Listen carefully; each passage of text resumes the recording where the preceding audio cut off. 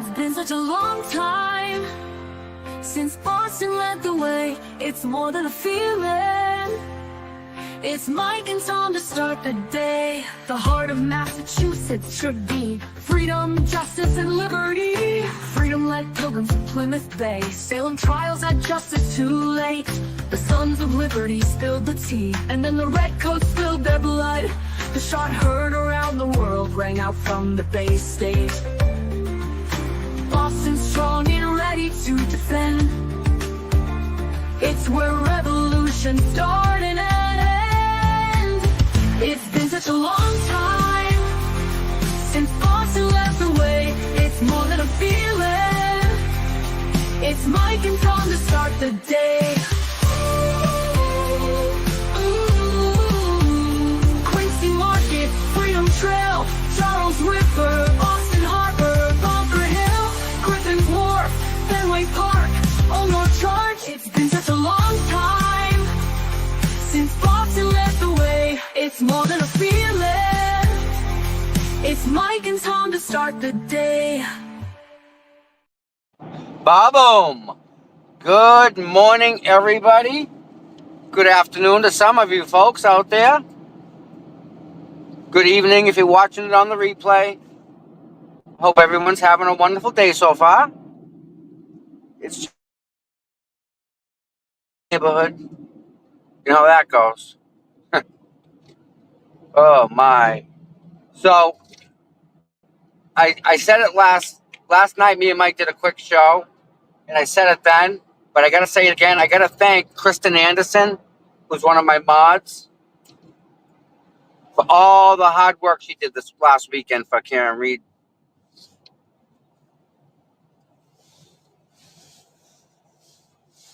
It was really nice of her to take the time away, you know.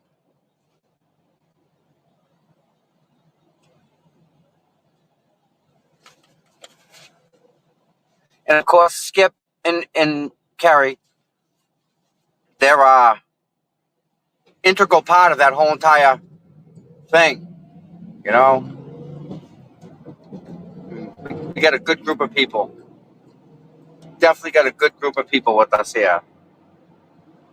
Yep. I mean, these are all people, right? You make a phone call, that phone call at 2 a.m., and you expect someone to show up, and, like, they're all there. You're like, oh, my God, how'd that happen? It's just that type of a thing, you know? And I wish you all had that in some form of a way. I wish you all had that little bit of love, you know? Because we got it. I mean, Cindy's a great example, right? Anytime we see Cindy, she's just part of that group. She's part of us. She's one of us. It's like we just saw her yesterday. It's really nice to have people that are really that close with each other. That it's not that they finish each other's sentences, but you got the right people in the right place, to say. So yeah, that's actually really awesome. And then me and Mike gonna start going on every day. So you're gonna be able to see us every day. January 1st, we're gonna try it. That's our goal. Hey, yo, you there? There you are. Yeah. What's up, big guy? How you doing? Good. I was just putting the trash out. All right. I'm good. Cool. Yeah. How did you sleep? Good? I did, actually. I Good? slept really good. How about you? I didn't. Why not? It's one of those nights where you start banging stuff off each other's heads, right? Yeah. And some stuff makes sense.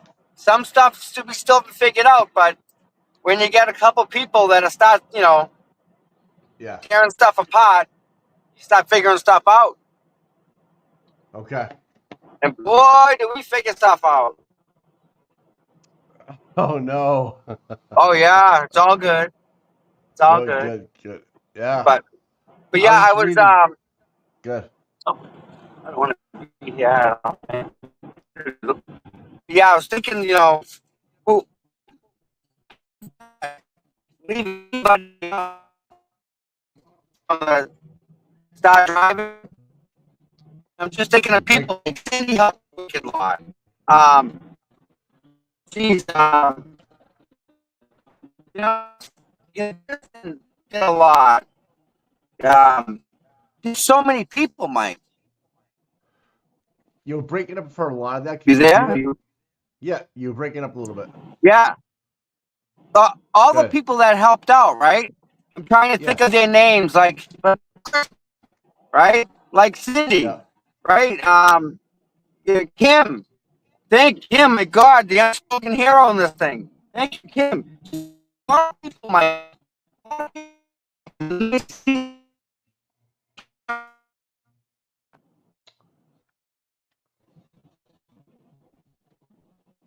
You there? there. You're You read was breaking up.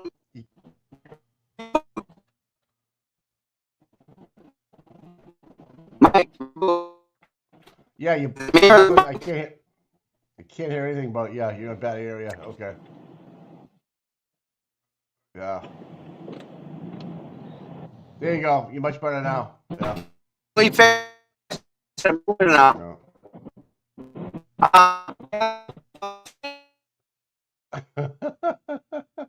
You sound like a ping pong machine.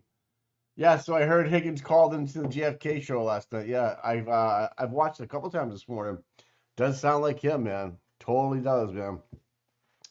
Yeah, I would be surprised. He's a fucking narcissist. You know, so I mean, it sounded just like him.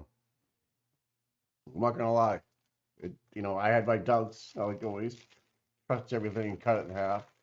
But after listening to it twice or three times, where it was, um, sounded like him. Yeah, maybe we can play it. Tommy's logging back in now. You there? You there? Yep, much better now. I'm here. All right. All right. Thank you, Much. everybody. Thank Yeah. you all for being patient. Yeah. Did you listen to All right, so the? I was saying, Yeah, good. hold on for like the fifth time. Let me try and say that.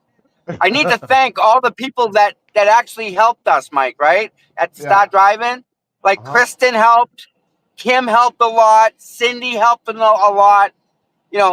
A lot of people like that stepped up and helped Karen, and that was so nice to see. It really was. All right, that's it. I'm done with my rant there. Did you listen to the JFK call in last night about Higgins? I heard bits of it. I And mean, it sounds like him. Mike, listen, Yeah.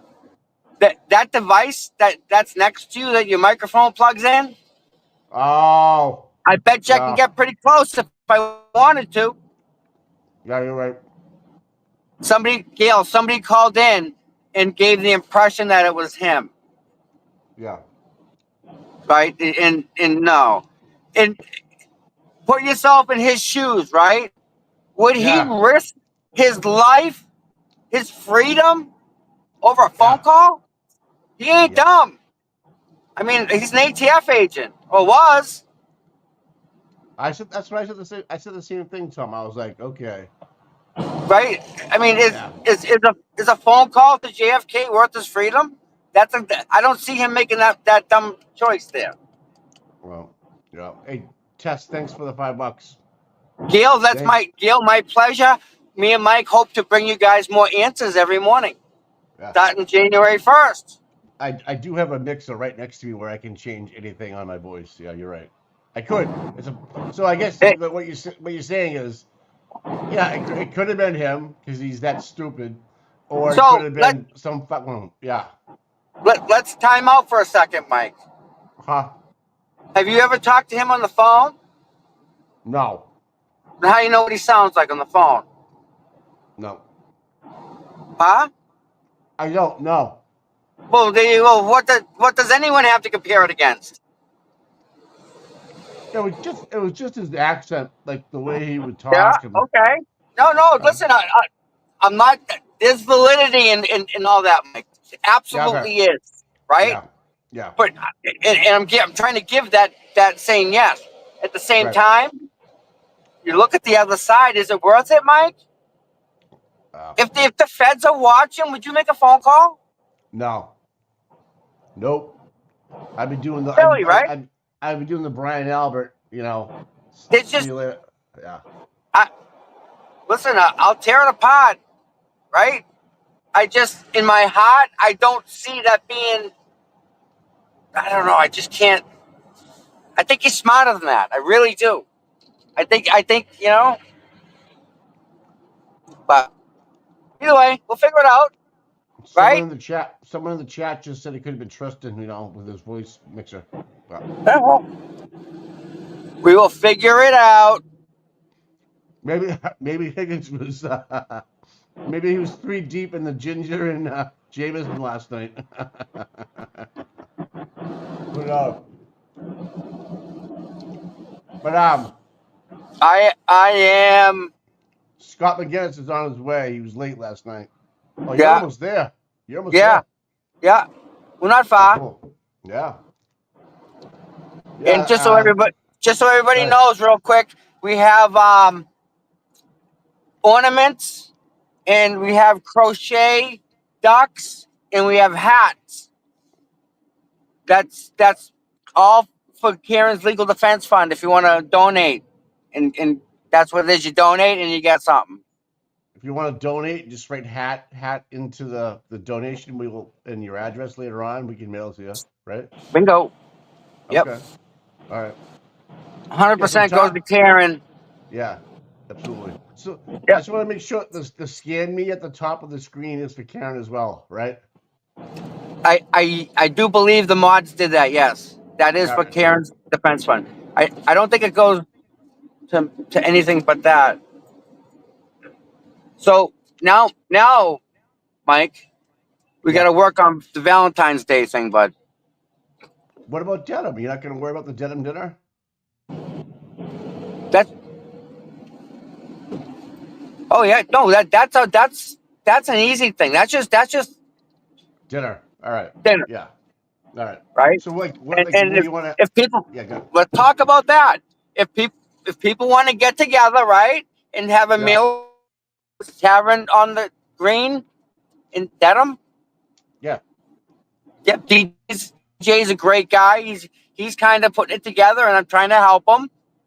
If you want to go, send me an email with your name, and if you want to bring a +1, and what the deal is we need 20 people to reserve a table. Now, once I get 20 people, I'll reserve that table, and it's not necessarily assigned seatings as much as it's your like you have a chair to sit in. Hi, Kelly Pepin. I see you in the chat, dear. I see you. So, Yeah. Yeah. Yeah. um, Okay, people saying they can hear me. They can't hear me. But this is the best I can do. Sorry, guys. All right. yeah, So I am getting a new microphone for Christmas and stuff. So I don't want you to see yeah, Mike. whatever. Listen, But I had my hands on I could huh? have touched 30 brand new microphones yesterday if I wanted to. Where were Don't you in worry about Cambridge? microphones. We got that covered. Oh, you Promise. have one. All Check. right. All right. About 30 of them. You know where I Oh, was? okay. Where Mike, were you? I got a teleprompter, bud. In my No. hands. What? A teleprompter. Why you? Wow. Wow. Legit. Did you go Like, to no Cambridge? doubt. Did you go to Cambridge? No, I didn't have to. I All didn't leave right. the freaking premises. Okay, man. Shit. She got everything. She got 2 of everything. Oh, okay. Where in Stoughton? Yeah. Okay. Cool. What are you gonna Awesome. do with the What are you gonna do with the teleprompter? Like at your office, just kind of have it in front of you? Mike, if we have to do a press conference, Right. You should set that up. It's awesome. I mean, I could set it up on the sidewalk here, right? Okay. Yeah, Okay. that may be something to do too, right? I like it, man. I think it's a great idea. Yeah. Everybody, good morning, by the way. I missed it. I missed the opening, but so Tom's gonna meet with all the boots on the ground, and they're all gonna walk up together allegedly to the courthouse. They're all meeting in a back Morning parking lot prayer. behind, so if you're on your way there, I believe it's behind the Registry of Deeds parking lot, and they're gonna have a morning prayer, and then walk up to the courthouse and start the protest, the peaceful protest. So that's what's happening, I believe. You Now are there's a correct, tweet. Okay, I am right on that one. All right. Mikey, with all the facts. Oh, I'm trying, man. Hey, Trying. hey. Trying. So yeah, so it's again, I had a lot of people come up and say, "Listen, we want more, we want more, we want more. Go every day, go every day." So Right. I ran it by the mods, and all the mods were all in, man. I'm in. Ain't that great? Well, yeah. I mean, we had a month or two of no trial, but there's other things we can talk about. We got Turtle Boy. Oh We got, God, yeah.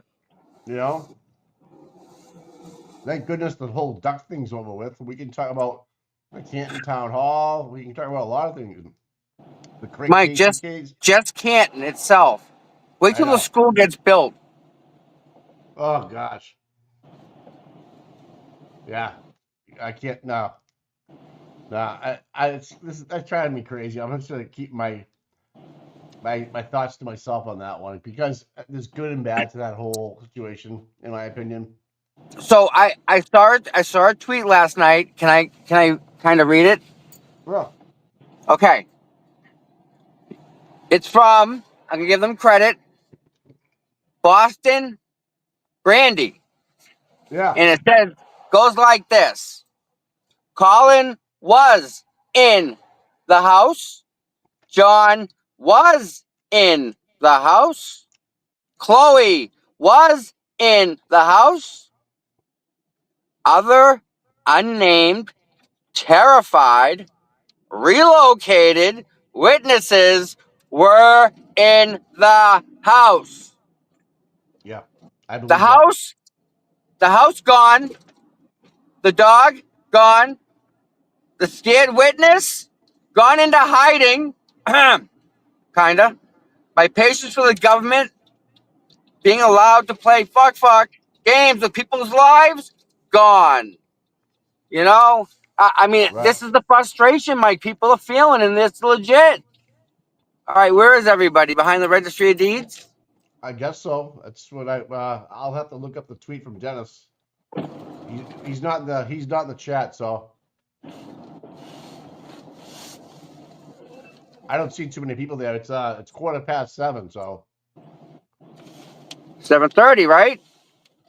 that's what it's up. Well, All right. let me find this tweet. Hold on.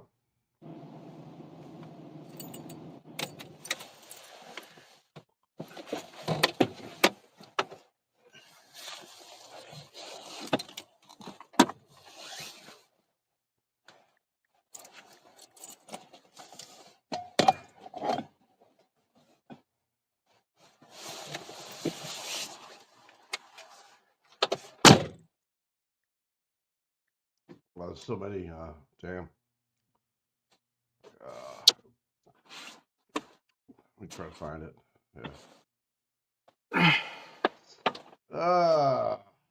Is there another parking lot there? Just so I know. No, All right, so we're no, a they're little here. early. All right, okay. It's just early.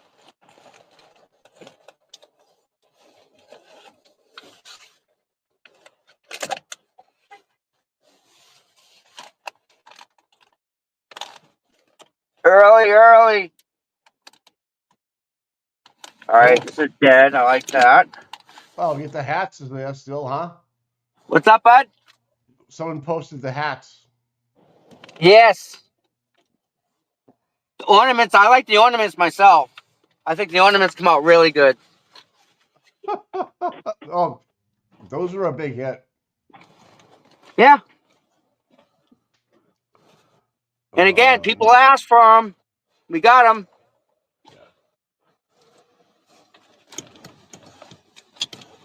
Yeah, Better Law just tweeted 15 minutes ago. He's like, "No, I've never heard of a court revisiting an expert qualifications to testify after a previous deeming, a previously qualified testimony. Today's hearing in the Reed case makes no sense to me. What has changed? Imagine that, What? Mike. Yeah, it goes on and on and on. I mean, I agree with Better on that one. That just doesn't make sense. I've been saying that from day one. It's a money And grab. he deals with this every day, Mike. This is I his know. job, right? It's a money grab. It's a fucking money grab, right? Shut her up, right? How do we make her shut up? Well, let's throw more charges at her, right? Yeah, the money Keep that throwing we charges at her. Keep throwing. or doing voir dires and then changing it into an evidentiary hearing. That's what's fucking crazy. Like, okay, we already voir dired her, but let's just try to get it on, And hopefully she came in last night and got a good night's sleep. Who knows? It's early. Mike, remember when Judge Bev was going to give the defense like the whole day and they showed up ready to rock? And she's like, yeah, you got 10 minutes. I got to go. Remember that? I know. Yep. Like, come on. Seriously, Yep. people. Yep. Yep. Not I right. wonder if Alici's going to be there. Who? The new attorney, pro bono. The one, the civil rights guy? Up here, Alicia. Yeah. Yep. Yes. I hope so. Listen, start the questions, guys. You want questions? You got to get them to me so I can ask if you have some thoughts. Yeah, and there's no new charges. They're really trying to like discount her testimony altogether. Well, of course, Yeah, it's too damning. It's too bad they can't fix that. They have no counter. What else do you do? Punt. yeah, true. Like the medical examiner, if you remember, she was saying they looked like claw marks. Yes, remember that. She didn't help. She didn't help the prosecution at all. So she kind of said that, didn't she, Mike? she did. Yep. Ain't that something? Yeah, Alicia isn't arguing this. Yeah, Jonathan, he's not arguing this. She's just doing. I don't know if he was just going to show his face, maybe. Because he does cross, right? So why would he be there? Right? Yeah. But Mike, why would they tow John's vehicle from his house? That's a good question, and why? Because it had a dent in it, right? Nobody wanted to touch it, Mike. I know. No one wanted to touch it. That thing was radioactive. That thing was 6 days. It was there for 6 days untouched, just so people know. And then allegedly, a fence across the street was backed into by a truck from One Meadows, and the truck that was picking it up. Yeah. And it was paid in cash from the freaking police department. I didn't know the police department has cash on hand like that, Mikey. Yeah, you go into this locker room with a gate on it, and there's a bunch of shelves. That's got to be it, right? Says the word evidence in it, or does it say ATM? Yeah, it's probably it's probably right? had the words it's probably had the words ATM or drinking jar money at the top of it for a lot of years. Yeah, because you're right. They're supposed to destroy it, right? They can say, yeah, we brought it up there. We destroyed it. It could be fucking monopoly money. Who knows? Yeah, that Kia Coke. Oh yeah, we got rid of it. All right, sure did. I think Tommy might have dropped a roach on his passenger floor. He's looking for it. I don't know what he's doing. I know. The wonderful life of being a YouTube guy. You have to freaking get all your battery stuff in order. I'm trying to wrap I'm wrapping them in my hat so that they stay warm because the cold, Mike. The cold just destroys the phone What do you? battery. If you could have anything you want for technology for Christmas, what would you want? Me? Yeah. One of those drones that are flying that they say that aren't flying, that are flying, but no one knows Is, about the ones, you know, the is there invisible anything? freaking drones. I Yeah. don't, Mike. What I want, what I want is stuff you can't buy, and I have everything I've ever wanted. So, like, if I wanted How something, about I'd just go buy it. Like, how about like a snowsuit, a new coat, like a glove? I don't know anything. No. no, I see. Me and we're already working on that. Me and someone else will work. Wait till you see what we got in store, Mikey. Oh my God! You Let gotta it get. rain, let it snow. I'm all set to go. Yeah, I like that. That was good. Let it You like rain, that, let it bud? snow. Let it rain, let it snow. Tommy CPU is ready to go. Listen, Yeah, Scott McGinnis is on his way. Just to give you a heads up, he's yeah. running. He didn't think Well, he'd be there that early, so. yeah. Technology. I don't know what I would take for technology. I don't think there's anything I don't know, Mike. Good Well, question. I'm just thinking if you needed something, Yeah. um, No, my uh, needs are met. Like really, the older you get, the more you don't want like things you want. Like simplified. yeah, you want you want everyone to be happy. You want everyone to get along. Yep. I mean Yeah. Jesus. I mean, how many people have prayed for Karen? Right? Yeah. Yeah. Too many. Too many. Yeah. Not that she doesn't deserve it. Yeah. She does, but she doesn't. She doesn't deserve to be in this freaking position, right? Yeah. People want to know if you want some fluffy socks. Fluffy socks. I'm actually really good because I It's have not a that heated bad. vest. Yeah. So they have So heat. They listen, make heat. They make heated socks. That's a good idea. Good. Mike, am Yeah. I at the wrong courthouse? I don't I'm in know. I Dedham, don't. right? Yeah. 7:30, we're all supposed to walk up, right? Yep. I don't know where they are. I Where saw is people getting everybody? out. I don't know. Maybe they're already up there. Is there another? I'm just telling you what I read, and Yeah, I know. maybe I there read the are. same thing, bud. I'm Oh, just you did trying to see. figure that part of it out. If anybody's there that's listening, you're behind the registry of deeds, right? Oh, we'll figure it. We'll figure it out. Not a big Yeah, it's a deal. little bit. Yeah, go to the buffer zone. Someone said. I don't know. Okay, I can do that. No, See, I thought we're all coming back here like we all used to meet, but that's okay. that's what I was Ma- read. That's what I read. That's what I read. I'm just too old school, I guess. Right. Right.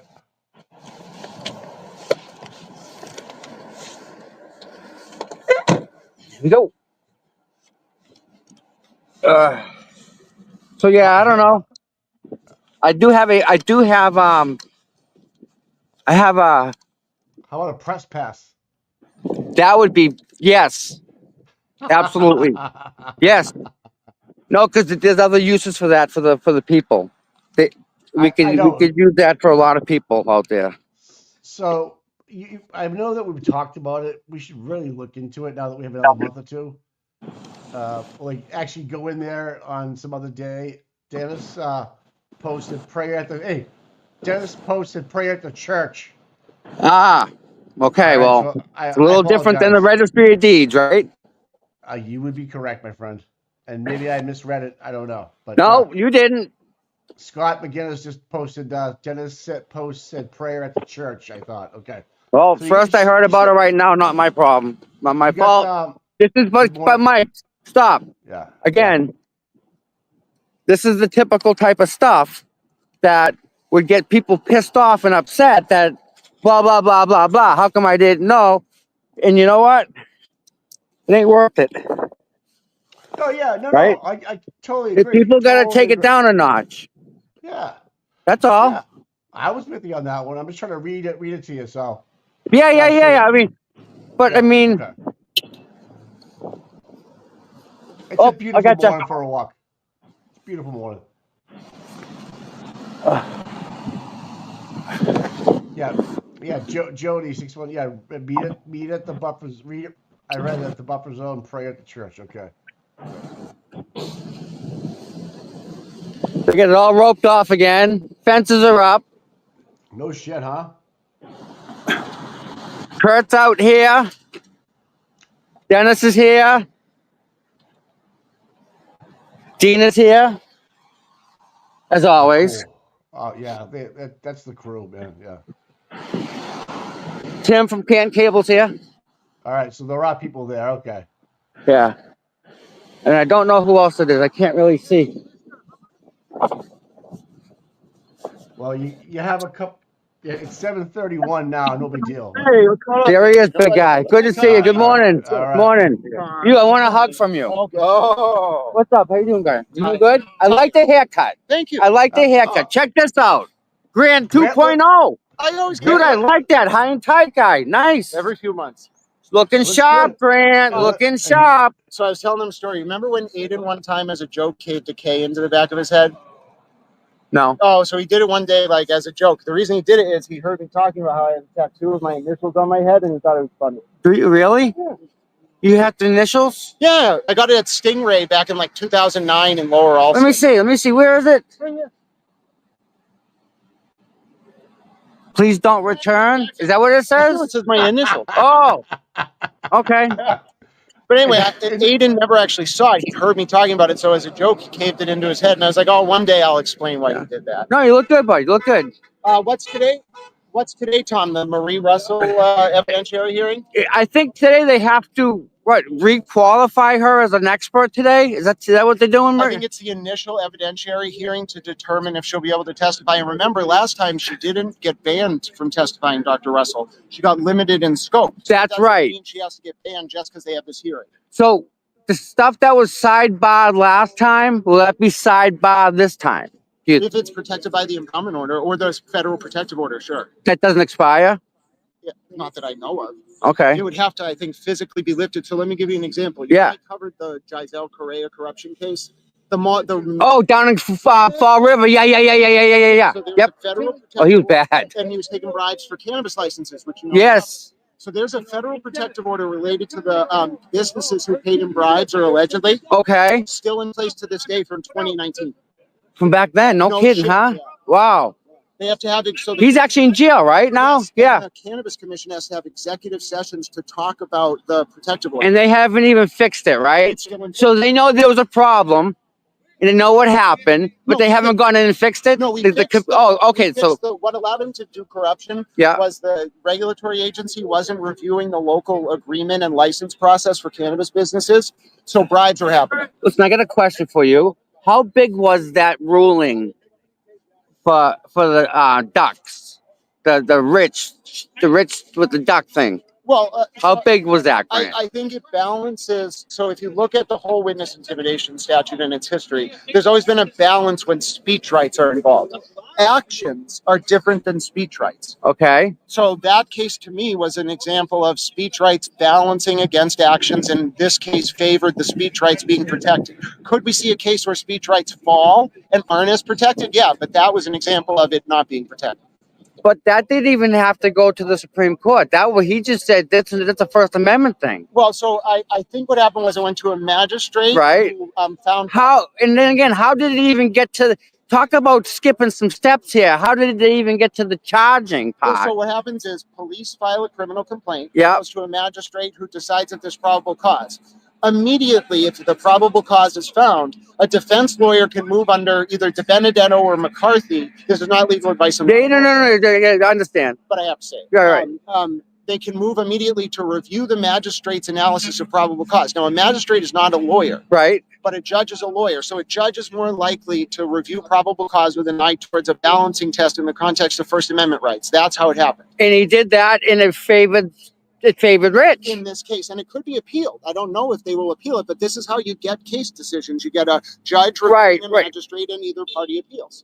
Wow. What do you think about what's going on in Canton right now? Tom, you're way more involved in Canton than me. You're going to have to tell me.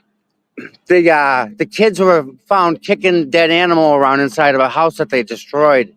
$100,000 was the damage. It's fucked up, but it's also... Well, I mean, kids are kids, but to that extreme? It's fucked up, but it's an example of how an incident happens and then it gets brought up into this larger context as propaganda. But it's not propaganda, it's facts, bud. Unless the people involved in this case were kicking animals or doing that stuff. Well, hey, listen, just like the witness intimidation, you can you can do direct relatives, right? Yeah, but Spouses and stuff. Hey, direct relatives. I'll give you. You can't have it both ways. talking about just some kids in No, not even how- connected listen, to the case. So listen. we're in the house. Grant, if it was $5,000 worth of damage, it's kids, right? At No. 10,000, it's not. At 100, it's still destruction. They should and could be for it, but the use of it as a weapon, a narrative weapon, I don't like. You know that. Oh yeah. So, what else? You guys have any questions? No, but he looks Really good, though. not too He much looks- going on. Yeah. Exactly. Listen, when you're gonna come on our show, Grant? Well, we're doing an interview now, but we should find a time to actually sit down. There's a Definitely. Yeah. we did that discussion last time though, where we were talking about Tully and all this stuff. Yes. What do you think about? What do you think about Kate Peter going at me? Yes. Because I believe that Kate is using Christy and one other person as moles. Right. By letting them attack and smear Lindsay so that they can go get close to turtle riders and others and feed information back to Kate.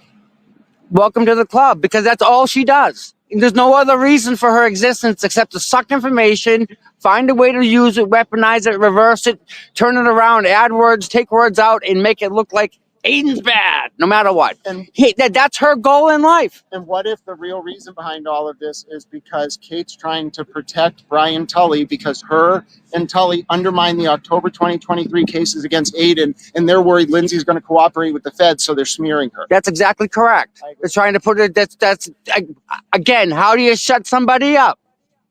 Grant, do you remember when you investigated or you were looking into the $8,000 that Kate got for a lawyer? Yeah, you want me to tell you what happened? Yeah. Okay, so what happened was Lindsay set up a GoFundMe, right? Rightfully so. She has a right to raise money for her lawyer. Sure, no, absolutely. As anybody does, right? We all do. Yes, the first one was run by Kate. Okay. Now, what happened was Kate refused to actually initially give the money to Lindsay. So a lawyer from the Midwest who's a prosecutor or something had to loan the $8,000 to Kate to give it to Lindsay. Which means Kate got $8,000. It was actually $16,000 that got donated. How does she get the guy to donate the $8,000? It's a friend of hers. And to this day, we still do not have documentation of when that Give, Send, Go money went into Kate's bank account or if she paid that guy back. Kate may have taken that $8,000 and never paid the guy back. In fact, he called me and told me I don't care if Kate ever pays me back. Huh. Wow. So, but when you started reporting on that, Grant, they started trashing you. I remember. And I distinctly remember. Because when you started asking questions about that, that's when they started just throwing you under the bus. Do you think they'd be smart enough to realize that whether it's in the cannabis context or even Grant wants love and unity. See? Yes. Good morning. Good morning. Good. How are you? Hi, Very well. Mike. Hey, Mike. girl. Hey, good How morning. are you? I'm doing good. Love and unity, my friend. Yeah. We're doing it. Yeah. Rodman's down there, and Silver Fox is here today too. So for all the ladies, Silver Fox is here. And before you leave, who are you going to say special hi to? Oh, the Galera. But is he in there yet? Yeah, he's listening. Yeah. Hello, my favorite Will. I love you. Hey, Will, 32 pounds today. Good girl. Wow. There you go. All right. All right. Yeah, but do you do legs? That's the question. Do you do legs? Legs, forget it. I love it. Tom, let me finish. I'm sorry. You think they'd realize that I put some of this reporting out there because I'm trying to find the truth, and also it's a litmus test. If I put it out there and you viscerally react to it with smears, then I'm on to something. I'm going to keep looking into it. And it was quite obvious. The more you looked into it, the more they dug, the more they were pushing back on you. No, the more they punished Lindsay because they couldn't punish me. But why would they do that to her? She's just She can't afford to pay Kate for her services, in my opinion, so she's a pawn instead of a principal player. So what's up with the messages? How'd they take the messages out of that thing? Extraction? Well, that's the key to it all, right? So how did an MSP extraction in their possession get edited just to remove text from Tully and Kate? And then why did it get leaked in full to Aiden, who then gave it to Jason Broyles? Jason Broyles has known Kate since 2019, right? So he might be, and Tom, this theory of Kate sending people out there using Lindsay only, not Jen McKay. Right. Just Lindsay. Yeah. To get credibility with turtle riders so they can go get close to them and get information to feed to Kate is textbook. Straight. Oh, absolutely. I see it. 100%. You're right. And the thing is, once I talk about it, they can't be effective doing what they're doing. The only opportunity is to make a lot of noise, flood the zone, and smear me. And Attack Lindsay. And turn the noise up, right? Which sucks. So you're telling me Kate used a single mother of 4 that has enough on her plate, she added more? I don't think there's a single human being in Kate's life who she doesn't use unless they pay her. Can we pay her to go away? You got more money than Matt McCabe? I don't know. Well, how are the McCabe's involved with Kate? How's that happen? Rich know that Matt McCabe got Kevin Reddington as a lawyer for Jen because of Matt McCabe's old boss. Remember when he said that on the interview with Aiden? Yeah, but that's so weird. But no, it isn't, and I'll tell you why. Because Kevin Reddington's my parents' attorney. Well, no, I'm just so he's known in circles. He does a lot of work. How did Rich know specifically that it was Matt McCabe's former boss that hooked him up with Reddington? Yo, that's a good question there. That's an inside question that only Rich would know the answer to. But I'm sure sometime someone want to write that answer down. Write that question down for Rich, please. Somebody. He said he didn't want to talk more about. Okay. He said it. So I'm not going to push him on it. I just thought it was interesting. He said it. Yeah. So, but again, how do the McCabe's come into this? Just because she's a babysitter, or like Jen? No, I think the guy's Matt McCabe has money. I don't know. He runs some company. He's got a lot of money. Okay, but they give it to Kate for what? Money talks, bullshit walks. They give her to what? Just a bad tweet for the day? You could pay $10. What is it? I think it's pretty obvious that who's bothering me with something. I think it's pretty obvious that what happened was Turtle Boy started doing this stuff in April or May of 2023. Kate comes on the scene right afterwards, right? They were just paying her to counter him. And then what happened was once the HPO issued for Aiden against Kate, she was useless to them. That's why she got fired by Marty. You got to remember, Marty, this PI guy, he's got connections to Jen McCabe. He's got connections to some of these witnesses. Kate worked for him. And how can she work for him? Well, hold on. Christy's mom used to date this guy, Marty. Yes, I remember that. Yes, I remember reading that. Kate can work as a PI. She said it once on Vinnie Politan's. That's right. Hold it with me, nice. Grant. There we go. Grant's missing bagels. We have no bagels or coffee for. This is definitely fucking an upside down world we're living in, man. What's going on, man? It's continuing, dude. Yeah, it's all about love now. But Tom, let me. Yeah, go ahead. Yeah, so I'm curious. To bring it all together, the reason why I think they did this is Kate, if she worked as a confidential human intelligence source for the state police, they would have to disclose it pursuant to Brady and Rule 14. Correct. Massachusetts Rules of Criminal Procedure. But if Kate works for Marty, who's an intermediary to feed information to Tully about Aiden, they don't have to disclose. So Kate's acting as a subcontractor. I believe Kate was a human intelligence source for the state police. Aiden has been helping the feds, I believe, to look into Brian Tully. That's what's going on. Okay. Now that I believe, that I will buy, only for the fact that Aiden hasn't been wrong, dude. I wouldn't say that he's been wrong. He sometimes knowingly weaponizes information. But time out, as a reporter with information that you have to protect and hold, you have to find another way around coming out and saying it. Yeah, but let's talk about. You have to work it, and he's done his fair share of doing that because he has to, because it's so important. If I told you some of the things that I know, it would Josh Levy would come down and bust. I'd get a spanking. Did you see that I asked him a question at the press conference? Yeah, I saw that. I caught that, Grant. Good one. Good question. Let me ask in terms of Aiden, though. So, yeah. A good example is when Aiden was given information that Jay Fielding told someone that Morrissey's office was bugged. Okay. It was in the context of that Jay Fielding saying. Sorry. In the context of Jay Fielding saying Morrissey bugged his own office. What did Aiden do? Perfect example. He took it and said, "Oh, the feds must be bugging Morrissey's office." You remember that story? Yes, 100%. So when you're saying, okay, you have to sometimes insulate your sources by how you present information, fine. That's not what he did. He weaponized it, and that's just one example. He could have been honest about it. But Grant, maybe that's the way only way he was able to put anything out there. But the manipulative part is saying, Morrissey might have done this to himself. Yep. But changing it to the feds did it. He had no information that the feds bugged it. He, in fact, was told specifically it might have been Morrissey. So how do the McCabe's come in? Would the McCabe's hire the PI who would then pay Kate? Why not? Or why not pay Kate directly by things? So, for example, I was in a Chick-fil-A parking lot with Kate one time. Okay. And it has been confirmed by some leak. Actually, Christy knows some of these people in the McCabe orbit. Okay. They told her in a message I put on Twitter that this envelope of cash that I saw Kate be given in a Chick-fil-A parking lot happened. Whoa. I'm serious. You can look on my Twitter. Envelope of cash. It was given to Kate in a Chick-fil-A parking lot. It was delivered by a white Toyota Corolla. It was sometime in the maybe winter, early spring of 2024. I met Kate there alone. Lindsay was not there. I didn't see the person pull up, but Kate told me they were coming. She got out of the car, went and collected it. When she got in the car, she opened a white envelope. It was inside like a thank you card or something with no writing on the inside. It was at least 400s, 450s, some 20s. It was hundreds of dollars.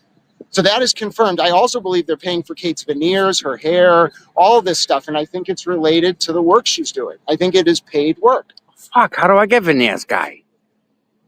The first time someone told me about veneers, I thought they were fucking curtains. So I went up to someone and was like, why is someone buying Kate fucking curtains? And they were like, Grant, that is not what veneers are. All right, so I could maybe see that though, right? Because they just pay the bill, right? Yeah, sure. It's paid work. Huh. But how valuable is she, Grant, though? That's just the thing. How much? It's oscillated over time. She's only as valuable as her ability to hide in plain sight and her ability to get unwitting fans of Turtle Boy and Karen Reed to go after people who she wants targeted. If you all are focusing on Lindsay, you're not focusing on Tully, you're not focusing on Kate. If she can't pull that off because people are talking about what she's doing, she's useless. He makes sense, bro. He's my kid. He makes sense. Who invited Lindsay to court? Based on the information in the Betterow letter, Kate lied to Paul O'Keefe and Lindsay and told them they each wanted each other to come. Wow. Yeah, he's on point, dude. He's on point, man. White Toyota Corolla, Grant. I gotta believe you because you know the make and model of a freaking car. You don't forget stuff like that. She shouldn't have said it out loud. She was like, I'm waiting for a white Toyota Corolla or something. I was like, why are you telling me that? Wow. We're on to something, Tommy. Mark my words. Grant, I'm all in with you here, bud, because I can see those pieces fitting, Grant. To me, they logically fit sense. And I'll tell you what else. The fucking car never hit John O'Keefe. I disagree. I can see that Did makes. You see my sparrow's foot analysis that I did? As I believe you in what you believe, in my world, in what I believe that car never touched a human body. Did you hear what the juror said to Phelps? That interview was explosive. That was the first time I heard a juror speak. Don't even talk to me about jurors. When you have the freaking Mass State Police babysitting the journals, sure. And when you have Tully doing it, of all people, his office. Tom, it's the chip. Well, how'd that happen? Well, first of all, we're going to get the results from the chip off. That's how we talked about that. I'll take them. We need to see them. And then second, the juror said it was the text stream data, 24.5 miles an hour to 23.7 in a millisecond at 12:31 a.m. on 129.22. Evidence. Oh, damn, I just forgot my question. The juror literally said we saw the car in the data backing up. We saw John's phone stop moving at 12:30. Yeah. Therefore, she was guilty. The juror said it, not me. Yeah, but I can put those pieces in place that make sense to me, Grant. That's all. As you can, as they can. Okay, go ahead. How does Fanning fit into this whole thing? He signed off on the Birchmore report, didn't he? She's okay, right? Were you looking for me? Yeah. Oh, okay. Yeah. Just making sure. I was out back. I thought we were all going to walk from out back. That's all. Oh. How's Fanning fit into this? Well, we talked about this last time, right? Right. Interrelated parts. Fanning signed off on the Birchmore police report saying it was a suicide, which it clearly wasn't. Correct. Tully was working with Fanning on that. Okay, this is the unit detailed to the state police. What I think actually happened, and we've talked about this before. Yep. The federal investigation of John O'Keefe's death ended around August of 2023, but it uncovered really weird, corrupt conduct in the Norfolk DA's office. Whoever wanted me to say that last time, there you go. And that related to Sandra Birchmore and civil rights violations about Aiden Kearney. Now, here's where it gets more interesting. I think the FBI had Aiden and Karen going out there talking about the Karen case to generate tips about corruption within the Norfolk. I'll buy that. I know it's a fact because if you look at this guy called Buffalo Jim from Las Vegas, he was next to a strip club called the Crazy Horse 2 in Vegas.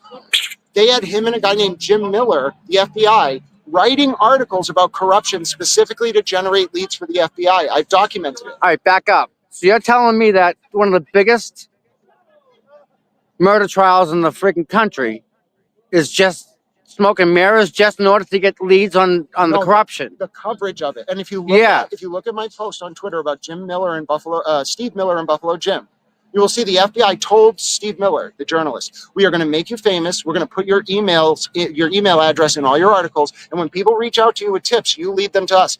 Aiden has said he sent people to Leah Ferreira. Well, yeah, because that's what you do, bud. No, but it's not just what they're doing. They are protecting him because he's generating leads for them, and they protected Karen a little bit, which is why they gave Karen ARCA. We talked about this. Yes. Thank you. So that's how the ACA guys fit in, right? As a present. Tom, the reason why they let her go to trial is that, yes, all the coverage and all this pumped up attention was covered to generate leads about the state police. But what if they found her guilty? Then what if the feds walk in and say, oh, no. That was never going to happen, because what the feds found was, if they found that someone else did it, then the state trial wouldn't have moved forward. It only moved forward because the feds made a decision that they thought there wasn't enough there and that Karen, therefore, should go to state trial. That was the only reason the feds would let her go to trial. But they wanted to thank her because, in my opinion, the feds never stumble on to the Birchmore cover-up in August of 2023. It was years later, except for Karen Reed and Turtle Boy. That's what's going on. No one can talk about it, though, because it's very sensitive. It's still ongoing. Huh. And you can imagine, did you see Josh Levy's eyes when I asked him that question? He looked at me. Yeah, I did. That's that towel. I did notice that. Huh. So what happens next, Grant? What happens? What do you foresee happening in a perfect world? I have to see what happens after January 20th. If Josh Levy stays in office and Trump supports what he's doing, President Trump, which I cannot tell you, I don't have insights into this. But did you know Josh Levy had a purple tie on at the press conference? Yeah, what was the significance of that? Hold on, and Special Agent in Charge Kelleher had a red tie. Yes. They use ties sometimes to symbolize political allegiance. Correct. So what Levy might have been saying there was, I'm a moderate, even though I was appointed by a Democrat, I'm a moderate, President Trump. Obviously, everyone was watching that press conference. Right. I'm a moderate, keep me in my position. And then next to him was Kelleher saying, hey, we got some Republicans in this office, like, we're trying to do good work up here in Boston. That's how I would have sent that message. And so if U.S. Attorney Levy stays in office after January 20th, it's normal for every U.S. attorney to tender their resignation. Yeah, and then they get rehired, right? Or they get fired. That doesn't always happen. If Levy stays in office, then that is a sign that whatever is going to happen with regards to Norfolk DA is active, probably involves federal civil rights violations. So Grant, the feds don't do murder. Why are they investigating Sandra Birchmer and John O'Keefe? What's the bigger picture here? So the feds do investigate deaths of law enforcement officers, which explains the O'Keefe probe. No. They do. No. They do. And no, you're not going to waste their time, bud. Right, but I think that was more because Yannetti knew Rachel Rawlins and was able to work his way in there. He was on her transition team and stuff. If you get in the door, you can at least get them to look at something, especially like that. And they had all that cockamamie theory. Scanlon wouldn't sign the affidavit. Right. That's how they got in the door. The thing is, though, what you can also pitch it as is, listen, you guys at the DOJ are looking into public corruption, so why wouldn't you want to use this? You can use this to do that. That's how you pitch it. Okay. But anyway, I think they're two separate things. The DOJ can finish up the O'Keefe probe and then look into the Birchmore murder, not because it's a murder, which is original jurisdiction of the state police, but because it was a murder of a witness who was trying to give information to the police and stuff. That's, if you notice, he's charged with murder of Farwell is charged with murder of a protected witness. That's a federal crime. That's why they got involved. And then they found out the state police certified as a suicide when they had a video of Farwell at the apartment on Friday. Right, leaving, the last person to see her alive. So what do you think you're going to do if you're the feds and you're like, excuse me, state police, you signed off on this as a suicide? No, instantly you open a probe, and that's where we are now, I'm sure. And then they found Lindsay Gattani's cell phone extraction being manipulated, civil rights violation in the context of that. I'm sure they found Cade and Tully doing stuff that violated Aiden's civil rights. Do they have to tell the person whose civil rights were violated? Do they have to notify them saying these people violated your civil rights on this date and this time by doing this? The victim? Do the feds have to notify people that have been impacted by that? During a grand jury? I don't know. Like if they did that to Aiden, right? Tully and whatnot, right? Would they have to, by law, have to notify Aiden, say they did that? No? Unless they called him as a witness. All right. But if Aiden's a confidential human intelligence source for the FBI, he has an NDA anyway, so he wouldn't say anything about this. They make you sign an NDA. All right. What about Enrique? Good. That's a fucked up situation. Yeah. It happened on the premises I know. it happened on the premises surrounded by 150 freaking cops. Yeah. How's that happen? I saw Karen asking a good question, which is who was in the ring with him? He wasn't in a ring. That's another story. Who was in the ring when he got punched? Nobody. He wasn't boxing? I believe it was a blanket party. I think they throw a blanket over him, and then everyone goes up and takes a punch at him because his arms are down, he can't defend himself, and he can't see who's hitting him. Don't you think they would have, is this facility video? Don't you think we're going to see if he was in the ring or not? Wasn't in the ring. It was in his room. That's why they found him unresponsive. I don't know a lot of the details. Trust me, listen, do you think any instructor would let it go that far? I have no idea. I was in it. I guarantee you the answer to that is no. You were in a paramilitary state police organization? Yes, sir. You were a local cop. Yeah, they trained us. But still, paramilitary training is a little different. Been there. I know what you're talking about. However, it would never get to that point. No one let that. He died. Of course, it's right. horrible. But how come we don't hear nothing, Grant? Well, I hope we do. But we haven't. It's been 90 days. We got to put up a billboard, for Christ's sakes. Look over here. I do think it's good to draw attention to it, but I don't think that anything, especially federal probes, move that fast. And then they wheel the family out, and the family has a language barrier. They have no idea what's going on, let alone what's being said. They speak Spanish? No, yes, and there's no interpreter, Grant. No, nothing. Hablar español. Oh, something. You know something. So when I met the family, we're going back and forth through a phone. Through Google Translate. But even still, there's different dialects, blah, blah, blah. But no, back to the question. How come we haven't heard anything about him? Well, I don't think this is the beginning of that story, Tom, not the end. And it really depends what happened, right? So if they can prove that this was a very serious cover-up, it'll go federal. If it was state level, it'll go state level. Did you see the Worcester Police Department? Yeah, how does that happen? Do you really think it's a coincidence that all of a sudden, right as the term's ending, we're getting all these public corruption announcements? Yeah. So that the people that are in power can pardon the people that got busted. No, it's a message to President Trump that they're willing to go after Democrats. Listen, go after anyone who does it. I don't care what they vote for. They can vote for aliens. That type of stuff is wrong, dude. In my opinion, it's very political, though, because... Political? Time out. Back up. How does a detective have sex with a prostitute? No, that's... On the job. But the bigger question is, how do they cover it up? Cover it up? Political. Phew. They got friends in high places, and then you have to signal to President Trump, hey, we're up here in Blue, Massachusetts, but we're not going to let this shit stand. And do you think Enrique had any part of that? In what? What the Worcester? I didn't. Where was he? He was the victim witness advocate at the district attorney's office in Worcester. That's a whole can of worms, I'm sure.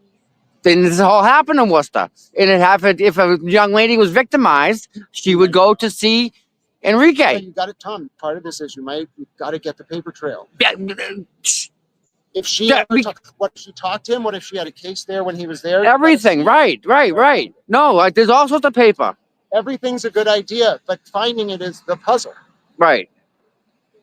That's just too funny. Hey, don't make me laugh. So listen, real back. What happens to Lindsay? What happens to her?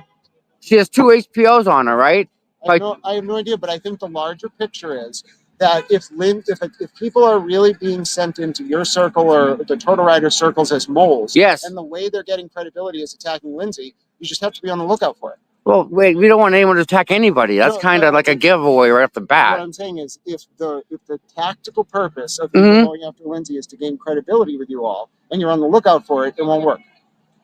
Okay, so was she working with Tully to get Aiden honeypotted? Kate? Did Kate set that whole thing up with Lindsay? I don't think. And the other LG? No. So I think that what happened was in the October 2023 charges, right? Yes. With Aiden going to this lacrosse game or whatever it is. Yes. I think what happened was after all that started, Kate started getting involved in a subversive way. She was handling evidence, helping write the complaint. Is that where she got involved with McCabe, you think? Yes, but now the December thing was different. Karen Reed told Aiden not to go to Lindsay's. Okay. Sorry. Yeah. Aiden going to Lindsay's was not because Lindsay invited him. She had invited him like a few days earlier, but on the 23rd, he begged and begged to come over because he wanted to read the messages between Lindsay and Kate. Yes. So no one said. Well, and she got a fake summons. No, she was going to the grand jury, Tom. Tom, she was going. That was very real. Huh? Oh, sorry. Okay. Thank you. Tom, she was going to the grand jury. There was no doubt about that. About what? She's no. Because she had information because Aiden was telling her that he was talking to Karen in the fall of 2023. But that's unrelated. Aiden going over there on December 23rd, he did it against Karen's advice. He did it against his own Okay. Yeah. Okay. So no one set him up. He just did it stupidly. But either way, you don't think it was set up? Him going there on the 23rd was not a setup because he begged to do it. He begged to go. People told him not to go. I see it different, dude. I think he got set up. It's a question of fact, Tom. If he was told not to go. It doesn't matter, dude. I mean, What I'm saying is if he then was told by Lindsay, no, don't come, and he's saying to her, please, I want to come. But wait a minute, though. If she said, come in, I'll show you. Not at first. Not at first. But if he had to get her to that point, which shows that she was trying. If she wanted to set him up, she would have said, "Come over right away." Grant, let's back up. Back up. If she has any information that's gonna help Aiden, he's gonna go get it. Who wouldn't? But that's think of the position he was in. But that's not the point. The point is when he first asked for it, she said no, right? And she would have jumped at the chance. She didn't. He had to really get her to allow it. All right. So do you think Kate faces charges? She's already facing charges. No. For this stuff, for her and Tully. Federal? That manipulation stuff. Kate's not a. Well, she kind of did act as a. But she's not a federal. Like Tully is more likely to face something federal than Kate. Oh, I didn't know I could. Shut up! All right. Hey, people want to know if Grant plays. Yeah, bud. I hope so. I mean, we hope no one gets hurt, right? Well, the most important thing is that everyone realize that there's a lot of people who want to weaponize others, and protecting safety comes by people talking. Hello, Ashley. How are you? As I think. Good morning, dear. Come on, I love you all. Hey. Hold on. Do you share my sentiment that the more people talk, the less hostility there is, and more safe people are? We've been saying that from day one, bud. Just if everyone just talks to each other, the civility. Yes, we've been talking about that for a year now. This is a real human being with real feelings. Bingo. Hey. Yep. Oh, thanks, Tom. Yeah. All right. Tim. Good morning, my friend. How are you again? All right, Tom. Freezing, huh? No, it's not too bad. It's December. We're New Englanders. You done worse. Good answer. Cool. Good answer. I'm not going to express any opinions. There you go. Yeah, I mean, you'll get jumped on if you even think it's cold out. Forget it. No, it's warm, right? 15, and then that way everyone can get in line. Showa. Nice. Showa. Showa. Go to jail. Go to jail. Jail. Jail. I ain't gonna Is do my that. husband Will in the chat? He is. Will. Yeah, he said congratulations. Jim Tune. Oh, that's easy. Just go to freaking Michael. Get you going on Twitter. Every morning he sends you out a wake-up song. Oh my God, I need some new ones. Oh, we got good ones. Jim, like, He played, what was it, Rush yesterday? Limelight? oh Yeah. my God. Yeah. 2112. All this to play everything. Oh my God, everything. Rush was Yeah. Every morning he Yeah. sends out a good little good morning song. I need Yeah. a good It works. It works. Get you going. See, everyone does their part. Everybody does it. You're stupid. Where's your heated vest? I'm wearing it, but I left my sweatshirt at my house. I usually put my sweatshirt over everything, my pre-Canary sweatshirt. I got one in my trunk that says, we ain't got no I don't quit. care. You want one of those? Yeah, just something to go over everything. You know what I'm saying? That's what makes the heated vest work. You got to put on something on top. Hey, Tommy. Thank you, Dina. Yes, sir. Tommy. So what do you think about Grant's comments? Honestly, what do you think? I think we got a lot of information. I think we need to decipher what just said. Yep, that'll work. Hold on a second, guys. I think he gave us a freaking gold mine. I really do. Now About don't Lindsay- look because Tom's got a switch. He's stripping a little bit, folks. Da-na-na-na-na. Da-na-na-na-na. Oh, that probably just peel that Yeah, off. it hasn't been repealed yet.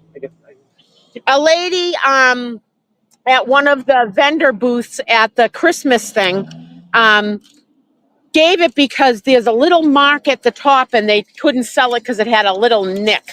So I'm like, I'll put it in the trunk then and give it to someone that needs it. That's what we do here. Good morning, everyone. Hi, This is the Aled. one I left at the house. Mine had the bright pink on See, it. just because of I that love it. little thing right there on the egg. Oh, she's too picky. I know. She's like, nope, can't sell it. Can't sell it. So, anyways, sorry. oh, that's all right. So, hello, Thank you. Patricia Powers. Her voice eek. Okay, yeah, I have one of those voices. Don't mind it. It's a voice only a mother could love. We all have that voice. It happens. Hi, Tina. Hi, Jen H. Hi, Chick Eastwater. Hi, Good Citizen. Wow, Good Citizen. Hi. Yeah. Yeah. You're all See? invited to morning prayer. All of you. Yeah, we're gonna do morning prayer at 8:15 because everyone wants to get in line. Bukaki, hi. Hi, Robin G. Hi, Mary. Look see, he's all decked out now. Now he's a little bit warm. He's happy. So much better. Yeah. See, I got a trunk load of everything. I got flashlights. I got everything in here, you know. Here's the thing I Yeah. made this was for the Halloween party. I dressed up as the Glera's There you go. super chat person. Fuck them trolls. Bingo. I carry it all. Got everything in here. I do. I still got the Lucky shirt. Oh, boom. I got it all. I got the FU Proctor shirts. I mean, I got it all. Anyways, Always prepared. and a megaphone. Yep. She's a rolling rally. You're a rolling rally all by yourself. I know, but here's my fallout bag in case we go to war. Go bag. You gotta have a go bag, girl. You know that. I have a Oh, I have a go bag too. So yeah. Yeah. You know, I mean, we we didn't know for the longest time. So, That's oh, right. you like my boots? I got 3 pairs of these I suckers. do. I like love them. I like them. They keep your feet really Yep. warm. I like them, and I don't care. It Yep. reminds me of like Led Zeppelin in the 70s days. Like, you know, I'm a little odd, but Zeppelin. that's all right. Yeah, Led Zeppelin. I mean, come on. Go for it. Dina, I posted Cashmere You have yesterday by it? Led Zeppelin. Oh, Cashmere? Yeah, I posted that video yesterday. Oh my God, how I've seen Get the Lead Out like 37 times. It is my Oh, yeah. favorite Led Zeppelin cover tribute band. 37 times. Kevin! Morning, I know a friend sir. has seen him too. Yeah. Morning. See all Listen, Everyone's get him on film. He's. Thank you. He's one of the originals, guys. Yep, the Canton. And him and his wife do the Dedham, right? Yeah. Yeah, and that's been going from Jesus. Don't know how long that's been going. Oh Hey, Hey, Scott Scotty McGinnis. Scott the McGinnis. legend. Oh, watch out for that tree, Scotty. Where'd Grant go? He's I been know. here for you're getting Grant all show? tangled up. Dude, he's actually like legitimately. Yeah. Talk to him. He missed us. Grant missed us. Yeah. He was actually making a little sense. I know. Anyone here Higgins on? I heard that. That was definitely Higgins. That voice was definitely Higgins. I don't know if he risked everything for a phone call. I don't see I don't it. think he What's he figured you'd get. risking, Tom? His Not risking anything. Well, yeah, I guess. Yeah, he's not really risking I guess. anything, you're right. No, Scott's I'm right. pretty positive it was him. Oh, it sounded just like him. No kidding, huh? It did. It really did. JFK Well, and James recognized his voice yeah. right away. I know I sound different on the phone. That's why I say that. It's just I think it I was don't know. him. Thank you, Dina. You welcome. Awesomeness. You're welcome. Who's gonna say the prayer? You gonna do the Yeah, prayer? I found a prayer and the thing. We're gonna do the Pledge of Allegiance and a prayer and have a little talk. That's awesome. You know? Yeah, we gotta. That's good. I was waiting to see if A was coming. I think he'll be here. Because everyone wants to get in line to go to court. They don't want to wait. You know what We I should mean? all move down into the sun, to be honest with you. Yeah. That's what we did at the other side of the yard. It's coming. I'm now. sorry. How was your ride, Scott?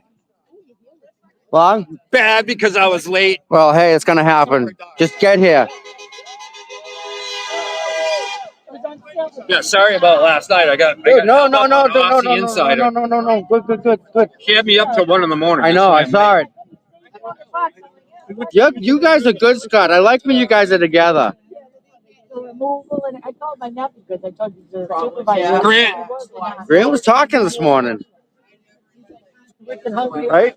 It was all yippity yappity. You like that? You look so different with your hair all trimmed up. Look good. Grant, you got to talk more, man. You can talk. No, there's a specialty to it.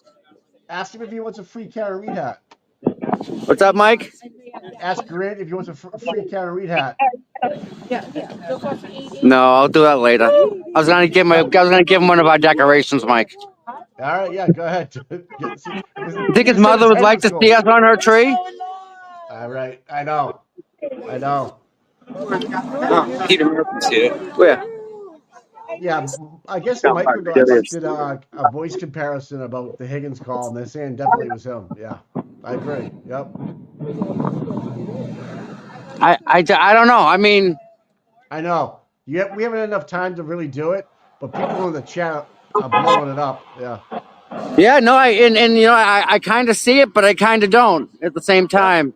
Yep. I mean, I understand. If his lawyer knew. I know. Right. Right? What then, right? Yeah, right. Trust everybody, but cut it in half. I believe you. I go with that. But damn, does it sound like him? Oh my God. Oh yeah, no, I mean, you can make it sound like there's things you can do like that. I understand. I have one right here. Yep. Yeah. I understand. But people wanted to know what Grant thought about the drones over New Jersey the other night. Oh my God. Yeah, he went the other way already. He was talkative, man. I'm telling you. If you haven't heard what Higgins said, it's on. If maybe Shelly can cue it up for us on Twitter, we can play it here. But if she can find it, if she's not too busy. And the thing too is, I've never spoken to him on the phone, so I don't know how he sounds on the phone. Oh, so when they have actually do a side by side, they have him on the stand talking, and then on the phone. Yeah, I saw. Yeah. Like But it was only a few words though, right? Yeah, it wasn't too long. Yeah, it wasn't too right. long. So I mean, show me a couple sentences. I just need more. I just don't see him doing it. I think he's smarter than that. That's just me, right? Yeah, and it could have been.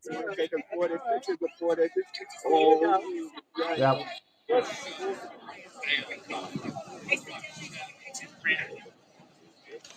I mean, me and Mike have a phone number. You guys don't even call. They like the live stuff, Tom, because we bring it. You know, we bring it. Like you're filming. A lot of the other guys. But we do give them viewers. We do give them. Yeah. Oh yeah. Props. Yeah. Hey, I'm just a girl in the world. I'm just a girl. Mikey, what did you want me to do? Can you put up the JFK Higgins call from Twitter? Yeah, All right, if you can, Tom's really loud too. I don't know if you get Tom. All right, I can hear you better now. All right, cool. If you could put up the JFK microdots from last night, that'd be kind of cool. People want to see it in the chat. Yeah, it's on Twitter? Yes, it is. Yeah. All right, hold on. Yep. Oh. Yeah. Tom, yeah, your mic's really loud. That's all. Okay. Good morning. How are you? A lot of hugs and kisses going on. Oh, there's free the closet, baby. Free the closet, baby. I'll be hugging you. I'll be on the show. 933. You're right. Big Mike. Big Mike is in the studio. Mike, you gotta get on the road, Dennis said. I tell Dennis thanks for setting this whole thing up, man. It was good for him. Dennis, you live in Canton, right? How about running for school committee, selectman, mayor, all that good stuff? Make you chief of police. How about that, bud? Mike isn't right for that. Well, no. He has to beat a couple more people up. Listen, what do you think about running for selectman, though? Running for a seat? No? I couldn't do it. My temper. That's what we want. No, it's good. No, you got a whole army behind you. We'll support you. We'll fight everybody. Hey, ask him if he's talked to Rita. A couple people. What, Mike? Ask him if he's talked to Rita lately. Have you talked to Rita lately? Mike wants to know. Yep. Is she doing great? Please send our love to both her and her husband. I love her husband. He's freaking awesome. I love him. He's a great guy. All right, cool. Yep. Cool. Doing a lot for kids now. Good. As she always does, you know? All right, Tommy, Yeah. go on mute. Here we go. Chat. Here we go.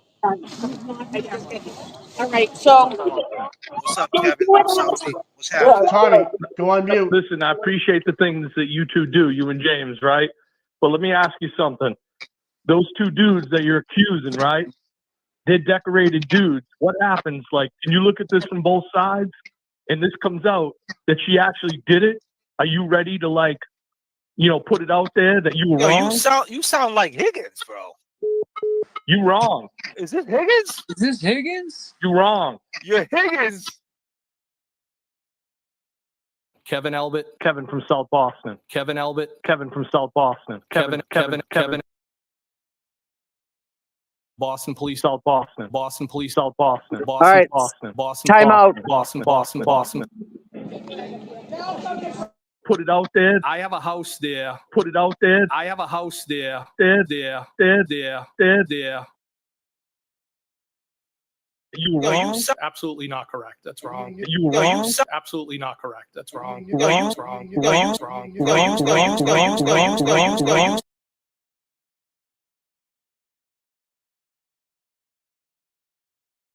Thanks, Shelby.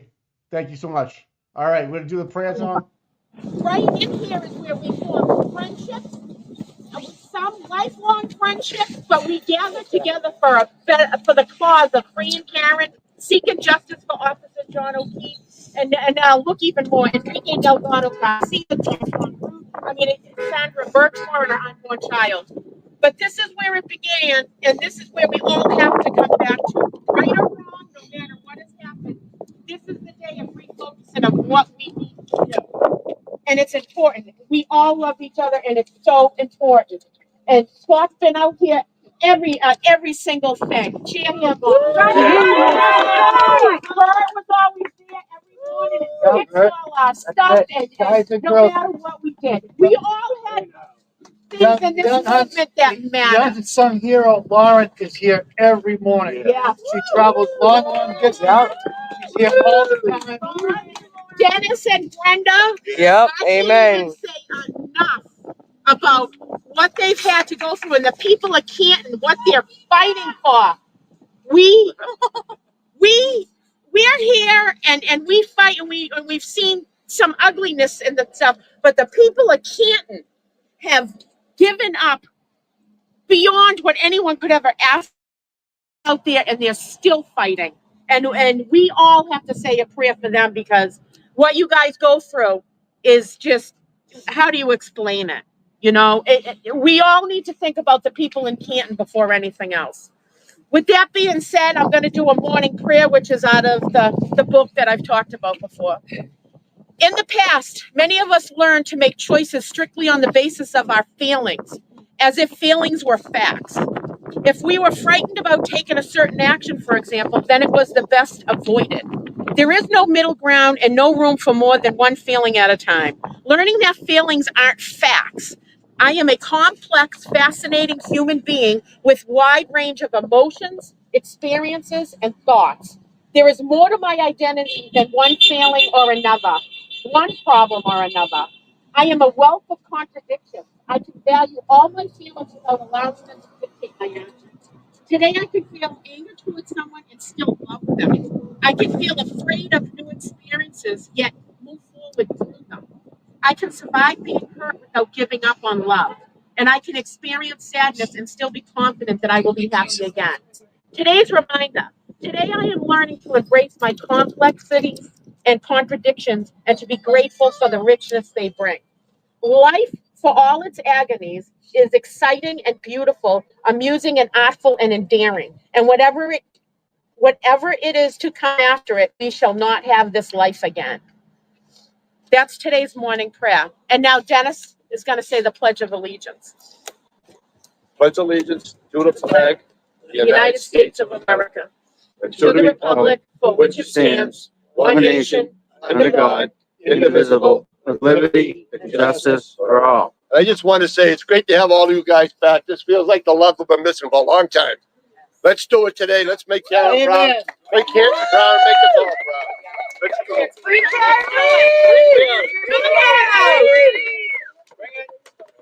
And that goes for everybody out there. All your support out there that you give everybody, it matters. It really matters. So thank you. Thank you, Tom. Good morning, my pleasure. Thank you. Kurt, you're always here, bud. Thank you, man. Really. Good morning, Brandy. Good to have you in the chat. Yeah. Oh, Brandy's here. Good morning, Brandy. Yep.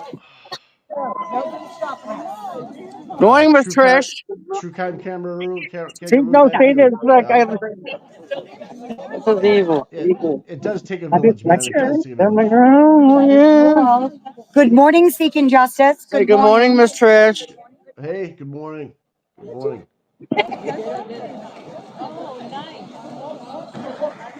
So I guess everybody's walking up now, yeah?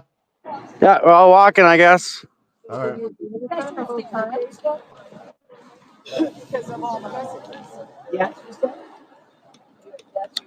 Boy, the cold just destroys the phone battery, Mike. Wicked, Oh, yeah. Okay. I'm at 31%. It was 50. Cynthia, thank you, Tim, for the 10 Yeah, where's bucks. In the shop? No, I like I don't want to, but I like the Malibu's better. I don't mind the Malibu. Yeah. I'm happy it was a You Chevy. get around a little easier in town. But you know? no, now I can go drive around Canton without people knowing who you are. Exactly. I got a few of those cars. The first Now time they know. The first time You have to, if you're gonna go to Canton, you have to use a different car. we went to a cookout. We went to like a party this past summer, so I took him around to show him everything. Yeah. We went down country lane. Yeah. And we didn't even make the loop. And they're out the fence. windows? No, over the fence, like in the backyard, popped up out of nowhere. I was like, oh wow, they actually heard us. Like shit.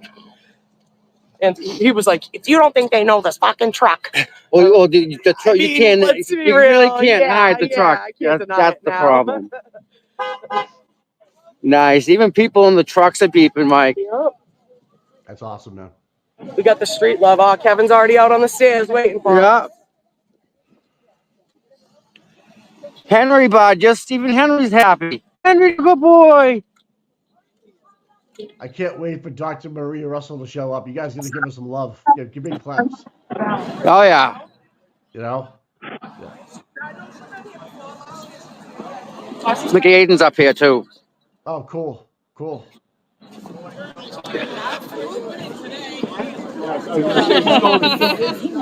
I got my microphone. Morning, sir. Hey, boots on the ground. How are we doing? Good, how you doing? Very well today. Can we check out the shirt, bud?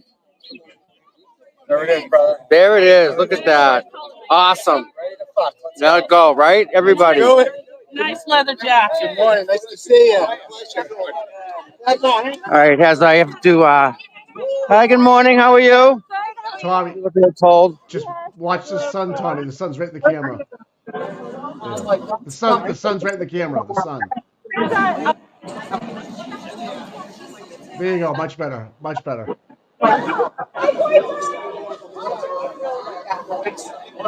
Morning. Hey, how you doing? Checking to make sure you're all right today. Good. How are you? I'm doing good. You doing good? That's the most All right. important thing. How you doing? We're all well. Oh, I told him. You like that? I'm gonna steal it on you. There you go. It's a 5-speed. You can do it? Yeah. All right, well, good then.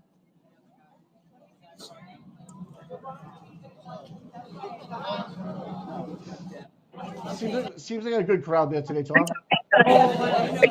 All right, listen, I see Grant. What do you want me to ask him? Oh, nothing. I was kidding around with you. I was kidding around. Never mind. You don't have to. I'd rather have you talk to Turtle Boy. Yeah, he's just. He's mobbed. Yeah. All right. What happened there? All right. Trying to see some of the comments now.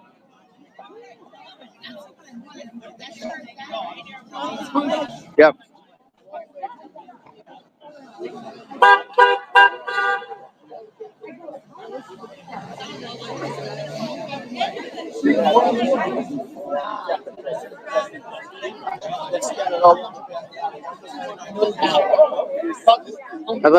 The sun's starting to warm it up nice. Oh, Where you good. from? What channel? All right. Yeah.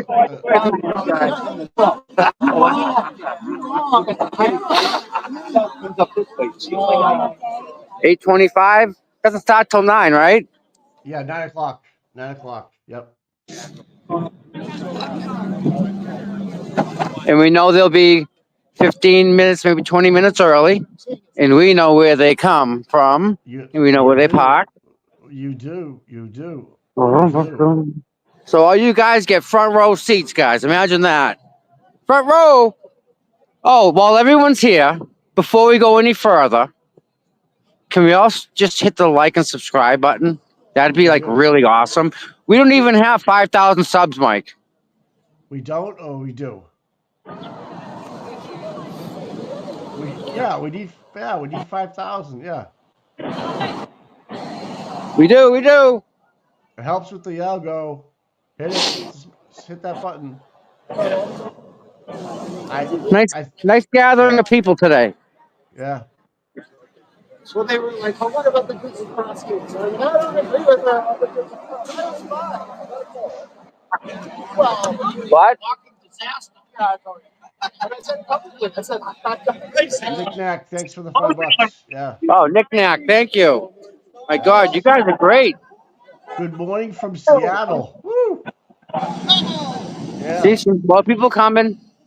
Tommy's mic's louder than mine. That's why you can barely hear me. We want to hear what Tom has to say. So I'm in the back. I speak loud, so right off the bat. That's what we want. So. Yeah, it's warmer in the sun on the other side.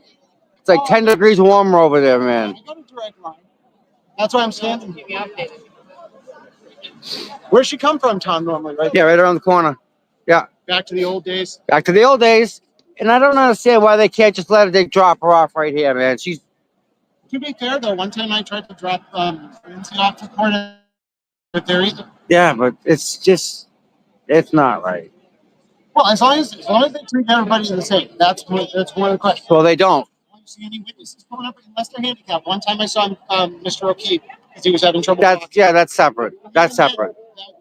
They don't treat everyone equal in a big way. Have you ever seen anyone get dropped off there? I've never. Grant, they don't. Never once. Australia in the house. Their attitudes. How about this? The attitudes towards people are different, and I noticed that, and I don't like it. Yes, Tom. Fair. The infamous incident when I asked Karen how her morning went, and a state trooper took me by the collar. Yeah, and moved you. He wasn't having a good day. I remember that trooper.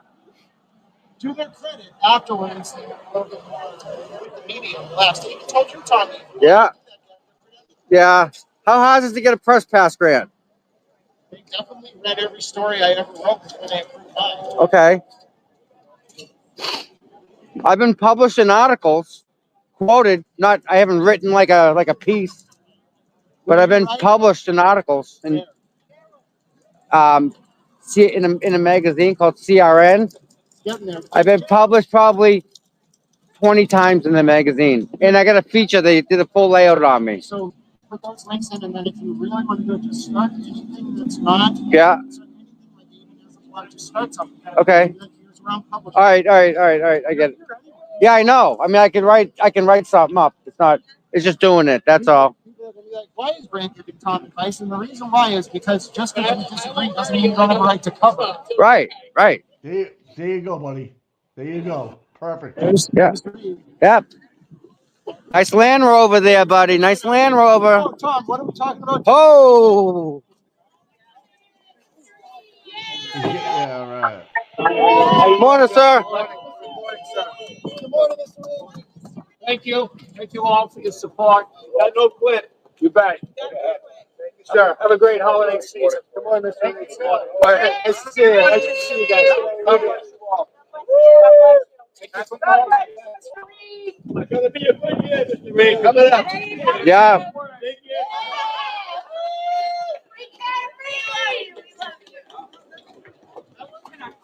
Hey, I wonder if Shelby, do we have the court all set up, ready to go?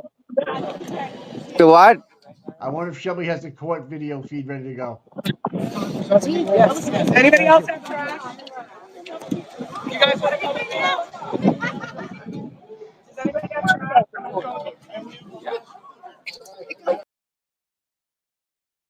You there, Shelby? Hopefully she's got the court feed ready to go. I'm sure it's going to be on. Can you send me a link to it? To the court. Let me see. I think it's going to be on channel 25. If anybody knows what channel it's on in the chat, let us know. Tom's I think he's running on bad. Yeah, I'm sure. That's Hank Brennan, right? Yeah. Hank Brennan just walked in. Aiden was asking if Lally is bringing in his lunchbox for him. Sorry, Diane. Yeah, what's his name? Lally's got to come too, right? He's second chair, isn't he? Well, Lally carries Spanky's water. There's your silver fox.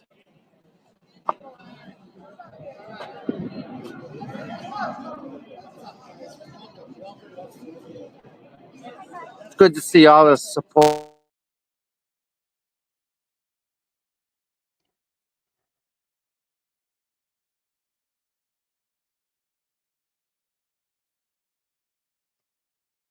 Tommy's phone must be getting cold. Yeah, so if you haven't checked out JFK show, allegedly Brian Higgins called in. So it sounds like just like him. So no, Rita's not upset. She's just taking a break. She's good though. Everything's good. I don't know.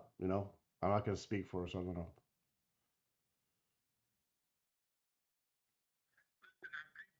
So who knows, right? I don't know. I'd love to see her back though. Yeah, his phone battery's cold. You're right. That's what I'm talking about. That's why we should get him something for Christmas, and he won't give me an answer. So who knows? I know my microphone. I know. I hear it every day. Sorry, guys. I don't know what it is. Couldn't tell you. You hear me better now? I'm not sure, but yeah, I hear it every day. I apologize. I'm getting a new one. It's been this way from the rip, so I apologize. Again, I get this mixer over here on my right side. Yes, people can hear me, and then some people can't hear me. I don't know. So down here, I do this live every day. They say get jacked up by the popo. You know how they do. You know how they do. Like to come down here, like to get me. All right, so we got Mr. Reed coming in, right? He walked in. Yeah. Right. So we got check. Karen will be coming in next from that way, and we'll get that on there for you. Yeah, keep on cutting out. Is that okay? Just to let you know with your battery, it sounds like. Well, the phone is at 30%. It's holding at 30. All right. And I have the actual battery inside my pocket that will hopefully keep it warm enough that it won't make it go down all the way to zero quick. Okay, cool. Hey, do you know what channel are you guys from? All of them. 4, 7, 10. All of them. Everybody's here. Hey, do you know what channels do we cover this thing from the inside of the court?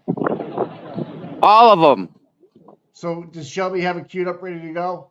I have. That's a great. Does Shelby have it queued up, ready to go? I hope so. Me too. She's good like that. Yeah, you want that because you can go to your car and warm up if you have to. Nathan Reed's here. That's cool. Nathan's a good guy. Always supporting his sister. You notice that? Yeah. The whole family does, man. Yeah, I mean it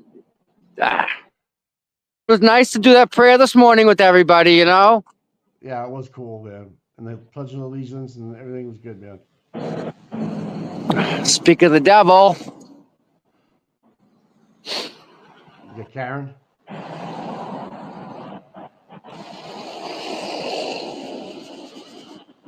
Morning, guys. Look good in the suit, bud.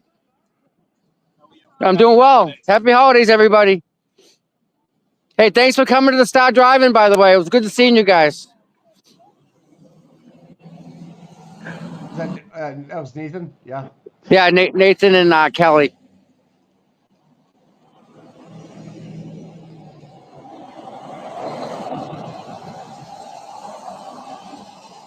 Oh, Carolyn. Thank you very much, Carolyn. See, that's like, I don't know.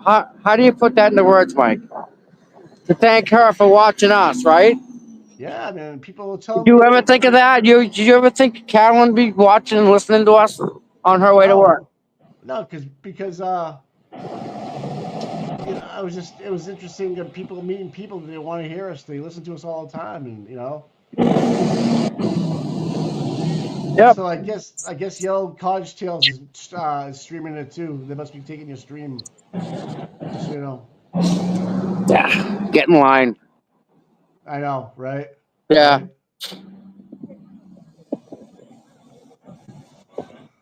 So we're just waiting for Karen to show up, and then hopefully we have the TV queued up. Hey, what's up, big guy?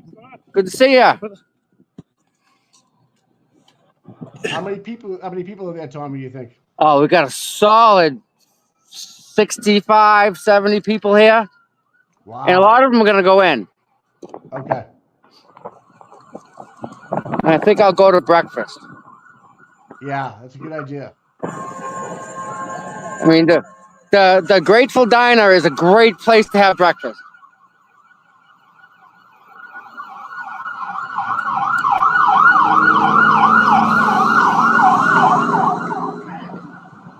We have to have a siren or it's not the same. Well, yeah, I guess the fire station's right around the corner, right? Yeah. Every time we're at this court, there's freaking ambulances up and down the street. You know, with them moving the court date up until springtime, you know, it's going to make it nice for people that want to be outside too. You know, hey, thank you, Decorate, dude. Oh my God, that Decorated. Thank you, Decorated. It's our pleasure, that's why we're here, right? Yeah. I wonder what's going on with Auntie Deb today in Plevin. I wonder how that ended up. Yeah, I know. It's another day. I mean, they're picking fights. They shouldn't be. Yeah. I'm going to mute this for you guys. Hold on. It's loud. Good. So if you're not on X, Lana Del Turtle, yeah, Thursday morning's hearing should be quite flex for all sides. All right, there we go. Yeah. Oh, wow. Amy. Gifted 5 Seeking Justice memberships. Wow, thank you. No, there's some blue shirts out there. I saw Maple, thanks for the $10. Thank you. 3 of them over there. Yeah, so Maple, they are going to evidentiary hearing with Dr. Russell again. They don't think she's qualified. In layman terms, yeah. Did everybody hit the like and subscribe button for us? Because that's all we really ask. Yeah, please, yep. So are you going to that 50s diner for breakfast? Is that people are asking that? Is that what you're gonna Yes. It's the Grateful Diner, great place. All right, cool. We used to go there and I don't say take over, but when you have a majority of the restaurant, you kind of take it over with just a mass group of us. The poor cook. Hey, Leona Henderson, thanks for the $5 super sticker. Pass the Pepper, thanks for the $5. Thank you, Peppa. Yep. Who was the other one, Mike? Geez, I forgot, man. She's at the top. I forget her. Hold on. It's moving so Maple. fast. Yes. Maple and Peppa. Thank you guys so much. You guys supporting us like that. Everybody watches listens to us at work, it seems like. Yeah. It's funny. They must put the earbuds in and listen to us. Interesting. As long as they're paying attention, all right? That's our only thing we ask. Nobody get hurt. We do not want anybody to get hurt. And don't forget to check out Voices for the Voiceless YouTube channel. Okay? Check that out. It's a new one coming out. Just nothing good's coming out of this. Yeah, Christina Florentino, thanks for being a member for 2 months. Appreciate it, man. Thanks. Thank you. We love you guys too, man. We love you guys. You know, we were on last night for a little while. Here we are again this morning. We'll be back tomorrow. That seems a little far-fetched. That seems a little. The only benefits you to realize a voicemail and if you heard somebody threatening to kill a child. Which was that? I think that when he's cooperating against Brian Tully, it has an incentive to smear her. But was that voicemail justified? Yeah, if you feel was that voicemail justified? Feel that Lindsay cooperating against Brian Tully is a problem? Oh yeah, then that's how you feel. Yeah. But are you ever okay with threatening to murder children? Why can't you answer the tough questions, Grant? Why can't you answer the tough questions? With an investigation into Is it ever okay to threaten to murder a child? Is it or not, Grant? Answer the question. Grant, answer the question. You have a serious haircut. You have a serious haircut. Answer a serious question. Are you okay with that, Grant? Are you okay with that, Grant? Grant can't answer the tough questions. You can't answer them. You can't answer. Why can't you answer tough questions? Don't you want Brian Tully to be investigated? Tough questions. Huh? How's Why can't you do it? Why can't you answer, Grant? I guess Grant, once again, refuses to condemn threatening to murder children. You condemn threatening to murder children. Doesn't want Lindsay to cooperate with the investigation into Brian Tully. You can't do it, folks. You can't do it. We all heard the voicemail, right? Hayden's aligned with Kate Peter. We heard somebody threatening to murder a child, and Grant can't condemn it. Pressuring Lindsay not to cooperate with the investigation into Brian. Grant can't do it. He can't do it. Why can't you condemn it? Because he doesn't. Okay, what's going on? But real talk, was that Higgins last night on JFK? No, it makes that. I know. No, because he can't talk about what Leah Ferreira tells him because he signed an NDA. Oh, okay. So therefore, you know. Well, I certainly you know better would than know him if for what's Lindsay's best for cooperating him. with a federal investigation. But we all like his haircut, aren't we? Yes. Yeah, the haircut's on point. On point. Check. Hey, he's got the shoes to go. Whenever he goes to my phone, He's freaking got it going on. Yeah, Grant's cleaned himself up pretty good. He does. He cleans up nice, huh? I know, but I'm right. So you're saying that she used her and Christy? Okay, so everyone innocent except the one person. No, it's not a matter of innocent. You could be guilty of the crimes you committed and have been hold on and have been subject to federal civil rights violations. So your federal civil rights could have been violated if Kate Peter was an undisclosed human intelligence source that wrote your October indictment. She wrote my indictment? It's part of it. And that would mean that if Lindsay knew about Brian Tully and Kate Peter violating your civil rights, she has an incentive to smear her to stop her from cooperating. Think about it. Oh. Yes, you did think about it. So she's innocent. You think there's any 302? I think what would tell you something is that there's a 302. Hold on. If there's a 302 on Leah Ferreira's desk about any of this. Really? Oh my God. You can ask her, can't you? Look at the haircut, really. Why does every time Leah Ferreira's hand come out? Oh,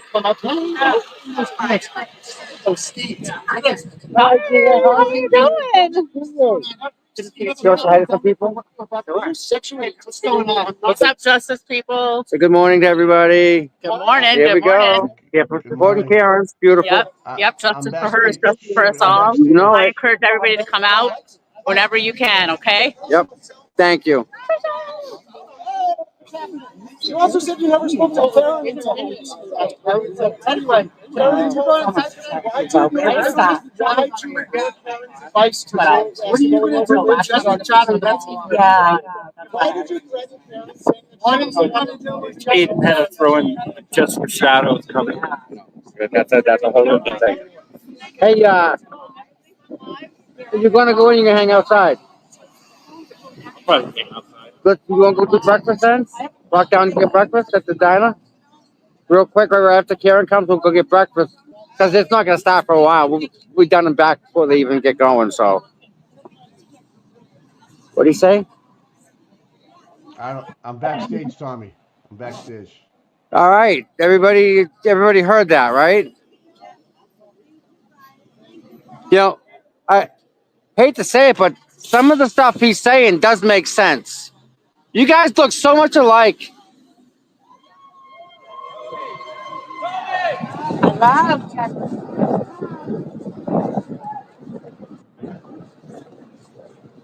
Bam. Oh, thanks for putting me back up, Shelby.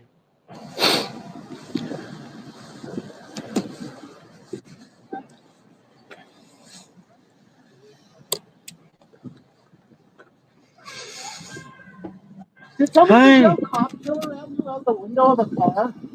That was interesting. Disrespectful people. They're everywhere. Wasn't me talking. Morning, guys. How we doing? Morning.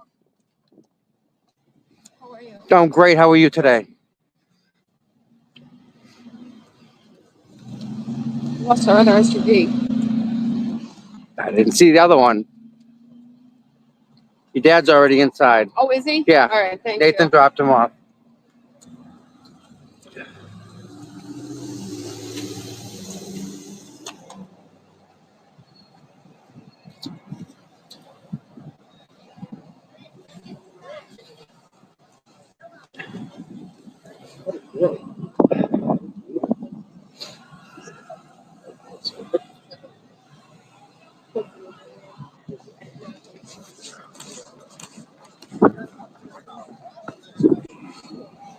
Oh, yeah.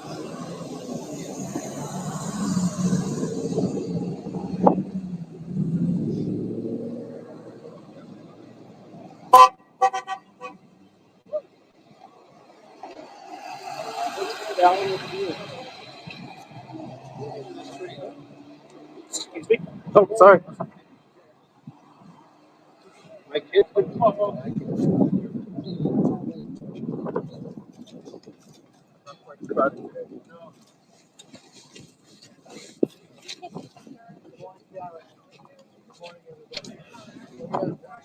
morning, guys.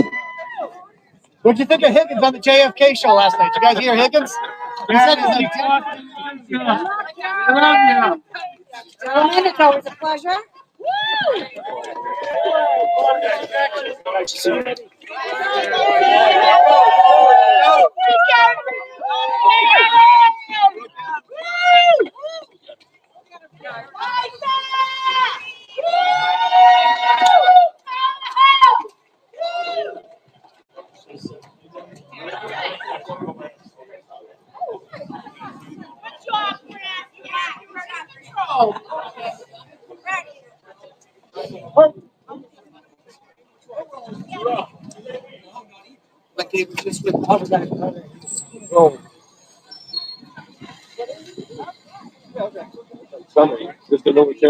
Yeah, this is one of the big kids, the intern. I know that much. The intern, that's a new guy.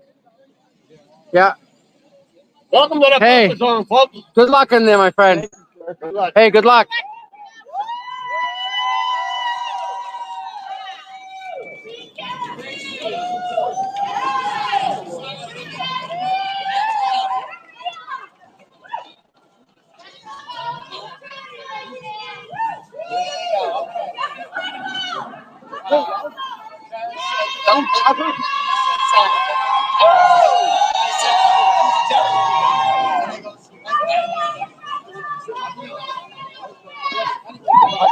I didn't see the I just saw the blue. It's gonna be a long day. Yeah, that ain't living up idea. You can tell by your voice, it's bad.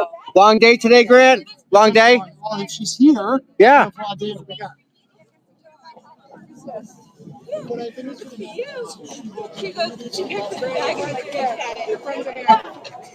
Tommy, be nice. I am saying a word, bud. No. Good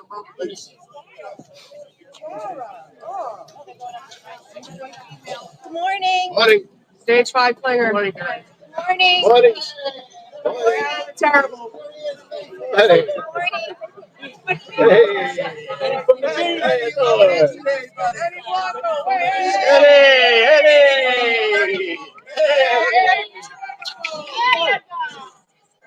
I haven't seen confidence. Justice for John O'Keefe.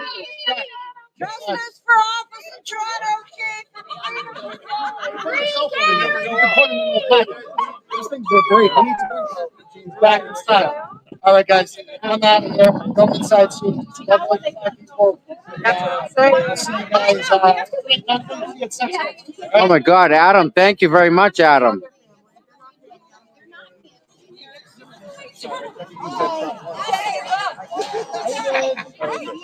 Oh no, there was one part. Dropped off right there.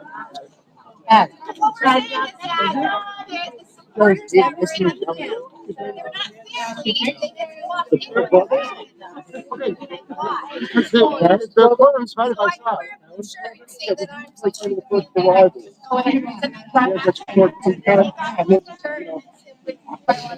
Like Christy? Hey, Hey, Tom. morning, Ted. What, Hey, how are we doing, Ted? Morning. All right. hey, Hey, man, James. good morning. Good morning, Ted. Go get him, bud.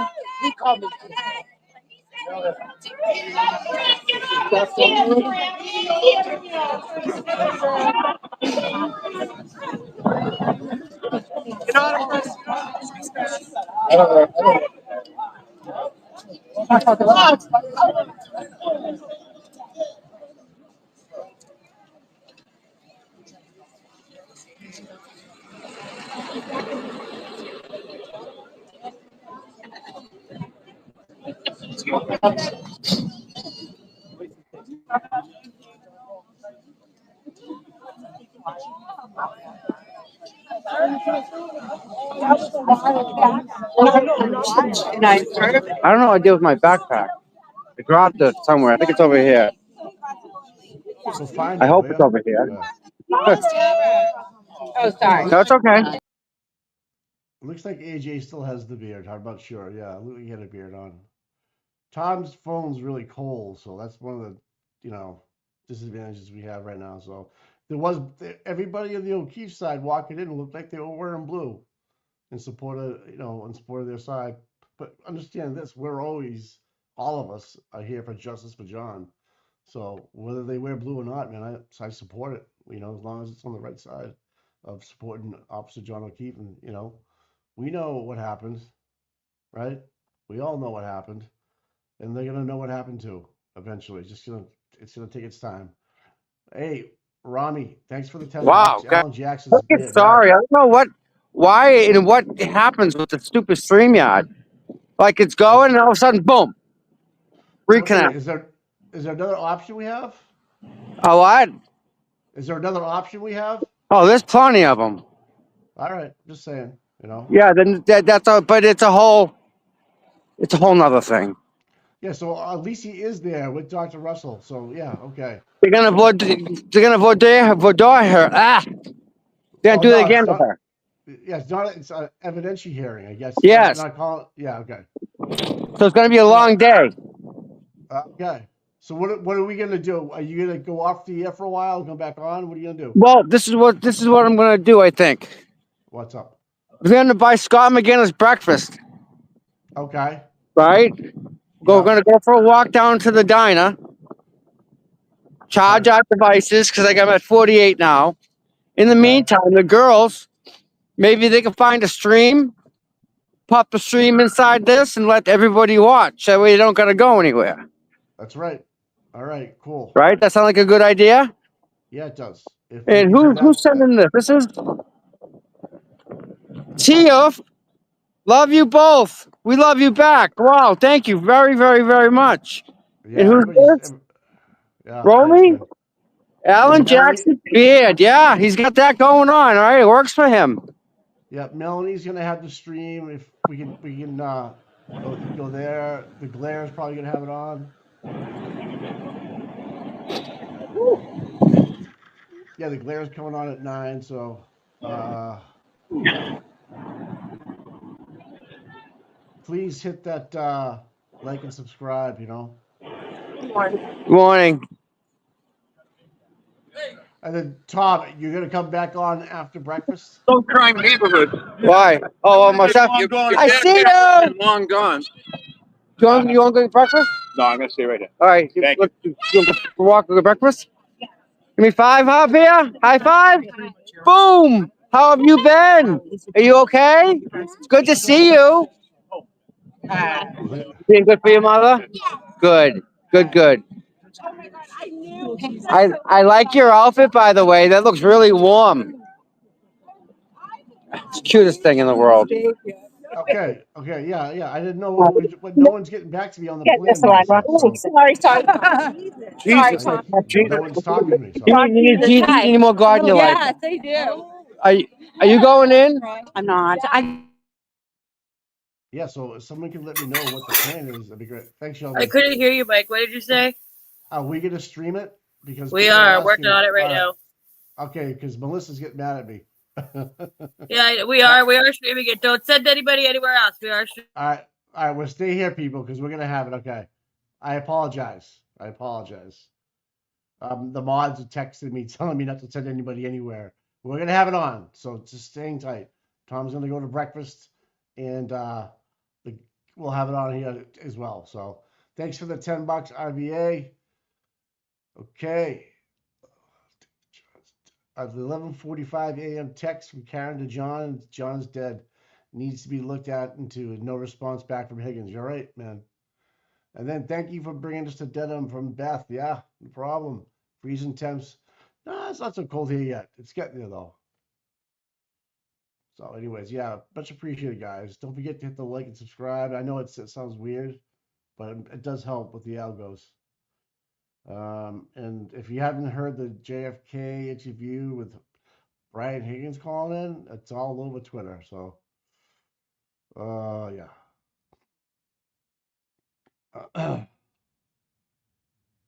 Yeah. Yeah, a lot of people liked the conversation with Grant. I thought that was pretty cool too.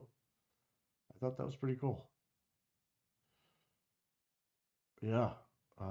It's all over Twitter, so if you haven't Carrie, it's Carrie from Twitter. Brian Higgins is going to come out with a book in 2025 called "If I Had Done It." That's an OJ.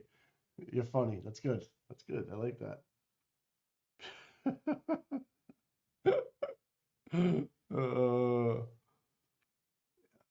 Tommy's muted. I don't know why. He's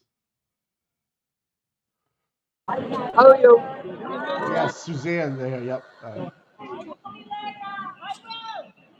Can't call me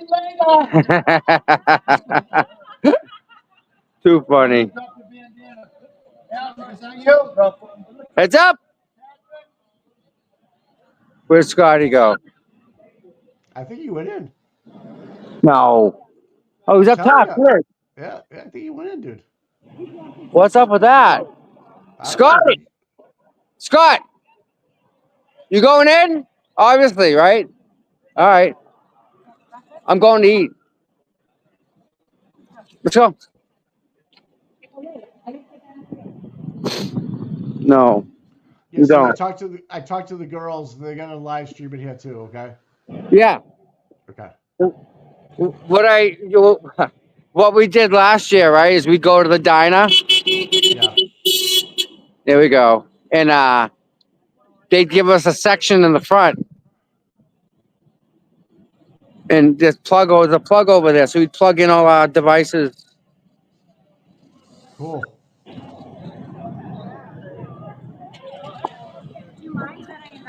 No, I don't care. We're gonna go grab some Let's go. coffee and eat. Yeah, I gotta eat.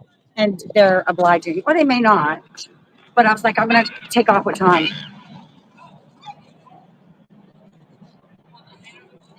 That's okay. So, You don't have to. I just wanted to invite you. Yeah, that's fine. No? You Yeah. sure? I got it. I pay for it. Oh my God, No? thank you. Okay. Yeah. If we change our mind, we'll be at the diner. I'm just gonna eat real quick. I'll see you in a bit. Should eat before going, you know? Yes. All right. I can shut this down.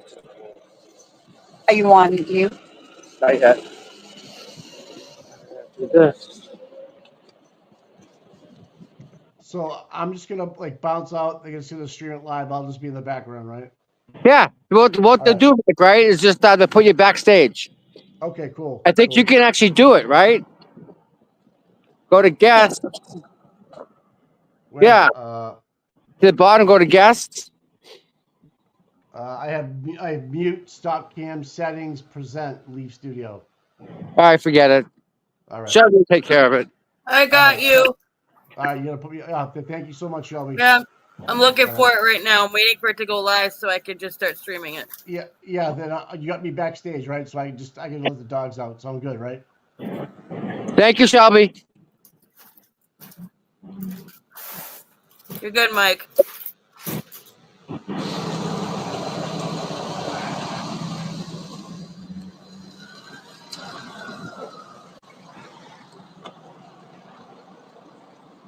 No, I did not. Fuck. Has Rita returned? No. She said she wasn't, and I don't blame Fox her. 25 is live right now, they said. Well, she didn't. I mean, listen, even I had to take a break. Everybody needs I had to. I've quit Karen Reed a dozen times and come back. You got to take a step back and just kind of just refocus. Hey, let's cross before we get zipped. Yeah, that's No, someone yelling my name. Oh, there we go. This is weird. No, they just went in. They just started. Not a big deal. You know where the parking is, right? Hi. When you go to the light, take a right, and it's you'll see the parking lot. It's the last entrance. Okay, thank you. Bye, guys.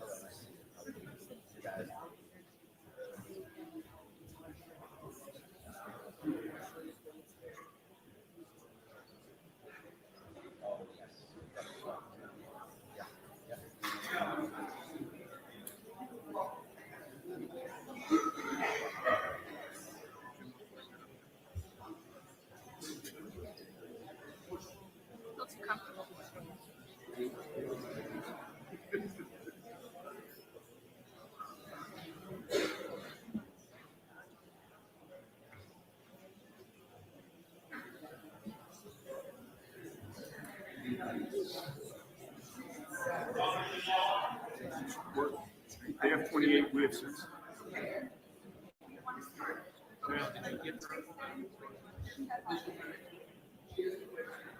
What do you want, Pickaroo?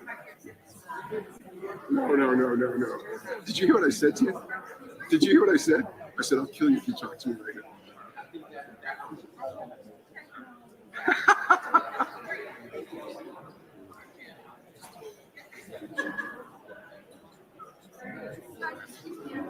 Yes.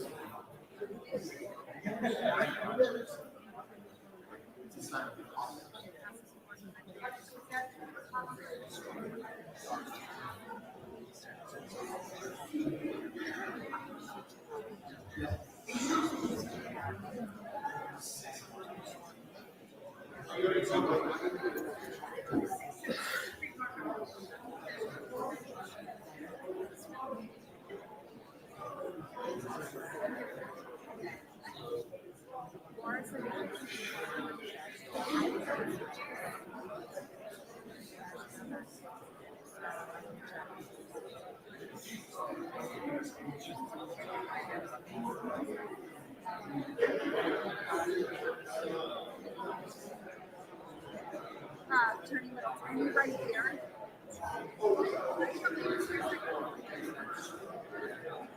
That's it. You have one.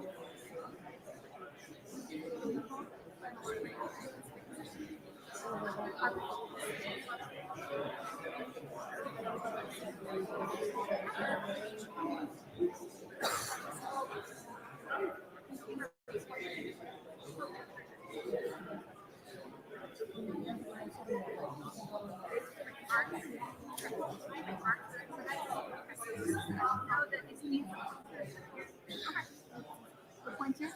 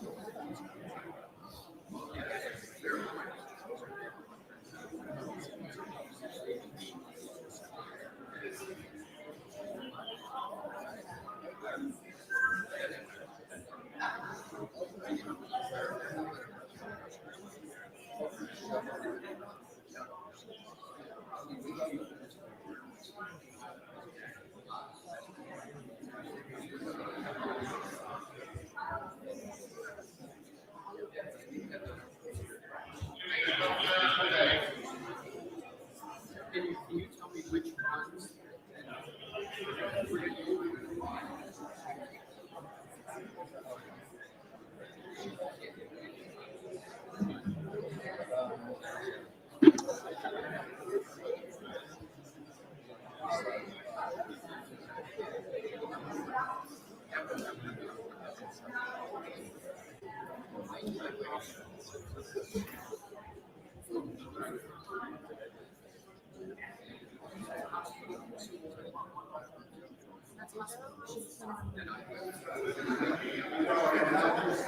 Can't see the screen, but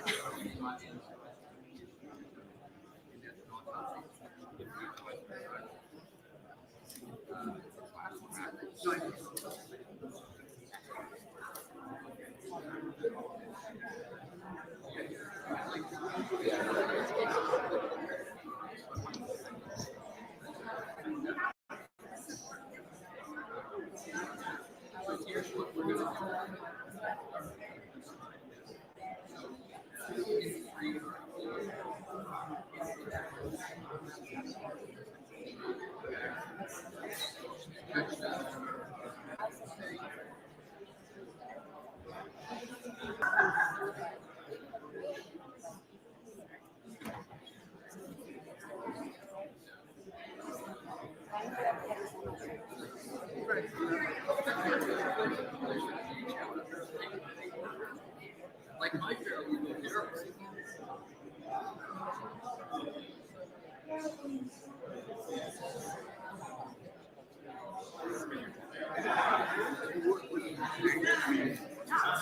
the answer is yes.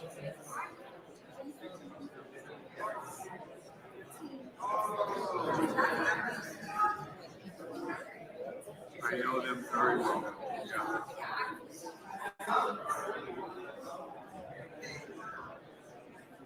Were you there after that concert? Oh, okay. It's unbelievable to me when you hear him talk. He sounds exactly like his father. It's unbelievable. I'm sure. Yeah. I've only met Matt a few times, but I instantly took a liking to him. You know. And Jay was kind of a mentor of mine when I was in law school. Yeah. So he coached moot court there, mock trial. Yeah, Janice, I don't know her as well, but I mean, two fantastic attorneys. I was.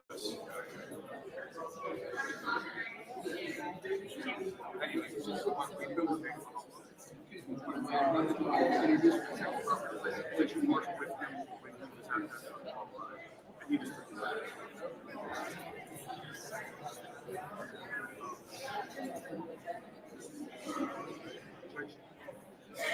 Oh, yeah. Oh, he is in that firm? I got to try the case in front of Suffolk County. He's a good guy.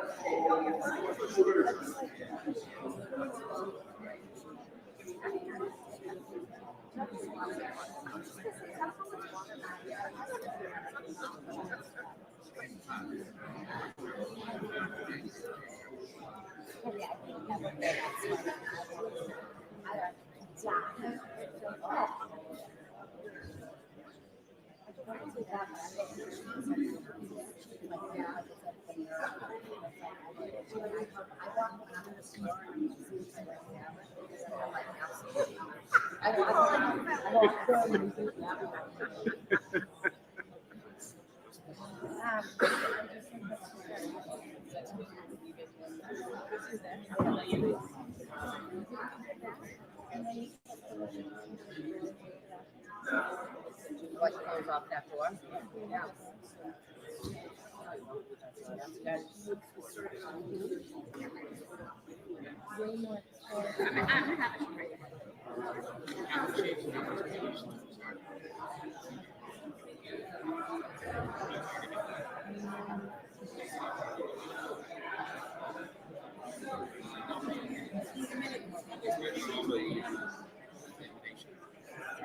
Jim, I got you.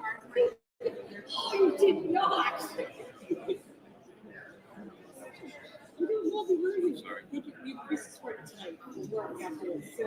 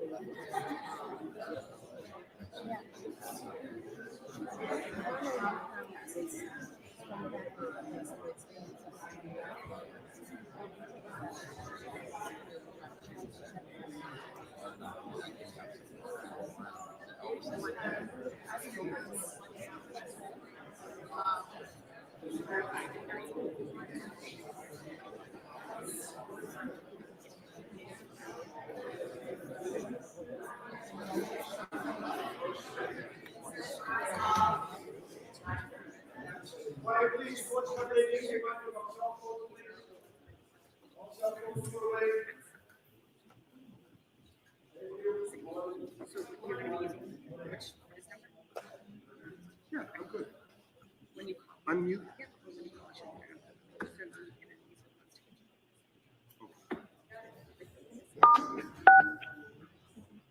The host would like you to unmute your microphone. You can press star. You are unmuted.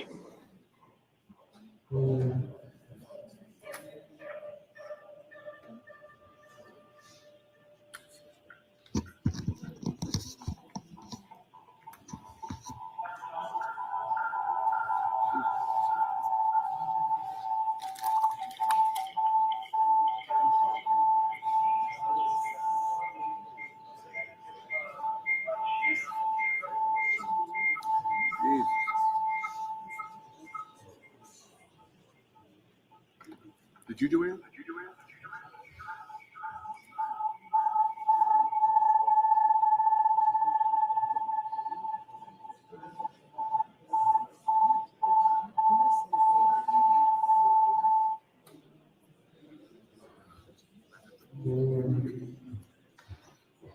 All rise to the court, please. Meeting. All persons having any business before the court will heavily penalty. Justice of the Norfolk Superior Court, Norfolk County of Norfolk. You are here to be very attentive. You shall be heard. God save the Commonwealth of Massachusetts. This court is now open. You may be seated. Judge, this is 22117, the Commonwealth versus Karen Reed. Can I have counsel identify themselves for the record, starting with the Commonwealth? Thank you, Mr. Clerk. Good morning, Your Honor. Hank Brennan for the Commonwealth. Along with me is Attorney Adam Lally and Attorney Laura McLaughlin. Good morning, Mr. Brennan. Good morning, Mr. Lally. Good morning, Ms. McLaughlin. Good morning, Your Honor. Alan Jackson on behalf of Ms. Reed. Good morning, Mr. Jackson. Good morning, Your Honor. Elizabeth Little, also on behalf of Ms. Reed. Good morning, Ms. Little. Good morning, Your Honor. David Unetti for Karen Reed. Good morning, Mr. Unetti. Good morning, Your Honor. Robert Alessi for Ms. Reed. Good morning, Mr. Alessi. Good morning, Ms. Reed. All right, so for today, we have our Daubert hearing. I asked through Mr. Clerk the parties to have a proposed scheduling order for me. Were you able to do that? We've begun the discussions of it. I think we could have it shortly, Your Honor. I have some proposals by the defense. I just want a few moments to reflect on it. Okay. All right. So during a recess or something, I'd like you to at least give me something so that we can discuss it today. There are some discovery motions and then just some housekeeping matters. So I would like to get started right away. Is Dr. Russell here? Yes, she is, Your Honor. Okay. Oh, good morning, Doctor. Would you come on up to the witness stand, please?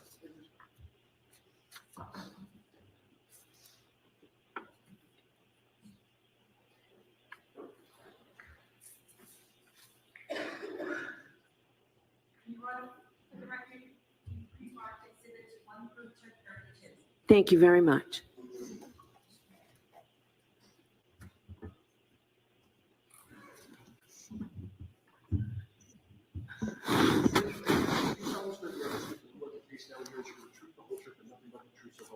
I do. Good morning, Dr. Russell. Good morning. Okay, the defense is calling Dr. Russell as a witness.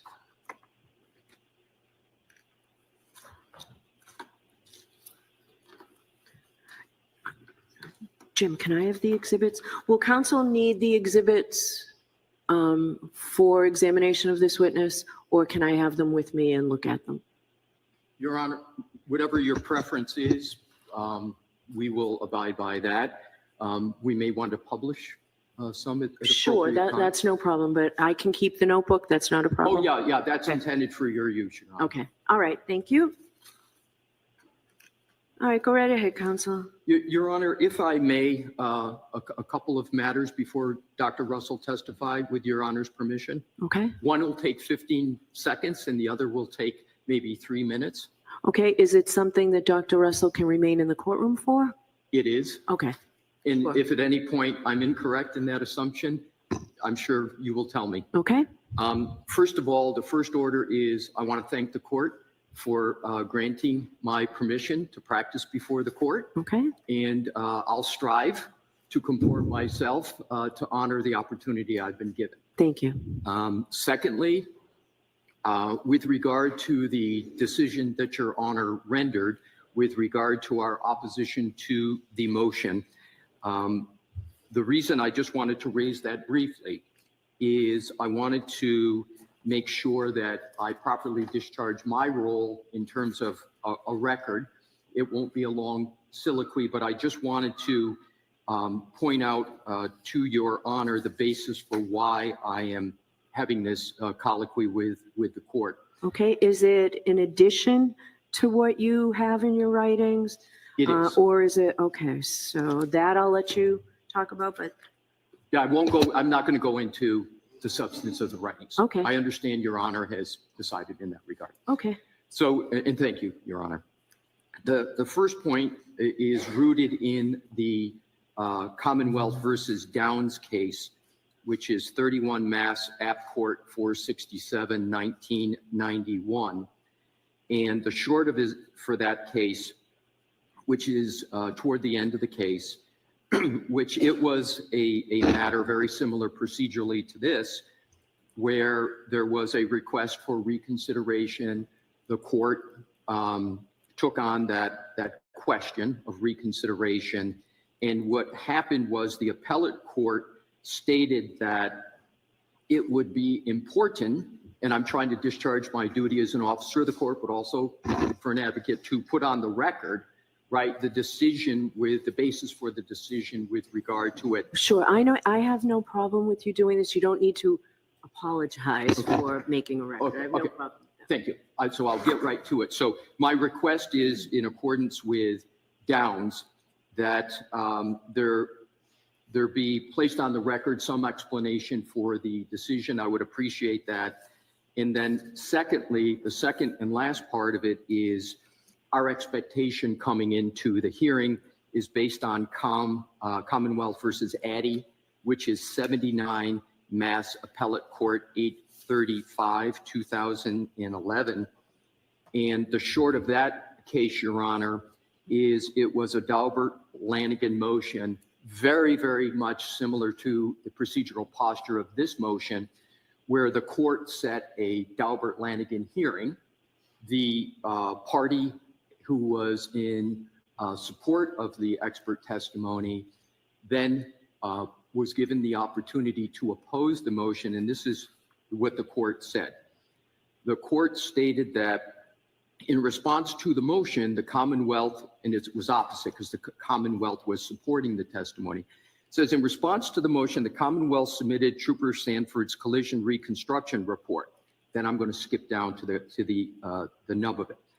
At the motion hearing, after reading Trooper Sanford's report and listening to the arguments of counsel, the judge decided not to hold an evidentiary hearing and ruled that Trooper Sanford's opinion was admissible at trial because there was a factual basis for his opinion and it was therefore reliable. The reason I bring that up, Your Honor, is just to state what my expectation was and why I went in the manner that I did. And of course, Mr. McDermott was gracious enough to send an email that said, hey, if you want to change what the court expects the hearing to be, you need an affidavit and you need a motion, and that's what I did.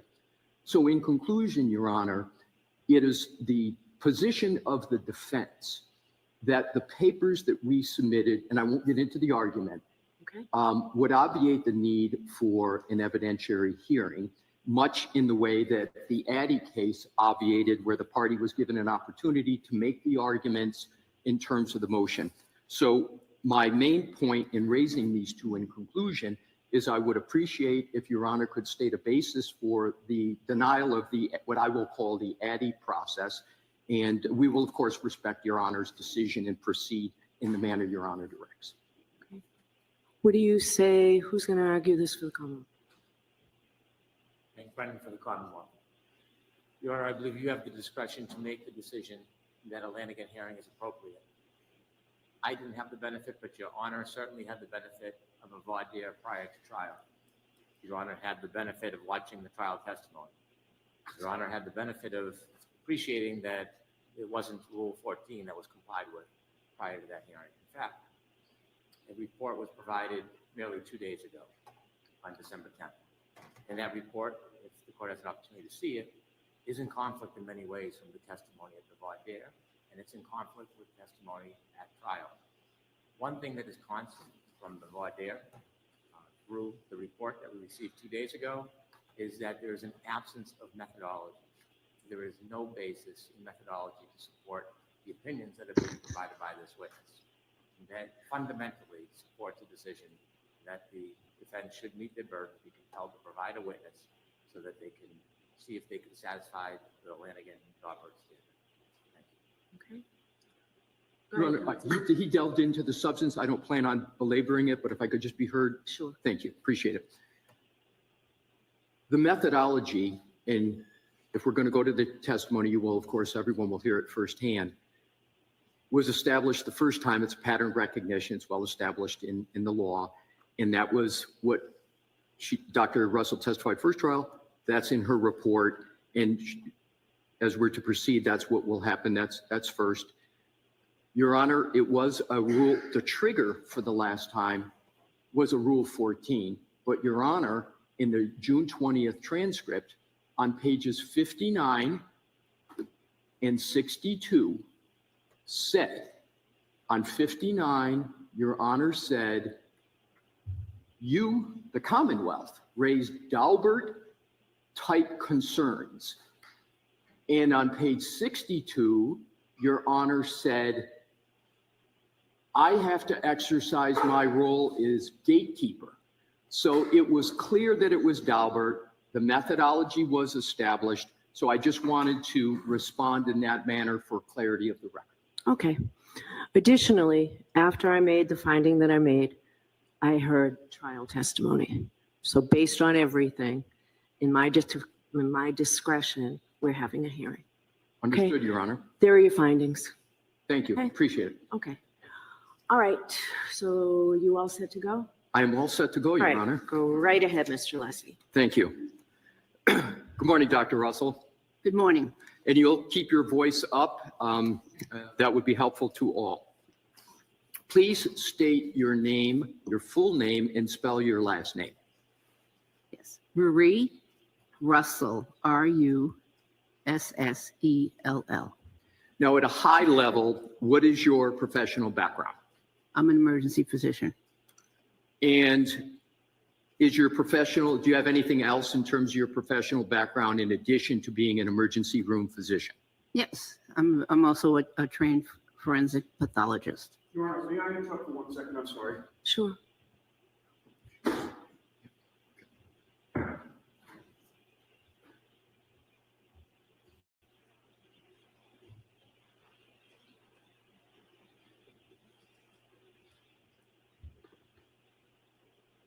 Can I have a moment to run the courthouse? Thank you.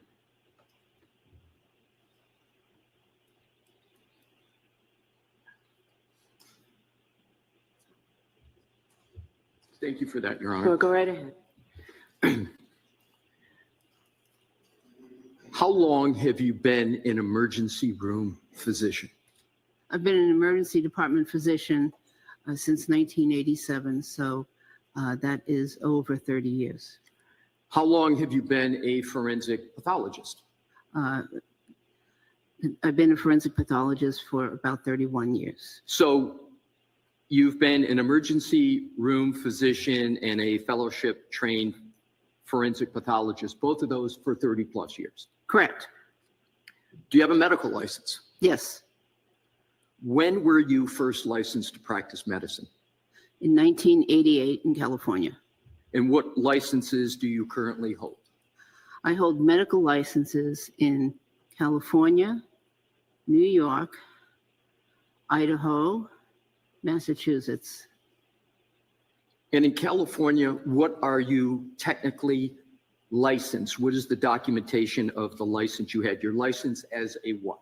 Physician and surgeon in California. A physician and surgeon, did you say? Correct.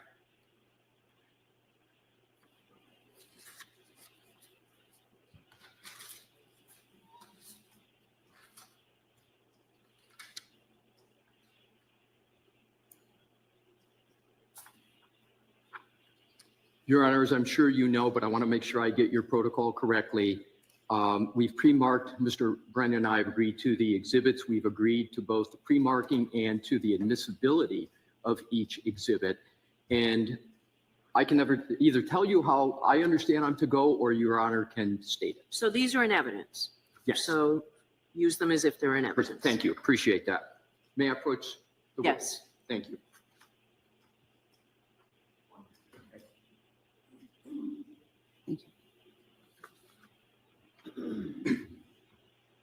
Dr. Russell, I have handed you, which is in evidence as Exhibit 1.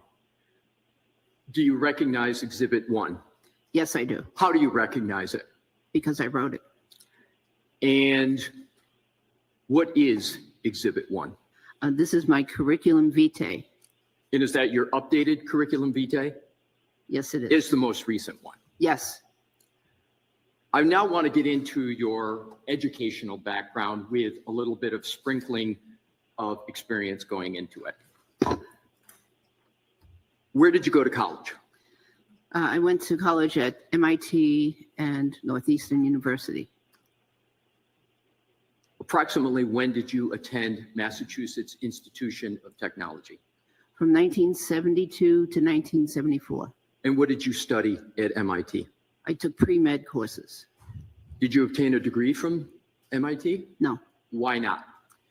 Because my mother got sick. She developed cancer, and I went back to New York.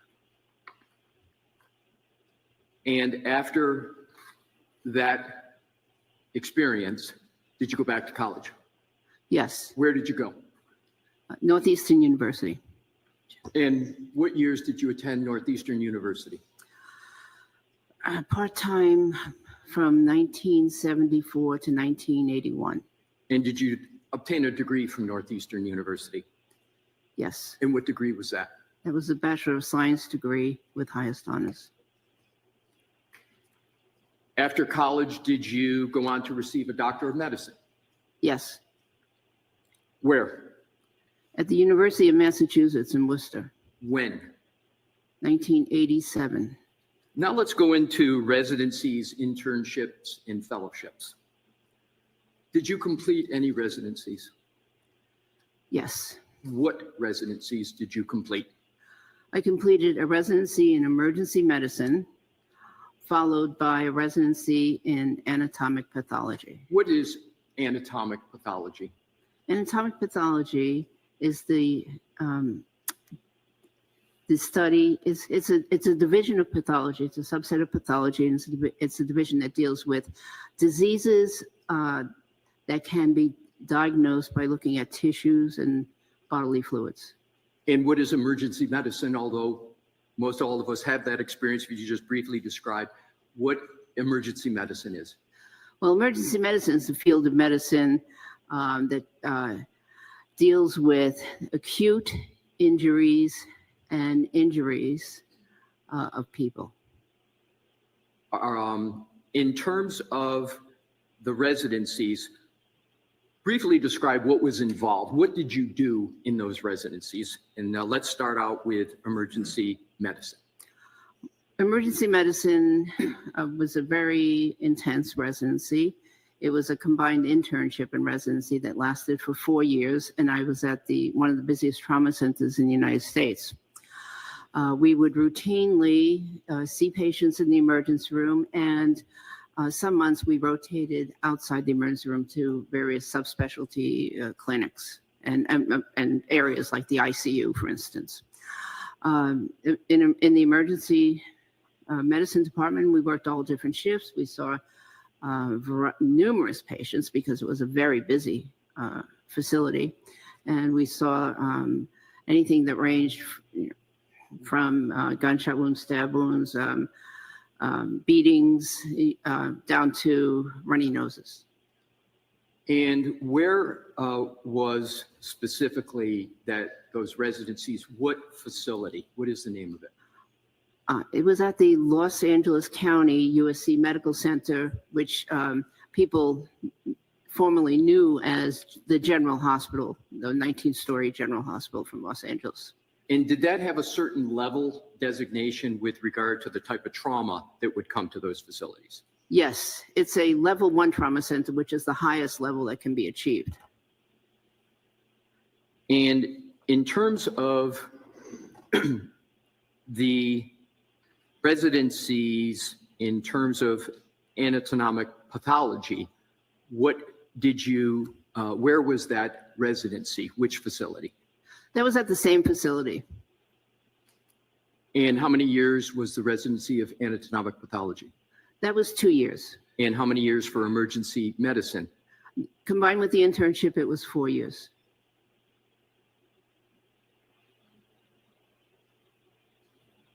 Did you complete any fellowships? Yes. What fellowships? I completed a fellowship in forensic pathology. What is a fellowship compared to, say, an internship and a residency? Generally, it's a higher level. A fellowship is completed or done, undertaken after someone completes a residency. What did you do in your fellowship? Oh, in forensic pathology? Yes.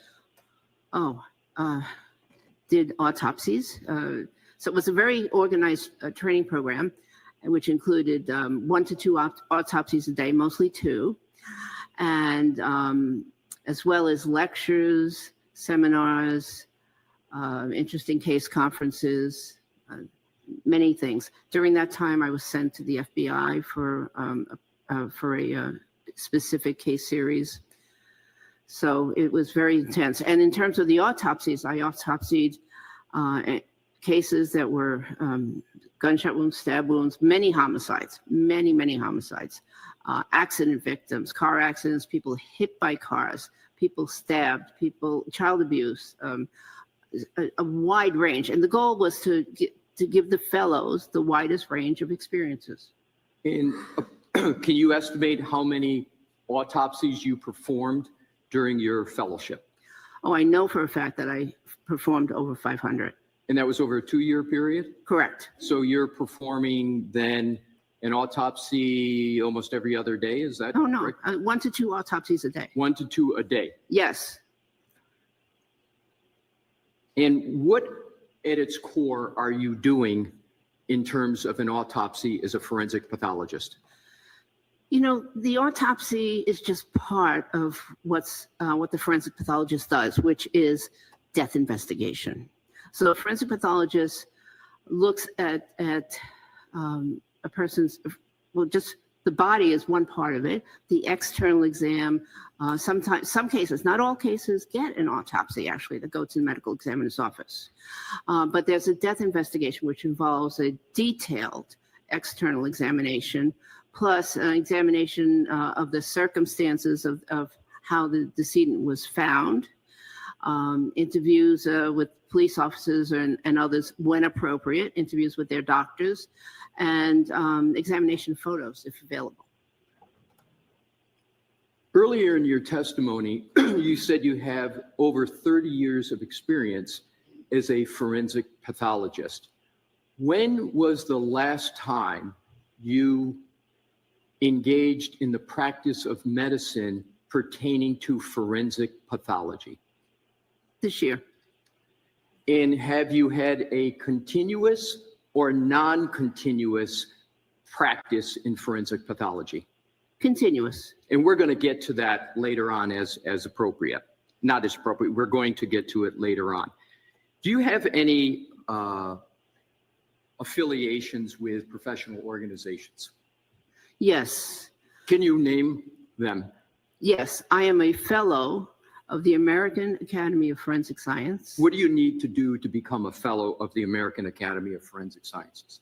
Well, you have to be a member for a certain number of years, a minimum number of years, and attend a certain number of their annual meetings. And it helps if you've given presentations at the annual meetings. What other professional organizations are you a member of? I'm also a member of the National Association of Medical Examiners. Are you a member or a fellow? I'm actually a fellow. What do you need to do to be a fellow of the National Association of Medical Examiners? It's very similar. Be a member for a certain number of years, and they usually ask that you've given at least one presentation. What other professional organizations are you a member of? Okay, so I've been a former member of the American Academy of Emergency Physicians, a former fellow, actually. I'm a member of the California Homicide Investigators Association and the California Sexual Assault Investigators Association. Now let's move to trainings. Do you have any specialized trainings? Lots of specialized training. Please name them. Okay. Well, I have specialized training in both emergency medicine related fields and forensic pathology related fields. Would you like me to name both? Well, maybe eventually, but I'm going to try to shorten this a little bit. Give me an example of the type of investigations, apropos to why we're here today, that you would have had specialized trainings for.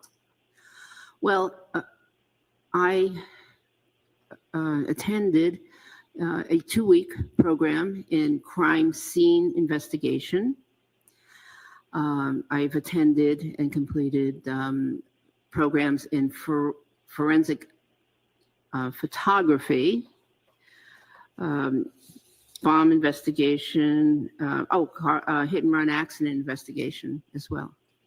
Dr. Russell, if you need to access your report, do it, but I would prefer that unless you need to, we just have a question and answer. You don't So I can't see whether Dr. Russell's reading from I can't see. Do you have your CV in front of you? I do. All right, so what's typical, counsel, is it will remain closed. If she needs to refer to it, you just ask, and of course I'll let her refer. That's what I understood, yes. So is that, you have it open in front of you? It's right here. Okay, so counsel, why don't you? I will. Why don't you leave it there turned over? Oh, okay. All right, Thank you. Thank you, Your I Honor. can't see from up here whether she was reading. I had that sense. That's why I mentioned it. I Thank you. appreciate it. Do you have any specialized training beyond your experience as emergency room physician or forensic pathology in motor vehicle accident investigation? Yes. Describe that, please. Yes, I took a several-day course here in Massachusetts on hit-and-run accident investigation. And we're going to get into this a little bit more, but did you also have experience with motor vehicle accident diagnosis and treatment of humans in the emergency room? Oh, yes, yes. We'll get into more of that detail. As a forensic pathologist for 30 plus years, did you see decedents and living patients who had been the subject of motor vehicle accidents? Many. And in terms of forensic pathology, are patients always deceased, or does the field of forensic pathology also address living persons? Yes, the field of forensic pathology as a broad field, yes, can deal with living people. Some offices, some government offices will choose to restrict their involvement to deceased people only, but it's a broad field. It does involve living people too. Now let's move to expert witness experience in courtrooms. You understand what I mean by the terminology expert witness? Yes. What jurisdictions have you testified in as an expert witness? Well, California, Florida, Illinois, Arizona, and the state of Washington.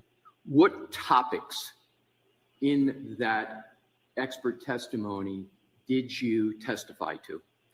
Both emergency medicine and forensic pathology. So you testified as an expert witness in those cases in both emergency medicine and forensic pathology. Correct. And you were qualified as an expert in each one of those categories, correct? Yes. Was your opinion ever excluded, your expert witness opinion ever excluded in any of those court cases? Never. Let's now move to experience. What do you currently do for work? Well, right now, I am reviewing cases, reviewing medical legal cases. I attend conferences, and I've kept up my board certification status. It's a lot of work to keep up your board certification status. In terms of other work, do you do work for any boards in any state? Yes, the Medical Board of Massachusetts. And what type of... Excuse me, Medical Board of California. Right. And what... So what is your title with respect to the Medical Board of California? Medical consultant. And describe specifically, you don't have to go into detail, but just describe what it is, the types of things you do for the medical board. And I assume that's in furtherance of practicing medicine. Is that consultancy the practice of medicine in California? Oh, absolutely. You can't be a medical consultant for the medical board without a medical license. It is the practice of medicine. Give us some examples of what your practice of medicine is with respect to the Medical Board of California.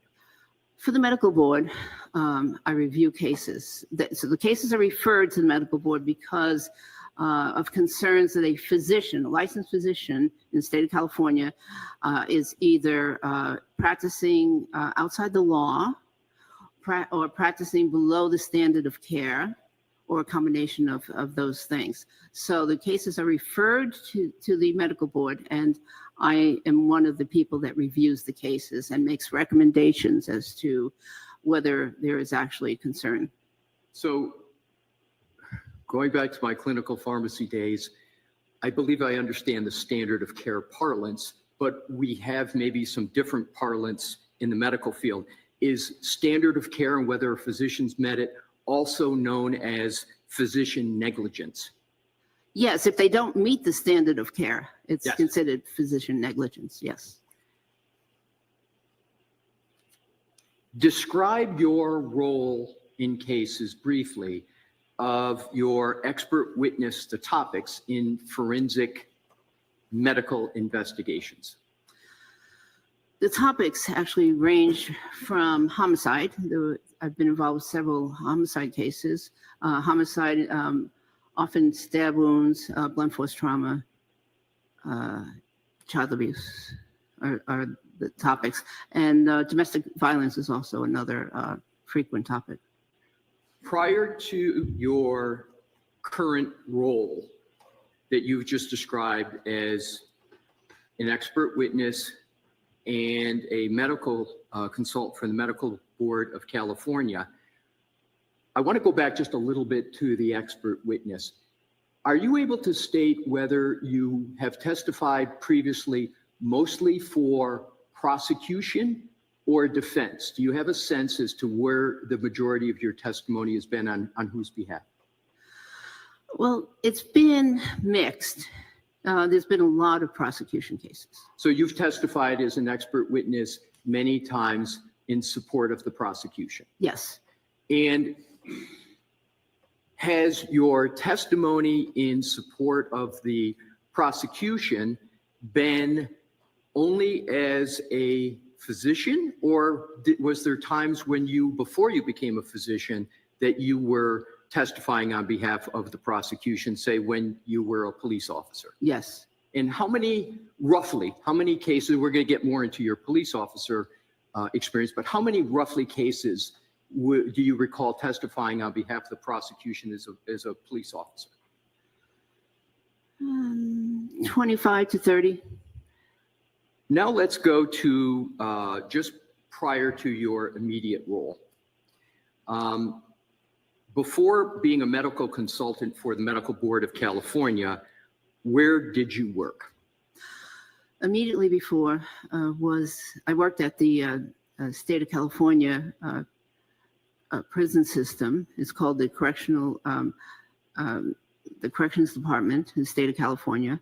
And I was the chief medical executive for one of the major prisons. What years approximately did you serve in that role as chief medical executive of the California State Prison at Courtroom? Yes. From 2018 to 2018 to 2023. What was your role? What did you do? Oh, well, the chief medical executive is in charge of the whole medical department. And so in that role, I had a lot of duties, including supervising the medical care of all of the patients, the inmates, conducting various committees. I chaired many committees, process improvement, pharmacy therapeutics, death committee. I investigated every single death that occurred at the prison during that time period. Let's stop there if we could, please. Yes. And talk about from 2018 to 2020 is what I heard you say was your time period. Describe what was a death review at Courtroom that you performed. Yes. The death review at Courtroom was quite extensive.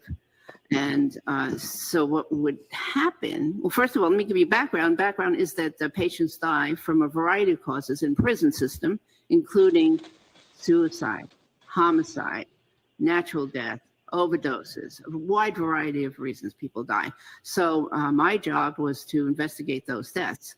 And the way I did that was when these inmates or patients were taken to the emergency area, when they were found unresponsive, taken to the emergency area, if I was there, in the building, that's where my office was, I would go and personally examine these patients from head to toe. In that personal examination from head to toe, did you ever experience any patients with wounds? Yes. Describe some of the wounds that you experienced that were the subject of your death review? Well, there were a variety of wounds, and some of the most common ones were stab wounds or blunt force trauma wounds, contusions, and or commonly known as bruises. But if it was, for instance, a hanging patient, I would look at the wounds around the neck to see if the ligature mark was horizontal or had a vertical component, because that could differentiate the manner of death or the mode of death. You have ever in this process have to determine whether a wound will, well, let me back up. Are you familiar with the term defensive wound? Yes. What does the term mean of medicine?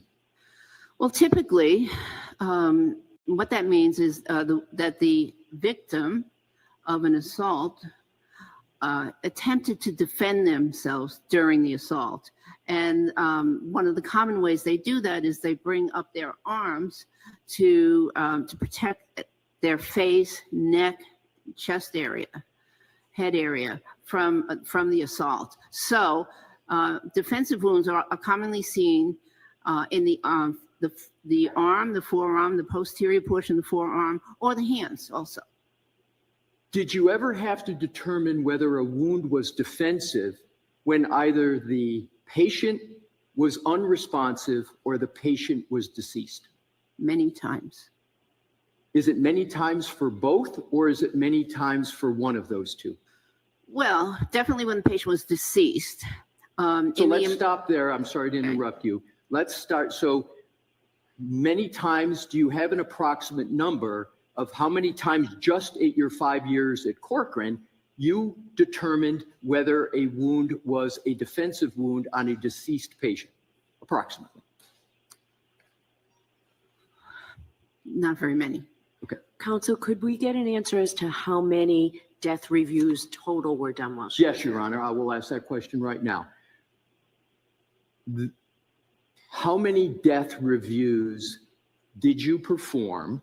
And if you want to do it based upon per year, average month, whatever gives the court the best, most accurate answer. Okay. Well, on average, we had one death per month. So some of those occurred at nighttime, but I reviewed all the cases, but he didn't personally examine every single case. Right. Over 35 got a very intensive exam. So if I did my math correctly, it's 60, right? It's 12 times 5. You were there 5 years? For death reviews. For death yes. reviews, and that was the court's question. Yes. Right.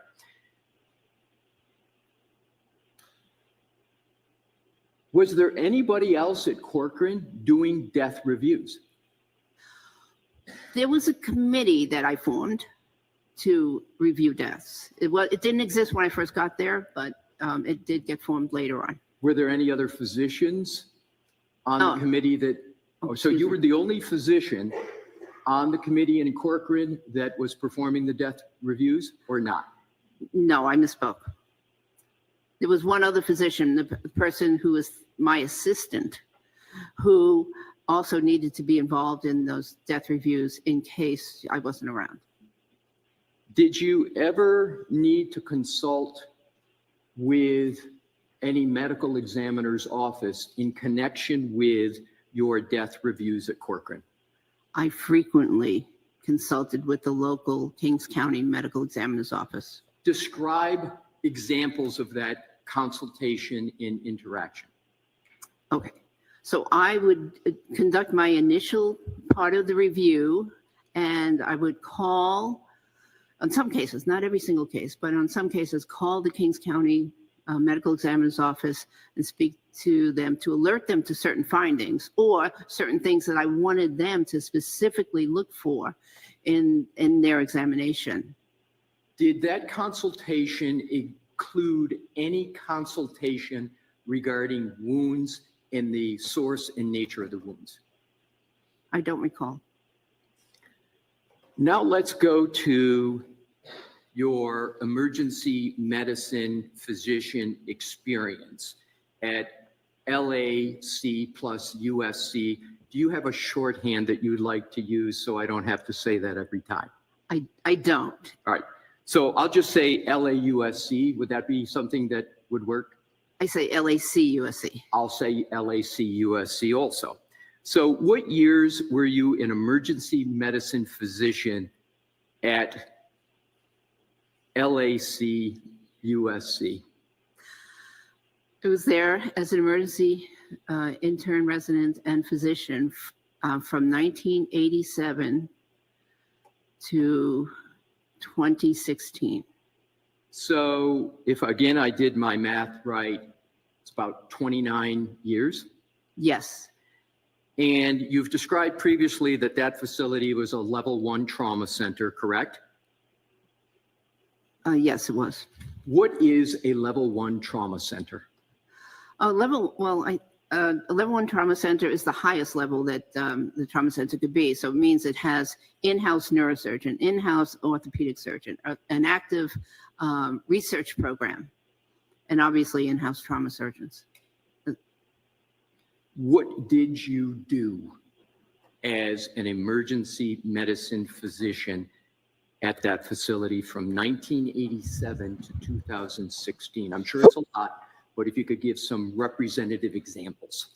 Well, we staffed both the major and minor areas of the emergency department where the patients were brought into. So any patient that was brought in with major trauma or, even non-trauma, medical condition, heart attack or stroke would be brought into the emergency department, and we would provide the initial examination, screening, resuscitation, whatever was needed. And then if the patient needed to go to the operating room, we would call the surgeons, and if they needed to go to the ICU, we would stabilize them and send them to the ICU. In addition to diagnosing and treating that we've all experienced with the unfortunate, with all respect, having to go to the emergency medicine department, did you engage in any surgery in the emergency medicine department? And if you could describe what you mean if the answer is yes. Yes. Describe what it is that you did that constituted surgery at the emergency medicine department from 1987 to 2016. We're going to get into more specifics apropos to the issue at case here, but just looking for what, when we say that you did surgery, want to give an idea of what that is.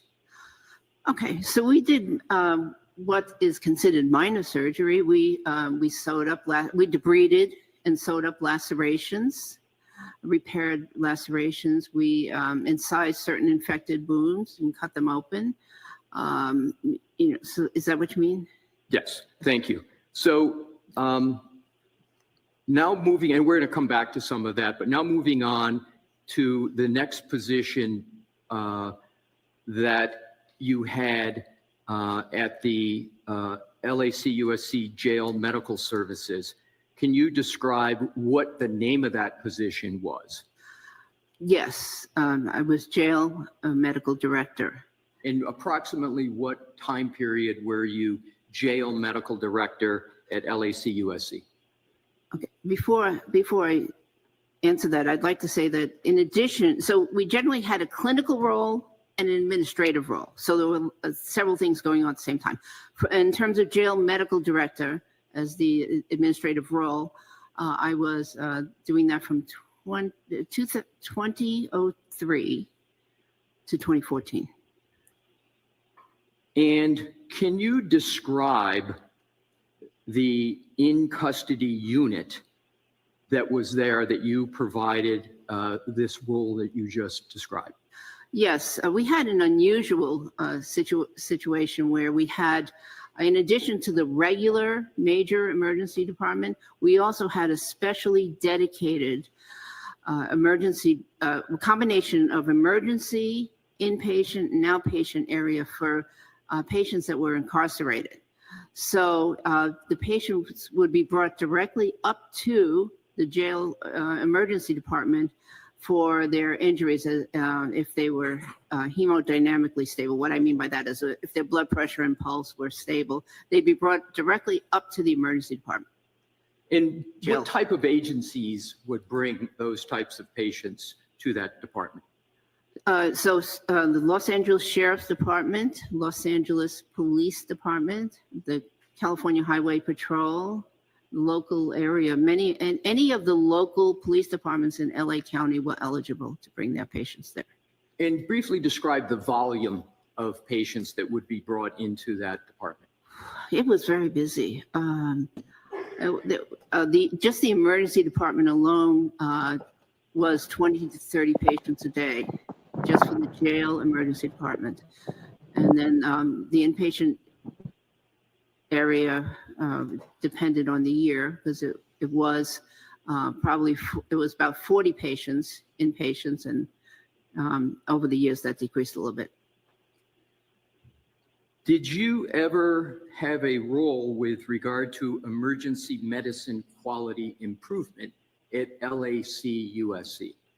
Yes, I was chairman of the committee for a period of time. And do you remember approximately when that was? I'd have to refer to the CV, sorry. Would around 2000 to 2003 be approximately an accurate time? Yes. What did you do as the director of emergency medicine quality improvement? So for that role, I was in charge of quality improvement projects and how they were progressing during the interim, as well as I investigated all the deaths in the main emergency department and the jail emergency department. Now, the title has in it quality improvement. Yes. Am I correct that in order to be a director of quality improvement, you have to understand well the underlying practice to understand what needs to be improved? Yes. And did you believe that you had that high level of understanding? Yes. And did you exercise that high level of understanding in that role? Yes. Now, before that, did you have any experience with life support training at LAC-USC? Yes, I was the director of the life support training center. And was that also around late 1990s, 2000 time period? Yes. And what was your role? What did you do as director of Center for Life Support and Training at LAC-USC? So we provided all of the life support courses that were taught at the institution, including advanced cardiac life support, advanced trauma life support, which was taught to the surgeons and emergency physicians, and pediatric life support. Now we're going to switch gears a little bit. Have you ever been an adjunct professor? Yes. When and where? From, I believe the dates were 1998 to 2003 at the California State University at Los Angeles. And what did you teach at Cal State Los Angeles? I taught a graduate level course called legal medicine, which was part of their master's degree program. And that's a graduate program, correct? Yes. And what were the students in the grad program there for? Was there a certain title that they were referred to as? Yes, it was a graduate program in criminalistics, and so many of them were crime lab employees or headed to work at a crime lab. And just briefly, can you give just examples of some of the topics you taught to those that were in this criminalistics program? Yes, so I was teaching the medical course, and so I had to teach a wide range of topics about forensic medicine to these people who would be going to crime scenes and seeing deceased bodies, etc. So my topics included things like time of death, blunt force trauma, sharp force trauma, burns, wounds. I did teach about wounds and including, so a wide variety of wounds. Let's focus in on wounds. Okay.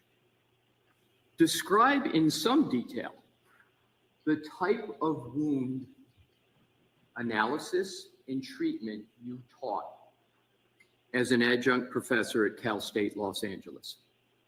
Well, there was no treatment taught to those students, as opposed to the emergency students, emergency medicine doctors. But the types of wounds that I talked about in the legal medicine course included, again, sharp force, blunt force, thermal.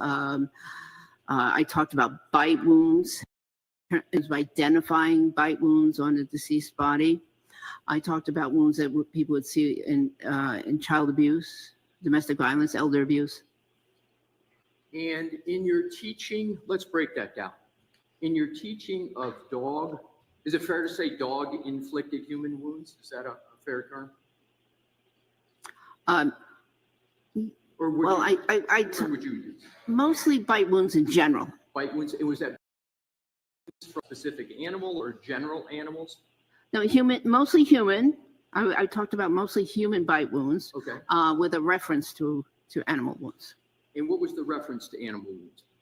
Just how they can be differentiated from human bite wounds. So you taught human bite wounds, but you also taught how to differentiate human bite wounds from dog bite wounds on humans. Yes. So let the witness answer that. So ask it in a non-leading way, please. Thank you, Your Honor. Describe what you taught the students on the topic of human wounds and dog bite wounds. Okay. I taught the students to recognize human bite wounds. So I had pictures, images, and slides on human bite wounds, why they would be important, the forensic value of bite wounds. I mentioned how they may differ from other bite wounds, such as dog bite wounds. In the emergency department, the focus was a little different. That's what I wanted to go to next. So describe, well, first, in your many years in the emergency department, and we're going to get to this in more detail. So why don't we just save it until the next category we get to? We'll come back to that. Before you were an adjunct professor at Cal State Los Angeles, and before you were a medical doctor, what did you do for work? I was a police officer full-time. And approximately when were you a full-time police officer? From 1977 to 1984 in Massachusetts. On the police force in Malden, how many women were on the police force? Before I started, none. So you were the first woman on the police force in Malden. Correct. Did you go to academy? Yes. Did you graduate successfully from academy? From the Boston Police Academy, yes. Before that, did you have any other work experience? Yes, I worked in an emergency room, actually. Right, but in terms of from the time period, as I understand it, in Malden, if I heard correctly, you said approximately 1997 to 1984 for? 77. I'm sorry, 77, right. So before that, did you have any other job in the community in Malden? Well, in the period 1977, during that period of time, I worked in the emergency department. I was an EMT and I was an auxiliary police officer. Let's talk about the EMT experience. What did you do as an EMT? I did volunteer work. Just, again, most of us know what an EMT does, but just for the record, just briefly, what did you do as an EMT? Generally rendered first aid to calls for emergency service. Now let's go into the category of your medical training and experience specifically pointed at a certain topic. With regard to wounds, do you have any experience with dog-inflicted wounds on humans? Much experience. Let's start and do this chronologically. What professional experience have you had with, we'll call them dog bite, what would you like to call them, dog bites or dog bite wounds? What's your parlance? Dog bite wounds. So what's your professional experience going chronologically with dog bite wounds? Your first. Well, my call was period 1975 to 1977 when I attended a training session where I witnessed the training of dogs. The training was conducted by some people I know, and I was invited to this professional session. And during that session, even though the simulated criminals were wearing specially designed sleeves on their arms, one of the participants was accidentally bitten by one of the dogs. And when you say accidentally bitten, do you immediately, did the dog a bite or full bite grip? You know, I can't really say because I don't remember if I actually saw that bite, but the dogs were being taught how to aggressively bite to the simulated criminals. And apparently this one bite went, you know, where the sleeve ended. And this was back in the 1970s? Mid-70s, yes. Did you provide any care for the wound of the person that was subjected to that dog injury? Yes, I was an EMT, so I provided basic and transported that person to local emergency room. And then you participated in the transport to the ER? Yes. And did you get an opportunity at that point to observe the wound that was caused by this dog bite? Very. And because you treated it, correct? Correct. Let's now move to LACUSC Jail Emergency Department. And I recall you testify that was approximately 1987 to 1995. Do I have that right? That was part, yeah, that was the intense part that where we saw a lot of, yes, law enforcement dog bites. What, did you see any dog wounds in that jail emergency department? Many. When you say many, can you give, not how much you treated, but how many of those dog-induced wounds that you observed? I would say about 60 to 70 cases that I personally observed. A lot more. Now, what type of dogs, well, were, as part of that treatment, did you learn what type of dog inflicted the wound? Well, these were trained law enforcement dogs. So these were canine dogs, right? Yes. Canine bites, an appropriate term to describe them? Yes. And how many of these individuals at LAUSC jail did you personally treat with these canine-induced dog wounds? Personally, about 40.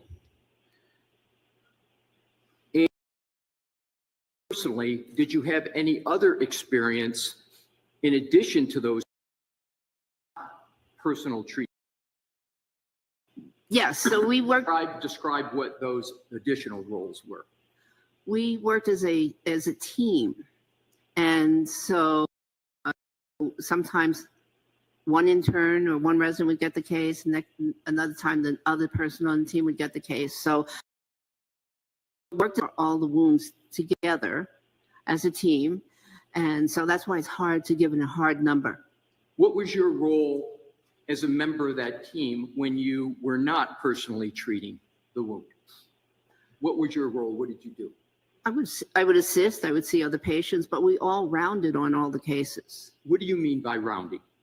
Rounding is this medical, the team of doctors, and sometimes other from bed to bed and discuss each case. And 40, you went as a member of the team from bed to bed to bed. And in addition to those 40 of dog-inflicted wounds, you saw additional dog-inflicted wounds, correct? Yes. Describe the level of bites that you would observe both as personally treating and as a member of the team. Well, these bites were unlike, they were very extensive dog bites with a lot of tissue damage. And there were areas on the patients where the dog would attempt more than one bite. And sometimes there were, completed bites, and sometimes there were what I called partial bites, where there were just some scratches, abrasions, superficial wounds. But so it was quite a different thing than I had read about in textbooks. What do you mean by partial bites? Well, a partial bite would be where the dog did not get a full grip on the victim and with the skin. The teeth actually slide around along the surface of the skin in the attempt to get a grip. You make that from looking at the wound. Yes. In this specific experience at the USC jail, did you determine generally that a partial grip on whatever was the body part that was the subject of the wound? Well, oftentimes because they were accompanied by completed dog bites that had full penetration, puncture wounds, and tearing. Right. So the observation of which you saw it and then reached about the partial complete? Yes. How many times do the wound and make a medical determination, partial or a complete grip by the dog? I don't really know because we focused in of the wounds, the ones that had the large gaping lines, and then medical. Predominance was the typical canine bite, also a less number with the incomplete bite, correct? Bite have any, what you observed, have any relationship to a civilian dog bite? I'm not sure I understand the question. It wasn't a great question. So let's go to, does a canine bite ever present as a regular community dog bite in terms of the wound? A trained canine bite? Yes. I haven't seen it. Right. So an incomplete canine bite, correct, is more tethered to a canine. I'll describe how you would compare an incomplete canine dog bite to a dog bite. Well, that's difficult. I understand the question. Okay, well, let's just conclude this way. So the predominance at the LAUSC Jail Emergency Department was canine dog bites. Let me rephrase it. We'll in terms of emergency department, what was the predominant type of dog injury? The regular emergency department? Yes. Not jail. The predominant was civilian dog bites. To the emergency department at LAUSC and specifically as the department physician.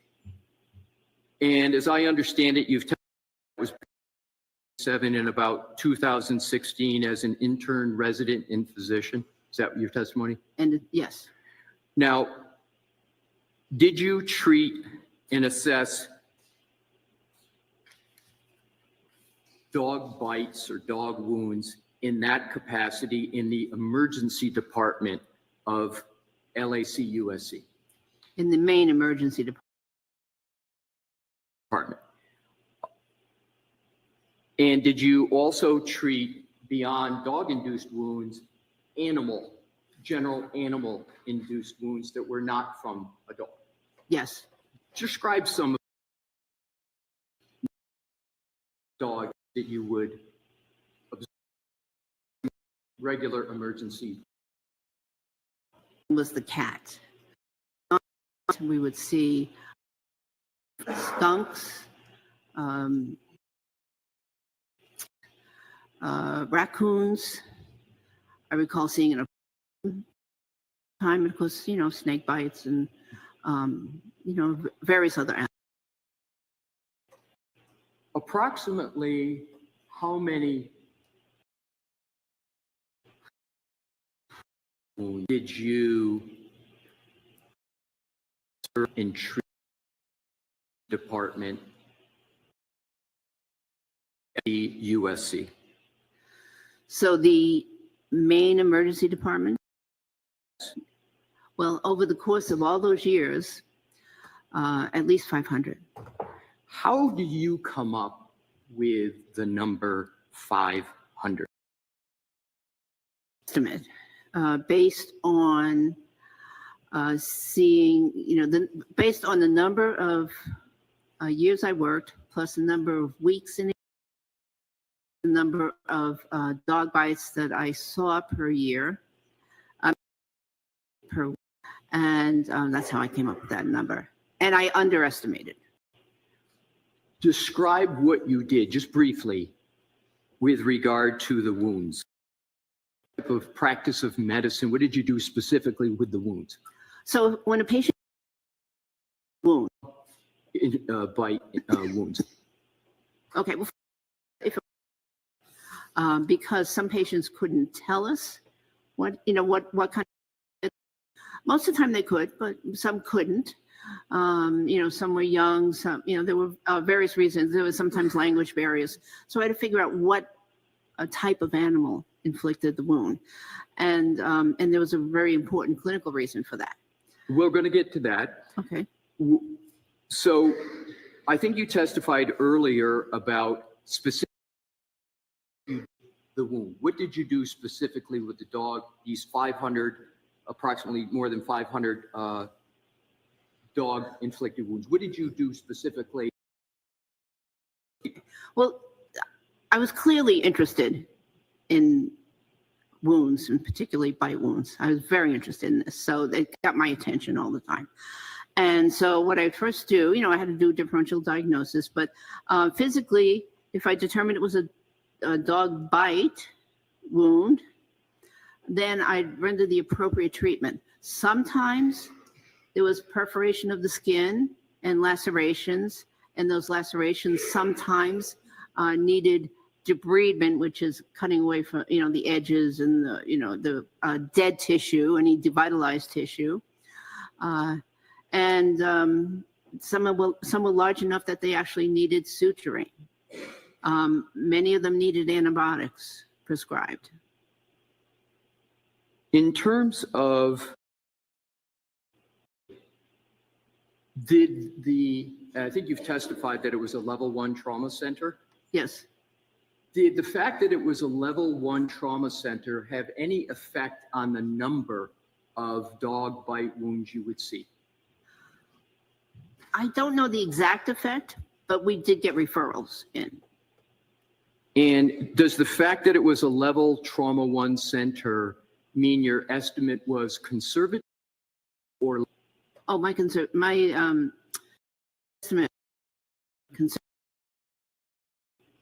Conservative, you say 500, but describe what you mean by conservative. Conservative What means. number does it go down? Oh, a lot more than 500.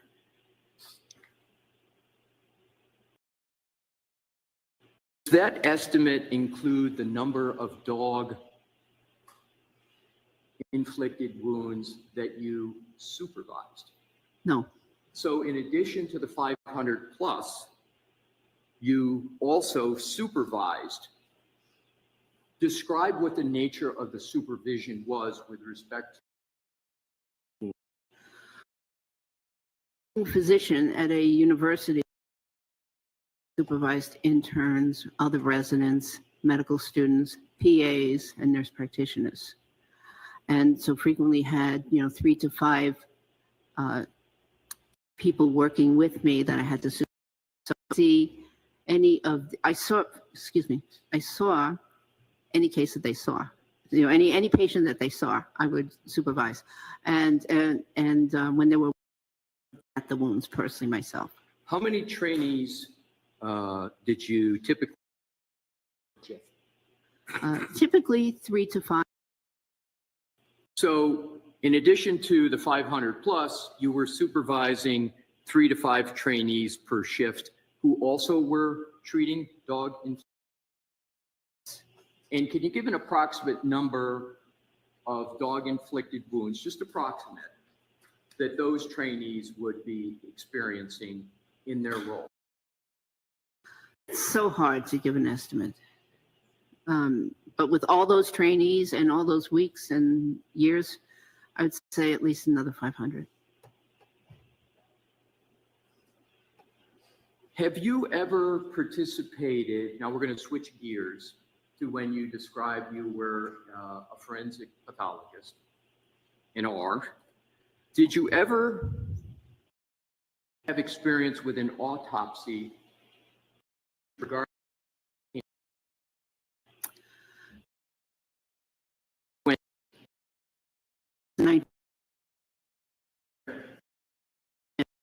in I was at the coroner's office. I was assigned an autopsy. So this was at the medical examiner's office? That's correct, medical examiner now.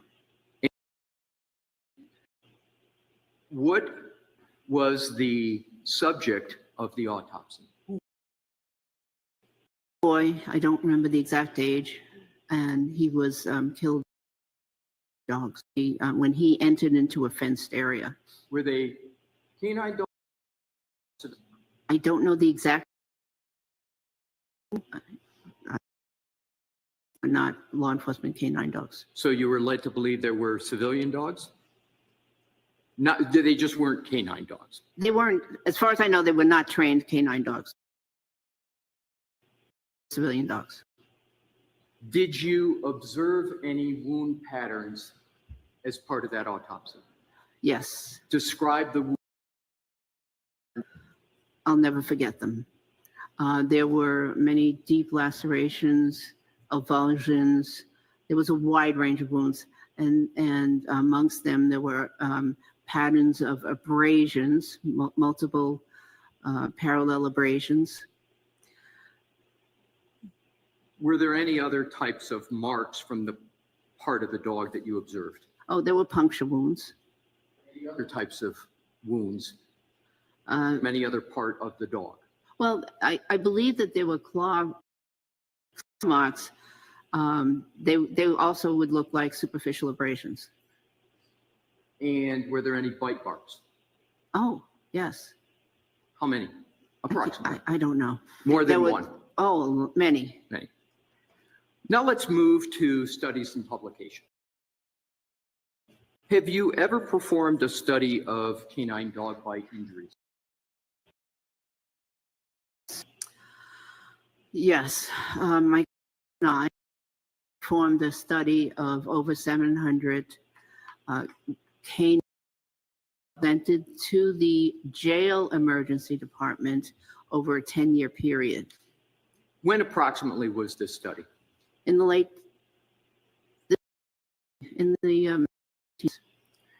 Did that study result in any publications? Were those 2 publications peer reviewed? Yes. What does peer review mean? That means that a group of physicians from the same specialty have read the article, analyzed the methodology, and determined that this was a valid study. Have you, in addition to that was peer reviewed, have you ever edited any publications? Yes. Describe the publications that you edited. I edited a 2-volume publication called Topics of Emergency Medicine, Forensic Emergency Medicine. Were chapters in that human bite wounds? Yes. Describe briefly what the chapter was about. Yes, the chapter was written by, well, it was written by who was a pioneer, and one of his colleagues, Dr. Anselmo, who were pioneers in the field of forensic odontology, bite wound analysis. Now, you mentioned Dr. Gerald Vale. What is his profession or professions? Okay, he was a dentist and a teaching dentist at the University of Southern California, and an attorney as well.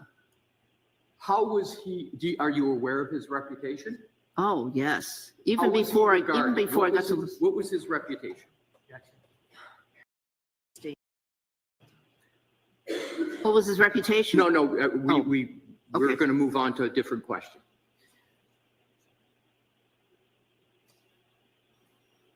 What do you remember the title of the publication? Excuse me. The title of the publication again? Yes. It was called Topics of Emergency Medicine, Forensic Emergency Medicine. Okay. What part of that did you edit specifically? Myself and my co-editor edited the entire publication, every chapter in the publication. Did that publication discuss human dentition? Yes, the chapter written by Dr. Vale and colleague did. Did it discuss dog dentition? Yes. And you, of course, since you edited the whole publication, you were editing, well, let me ask you, parts of the publication on human and dog dentition? Yes. What did you do of those chapters? Well, I read and looked for any, inconsistencies or any problems with the topics, and then if and all change, and then it went on for publication. Do you know why you were asked to edit that publication? Yeah, that's sustained. In terms of the publication after editing, was the publication peer reviewed? Yes. And were you part of that peer review process? No, because I was the editor. Correct. So the editing, it went on. Yes. And then did it sort of pass, so to speak, the peer review? Yes. And then it became published? Yes. Let's now move on to the top publications, seminars, talks. How many peer-reviewed. Have you read any peer-reviewed published articles on dog-inflicted wounds? Yes. Can you describe how many? Oh, at least 20. Have you ever attended any seminars regarding wound identification and bite wounds? Yes. How many approximately? Or if you can't recall, describe some of the seminars. I don't know the exact number. However, I would frequently attend them at the coroner's office, Los Angeles coroner's office, and at the American Academy of Forensic Sciences annual. And some people have varying reviews about what in the seminar. What happened at these seminars that you attended? These are high-level seminars, very intense. And one of the medical physicians, the odontology seminars, because it was a special interest of mine. And what were some topics that were discussed on odontology? I'm sorry, first let's talk about what is odontology? I think it's the study of human dentition, or dentition in general, I believe. I don't know. And so it can be, it's back to the seminars. Describe what occurred at these seminars. The LA coroner's office, there would be a lecture out, I should say, about every year regarding odontology and bite wounds, bite wounds on humans. At the American Academy of Forensic Science, those were interesting seminars in which the specific cases were discussed by the board certified forensic odontologists, and principles of bite marks identification was discussed. Did those seminars involve the topic of dog-inflicted? Not primarily. Of dog-inflicted wounds at those seminars? At some of the seminars, if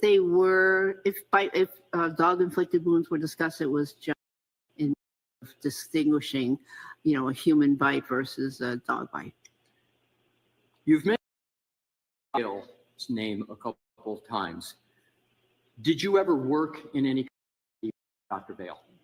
Yes, he was the forensic odontologist for the Los Angeles County Coroner's Medical Examiner's Office. Did you ever consult with or for him? Well, he had a case where there was, it was a dog bite case, and I don't know a lot of the details, but he called me up and wanted to discuss the case and specifically some features of dog bites and treatment. And was he looking for information from you, or was he just reporting to you his views? No, he was looking for information. What type did you provide generally? I can't really say. But it was the topic. Again, the topic was dog bite. Let's now move on to a different topic. Do you have experience providing treatment to individuals involved in motor vehicle? Many, many hundreds. Describe the many, many hundreds of experiences you have involving motor vehicle accidents. Difficult because there were so many. Level 1 trauma was with, some major roads and major freeways. So vehicle accidents were very commonplace. But the victims would range from mildly injured to comatose and dead. A wide range, a lot of injuries, bodily injuries, head injuries, wide range of injuries. And That's, oh, I know what I was going to say. Some of those victims were actually car motor vehicle collisions. They were actually struck by a car. That's what I wanted to get to. So before we get to the specific of what you just mentioned, struck by a car, you've described today a variety of your roles from an EMT, police officer, etc. For each one, could you just tell whether or not getting into details, whether or not you observed and treated involved in a motor vehicle accident? As an EMT, yes, I did. As an emergency physician, yes, I did. As a forensic pathologist, I certainly examined them and took very detailed notes. So as a forensic pathologist, because I'm assuming more about what you mean. Well, as a forensic, I should have clarified a little bit better. As a forensic in office, all of those victims were deceased. However, in my role as a consultant forensic, I would consult on cases for the courts, for various parties in the courts on motor vehicle injured patients. Now let's go to the emergency room. Can you approximate how many patients in treated? I can't. There were so many. Is it in the hundreds tens? or thousands? I'm sorry, repeat that, please. I'm sorry, hundreds or to thousands? I just again, if very well, if very conservatively said I worked 1,000 weeks during my career. Even if I motor vehicle accident patients per week, I'm at 1,000, but certainly.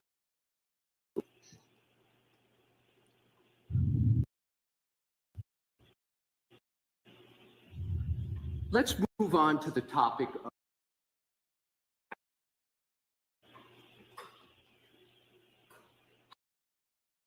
source of wounds, generally.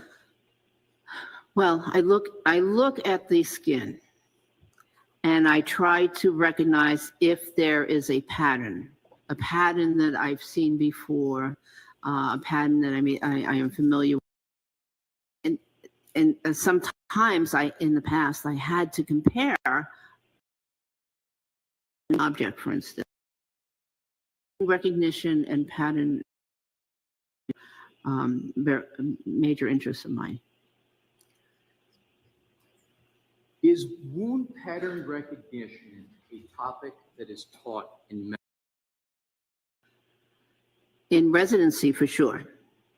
And what is taught in residency of wound pattern recognition generally? Well, in emergency medicine residency, it's taught to recognize patterns and locations of wounds because the physician has to be able to recognize things like child abuse and elder violence with specific patterns of injuries. Considered a standard of care, you used that term earlier today, profession in the emergency department. Is that something is an area that an emergency room physician? Yes. And how frequently, your emergency room physician, do you exercise pattern wound recognition? I can't tell. Is it frequent or infrequent? Oh, frequent.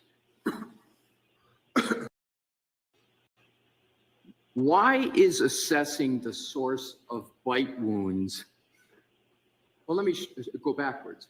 Is assessing bite wounds important in the practice of medicine in the emergency department?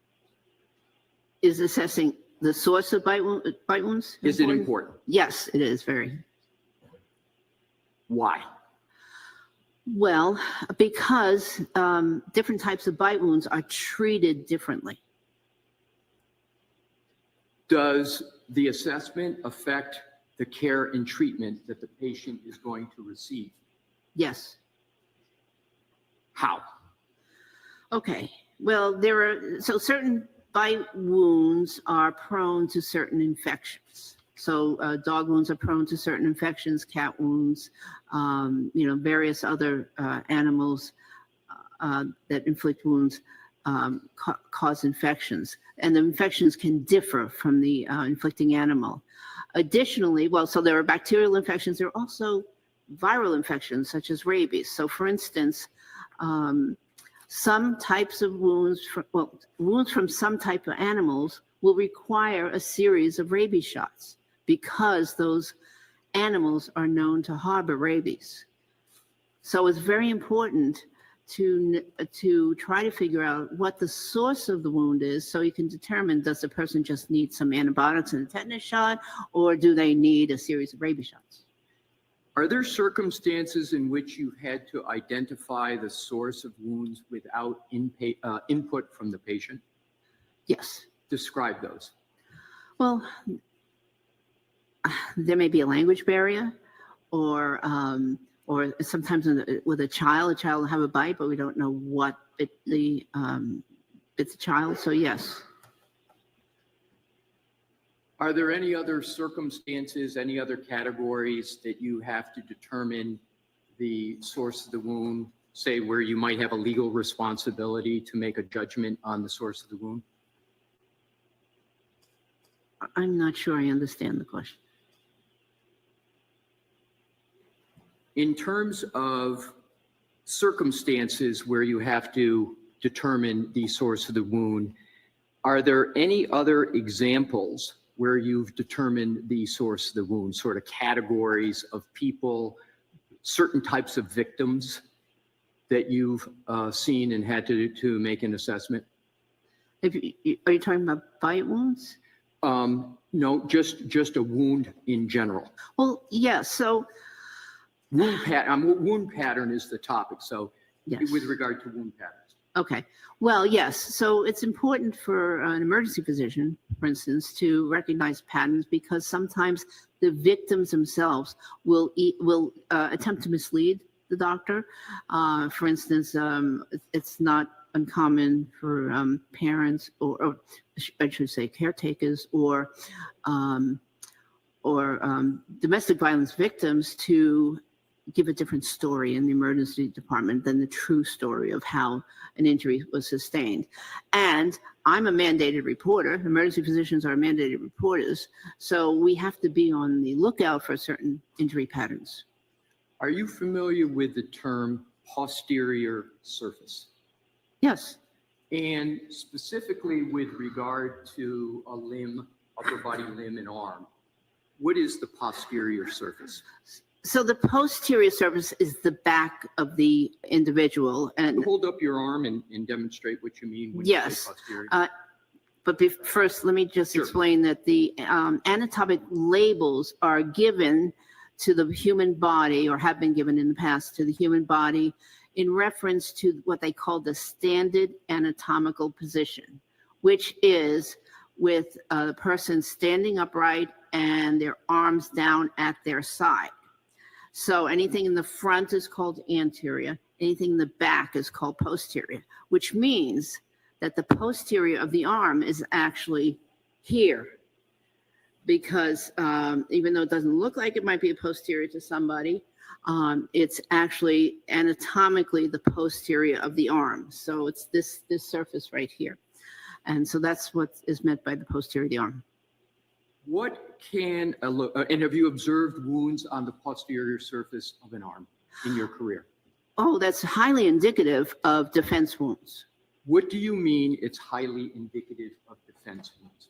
Well, we're taught in both emergency medicine and forensic pathology that if there are wounds to that area of the arm, It may be because the person or victim sustaining the injuries was trying to protect themselves. And so they brought the arm up to protect their face, their head, their neck, chest area. So the wounds to this area, the posterior of the arm, are often defensive wounds. What is your experience with defensive wounds to the posterior location of the arm? I have a lot of experience with it. Describe that. Well, both, again, in the emergency department, saw many victims, many patients, I should say, that had wounds to that area of the arm.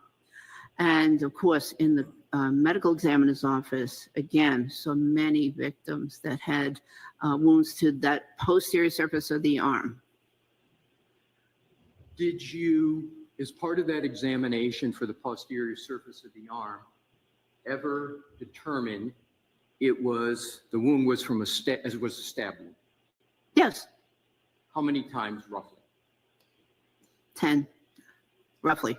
Did you ever in your career determine that a posterior wound was sourced by a dog bite or dog claw wound? Not that I labeled in the medical chart as such. In your analysis, in your experience in the emergency room and in the jail with canine wounds, did you reach a conclusion with regard to whether a wound on the posterior surface of an arm was a defensive wound as you have defined it today? In the emergency department, it didn't really matter if an animal bite was on the posterior surface of the arm, because in the emergency department we focused in on treatment. It did matter in cases of, like I said, domestic violence or child abuse, because those were assaults. But other than that, the wounds were treated as if they were on the front of the arm. No difference. How about in the canine dog bite wound experience? Did you ever conclude that a wound from a canine bite or any kind of dog bite was a defensive wound? Yes, some of them were, but again, it didn't matter in terms of the treatment. So, so that determination wasn't really important. So you made a determination that they were, well, put it this way. Did you make any kind of an assessment, whether it affected treatment or not, that the wound was a defensive wound with regard to a dog bite? Yes. Now let's go on to characteristics of dog bites and scratch wounds.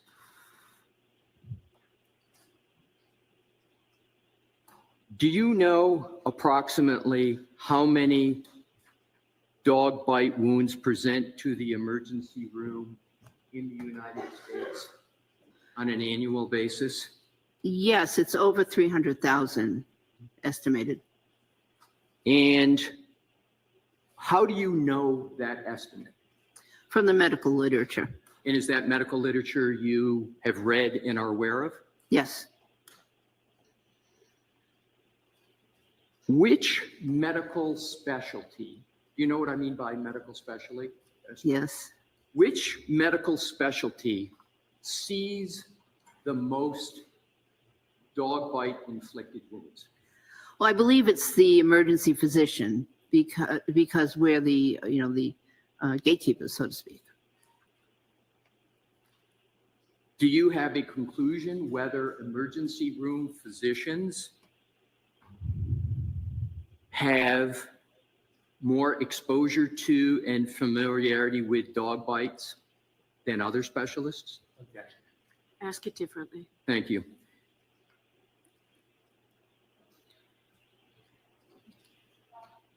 Do ER physicians have more exposure to and familiarity with dog bites than others? Yeah, sustain for the same reason, but I'll give you a minute to think about how to ask it. Thank you. Which medical specialty has the most exposure? Well, let me conclude it this way. In terms of the presentation of dog bite wounds in the emergency room, are emergency room physicians trained to recognize and treat dog-inflicted wounds on humans? Yes, it's a common presentation in the emergency department. Describe the difference between, well, do you know the difference between a civilian dog bite and a canine dog bite? I believe I do. Describe it.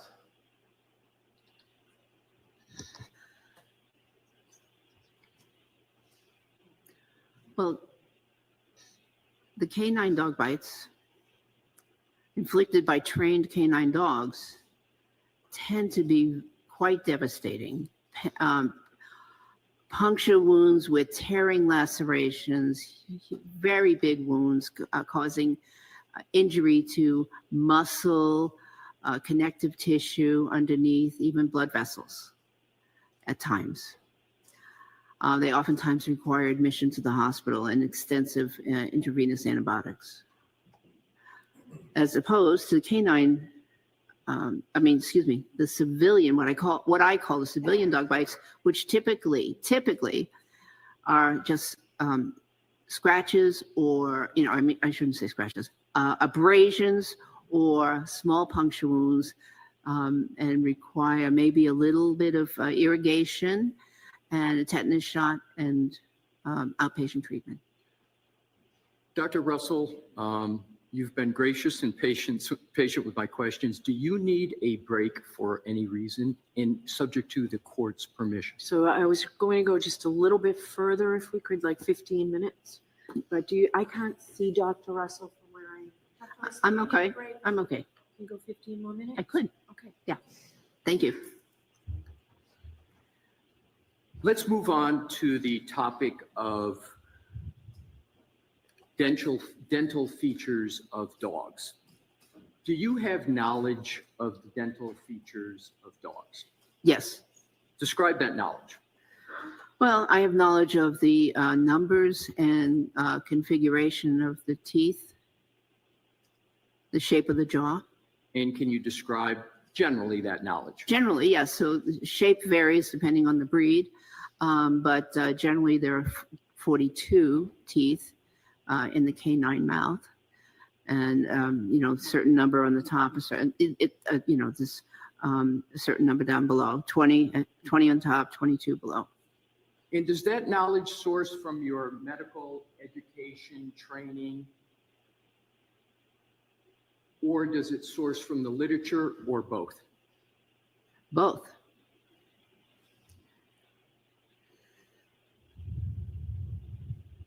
Now let's go to an overview of dog-inflicted injuries. Specifically, can you give an overview of the specific type of dog-inflicted injuries on humans? Yes, they can range from the very minor, which are abrasions and contusions or bruises, to very large gaping lacerations and amputations and avulsions and just about everything in between. What do you mean by an avulsion? An avulsion is where a piece of tissue is actually torn away. By tissue, generally I mean the skin, and it's torn away from where it's supposed to be. But yet, a little part of it may still be intact. So it's not completely amputated, it's just a portion of it is torn away.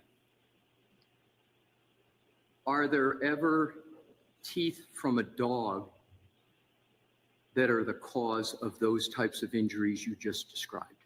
Yes. Are the nails of a dog ever the source of the type of injuries you just described? the nails are sources of abrasions. Are the claw marks the source of any type of injury from a dog? Or are the claw marks of a dog the source of any type of the injuries you just described? Yes, abrasions. Let's go to the types of dog bite injuries. Describe the types of dog bite injuries with which you have professional experience. Well, I have experience with that whole range of injuries and the unfortunate situation of death too. So let's discuss the components of that range you just talked about. What types of injuries specifically from a dog do you have experience with regard to the type of dog injury from the dogs and the dog dentition? I don't understand. I'm sorry, my question is not clear enough for you. Are there words or names that are associated with the type of injury from a dog? Other than the medical terms like abrasions and contusions, lacerations. Is there a certain action of dog teeth that occurs that they have a name for the type of injury that they present? Okay, so one type of injury can be what they call the tear and the puncture and tear and pull injury, where the canine teeth, which are the longest ones, and the dogs have 2 canines on the upper jaw and 2 on the lower. The canine teeth actually puncture the wound, and what happens, and which I haven't described yet, is that generally a person's not standing still while they're getting bitten. They're pulling, the dog is pulling. And what happens is a lot of these wounds are caused, especially the extensive ones, by the relative pulling away of the victim and the dog. The dog, some dogs hold on and pull as well. So this pulling, the puncturing and then pulling will cause these hole and tear lacerations. Now, you've discussed previously wound pattern recognition. You've used that term. How would you describe the wound pattern characteristics of dog-inflicted wounds on humans? There are a number of different patterns. In a spectrum of characteristic, from small to medium to high, what one of those 3 categories would you describe is appropriate for the characteristicness of recognizing a pattern from a dog? Well, if there is a certain combination of wounds, a certain pattern of wounds, being parallel lines and puncture wounds, etc., if that is present, that combination, that is highly characteristic of a dog-inflicted injury. So I just want to make sure we understand the type of dog-inflicted wounds that are, as you just called it, highly characteristic of a dog wound. What is the observation that leads you to conclude in certain instances that a wound is highly characteristic of a dog-induced wound? Well, if I see a combination of punctures or incomplete punctures, as well as parallel abrasions, the striations, scratches would be the civilian word for that, that combination is highly characteristic. Are you familiar with the term with regard to dog bites and dog wounds, an incomplete dental impression? Yes. What does that term mean? Well, dogs don't generally bite with their entire mouth when they are biting a human. They bite with the front of their mouth. So, so you get a partial dental imprint.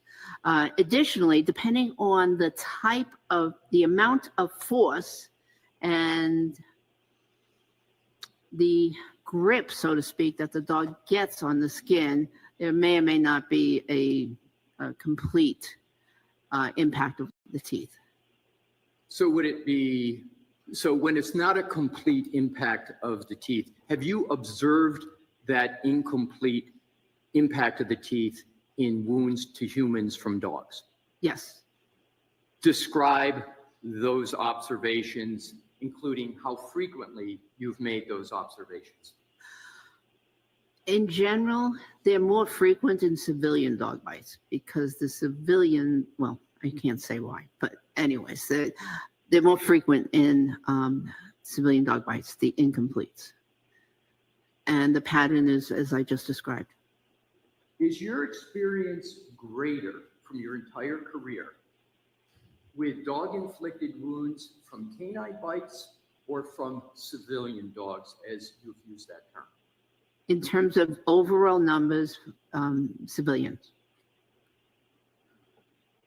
Your Honor, I would be going on to my next topic, and if you would like me to continue, I can, or if Your Honor prefers a break. I understand if people want a break, but what I want to know is how long, I'm not rushing you, but just to figure out how long we're going on the direct. My best estimate, Your Honor, is 40 to 45 minutes. Okay, so you say this is a good place to stop? I do, Your Honor. Okay, then we'll stop. So Thank you, we'll take appreciate a 20-minute break and be back out here at 11:30. Oh. Quiet, please.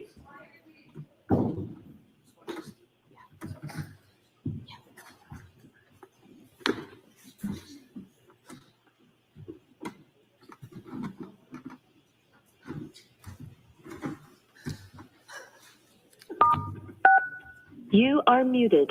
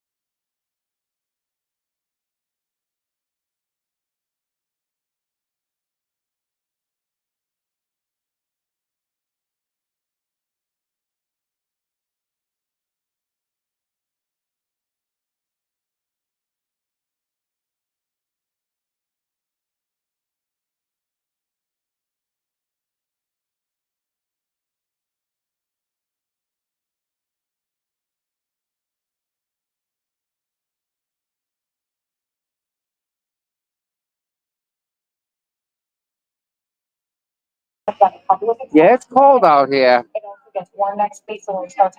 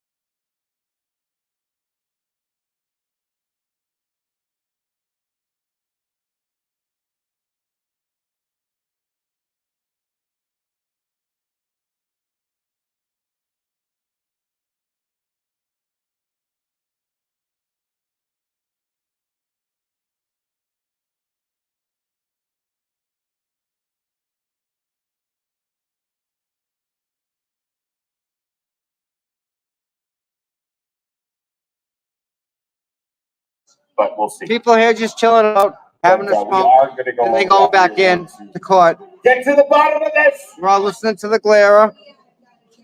But like over here in the sun, it's like the warmest spot. That's it. And the wind is cranking. Oh, Brandon Jake, thank you for the Cash App. You welcome. You like my foot? Kind of sexy, isn't it? It's all right. It'll be all right. I'm really bad at reading those. Everything will be all right. I'm sorry that I'm not very good about that. But if you want to support the channel and not do so, and give YouTube a cut, there are these links down here. I have Venmo, Cash App, and in the description. Oh my God! Check this out. Whatever is easiest for you, Venmo, Cash App, PayPal, whatever. But if you're really feeling generous, it's very easy for you to click on the. That's awesome. It's a Massachusetts license plate that says free KR. That's badass. That is awesome. Wow. Higgins is pathetic. You know what, Higgins, man? I'll wait till I start on my stream for that. I'll wait.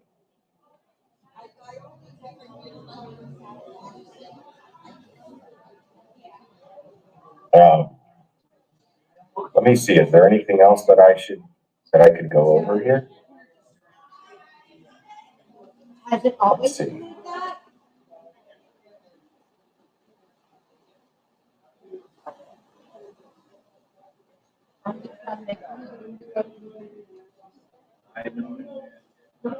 All right. Novocaine starring Jack Quaid. Yeah. There's Peter Murphy walking down the stairs. I'm trying to don't know if you guys can see it. But that's Peter Murphy over there. Dina, I think he's talking to Dina. She's going to work. Don't know those two ladies, but they were I'm just chilling. Peace out, man. Will knows we're listening to him. Gavin from Southie.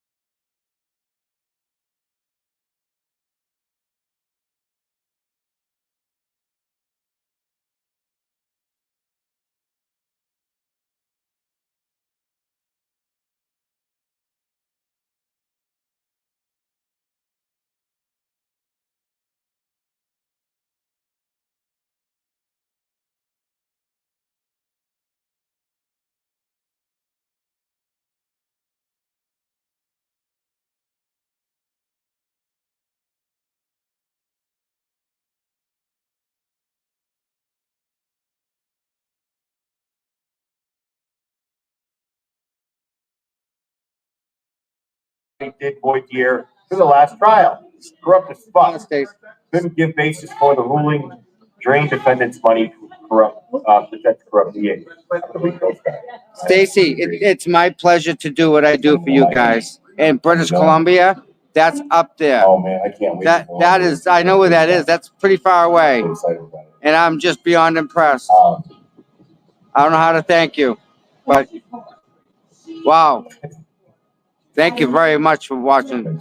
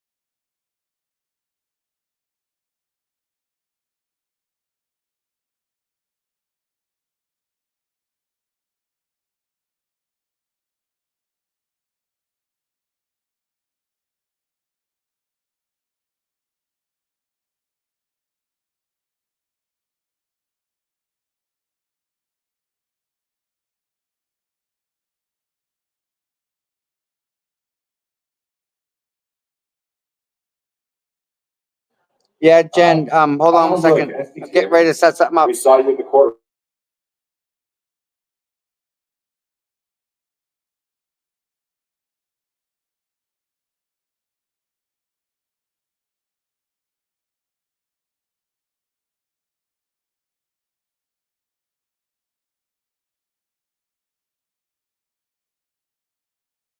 Somebody you know why tell. it's going on as long as it is?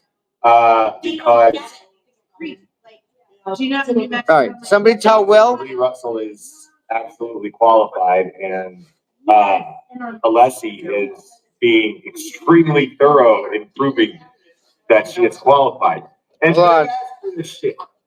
We're gonna go do something, guys. But I need you to talk to me first. Hold on.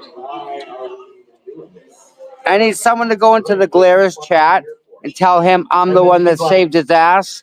I gave him the pillow. He'll know what that means. I saved his ass. Because mine still hurts. From that one time without a pillow, you gotta have a pillow. He'll laugh. Why is my Clever, did you unplug my fucking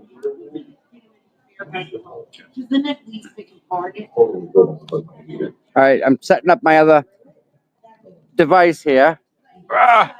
And I'm gonna come out and go for a walk. We're gonna do something here. But Will needs to know that I gave him the pillow. I was the one that saved his butt. Because them benches were really vicious. The stolen hero. Yes, after this stream is over, Kind of what we do is just hang out. Someone's got that connected. I'm going to it echoes because of where it is. It's kind of cool. We're gonna analyze. So I'm gonna go over here.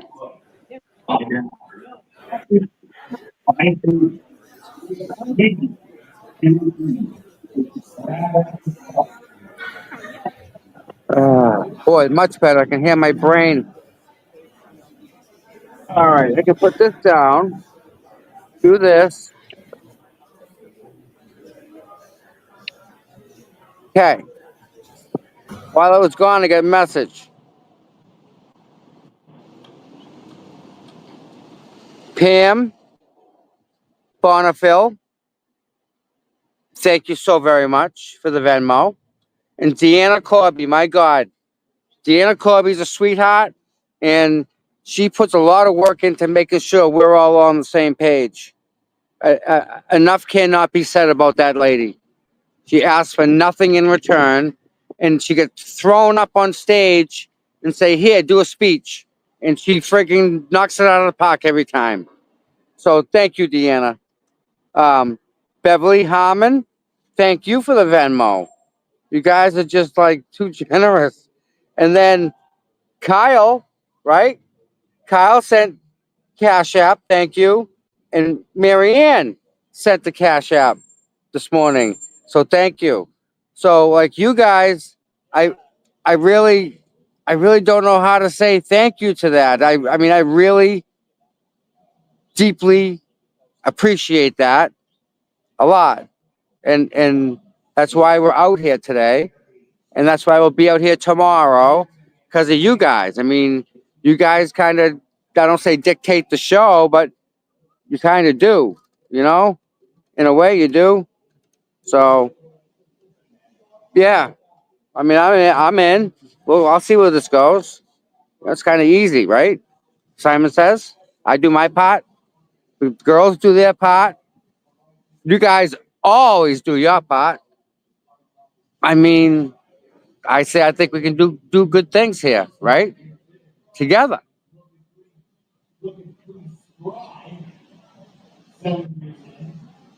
What else? What else? Yeah. Where you guys know me and Mike are going Monday through, we're going to try and do Monday through Friday every day. You know what I said? I said, I'll kill you if you talk to me right All right, back to the meeting.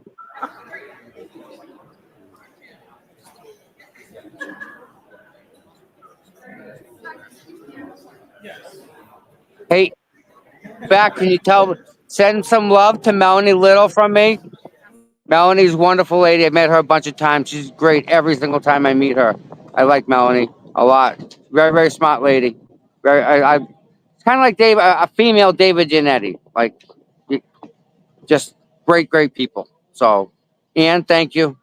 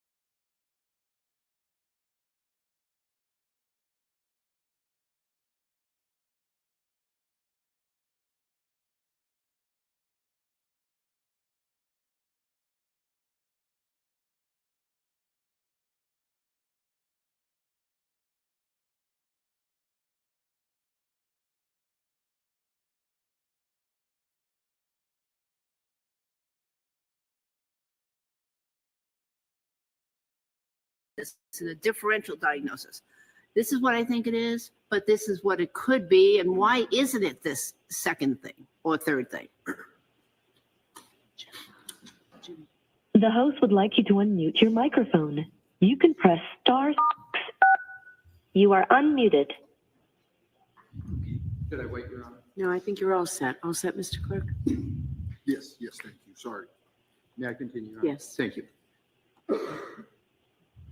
How important or unimportant is the application of differential diagnosis with respect to pattern wound recognition regarding dog bites on humans?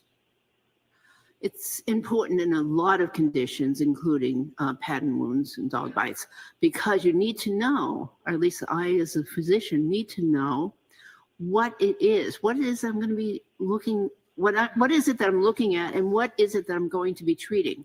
And I need to make sure that I'm not treating the wrong condition. Let's now go to the topic of the materials you have considered in this matter. Without stating what it is, have you been able to form an opinion as to the source and nature of the wounds that were inflicted on the decedent? Yes. What materials did you consider in forming your opinion? Well, I looked at the appearance of the wounds, and with my training and experience, I took that all into consideration. I did do a differential diagnosis on what those wounds could be. You know, could they be caused by an assault? Could they be caused by a motor vehicle? Could it be caused by, self-inflicted? I went through that whole differential before I came to my conclusion. Did you look at any photographs of the decedent from Good Samaritan Hospital? Yes. Did you look at the autopsy report of the decedent? Yes. Did you look at the grand jury testimony of Dr. Scordi Bello? Yes. Did you look at the trial testimony? Yes. Did you look at autopsy photographs of the decedent? Yes. Did you look at the photographs that were taken by the Massachusetts State Police Crime Lab? Yes. Did those photos include a sweatshirt or what's sometimes referred to a hoodie? Yes. And were there photos of that sweatshirt or hoodie that you looked at? Yes. Did you look at a letter from Tracy Kennedy with the town of Canton with a report regarding a German Shepherd owned by Brian Albert? Yes. Did you look at the photographs of dog bites and a certificate of vaccination for Brian Albert's former German Shepherd dog? Yes. Did you look at the forensic DNA testing report by the UC Davis Veterinary Genetics Laboratory? Yes. Did you look at the UC Davis Veterinary Genetic Laboratory case report? Yes. Did you look at a report from a Paul Mikowski, a licensed private investigator, on interviews regarding Brian Albert's German Shepherd dog? Yes.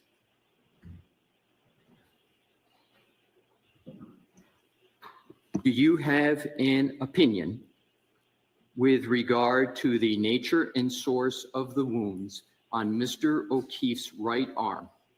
Yes. What is that opinion? Those wounds were inflicted by a dog attack.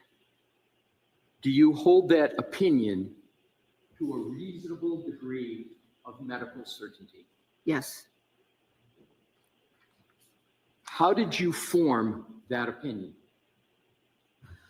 Well, I utilized my many years of training experience with wounds in general and dog bites in specific, and went over the materials quite a few times.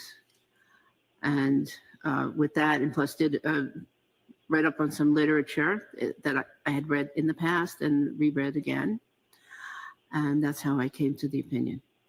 Now to get a little bit more specific, did you invoke your pattern recognition methodology in coming to that opinion?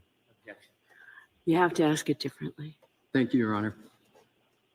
Did you employ a methodology in coming to that opinion? Yes. What was the methodology or one of the methodologies in coming to that opinion? Well, right away, it was apparent that there was a pattern. So I used my the pattern recognition methodology, plus my many years of training experience to come to this conclusion. And with regard to the pattern recognition, do you have a level of certainty with regard to the pattern that you have recognized in the decedent's wounds on his right arm?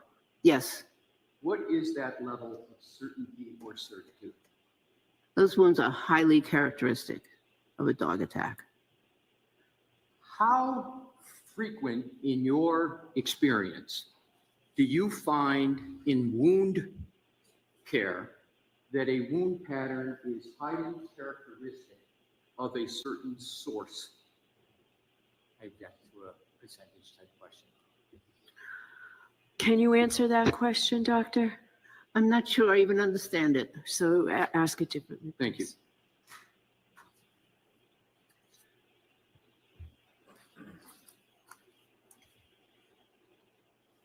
When you use the phrase highly characteristic, what do you mean by that phrase? Well, it's very high. If I were to give a percentage, continue. I would say almost pathognomonic, 90, very high 90s.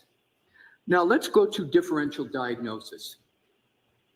Did you perform a differential diagnosis in coming to your opinion? Yes. What other considerations did you take into account as to possible other causes of the injuries to the right arm of the decedent? Well, given the pattern, there were certain things that came to mind right away that I had to rule out, and so I ruled out self-inflicted as an etiology. I don't think he self-inflicted those. The pattern was not characteristic of being struck by a motor vehicle. The pattern was not characteristic of those wounds in particular on the arm of being inflicted by another person. You mentioned motor vehicle accident, and earlier in your testimony, you spoke to your experience with observing and treating a lot of motor vehicle accidents. Why did you rule out motor vehicle accident as a potential cause of the injuries to Mr. O'Keefe's right arm? Because he was found outdoors. And what other reasons? Was there anything about the nature of what was presented in what you reviewed with regard to his injuries that caused you to rule out motor vehicle accident? I think I misunderstood the previous question. So, yeah. Yes. So. Let me start over. Yes. Because I am going to take what you said. So let me ask it this way. What caused you to rule out a motor vehicle accident as a cause of the injuries to Mr. O'Keefe's right arm? There were several reasons I ruled it out very quickly. One is that the wounds were not characteristic of anything that I could attribute to a motor vehicle, a certain part of the motor vehicle, the underneath part of the motor vehicle. They were just not characteristic of any particular part of the motor vehicle. Secondly, there were no bruises from the neck down on his body. There was a mark on the hand, which I think I have a explanation for that. Please. Which was not a motor vehicle, but I didn't see any bruises or fractures or other blunt injuries that were characteristic of a person being struck by a motor vehicle. And if I could add to that? Please. We, at the coroner's office forensic pathology program, was specifically trained on how to recognize not only, if someone was struck by a vehicle, but to even recognize further about what types of vehicles would inflict, what types of wounds, and the locations that we should look for on the body for wounds for someone that's struck by a motor vehicle. Have you ever taught, in all your career that you were discussing earlier today, how to assess whether an injury to a human has been caused by a motor vehicle? Yes. Describe how you taught that in your career. Well, again, it's oftentimes a pattern. So, for instance, a wound on a certain part of the leg, certain number of inches up from the foot of the leg, could be the result of a bumper, for instance. So we were taught to look for certain patterns and locations of injuries. Also, injury from glass, has a certain pattern, automobile glass, and road rash has another pattern. So, what are the features of glass from your experience with regard to motor vehicle accidents regarding injuries to humans? Well, they often cause what we call dicing injuries, which are another pattern of injuries and lacerations. Have you made that diagnosis that you just described as an emergency room physician? Yes. Have you made that diagnosis as a forensic pathologist? Yes. Describe how you've made that diagnosis as a forensic pathologist with a post-mortem individual. So again, it's pattern recognition.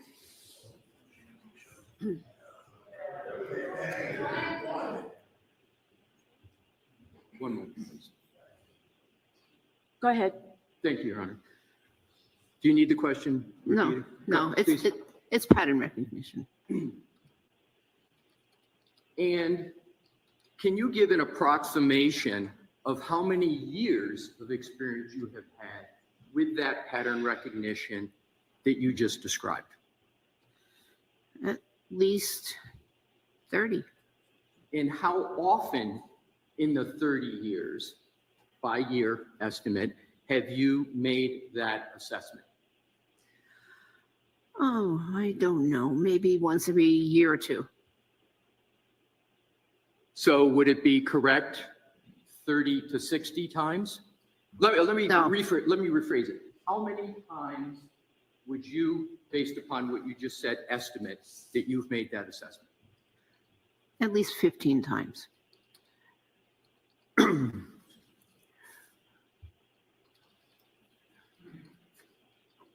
Your Honor, may I approach the witness with exhibits? Sure, just show counsel what you're doing.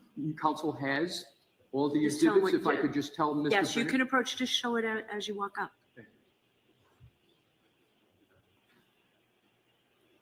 Yes.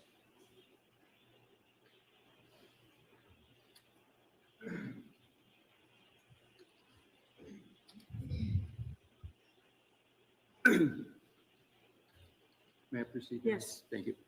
Dr. Russell, I have just handed you what is marked as Exhibit 2 in evidence. Do you recognize it? Yes. How do you recognize it? I've seen it many times. It was a part of the records that were provided to me, the photos. Is that true and accurate?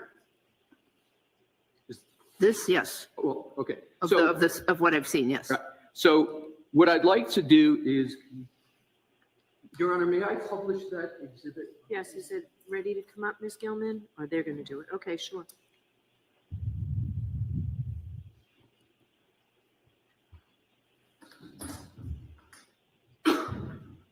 No, I don't want to. I want to look this.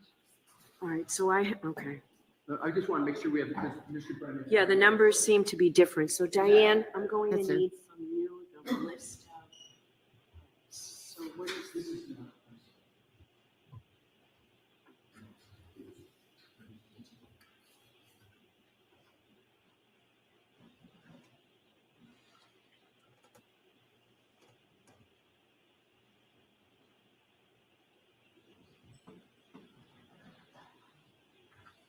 Can I have a moment, Your Honor, to make sure, and I'll get it Sure. right in order? My numbers are different, so I'm going to need to see the list of the exhibits so that I can remark what I have. Right. So what I wanted to do is to go to 4. That's the one I wanted to go to. Okay. And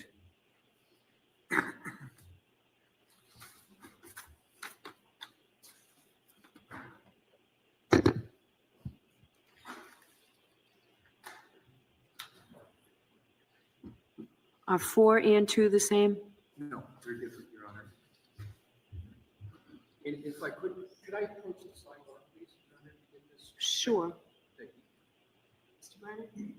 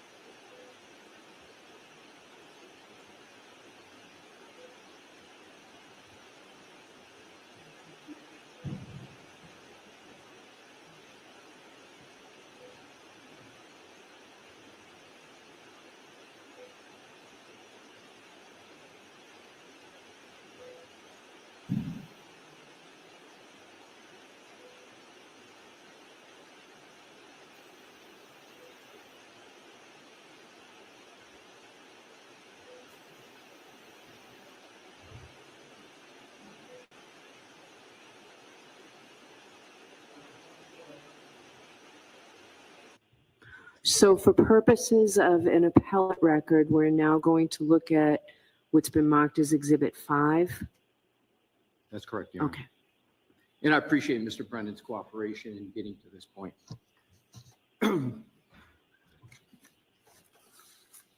May I proceed, Your Honor? Yes.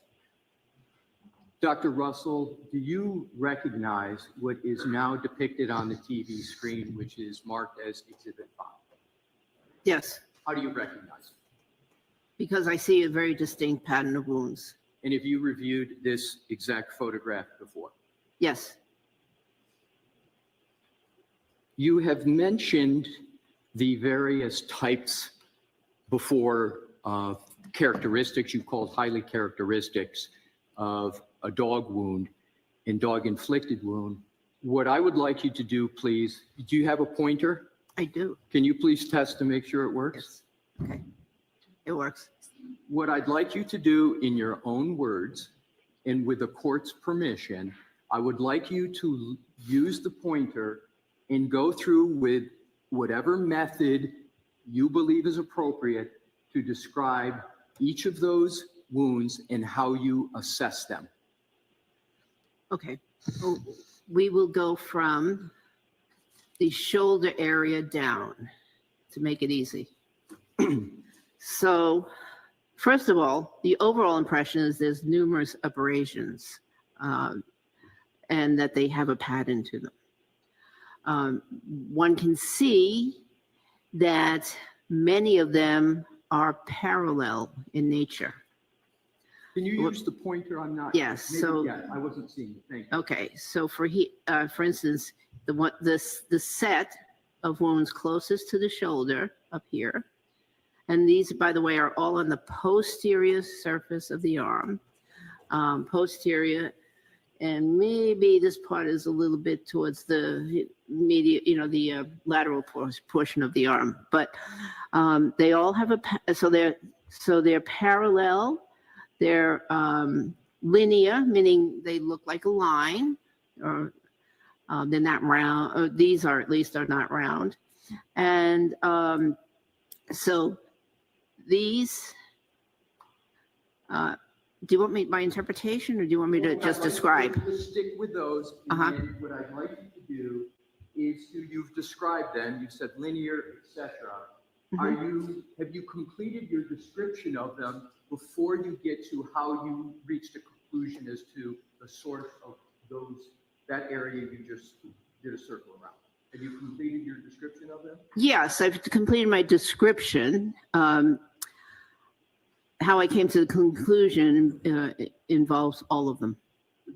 Okay, so now let's then move, before you get to a conclusion, let's move to, in whatever manner you would like, the next wounds and how you assess those. Okay, so, and by the way, on this first set, there's a very, very faint linear abrasion between these two prominent linear abrasions.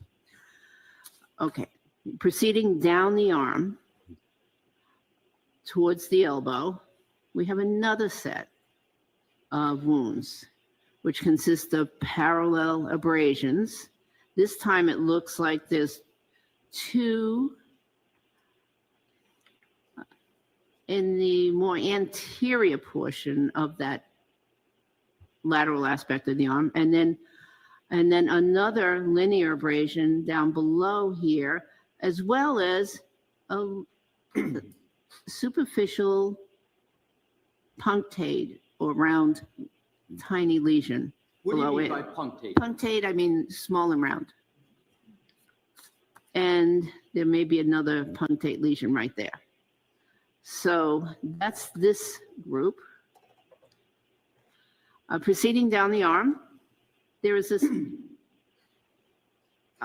irregular group here of multiple 1, 2, 3, 4, 5 linear abrasions at least, and then 2, possibly 3 punctate wounds below them. And this is right over the elbow area. And there might, yes. You mentioned irregular with regard to some of those wounds. Why do you describe them as irregular? And is there any significance to them being irregular? Don't go to your conclusion yet. Just you use the term irregular, and I want to make sure the record's clear what you mean by that.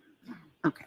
Well, so a few of these individual wounds have some linear or line-like component, but then as you proceed further down the arm and just below the elbow, there's a couple of wounds here that do not look like a line.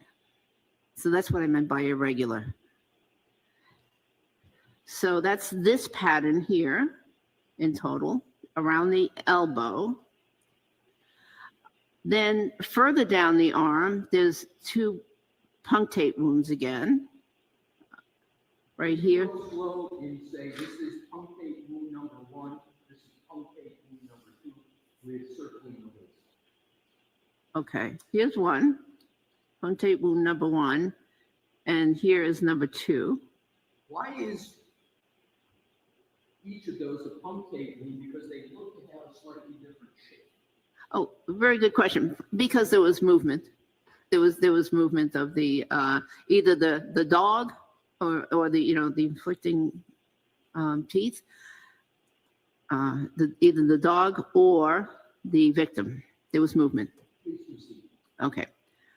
Then there is this group, which are again irregular, because they're I'm calling them irregular because they're not shaped like a line, and it appears that there's also some what we call movement artifact on those. When you mention irregular, does that mean it's uncharacteristic or characteristic of a dog?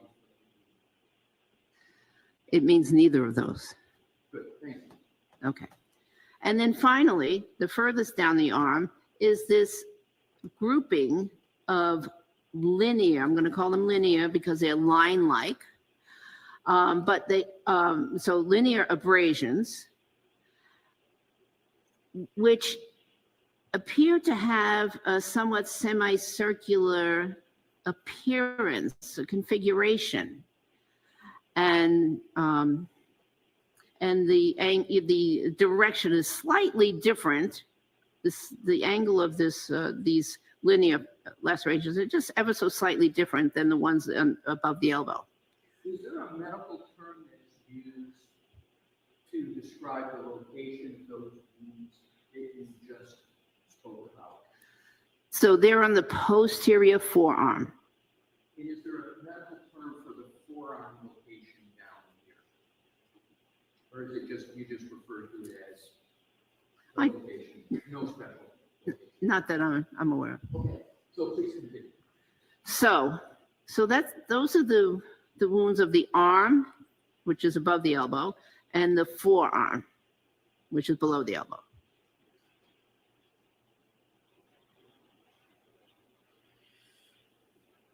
Can you now proceed with regard to each of those wounds or categories of wounds to describe what aspect of dog dentition caused those wounds? I believe that the ones closest to the shoulder, the two large linear wounds, were caused by the canine teeth, the upper canine teeth of the dog. What are upper canine teeth of the dog?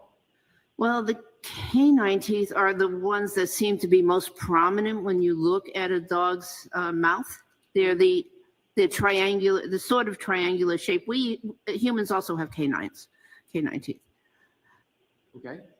But they are the teeth that, for the most part, grab onto an object. Please proceed to the rest in Okay. terms of describing the dog dentition with regard to each wound. I'm not sure exactly what teeth made these. They could, one of them could, one set of these could be canine, one part of this, and then an adjacent incisor tooth, but I'm not sure on the second set. So this is the set that's just above the elbow. However, what is interesting and certain is that there's an upper set and a lower set. So this mark was an upper tooth. This is a lower tooth.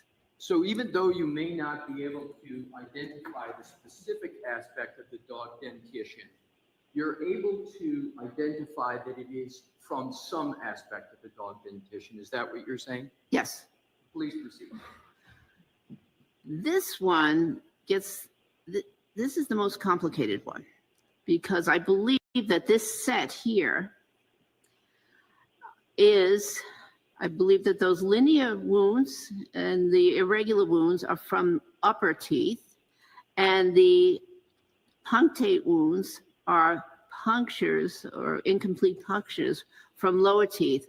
And the reason this whole configuration looks irregular is because the elbow may have been in a different position than it is in this photograph. What do you mean by a different position? Describe it using your own forearm with the court's permission. Okay. Well, the elbow was, Sorry, Your Honor, this is for the court. Can you see it here, or would you prefer she stands up? It's better if you stand. Oh, okay. Well, you know what? I'll come to you. You stay. Go ahead. Show me. Okay. So you. Oh. Yeah, I would like you to describe what you just meant of the location you believe that the decedent's arm was in when those wounds were suffered. Please stand up. Thank you. Thank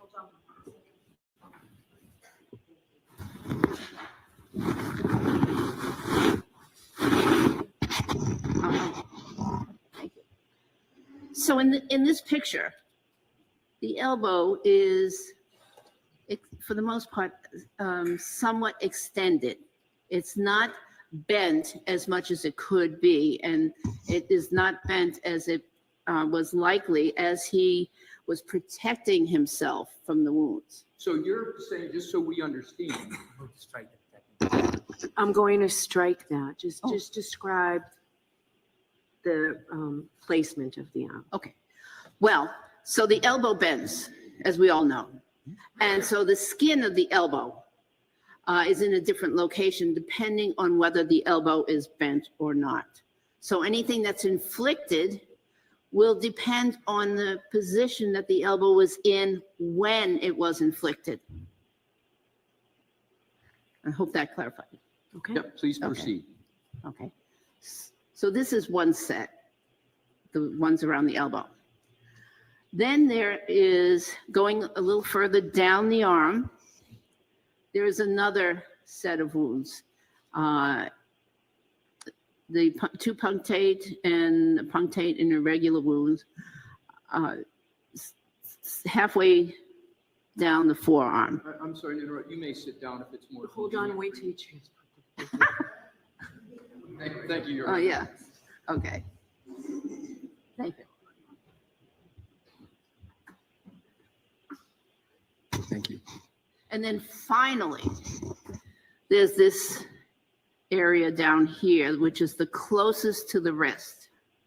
And there are at least 3 or 4 parallel abrasions there. And it looks like a punctate wound down here. These, I believe, were inflicted by the front of the arch of the dog. Have you completed your articulation of the assessment of each of the wounds on the arm? I think so. In some of your answers, you said irregular, could be. If you use those terms, are you still nonetheless able to conclude whether there is a pattern wound here? Yes. So the individual marks are characteristic of, possibly more than one cause. However, the combination of the overall series of patterns is highly characteristic of a dog inflicted. So are you saying that one specific wound could be indicative of a dog inflicted wound, but the whole pattern itself is how you reach the conclusion? Yes. Sustained. Describe how you conclude. Well, let me go walk backwards. What do you conclude from the pattern of all of these wounds collectively? These were inflicted by a dog, and this was a dog attack. And why do you say it was a dog attack? Because there are multiple bites here. Do you observe any claw marks with regard to the injuries? It's possible that this set immediately above the elbow could be claw marks. However, I don't think so on further examination because I see some punctate lesions which suggest that those are also teeth.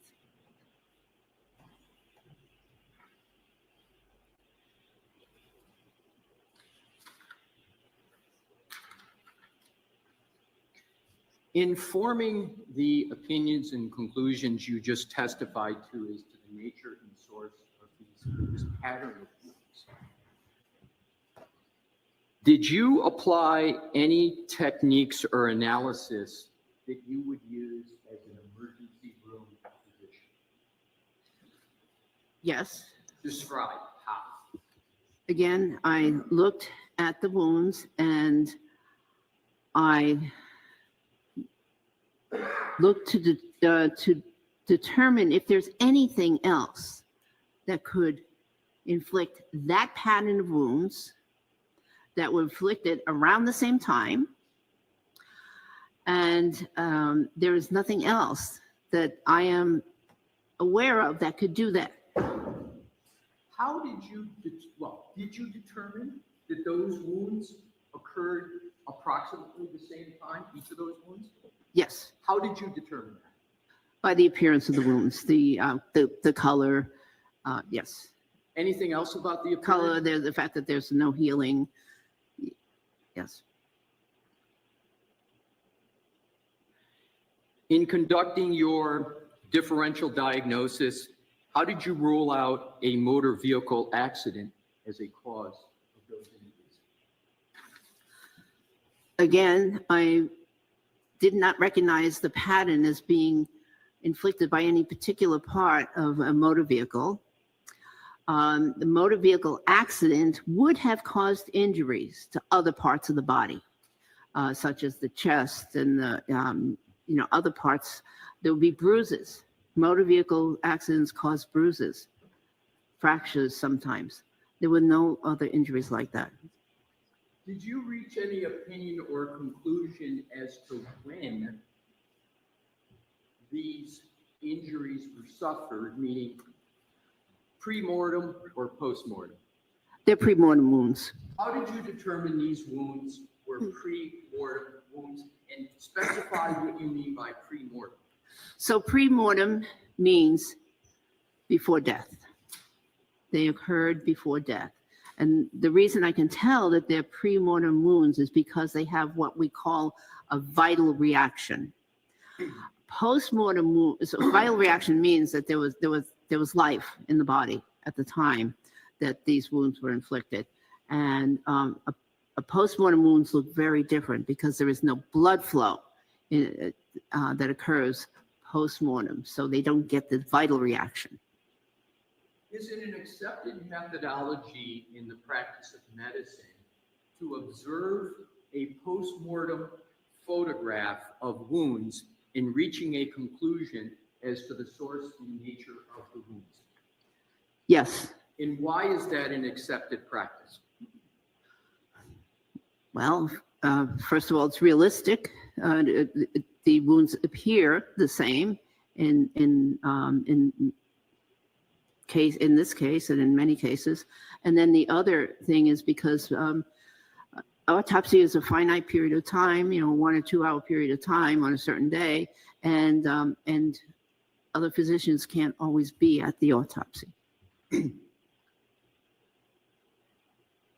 So is it common or uncommon for forensic pathologists to use photography to determine the source and nature of a wound such as this? Common. How common? Very common.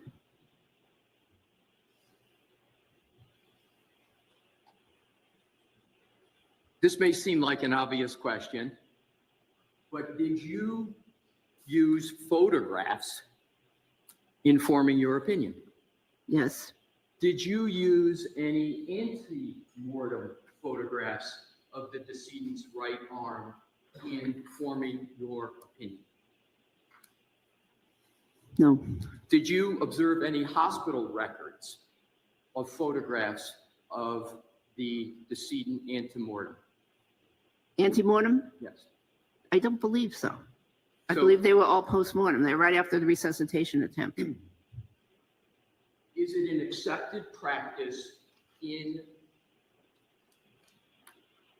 the emergency room medical community to also use photographs in assessing the nature and source of wounds? Well, usually the emergency physician's right there. But in terms of your, understood, and is that the best way to assess it? Yes. But is it an acceptable way to look at a photograph to assess the source and nature of wounds? Yes. And do you remember the COVID world we all lived under? Yes.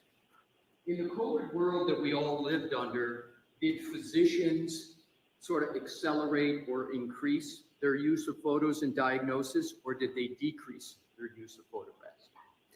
I cannot comment. Let's go to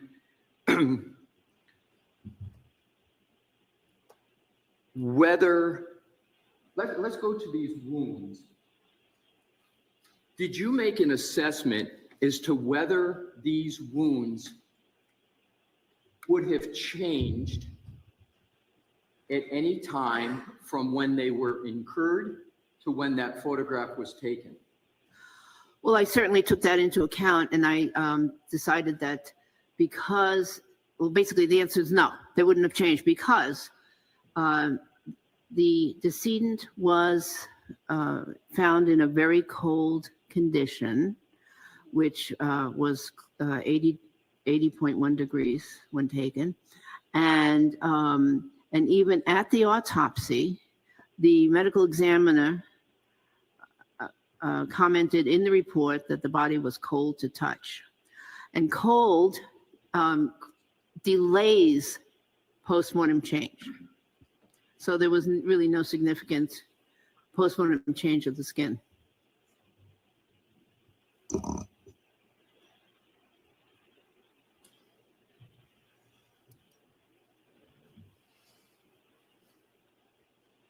Your Honor, may I approach Ms. Gilman for the next photo to make sure we do this efficiently with Mr. Brown?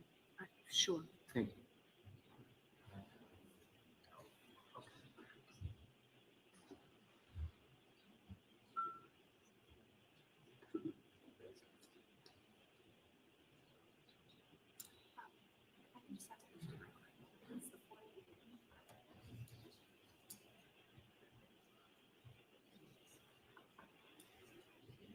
Yeah, exactly. Thank you. Thank you.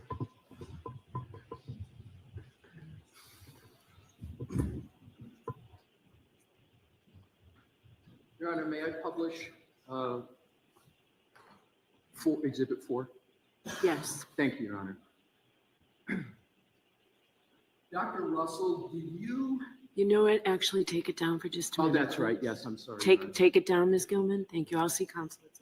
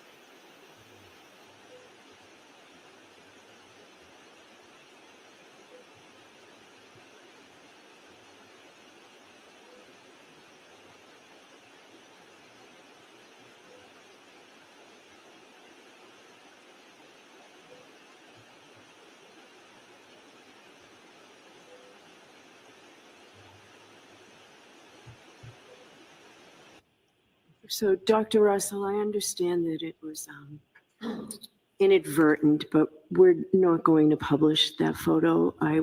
Did not allow it published during the trial. Jurors is one thing, but also the dignity to Mr. O'Keefe. So you can look at the photo. It's unfortunate that it was put up and published. So you will have it in front of you, okay? I'll have what? You'll have it in front of you, just not Okay. up on the Oh, screen. okay.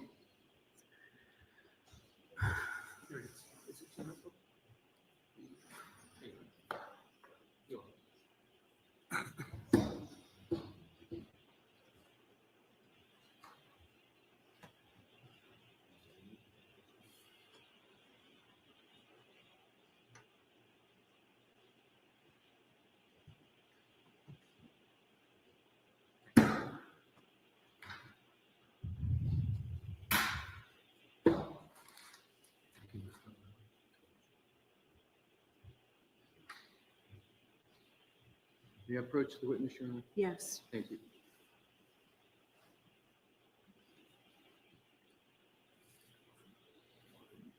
I am handing the witness exhibits 3 and 4. Okay.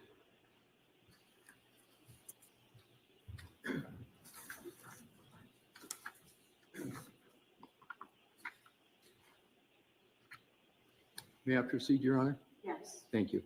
Now, Dr. Russell, please keep those 2 exhibits down on your lap. Don't even put them up on the top. I think they're in a good spot. Yes, they're good.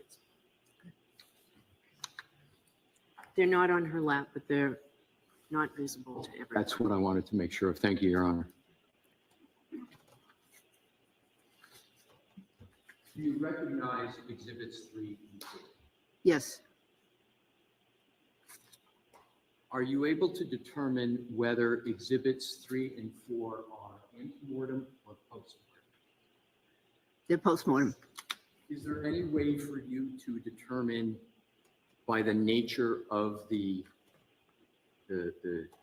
linens in that photo whether they're antemortem or postmortem? By the nature of what? The linens under. Oh, the linens?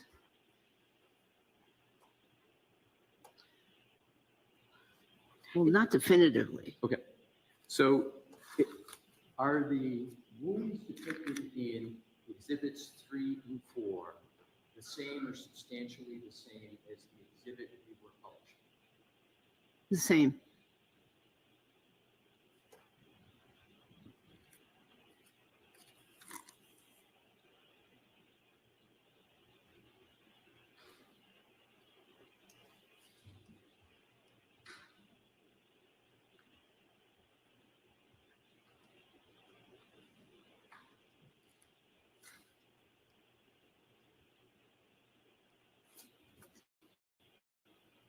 May I approach the witness, Your Honor? Yes. I am now on.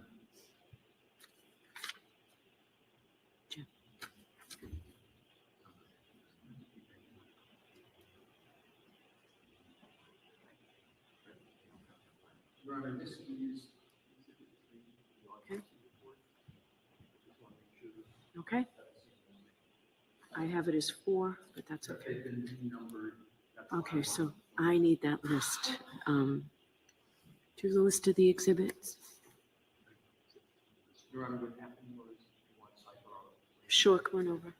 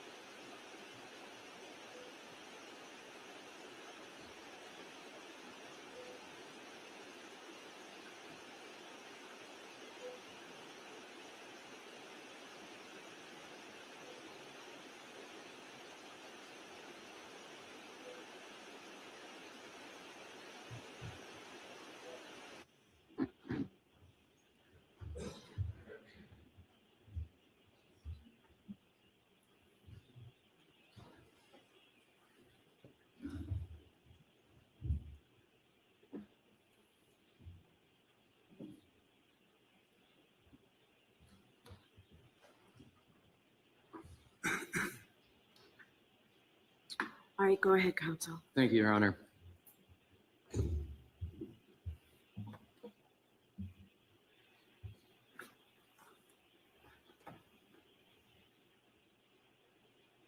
Dr. Russell, in coming to your opinion, did you examine an autopsy report? Yes. May I approach, Your Honor? Yes. And I am approaching with Exhibit 3. Okay. The autopsy report of autopsy. Yes, sir.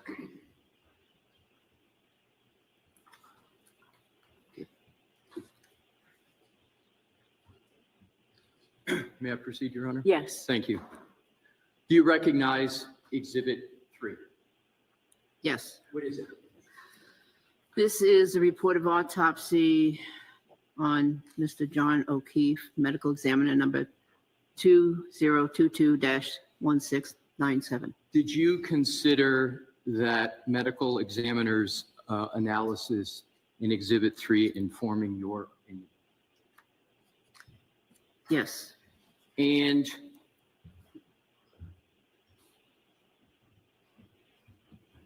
how did you consider Exhibit 3 informing your opinion? Well, there was a description of the abrasions of the forearm and arm. I'm sorry, which forearm and arm? Right, I'm sorry, right. Right forearm and arm, yes. And what about the autopsy report did you consider in that analysis of that part of the autopsy report? Dr. Scotabelli description of the wounds. And what was Dr. Scotabelli's description of the wounds? And feel free to read from the autopsy report. Okay. Do you want me to read the descriptions? Whatever it is you considered with regard to the injuries to the right arm of the deceased. Well, she described what basically I just described, although she had some measurements. Your Honor, may we republish the correct photo that we had up on the screen so the doctor can Yes. refer to it in. Yes.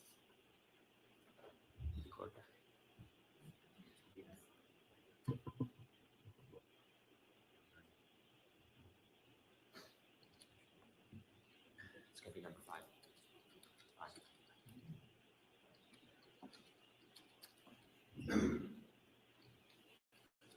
Your Honor, may I publish Exhibit 5 photo? Yes, Ms. Gilman's doing it, I believe.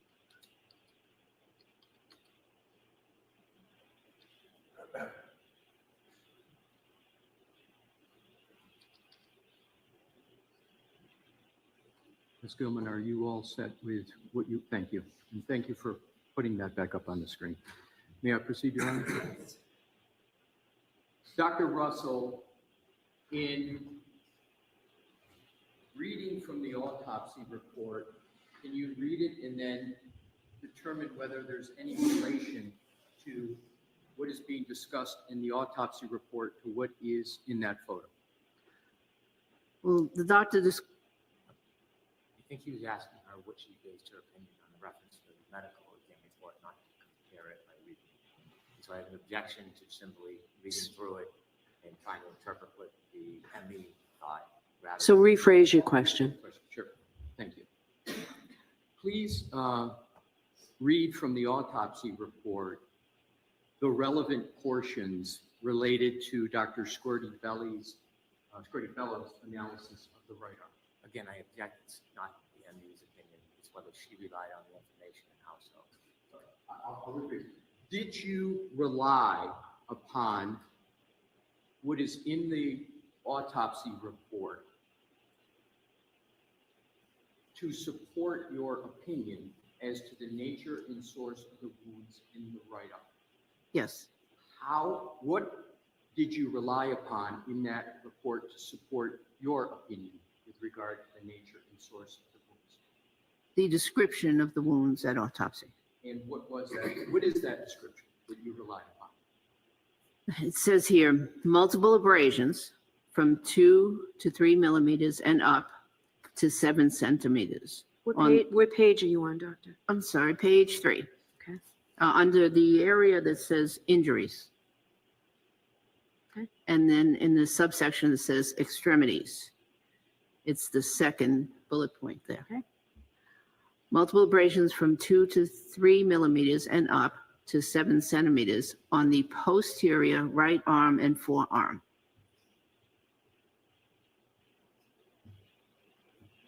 Roughly how many autopsy reports have you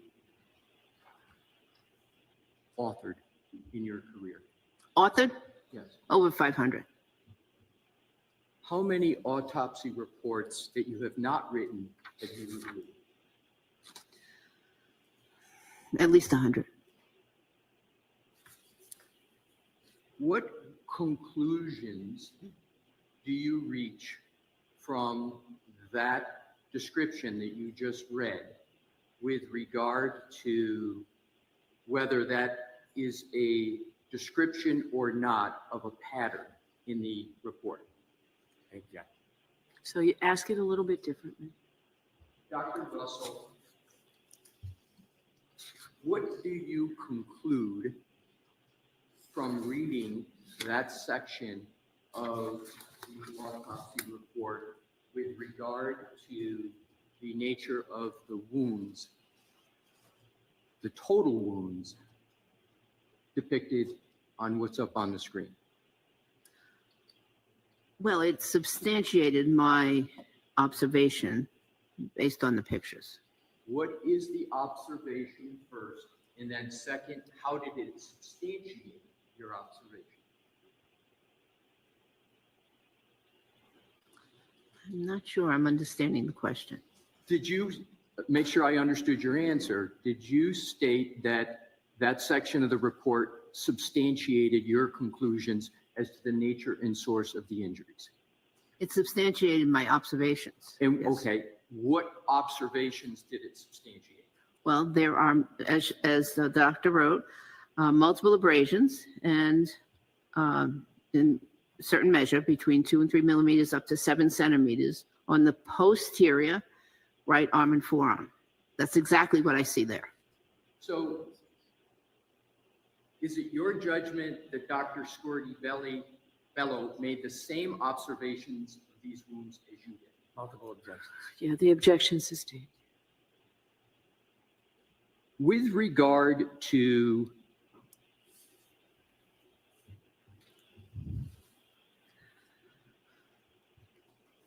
well, we've covered what we needed to cover with regard to that aspect of the autopsy report. Was there anything else in the autopsy report that spoke to the nature or source of those wounds?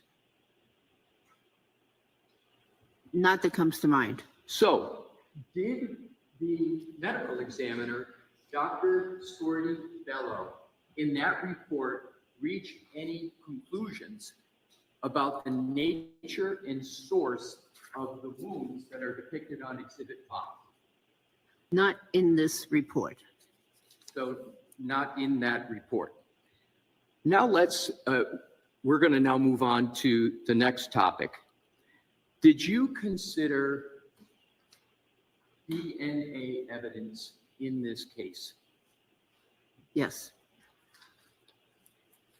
How, if at all, did the DNA, well, what DNA evidence did you consider in this case pertinent to the injuries to the right arm of Mr. O'Keefe? I considered the reports from the UC, University of California at Davis lab regarding the DNA evidence. What training and experience do you have with regard to DNA evidence? Not very much. With regard to what you, well, describe what your DNA experience is. Well, I'm aware that you have to maintain continuity of evidence. So you have to sample the appropriate area. And then you have to maintain continuity of evidence until that evidence gets to the laboratory for analysis. How do you have experience, training, or knowledge with regard to the topics you just testified to? Well, several ways. One was that I took a course when I was a police officer in crime scene investigation, and that was stressed, continuity of evidence. Secondly, I was sent to a course as the rape officer, the rape investigator, I should say, in the Malden Police Department. I was sent to a course in Brockton entitled Rape Investigation, and they stressed continuity of evidence that was obtained from victims. And then finally, of course, as a emergency doctor and forensic pathologist, I received additional training. How, if at all, did well, let me ask you, did you review the UC Davis veterinary genetics DNA report in coming to your opinions and conclusions with regard to the wounds on the decedent's right arm? I did. And what conclusions did you reach? The same conclusion. And what is that? That those injuries were inflicted by a dog. Are you aware of the results of the DNA testing of the UC Davis facility? Yes. What are you aware of? I'm aware that DNA was not found. And excuse me, let me clarify that. I'm aware that dog DNA was not found. And does the conclusion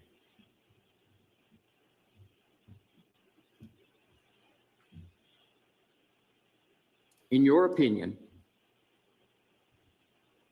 determine whether or not those wounds were caused by a dog? No. Why? Because I don't know anything about how the specimen was sampled. First of all, none of the samplings came from the arm of Mr. O'Keefe itself. What do you mean by sampling? The samples, the swabs that were performed and sent to the laboratory, none of them came from the arm of the decedent. Secondly, I don't know anything about how the samples were actually obtained from the evidence and what the state of the evidence was, if they actually sampled the correct area. I don't know if there was any continuity of evidence. And then finally, any test can have a false negative result. So the absence of canine DNA does not mean that the canine DNA did not exist. It just means that they didn't capture it. To your recollection, did the autopsy report of the medical examiner, Dr. Scorty Bello, reach any conclusions with regard to dog DNA evidence? The autopsy report, no. Is there any mention whatsoever in the autopsy report about dog DNA testing for analysis? No. Do you have any information that the medical examiner assessed dog DNA at all in the autopsy report? I didn't see anything like that.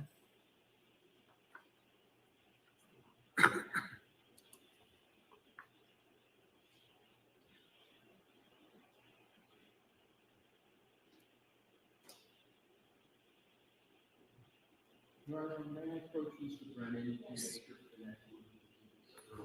Yes.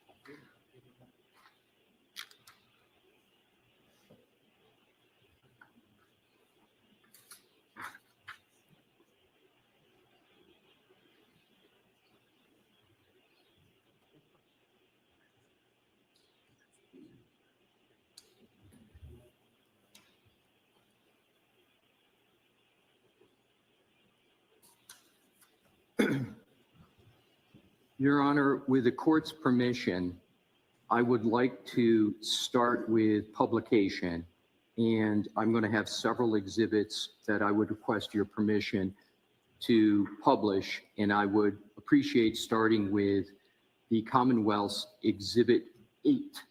And I want to make sure Your Honor is aligned with the exhibit book with the numbering, and I'll do that in any manner. If you want me to put 8 up, or you want me to come sidebar and show you what we have. If these are all in order from the Commonwealth's photos, go ahead and put it up. And if you do know the number, let me know. Number 8. Okay. And I believe Mr. Brennan and I are aligned on the numbering. Okay. This is what is 8. All right. Okay. May I proceed, Your Honor? Yes. Do you recognize Exhibit 8 on the TV screen? Yes, How do you recognize it? because I've seen it before. And have you seen it before in your assessment of the nature and cause of the deceit? No, Well, how have you assessed Exhibit 8 before today? before today, Have you assessed Exhibit 8 at all? I've seen that picture. Do you have an assessment as to what you observed in Exhibit 8? Do you have an observation about Exhibit 8? Yes, What is your observation? they appear to be blue jeans. They appear to have certain stains labeled with a small ruler, and I don't know the nature of the stains. Is there anything with regard to Exhibit 8 that you believe is pertinent to assessing whether or not any injury from Mr. O'Keefe was sourced from a dog attack? I can't tell. Can we go to Exhibit 9, please? And if we could just, I'm sorry, Ms. Gannon, if we go back to 8.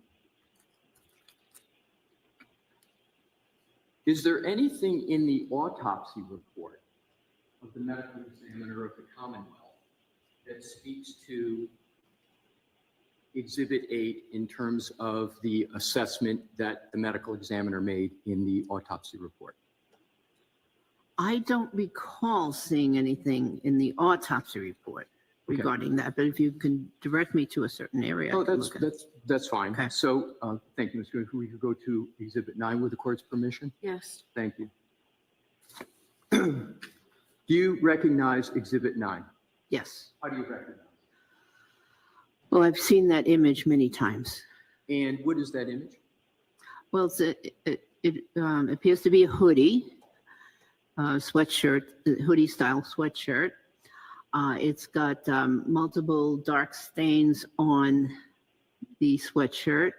There appears to be a large tear through the middle of it, which I believe was probably caused in the emergency room, because that's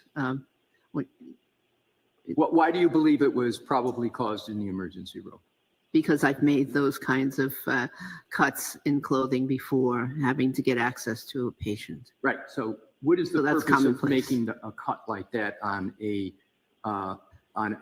piece of clothing, given your understanding of the nature of the injuries to Mr. O'Keefe?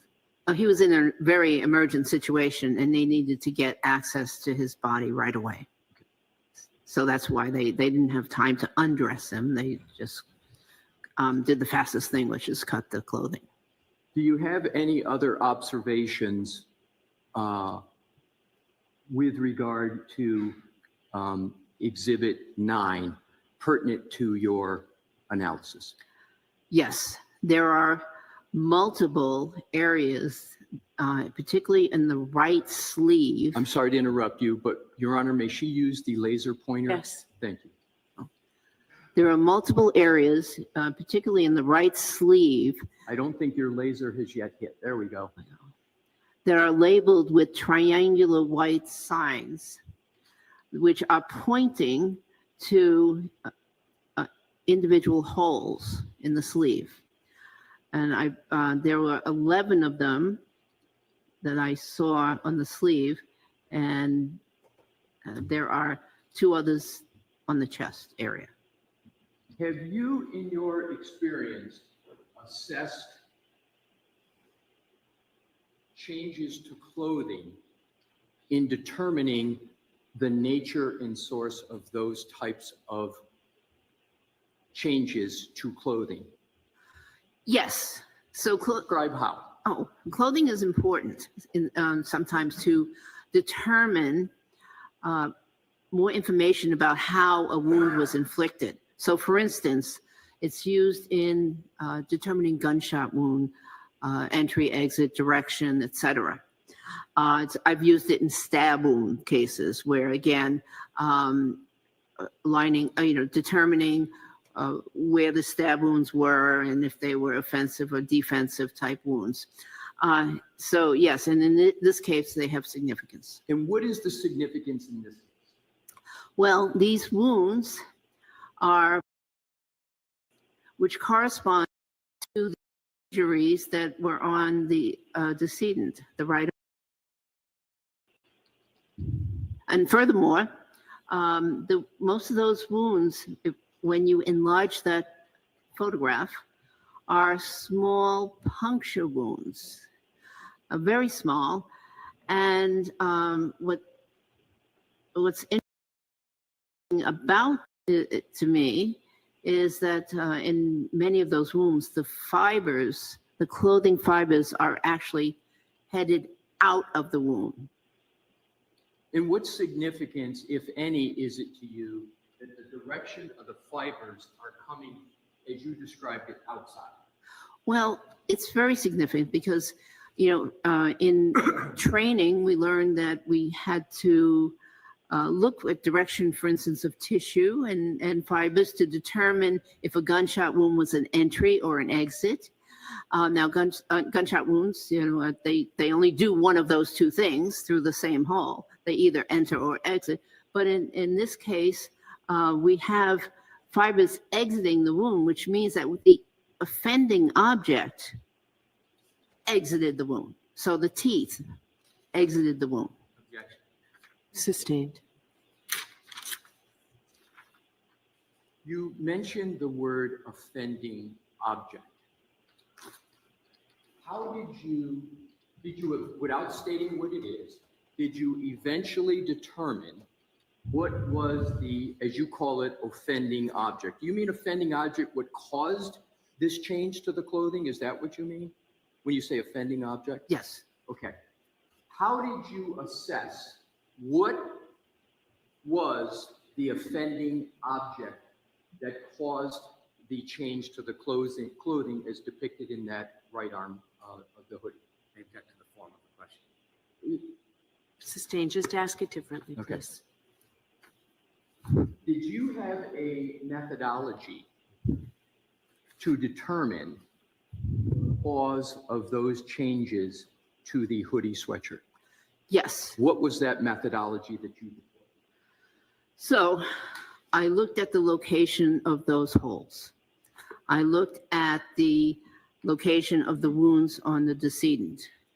And although they're not exactly in the same location because clothing moves, they are generally in the same location of the wounds on Mr. O'Keefe. Okay, with that, we're going to recess. I know that this is taking longer than you anticipated. Do you have any idea how much longer? And I'm not rushing you, Mr. Alessi, just do you know how much longer you might be? Your Honor, my best estimate is 30 minutes. Okay. Mr. Brennan, do you have any idea how long you might be? At least a few hours. Jim?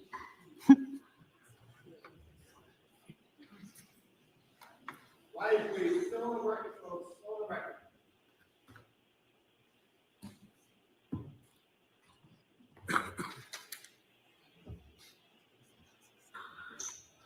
All right, I'll see you at 2 o'clock. 2 o'clock, Your Honor? Yes.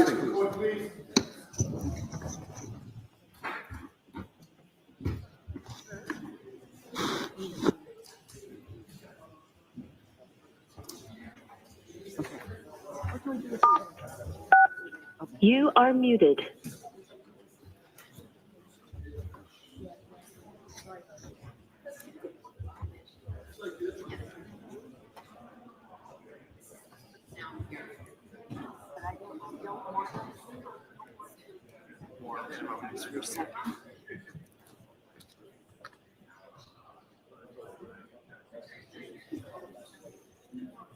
Number 2 of your exhibits. This is what my list looks like. Can I look at that? Embarrassed to go to the judge. Pick the hands. Pick the I'm cause of you being embarrassed, and let me get.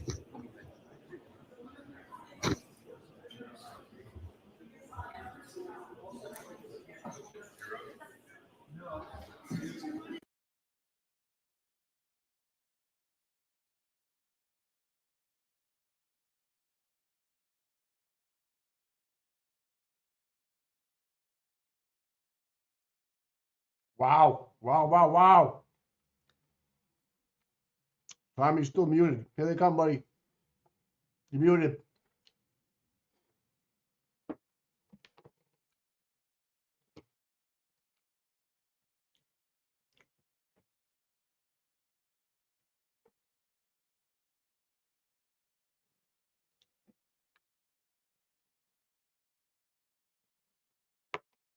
Tommy, can you hear me? Unmute.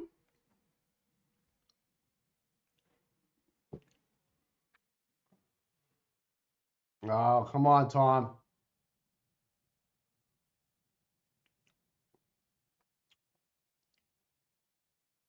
Can anybody else hear him?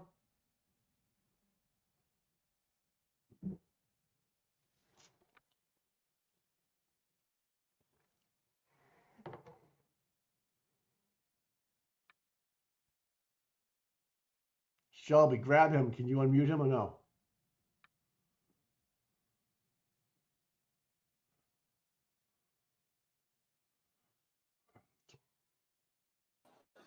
Well, they're coming back. All right. You guys ready? Can you hear me now? Gotcha. Yeah? All right. Erica, Here you can you tell everybody what happened again? So that idiot, he's the one, the kid with the speaker was in court and he didn't shut his phone off or his speaker. And all of a sudden, like somebody asked a question and it went, Brian Higgins called or something. So they must have been talking about the JFK show last night. I know. Wow. Yeah, and then so the speaker went off, the one that he tries to troll us with. Yeah. Where the There's Karen right there. So. no, it's over here. I think he's over here. Yeah, he's right there. I see him. Go down that way. Karen.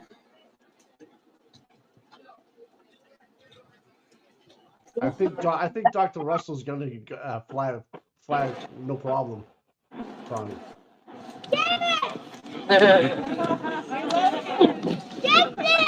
At what point is somebody qualified? All right, I'm not going to, but they walk down the.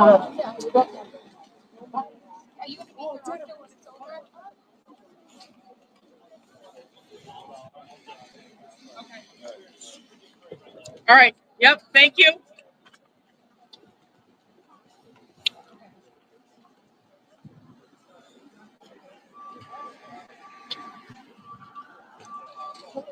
So yeah, they're going on lunch break. Yeah, Alicia's phenomenal clip.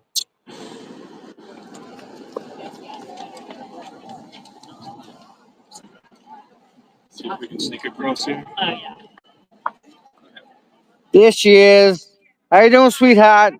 Been a long day for you. I know it has.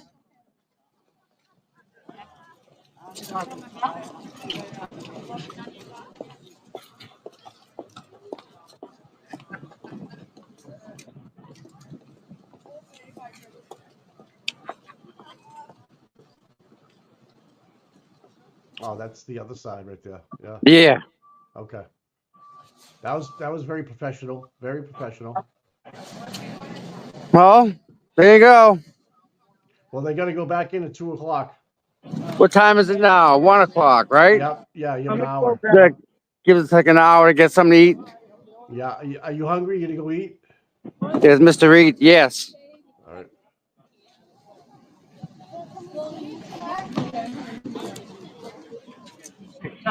You said split her up there. They gave it to Court TV. How you doing, Scott?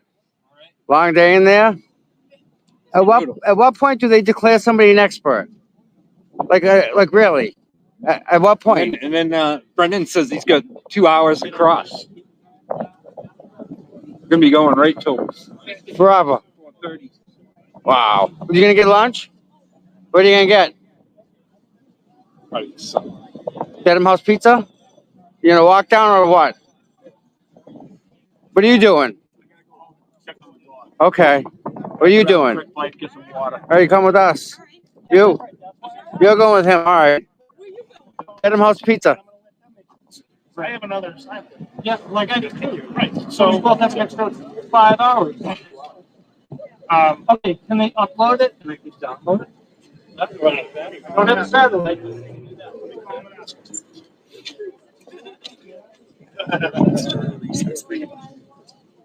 Let me call him and ask him. Are you going to be out here? Yeah. So,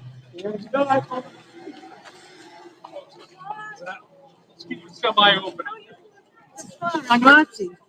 Hey, what are you doing for lunch? Come on. Well, it's in the car. Oh. Yeah. Yeah. So Turtle Boy had to go pick his kids up off the bus, so that's why he had to leave. Okay. Yeah, he had to go get the kids, right? Yeah. So people were just asking in the chat why he left, though. That's the reason why he left. Yeah. Right. Yeah. He made a post on X. Yeah. Yeah. Are you gonna stay live right in the Dedham House of Pizza? Yeah. Yeah, might as well, right? Yeah. I love it. I love it.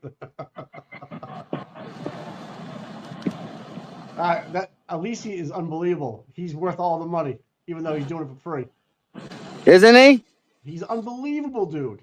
He walks you right up into it. I mean, walks everything right up to the question. She answers it beautifully. Mike, there's got to be a clause where you say uncle, where somebody's proven an expert beyond a reasonable doubt. Like, okay. I mean, is this going to be used in the trial, or is this just to determine whether or not she's qualified to speak? Let me tell you something. From last year's testimony on the voir dire to this evidentiary hearing, so to speak, Yeah. two different Dr. Russells. Okay. Because Dr. Russell, the first time around, you felt like she was being rushed. Lally was objecting every fucking 5 seconds. Yeah, he was. Alisi is giving her softball questions slowly, like walking her right into it. She's doing awesome, dude. Good. She's doing awesome. Yeah. She's so good. And she's so she feels comfortable up there. So, yeah. How's Hank going to try and break that? I don't know. I mean, right? Alisi is covering like every angle that you could possibly try to get to discredit her or to try to trip her up. Alisi's already going there and getting her to answer the questions and trying to think what Brendan might ask ahead of time. Right, so, right. Yes, you're right. So he's being proactive in the questioning, right. which is pretty good, right? Yes, exactly what you want. Because now she's gonna say, "Well, I answered it already with, Attorney Alisi," and Brendan is like scratching the questions off his notebook, like, "Okay, that's the answer. That's if she doesn't make it into trial, there's some shit going on." Really? There's some shit going. Yeah, because she was awesome. So how much are we like using from our past trial? He's Alisi is asking questions like they didn't ask last time. Like more about the schooling, more qualifications, how long, what kind of certificates, okay, did you manage any people? What did they come up with? What, how long did you do this for? How long did you do that for? I mean, Yeah. actually, Brendan opened up a can of worms he probably shouldn't have, because she's more qualified in accident reconstruction with people too. Wow. So. Yeah, Olivia Lambo just dropped a bomb. Yeah. Oh no. Yeah, Joe, right? Joe Flipper has at least he's giving the answers to the test. Exactly right. He's absolutely crushing it. What did she say? Who you talking to me? Yeah. What did she say? So like this, like the way I can put it is like, there's no question that Brennan could ask that she hasn't already answered with Elise. Oh, okay. All right. I get you. There's not gonna be I got you kind of. There won't be I tripped her up or I got you moment. It won't happen. Awesome. So she's not going to get tripped up. No, you just spent 4 or 5 hours on direct, and she was incredible. And she got more and more comfortable. Judge Bev was actually being polite to her. She wasn't like rolling her eyes or any of that bullshit. And the one thing I like is when Brennan objects, he does it very quietly. He doesn't stand up and objection. He just kind of goes object. And then it's sustained or whatever. But it's a whole different, I would say, energy inside the courtroom today. That's even better. Yeah, and Dr. Russell, you can tell, feels comfortable up there. Well, right? Good deal. Yeah, so I'm very happy. So this may be another win. Remember how we try, every day we're trying to do a win? Yeah. Yep. This would be big again. Yeah, like they're asking her about the dog DNA, and Dr. Russell, the lab results said that there was no dog DNA samples taken from John O'Keefe. Dr. Russell said, well, I'm aware there was no DNA. I'm aware that no dog DNA was not found. So basically, what she's saying is, where did the swab come from? She doesn't know. That's not the case. Well, that's right. 'Cause she didn't take it. That's correct. Again, we could have swabbed what? His forehead? Yep. Not exactly. The wound?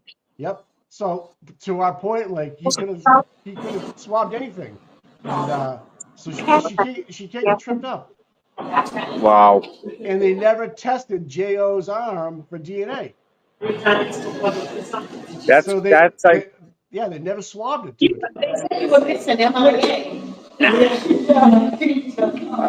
You know Dina?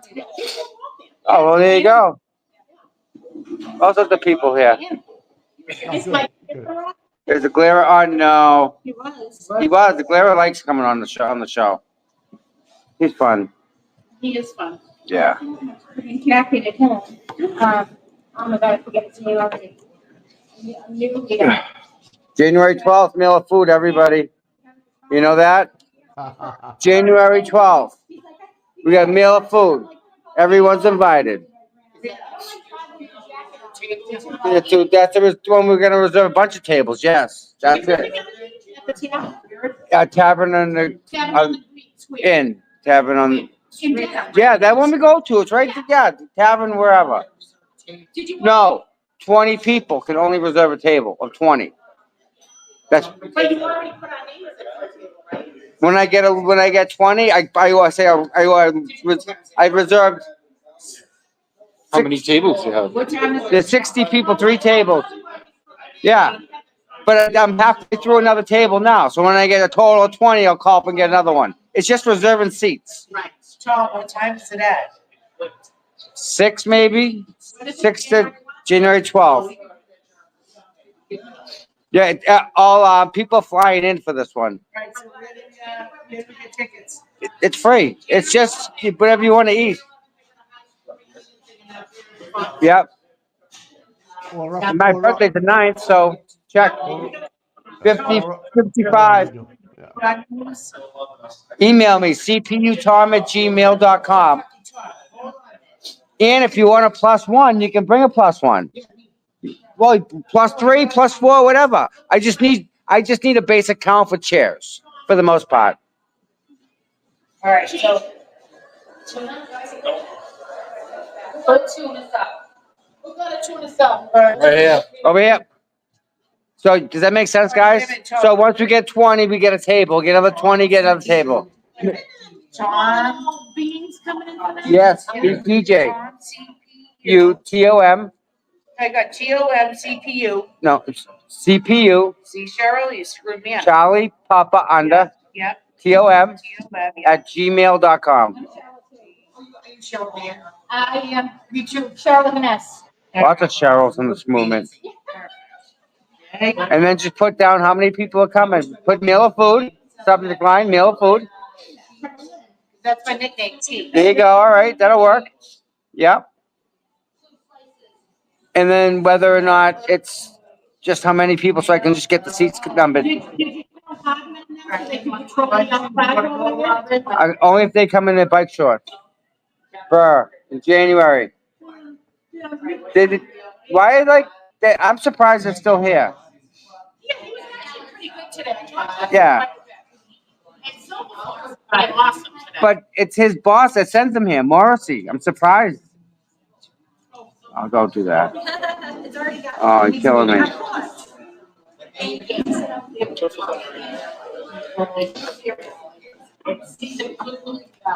Like both of them. Silver fox.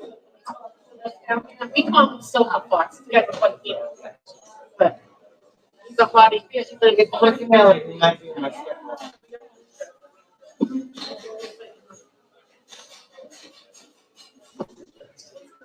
You remember when Yannetti said that at least he was the best lawyer that he knows about? How true is that? I walked out and I'm like, I'm gonna get something to my stomach. My stomach was.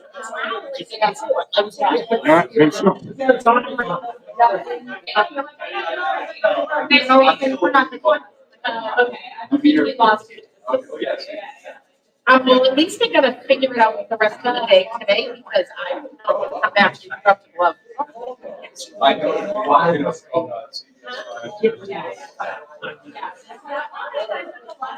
Yeah.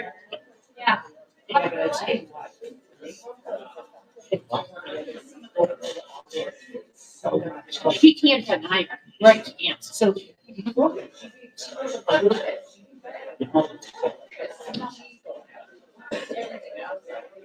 What was the picture that they were going to show? That they said they're not. I think very much the club, the party. I'm not going I would read the chats, but it's well, and Tom's microphone is so loud. I can't, I'm watching the stock market. I'm actually day trading it while Tom is getting something to eat. His microphone is so loud.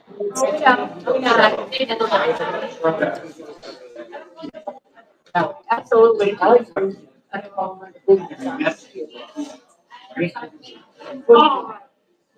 up to the 9. I think he's picking up his food. I don't really know what. Is your sleep still alive? I don't know. I'm trying to stay out of view.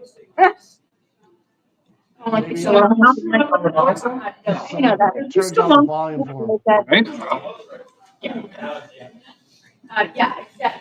Hold on a second. Let's. Yeah, turn it down. Thank you. Thank you. You go to this. Is the mic on? No. No, the mic. Hi, It's Dina. Dina, Hi, Mike. You turn his volume down for when he's Michael. No. Boston Mike. I'm here. Can you hear me? Yes. Oh, all right. Your face isn't moving on the camera.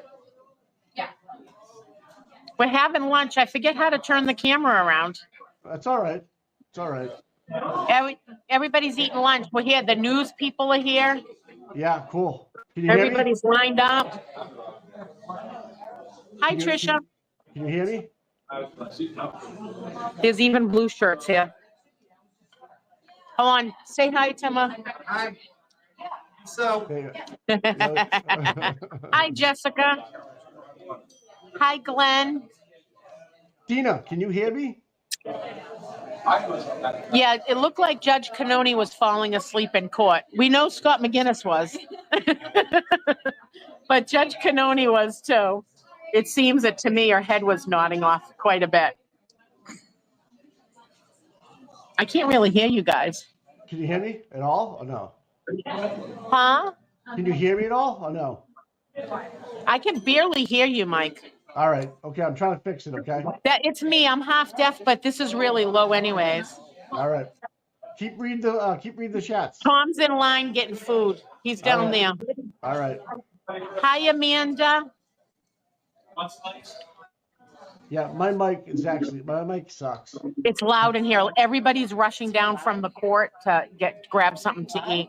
Yeah. Okay. All right, hold. The leg just went. All right, hold on. Let me see if I can. I forget how to turn it around. No.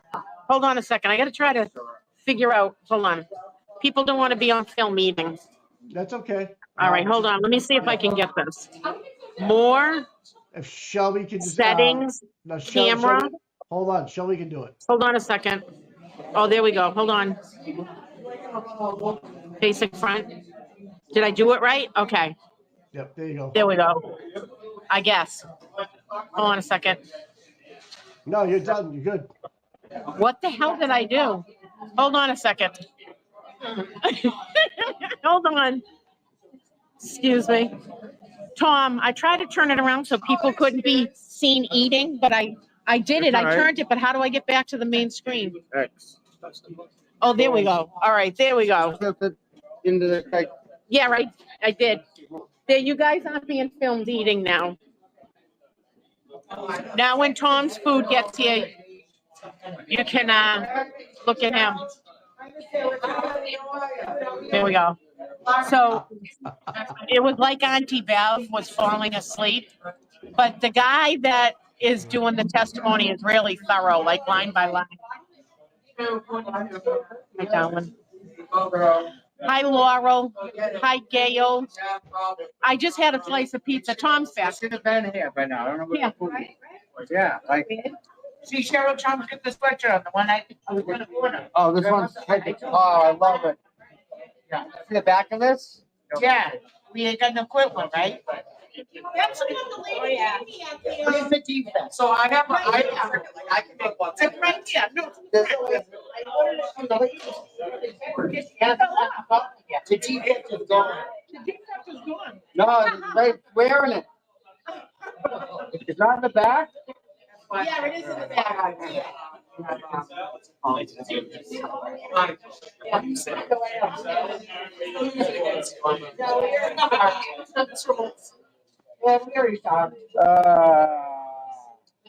All right, we're gonna do this. Which finger in my pocket? We got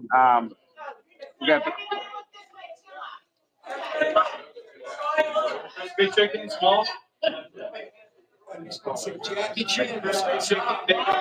BLT? Nope. Yep, I do. I'm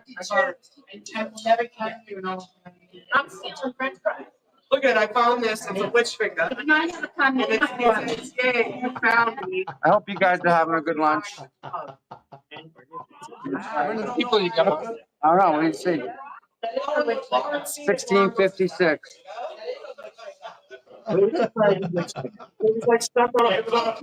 Mike, I told you, bud. I told you. Yeah, you're right. Can you hear me?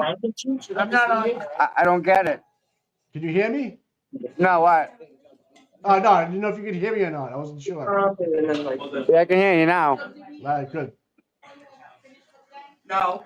It's just loud in here, that's all. What happens is it echoes in here because the mirrors on both sides. It's weird. The acoustics are here, Don't worry especially with the about phone, the speaker. All right. So the people are asking why Aiden left it because he had to pick his kids up. Okay, just so everyone knows. Oh, you broke up again. All right, sorry. So, what other leading expert do you know of like her? Seriously, like No, I'm good, bud. I'm good. Thank you anyway. We need to get him on the show. You don't know his name. You know his name. I forget his name. You get to do him. Yeah, he's the one that They threatened him and they called him a bunch of derogatory words, Mike. Remember that guy? Oh yeah, yes. He was at the town meeting. Yes. Yes, exactly. Yes, I know exactly who he is. It's really good too. Fucking bitch. Oh my god, yeah. We'll get him too. Oh, and Melanie? What's his name again? Rover something? I don't know. Gary, John?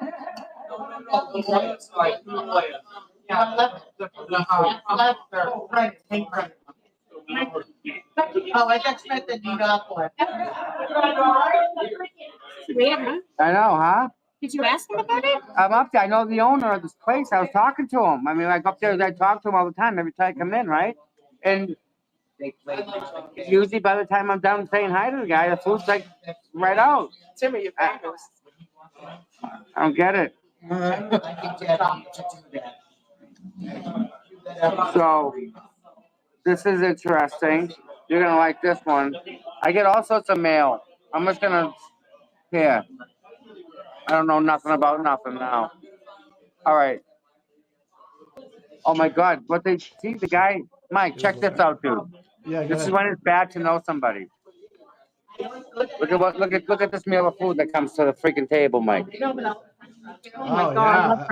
I will never eat all that. I'm getting some napkins. Wow. Wow. Mike, I just wanted a BLT. That's all I wanted. I got. Well, it's Dedham House and Pizza, right? Mike, there's three of them here. Dedham House and Pizza? Wow. Tommy, is it Dedham House and Pizza? Yeah. All right. And what? Dedham House and Pizza, right? Absolutely. All Oh right. yeah. All right. Yeah. The food here is always good too. I was trying to give him a plug for you. Yeah, please, because they get slammed out of the blue. I don't think they really know when court is. All of a sudden, here comes, a couple people, extra, and all of a sudden, the front of the store is full of people. Wow. I'll let you eat. Just keep going. Oh. Yep. I want to stop.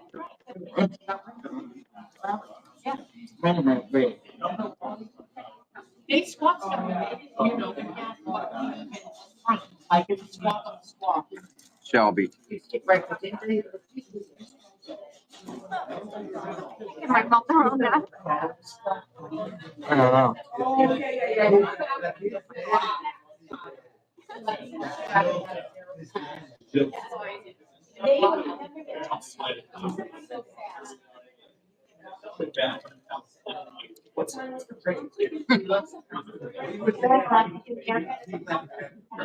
I mean, I got a big mouth, but not like that.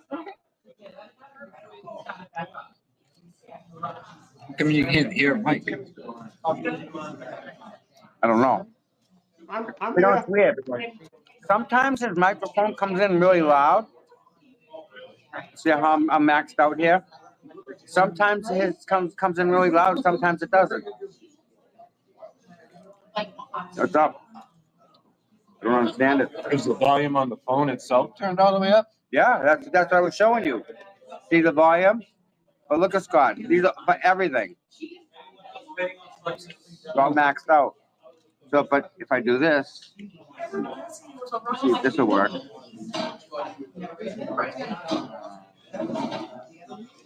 What's that?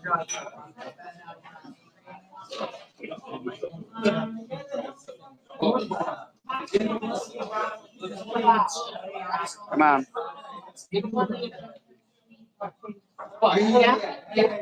That's why.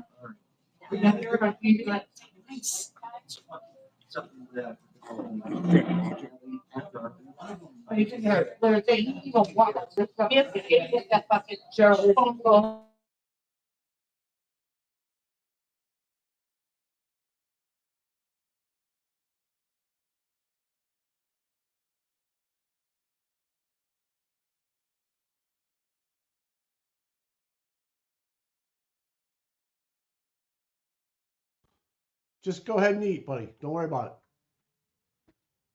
Just eat. Just go ahead and eat, buddy. Just go ahead and eat. Right.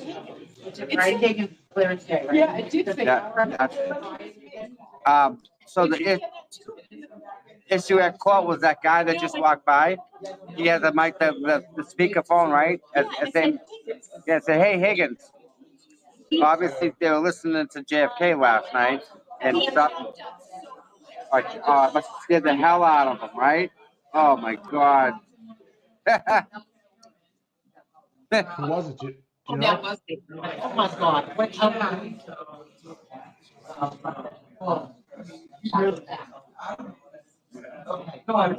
Okay, go on.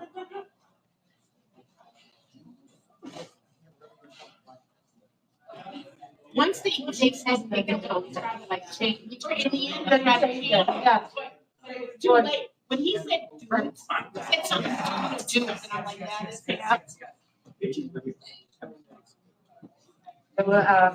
Decorative. Megan, I think it was part of the JFK show, part of the clip that they were watching last night. Somehow it hit play and it went loud, and the courtroom all looked at him funny. That was a commotion they were trying to pin on Aiden. Think about that for a second.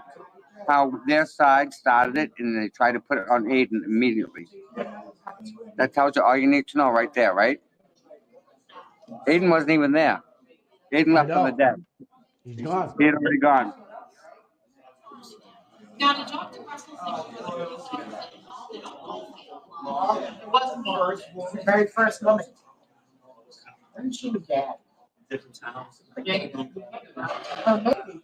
that's like a woman that's intelligent. Mike, Yo. imagine being a woman cop back there in 1978, 79, 80. She was one of the first. Yeah, I know it's been tough. Yeah. Must have been tough. It must have been tough. Can you hear me? I can barely hear him. Yeah. I can't hear you, Mike. It's all right. Just keep eating, man. Just keep eating. Go ahead. Don't worry about it. Keep eating. No way. I'm eating all this. No way. There's no way. Randy went running out of the courtroom. I think he was Much like, he was going for like a half an hour.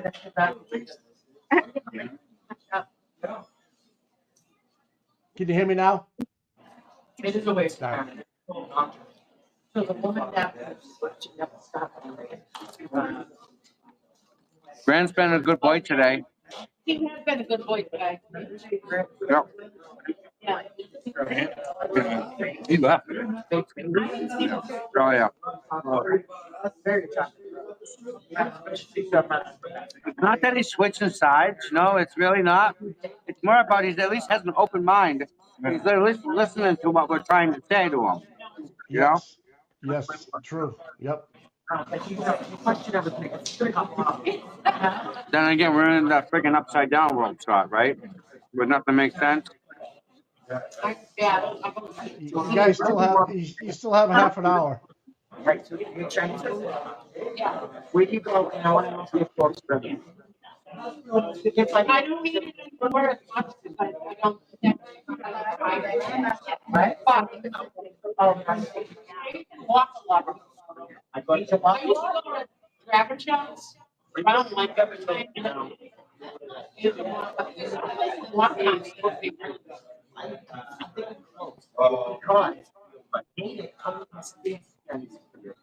don't know, I don't like the fancy. I want. Yeah, like when we went to the friggin' thing, chicken Japanese. I thought it was chicken teriyaki, I thought it was steak teriyaki. Yeah, like that. And bigger vegetables for $42.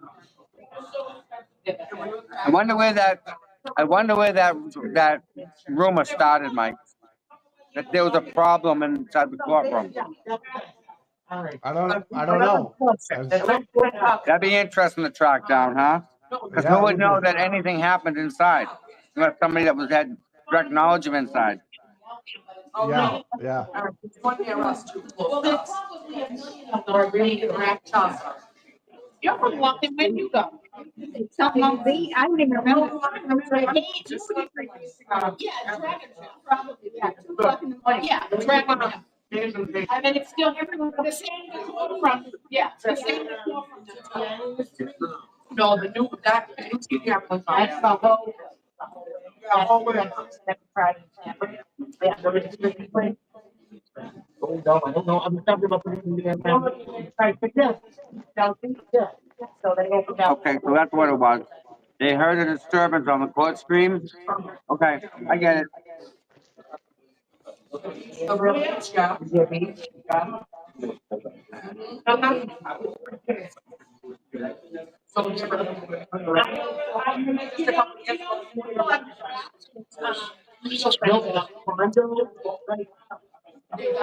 development up there. Like.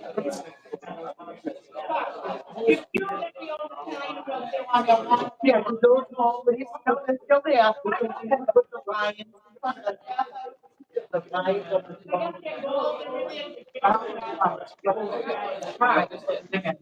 Tommy, I get it, buddy. I get it. I get it. I get the joke.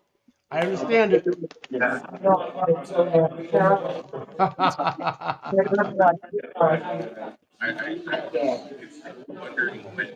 I know, you're winking at right now. It's just like my own screen.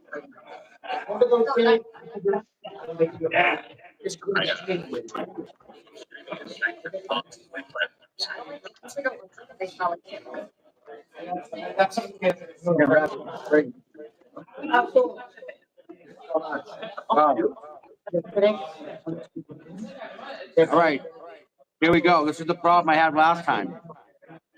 I eat every time I go out. I end up getting fat. That was it. Gained a lot of weight last time.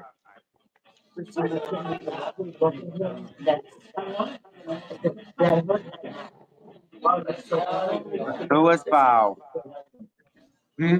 Somebody asked who is Bow?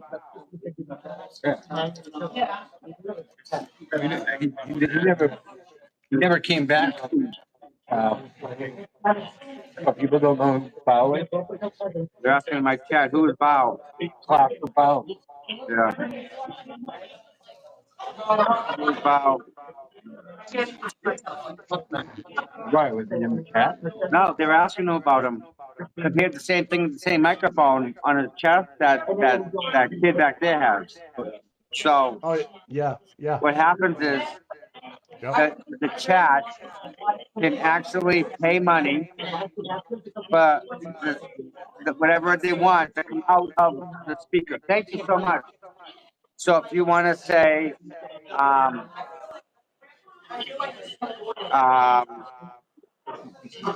don't know, 86 feet pennies is tall. You paid enough money, it would come out of a speaker. Loud, and he has no control over it. It's what people pay for it to come out. That's how he makes money. There's no evidence. I thought there's a cost of that. No, it was the kid in the back.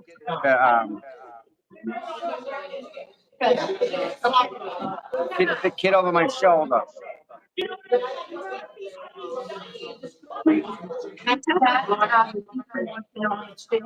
That dude right there. Benny and the Jets. It was him. He had the speaker, and the speaker said, clear as day, Brian Higgins, right? For whatever reason, it was queued up and it said Brian Higgins out of the speaker. Clear as bell in courtroom. If it was one of us, to be kicked out.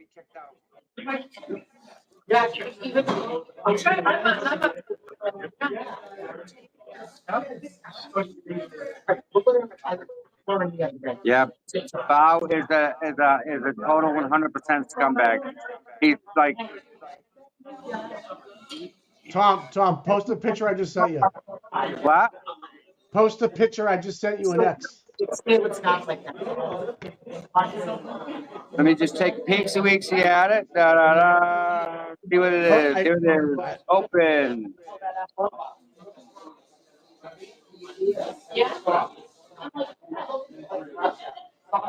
That's not right. No, it's the one in X. Hold on a second. Yeah. That's Brian Higgins.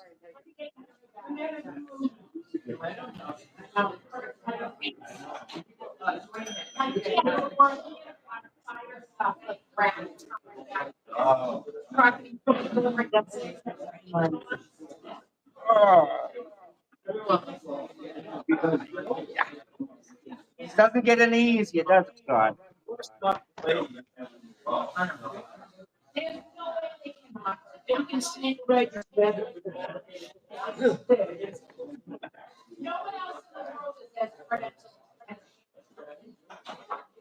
I mean, at what point do you say, okay, you're beyond qualified, you are now an expert, right? And you're not only an expert, you're a freaking double expert, for Christ's sake. Brendan, because he's going to take 2 hours to cross. What can he ask her? Right? Tom, I sent you that email. Thank you, dear. Did you get my email? TMS crap, you'll see Sally and she's that deal. When I get both of them, start tightening it all up and stuff like that, and I'll respond and start getting stuff back. I think someone is.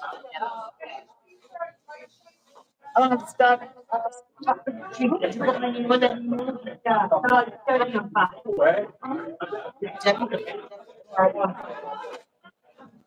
All right.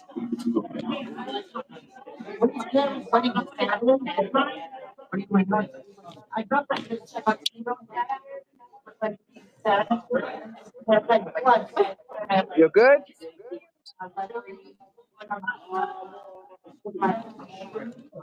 And you put stuff on underneath it.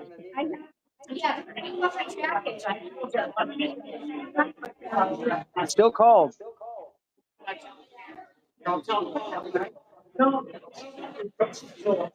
Hey, bud. We'll catch you next time. Thanks again.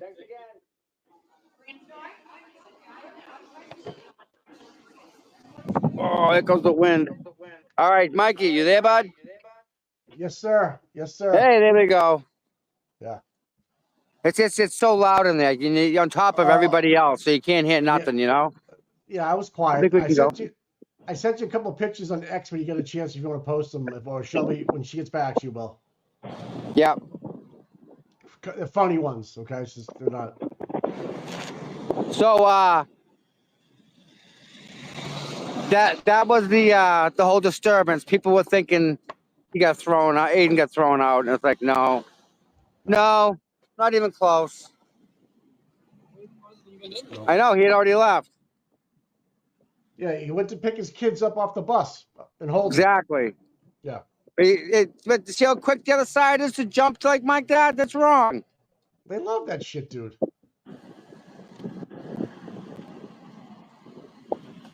Yep, I agree. Well, is that Sky McGinnis? Yep. It's Scott. He's breaking the wind for me. It's awesome. So how many people are outside court, you think, or inside and out? How many people are there? Oh boy. Well, a lot of people went, like the morning crew, I think went left. I think you got a good 35, 40 now, maybe more. Okay, cool. Shelby's in the car. All right. I don't know if she's trying to post it or not.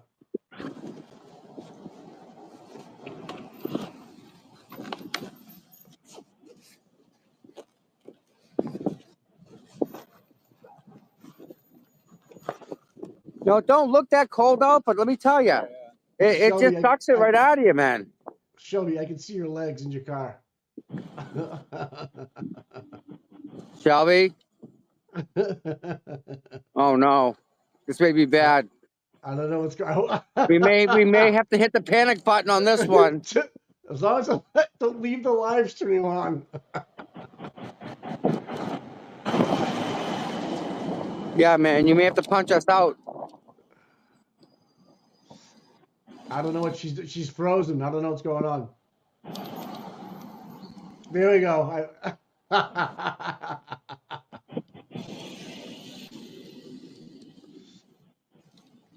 Everybody's Tom, look at your phone. Everybody's making memes. Really? Oh yeah, making memes of Higgins Oh and stuff. boy. Yeah, it's fucking funny as shit. Hey Scott, I can run to my car, get me out of the battery.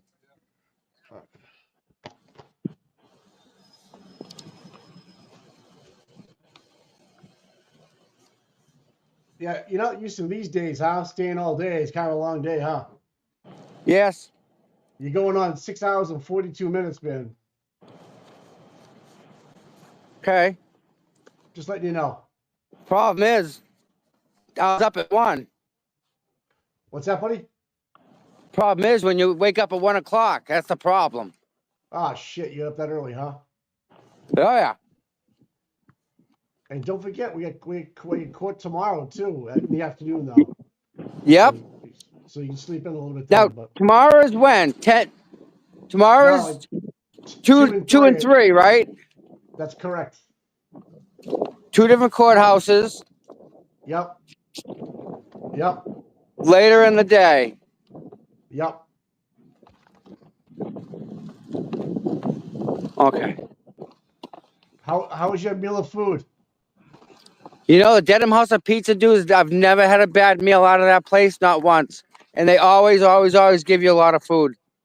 The sandwich looked good. What'd you have? Pastrami or BL, something? What was it? no, BLT. And Scott had a cool. tuna sandwich like he did before. Okay. Yep. Did they have good food, Mike.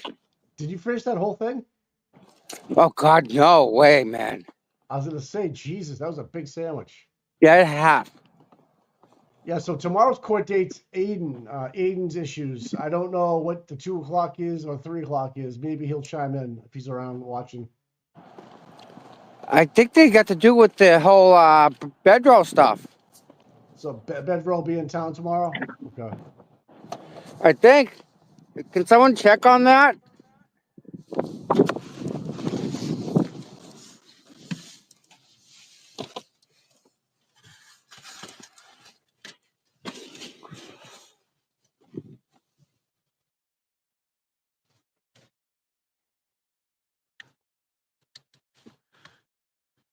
Wow, date. On December 11th, 1980, Magnum PI premiered. Yeah, Oh my God. Jesus, I feel old, man. That's old, guy. That's old. Oh my God. So Doctor, according to Ted Daniels, Dr. Russell has personally treated 40 people with dog bite wounds. That's funny, huh? Yep. And you got Trooper Paul. Yeah. He knows the guy.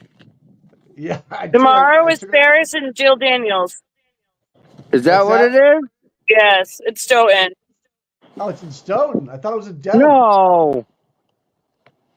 No, tomorrow's in Stoughton. All right. Okay. Double. I heard it was okay. That means it's tomorrow morning. Yeah.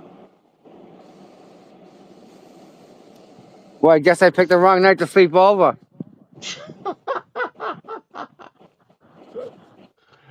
Oh my God. That's a reference to Airplane, right? Yeah, looks like I picked the wrong week to stop snipping glue. Yep. Oh. Shelby, you're still up on the screen. Oh, there we go. All right. I think the goblins are home now. I don't know.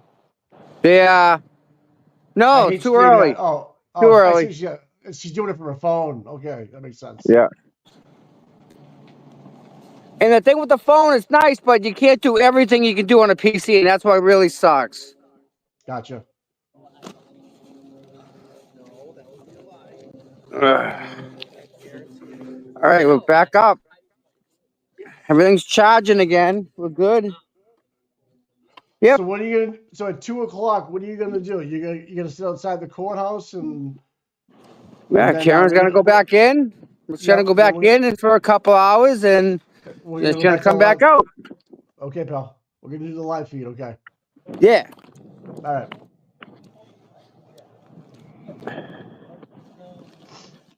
I'm here anyway, right? Yeah, you might as well. I mean, you can sleep later, you know? Yep. Hey, hit that like and subscribe button, please.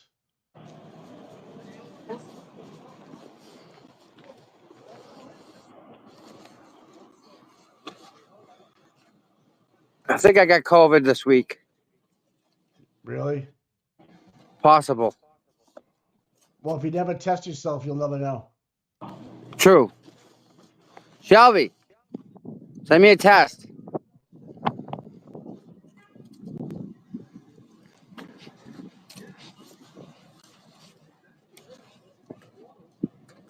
I know.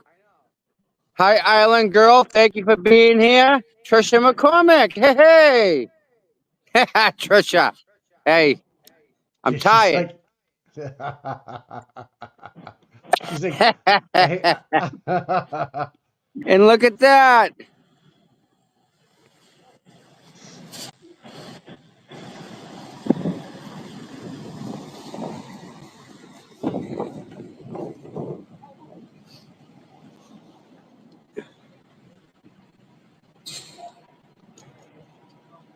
Oh man. So what do you want to? Do you want?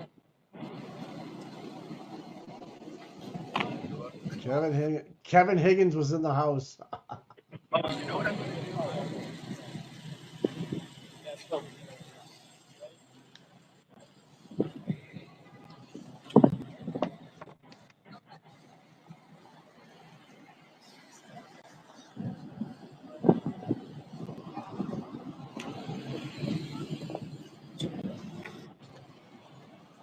Nope, here we go.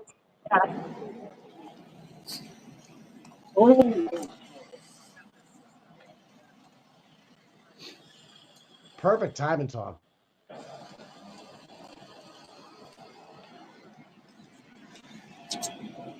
Works out once in a while. Nice, buddy. Way to go. No, I'm good. I'll be all right.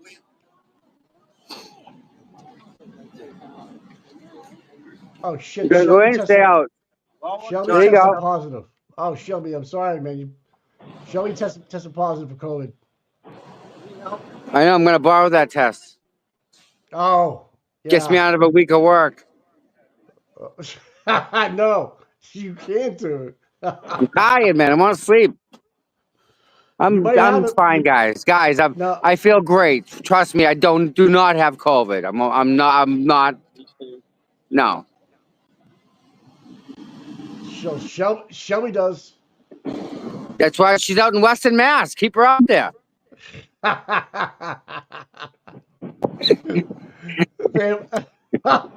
they have a whole different strand out there.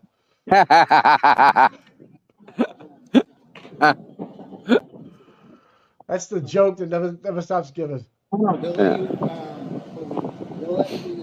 So the bad part, unfortunately, the bad part is Shelby's kids aren't their kids. They don't understand that mommy's got a cold, you know, and mummies don't get colds, and that's kind of the thing, you know. Yeah. She says she's gonna sneeze on all of us. Okay.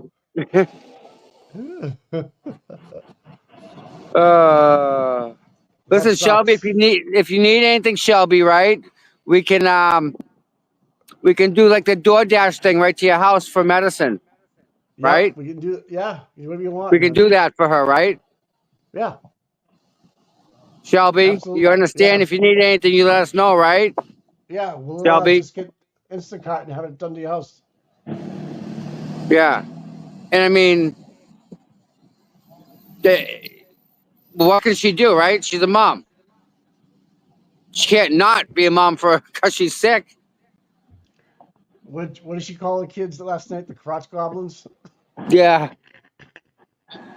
I fucking still laugh. I can't stop laughing, man. All right, Wayne. There was the disturbance in the courtroom was the guy on the other side that plays the Balloon Knot song had a speaker in the on position with him while he sat in courtroom, and somebody called him, and it came through because it was connected Bluetooth to his phone. It rang, and when it rang, it came through his phone, which went to his speaker, which came out as Brian Higgins. Don't know how, but that's what was said in the courtroom through his speaker. That was a disturbance. And it was nothing else. Yeah. That kid with the, oh, you'll hear about it. Was that Yeah. Bao? That was Bao? No, no, Okay. but he's got the same speaker set up as Bao. So you can like pay to say something out of his speaker. Okay. So, yeah, so he left it on and somebody called. It was pretty cool. Yeah, exactly. Bingo. Yep. So that's what happened. That was the disturbance. They asked him to turn it off.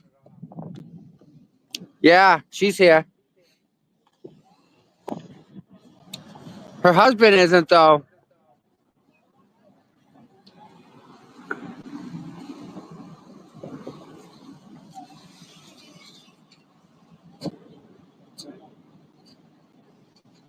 Yep.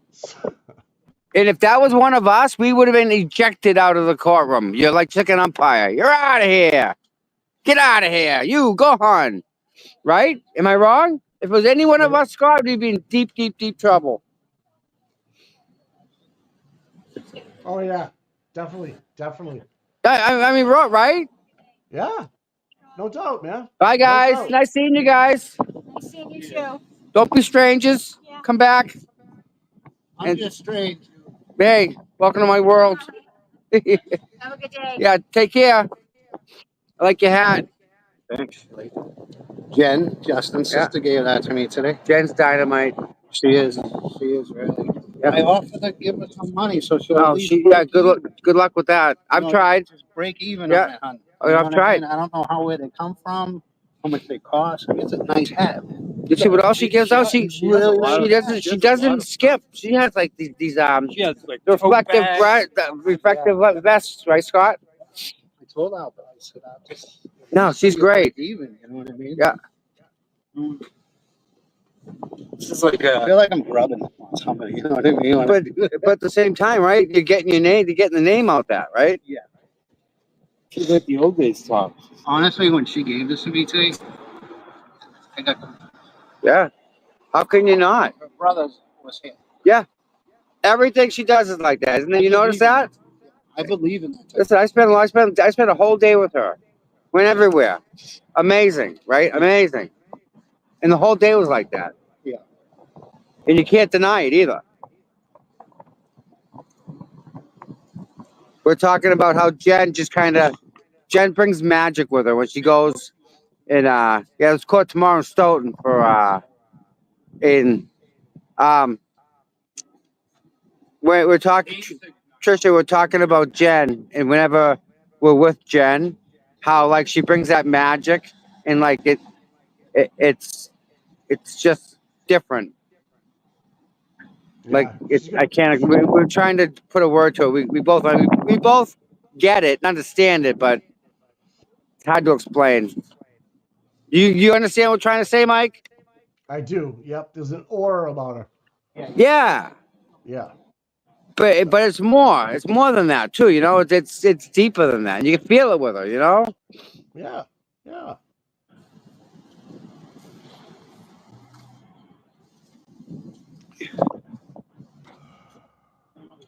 Yep, she is the light, Trish. She is. That's right, man. Just one.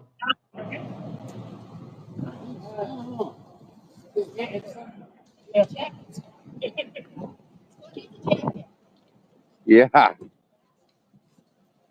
Scott needs a jacket. Where's Carrie Ann? Scott, see these jackets here? The one the troopers wear, the 3-season jacket? The weathermen make them. The one that like Ted Daniels wears. The weathermen, like that Chill 5, Chill 25 jackets. We were looking at them the other night.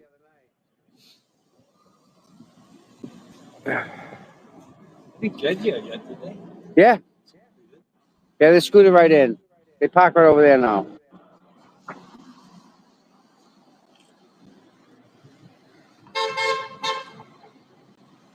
Nice. People still beeping.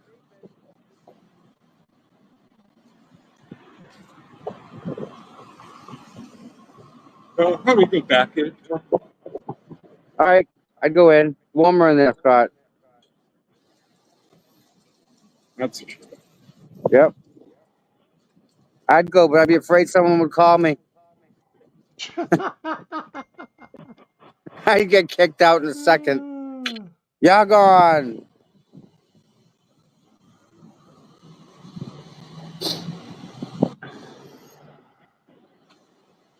Oh, Lorraine is back.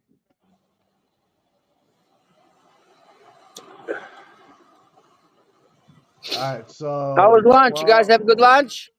Yeah. Oh, that's next week then. Okay. Trying to. Okay.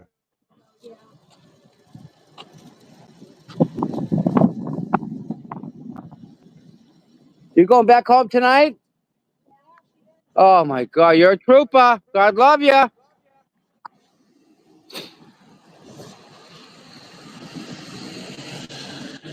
She's here all the time, man.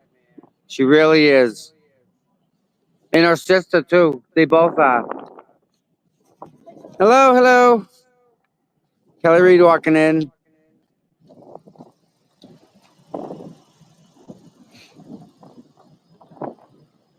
Yeah, you're right. So it's Stoughton. I just got an update from one of the mods. So Jill Daniels actually has one tomorrow. Yeah. Then she has one in Falmouth next week. Wait a minute. Is her lawyer gonna be there tomorrow? Her? What? Jill Daniels' lawyer, is he gonna be there tomorrow? I think so. Yep. Boy, I'm gonna have to say good morning. Yeah. Tomorrow's Jill Daniels. Stoughton. Yep. Yeah, I'm gonna have to say good morning to her lawyer. Also, you have the. He loves me. Long time. I know, I'm not sure. Then you also have the people for the DMs to Jen McCabe tomorrow morning at Stoughton. From what? From the DMs to direct messages to Jen McCabe. Oh, that's right. That's right. People have threatened her. Yeah, it's tomorrow, and then next. Jen McCabe tomorrow. When we threatened Jen McCabe with the messages. Remember the text messages on Facebook? Is she gonna be there tomorrow? Sometime tomorrow. We don't know when. And then you have next week on the 17th. On the 17th, you have Aiden at 9 o'clock, and then Aiden at 3 o'clock, and then a couple days. But then you have Kate Peters coming up in the next couple days too. And it's already Thursday. Yeah, I know. I hear you, bud. It's already Thursday. I know. Jeez, what are we gonna do the rest of the week? I'm going to sit in my car and waiting this one out and charge my phone. All right. Is anybody gonna switch us over to the live feed? It's 2 o'clock. They should be starting pretty soon. Yeah. But then again, right? Auntie Bev could say, Yeah.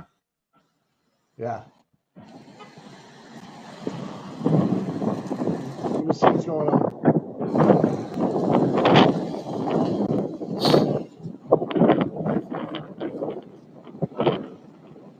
Wow, that wind, dude.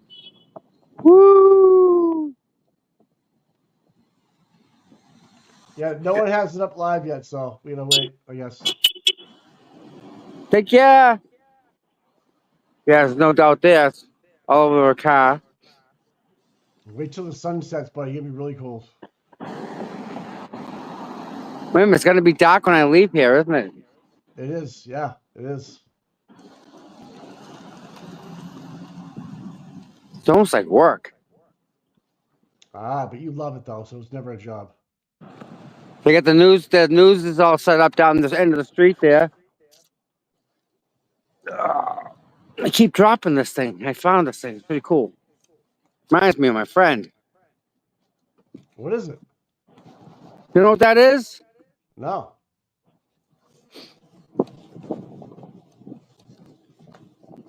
Chat. No. Chat knows what that is. I couldn't see it really, honestly. Step on it. Oh, okay. It's a Lego. Oh, all right. Whew. So Grant was pretty positive this morning, huh? Yeah, I'm glad you caught that interview. That was kind of funny. I think he left a lot on the table there, Mike. We got to go over that footage. Right. That's Right. gold. I think he may have put some pieces together, dude. He made, yeah, he might have connected some dots. Yeah. All right. We're gonna Showtime. All right, we're gonna let this go live, or what's going on? Is it going live? Yeah, they're doing it. They got it.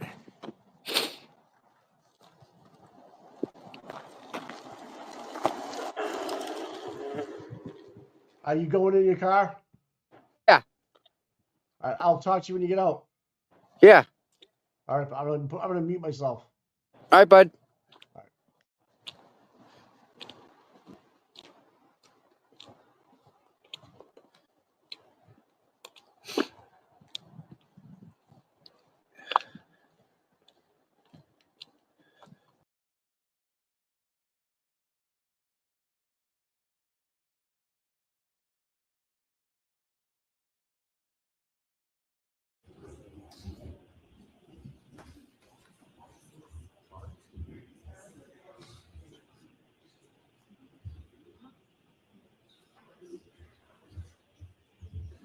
My apologies. That's okay. I didn't realize when I came in. Do you want to wait for co-counsel? I'm sorry. I'm ready. Okay. All right, go right ahead, Mr. Lessie. Thank you, Your Honor. Welcome back, Dr. Russell. We've mentioned briefly the term differential diagnosis, and you have defined what that term means. In terms of assessing and treating dog-inflicted human wounds, do you invoke differential diagnosis? Yes. And could you describe how do you invoke the concept of differential diagnosis with respect to assessing and treating dog-inflicted human wounds?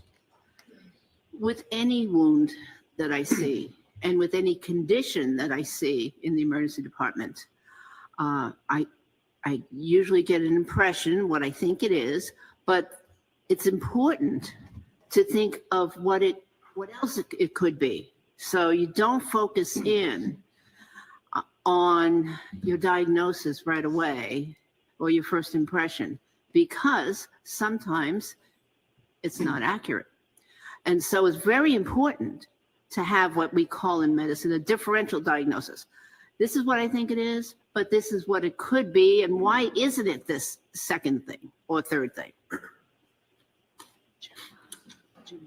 The host would like you to unmute your microphone. You can press star. You are unmuted. Should I wait, Your Honor? No, I think you're all set. All set, Mr. Clerk? Yes, thank you. Sorry. May I continue? Your Honor? Yes. Thank you.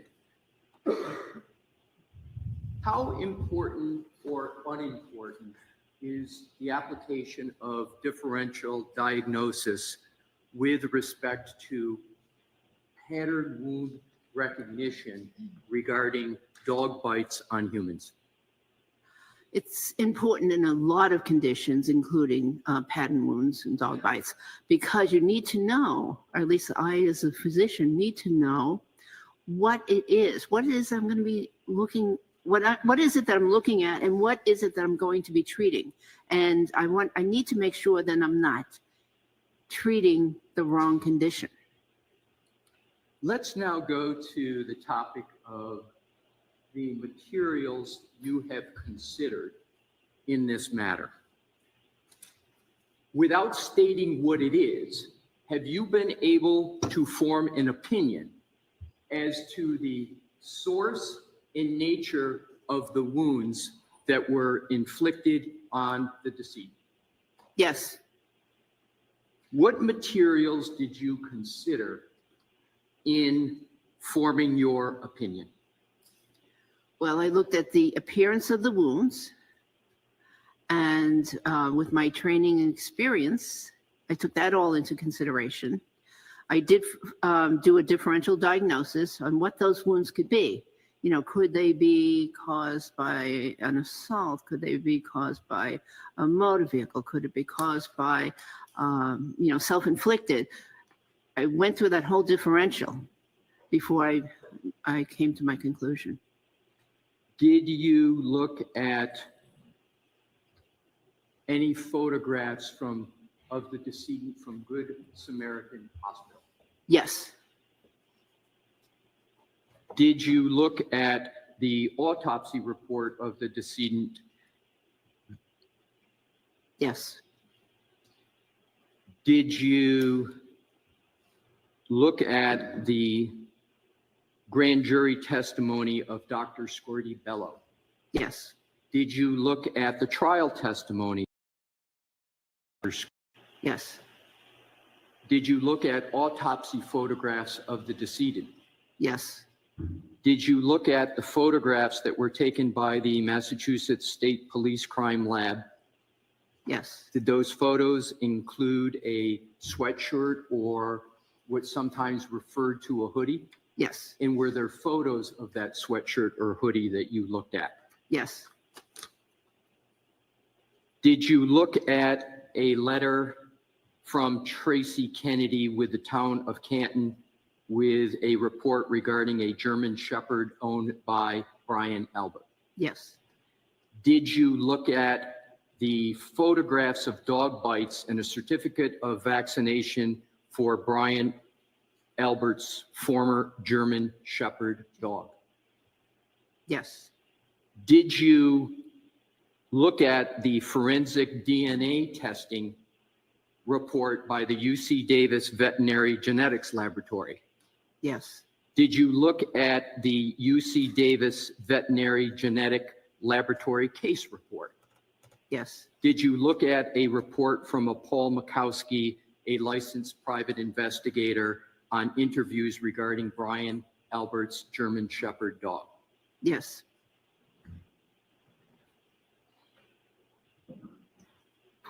Do you have an opinion with regard to the nature and source of the wounds on Mr. O'Keefe's right arm?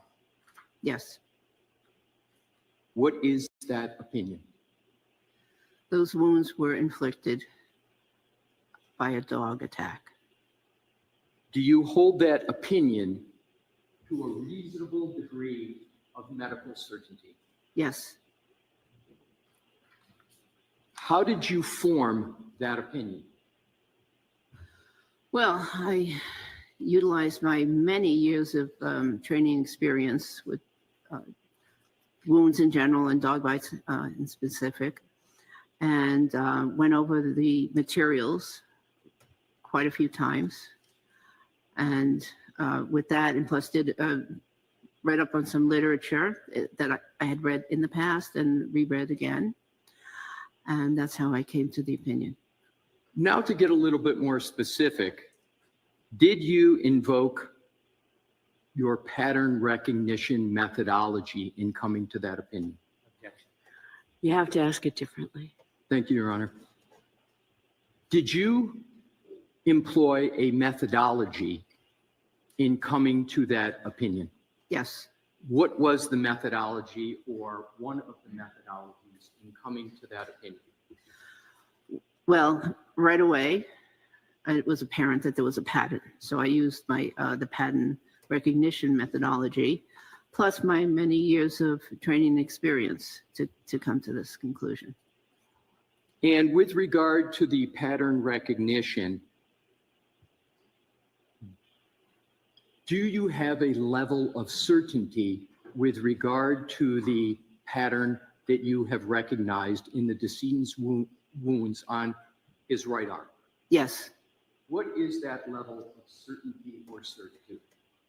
Those wounds are highly characteristic of a dog attack. How frequent in your experience do you find in wound care that a wound pattern is highly characteristic of a certain source? I object to a percentage type question. Can you answer that question, Doctor? I'm not sure I even understand it, so ask it differently. Thank you.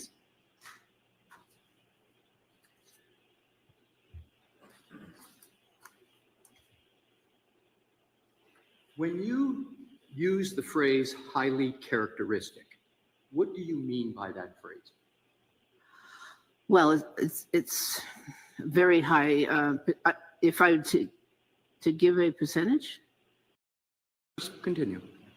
I would say almost almost pathognomonic, 90, very high 90s. Now let's go to differential diagnosis. Did you perform a differential diagnosis in coming to your opinion? Yes. What other considerations did you take into account as to possible other causes of the injuries to the right arm of the decedent?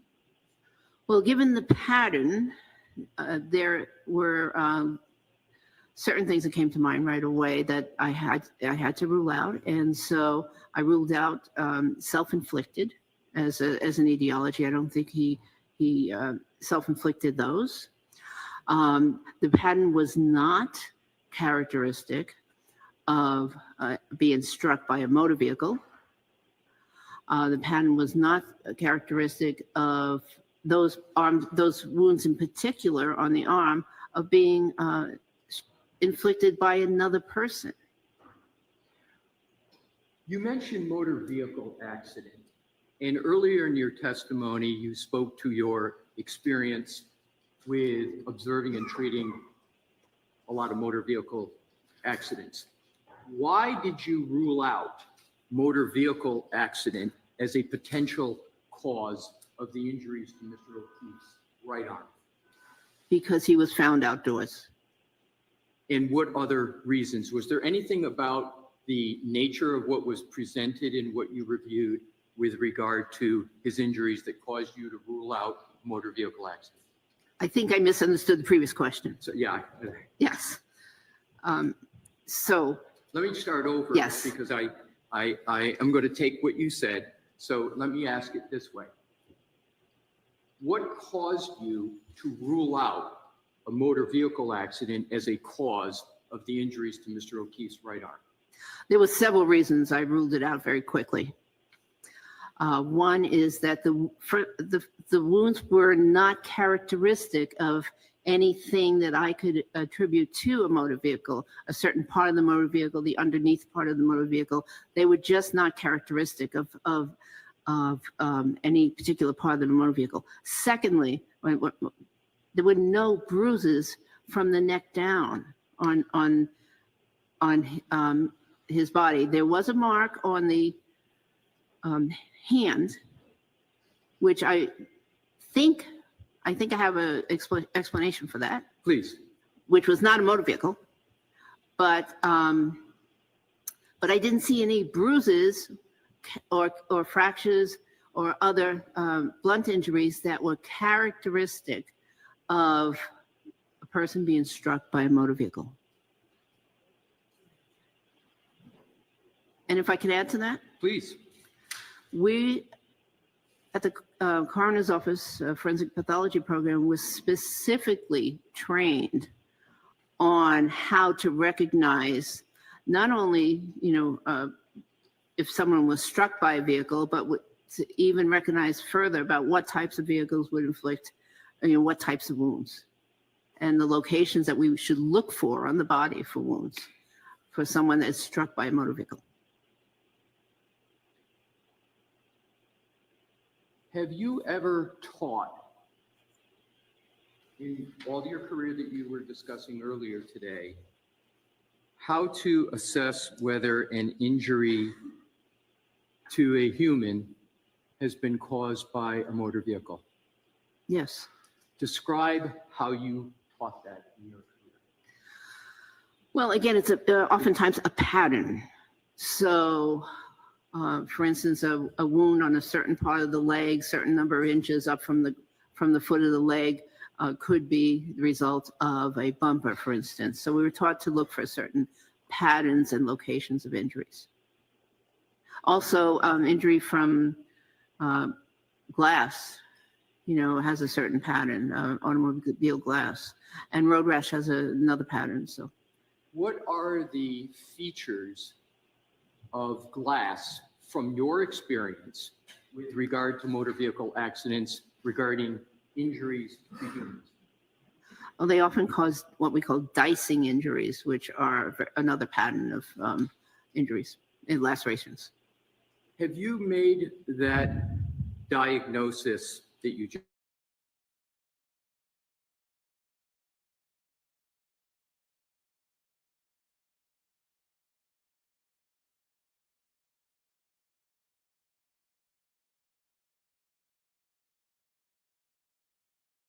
pathologist with a post-mortem individual? So again, it's pattern recognition.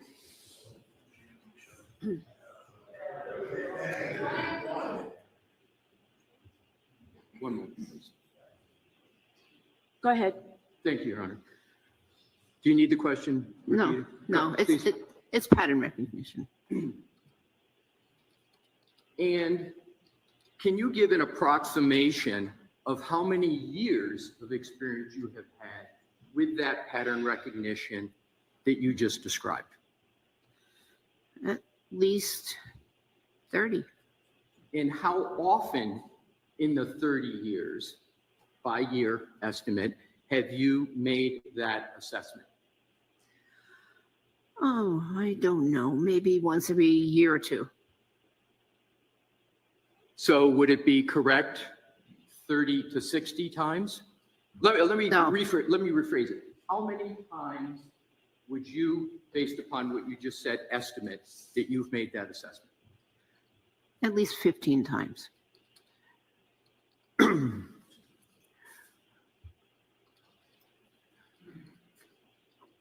Your Honor, may I approach the witness with exhibits? Sure, just show counsel what you're showing. Counsel has all the Just tell him exhibits, what if I could just tell Mr. Yes, you Bennett? can approach, just show it as you walk up.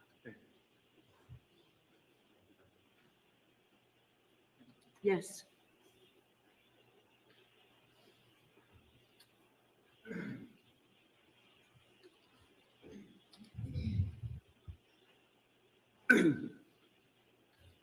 May I proceed? Yes. Thank you.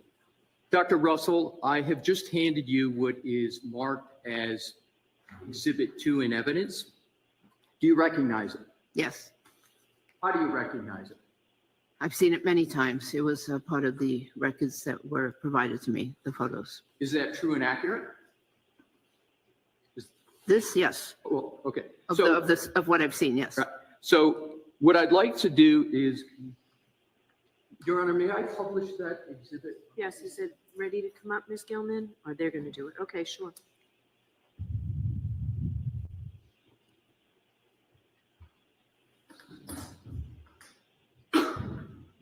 No, I don't want to. I want to flip this. All right, so okay. I just want to make sure we have, because Mr. Brennan. Yeah, the numbers seem to be different. So Diane, I'm going to That's it. need from you the list of, so what is this?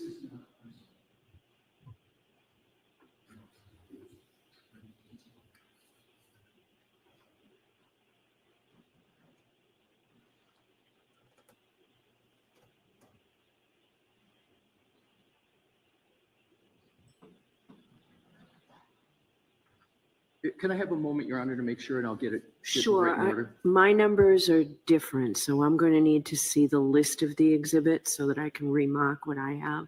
Right. So what I wanted to do is to go to 4. That's the one I wanted to go to. Okay. And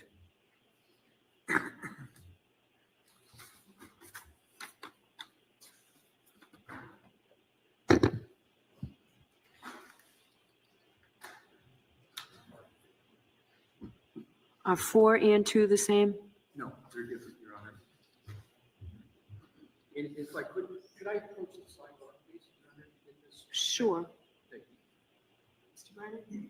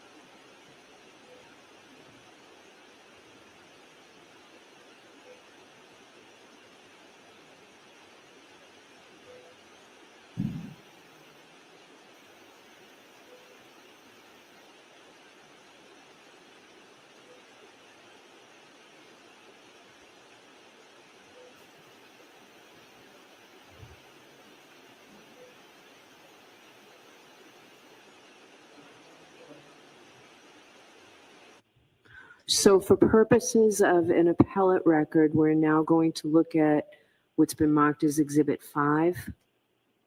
That's correct, Your Honor. Okay. And I appreciate Mr. Brendan's cooperation in getting to this point.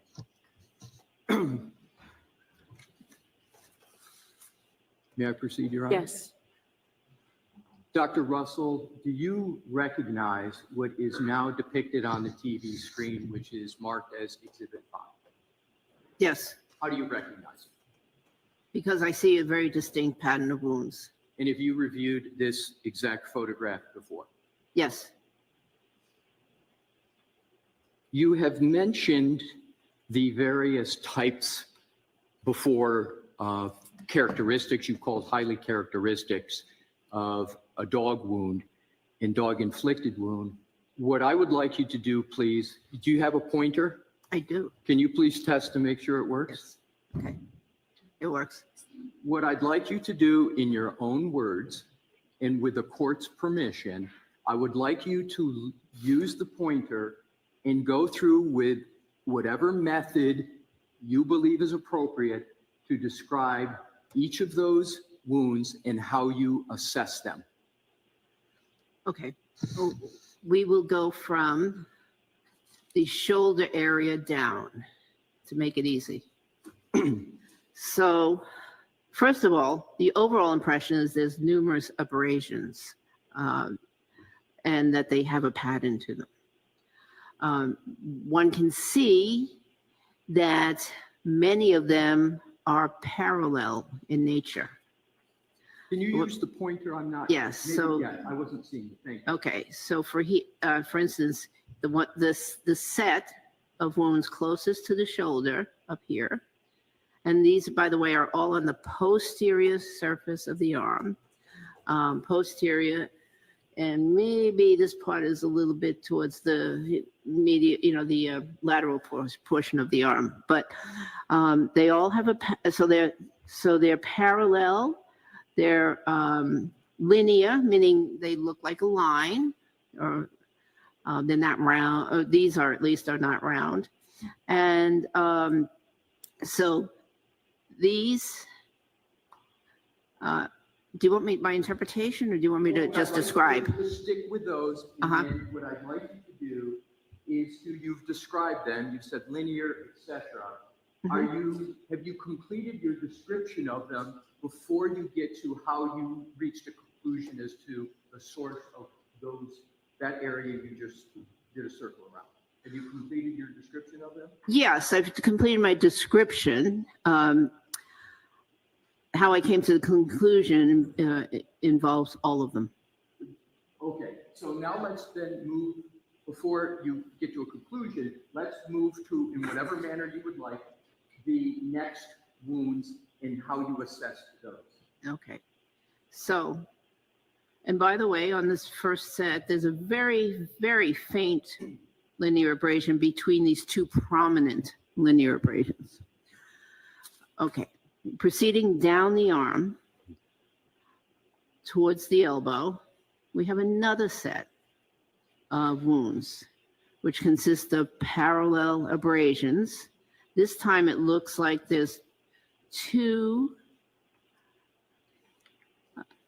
in the more anterior portion of that lateral aspect of the arm, and then another linear abrasion down below here, as well as a superficial punctate or round tiny lesion What do you below mean it. by punctate? Punctate, I mean small and round.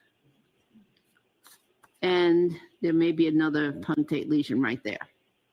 So that's this group. Proceeding down the arm, there is this irregular group here of multiple 1, 2, 3, 4, 5 linear abrasions at least, and then 2, possibly 3 punctate wounds below them. And this is right over the elbow area, and there might, yes. You mentioned irregular with regard to some of those wounds. Why do you describe them as irregular? And is there any significance to them being irregular? Don't go to your conclusion yet. Just you use the term irregular, and I want to make sure the record's clear what you mean by that. Okay. Well, so a few of these individual wounds have some linear or line-like component, but then as you proceed further down the arm and just below the elbow, there's a couple of wounds here that do not look like a line.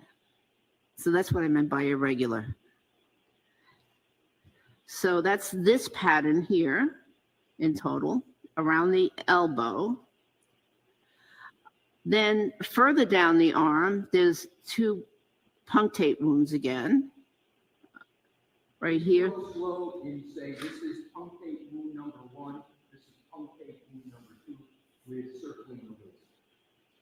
Okay, here's one, punctate wound number 1, and here is number 2. Why is each of those a punctate wound? Because they look to have a slightly different shape. Oh, very good question. Because there was movement. There was movement of the either the dog or the the inflicting teeth. Either the dog or the victim. There was movement. Okay. Then there is this group, which are again irregular, because then I'm calling them irregular because they're not shaped like a line. And it appears that there's also some what we call movement artifact on those. When you mention irregular, does that mean it's uncharacteristic or characteristic of a dog? It means neither of those. Good, thank you. Okay. And then finally, the furthest down the arm is this grouping of linear, I'm going to call them linear because they're line-like, but they, so linear abrasions, which appear to have a somewhat semicircular appearance, a configuration, and the direction is slightly different. The angle of these linear lacerations are just ever so slightly different than the ones above the elbow. Is there a medical term that's used to describe the location of those wounds that you just spoke about? The hoodie is depicted in Exhibit 20. The right arm. And if we could please, Your Honor, go to 21. Which arm of the hoodie is depicted in 21? The right arm. And if we could go to Exhibit 22. I think you answered, but I want the record clear. Which, are you able to tell which arm of the hoodie is depicted in Exhibit 22?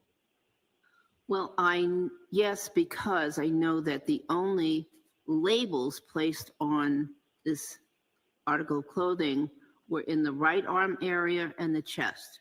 And this contains a label, so this is the right arm area. How do you know that? How do you know because the only labels were placed on the right arm? Because we saw the overall picture.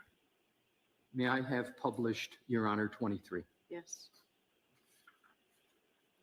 You recognize what's depicted in Exhibit 23, Dr. Russell? This one? Yes, you recognize that? Yes. What is it? So it's it's a close-up picture of the right arm of the hoodie. And there's a number 7. And number 7 is pointing to a defect, small defect, several millimeters in length on that fabric. How, if at all, does the ruler in these pictures contribute to your assessment of the defects in the hood? Well, they give an overall measurement of the wound, of the holes, the defects, as they currently were when the photograph was taken. But we have to keep in mind that fabric stretches, and when it dries, it contracts. That has to be kept in mind when making assessments. So the size right at the time that picture was taken could be different than when the injury was inflicted. Does the ruler help you at all in this photograph or any of the photographs we've seen in determining whether or not a given defect is from a dog? Yes, they do. How? Because there are several of them. The configuration of the collection of the defects are in a certain area, and actually it's an area that corresponds with the area of the decedent's arm where the injuries were. And they're significantly smaller than, for instance, what you would see in a gunshot wound. Your Honor, may I please have published 24? Sure. Thank you. You recognize what's depicted in Exhibit 24, Dr. Russell? Yes. What is it? That's another defect in the right arm, closer to the sleeve or cuff of the arm of that particular hoodie, and it's labeled number 8. What assessment, if any, did you make of what's depicted in this exhibit? It's consistent with the dog bite, and fabrics are pointed outward. Why is it consistent with the dog bite? Again, the size. I'm sorry. The size. The size of the hole? The size of the hole, yes. Taken in conjunction with all of the rest of the holes. All the rest of the holes in the other photos? Yes, that we just discussed, yes. Your Honor, may I have published 25? Yes. Thank you. You recognize what's depicted in Exhibit 25? Yes. What is it? So it's again the right arm of the hoodie. It's down by the edge of the sleeve towards the wrist area would be. And it shows 2 defects, one of which is labeled 9. The other one, I don't know the number, but it's labeled.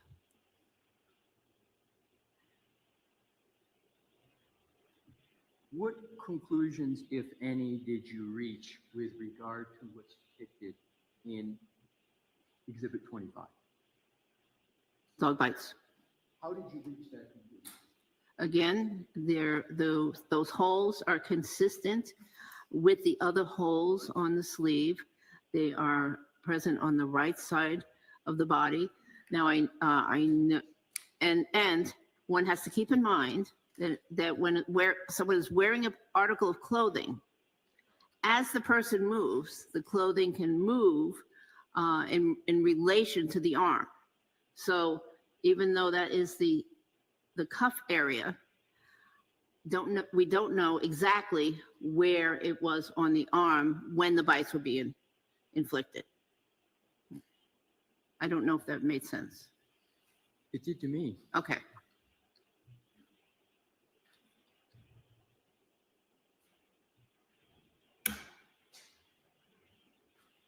Your Honor, may I have published 26? Sure. Thank you. Dr. Russell, do you recognize what's depicted in Exhibit 26? That appears to be a similar photograph to the prior one, just the exposure appears to be a little different to me. Which arm of the hoodie is depicted in Exhibit 26? Right on. Could we briefly go back, Your Honor, to Exhibit 25? Yes. Thank you. Which arm is depicted of the hoodie in Exhibit 25? Right on. Your Honor, could we go back to 26, please? Yes. Thank you. What assessment, if any, did you make of what's depicted in Exhibit 26? That these were inflicted by the dog. How did you make that? How did you make that assessment or conclusion? Because they're similar in general appearance to the other ones on that right sleeve, and they're small in size. And this is the right arm of the hoodie? Correct. Your Honor, may I have published 27? Yes. Thank you. Dr. Russell, do you recognize what is depicted in Exhibit 27?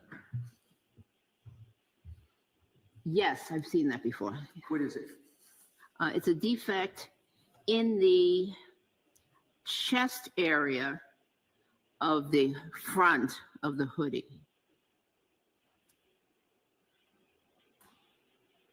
What assessment, if any, did you make of the source and nature of what's depicted in that exhibit? Yes, let me describe it a little bit better. It's labeled with number 10. Yes. And adjacent to it, of course, there's this big defect. Can you use your, I'm sorry, Your Honor, may the witness use the laser pointer when she says this? Oh, Thank you. okay. So this is the defect in question, labeled number 10. But adjacent to it, there's this huge defect right over here. It's going this way. And as being an emergency room physician, I recognize that as that large defect as having been caused by the emergency room personnel when they opened up the sweatshirt to have access to Mr. O'Keefe. So are you saying that there's two different sources of what's depicted in this exhibit, or is it just all from one source? I believe that they're two different sources. Can you, with your laser, identify each one and what your conclusion is as regards to the nature of each one? So this large one here, I believe, is from the scissor wound, the trauma scissors. In trauma scissors of a medical professional in the emergency department? Yes, or it could have been EMS personnel also. That's another Understood. possibility. Please proceed to the next. Yes, but then this other defect is different and it's separated. There's actually solid tissue, fabric between the two defects. This is separate and it appears to have a little bit of a tail type configuration. So this could have been inflicted by the dog. You say could. Mhm. Is it could or is it consistent with infliction by a dog? It is consistent with, however, there were no chest. I'm sorry. Okay. There's a competing noise out there. Yeah, now. yeah. Just trying to see if it was going to die down. Thank you. There were no chest wounds caused by a dog in that area. So it could have been that the fabric was loose, and as the victim was pulling away from the dog's teeth caught it, but he didn't make contact, or she didn't make contact with the skin. So I can't say for sure that this is a dog bite. Right. So a dog related tear. So is it correct to say it's inconclusive whether this is from a dog, or is there no conclusion to be reached as to whether it's from a dog? I don't know the difference. Okay.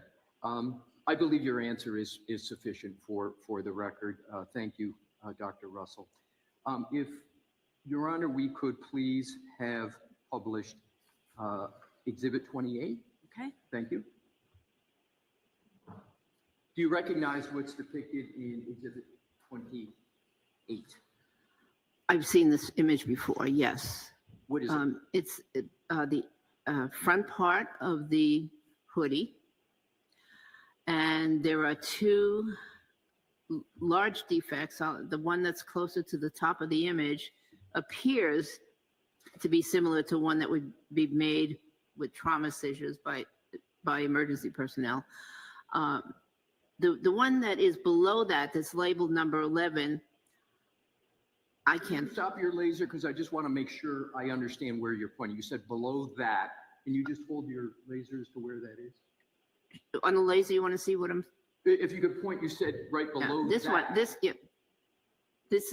so this is, the top one is what I believe is caused by trauma scissors. Yes. Below that in this image and labeled number 11 Yes. is a very irregular defect. That's this one right here. And it's labeled number 11. I can't say for sure what caused it. What causes you to use the parlance irregular? What is irregular about it? Well, irregular means that it's not a straight line. It's not a nice circle. It doesn't have a nice edge to it. Are you able to reach any conclusions with regard to what is depicted in Exhibit 29? No. Your Honor, if I could have published Exhibit 30. Okay. Thank you. I think they were referring to 28. Yeah, I think that last one was I'm 28 sorry. and 27 before then. I just thought I might have missed it. So, No, you didn't. I did. That was my error. Thank so you, Mr. 29. Brennan. I believe we are now on 29. I have, it appears 29 is up, Your Honor. May I proceed? Yes. Thank you. Dr. Russell, do you recognize what's depicted in Exhibit 29? Yes. What is it? It's an area of the front of the hoodie that is in the front, the interior of the hoodie, and has two labels showing two different defects, 12 and 13. What assessment, if any, did you make with regard to what is associated with number 12? Number 12 is a long defect, and by itself, I can't make any assessment.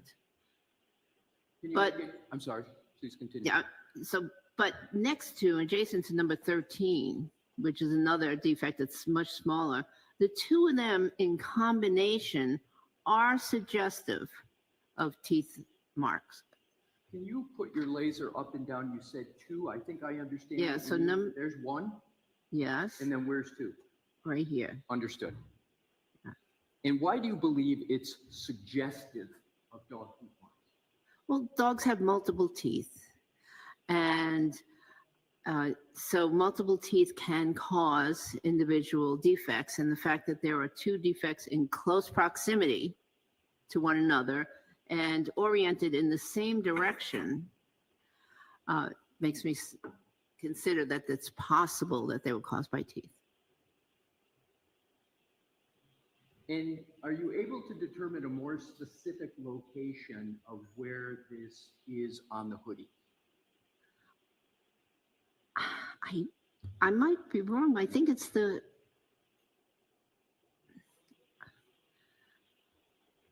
I think it, no, I can't really say for sure because I don't know if this picture is upside down or not. So the nature of the picture Yeah. does not allow you to make a conclusion that you're comfortable with regard to the location on the hoodie? Yeah, individually. Objection sustained to the form. Understood. Are you able to reach a conclusion with regard to what part of the hoodie is depicted with reference to the 12 and 13 on this exhibit? Not from this image only. In combination with any other image, are you able to reach a conclusion as to what part of the hoodie is depicted by 12 and 13?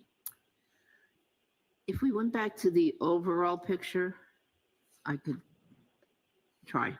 Do we need this answer from her? We do not, Your Honor. Okay, I was actually going to the next one. Thank you. Thank you.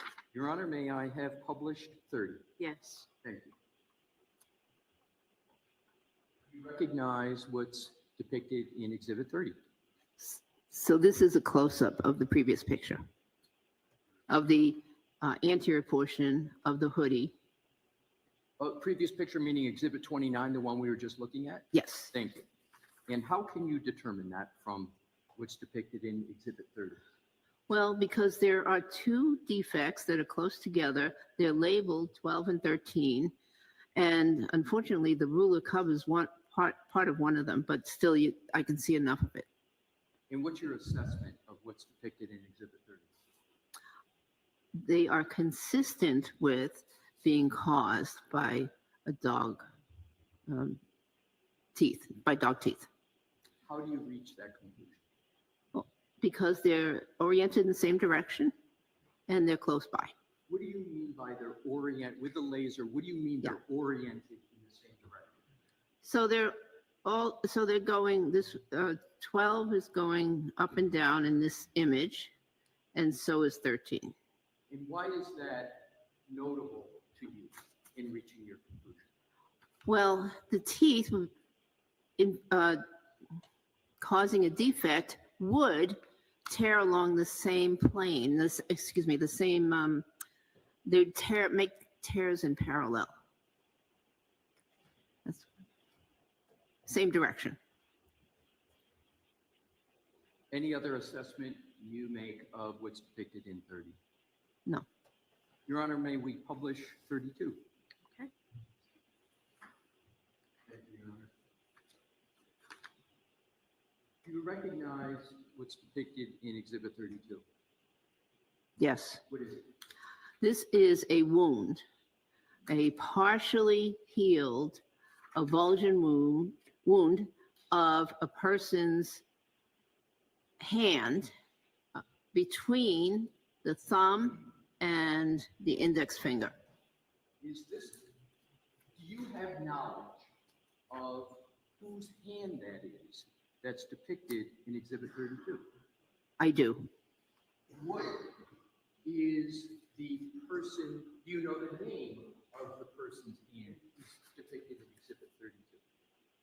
I think it was Lisa, not Lisa. Do you have knowledge of how that wound occurred? Yes.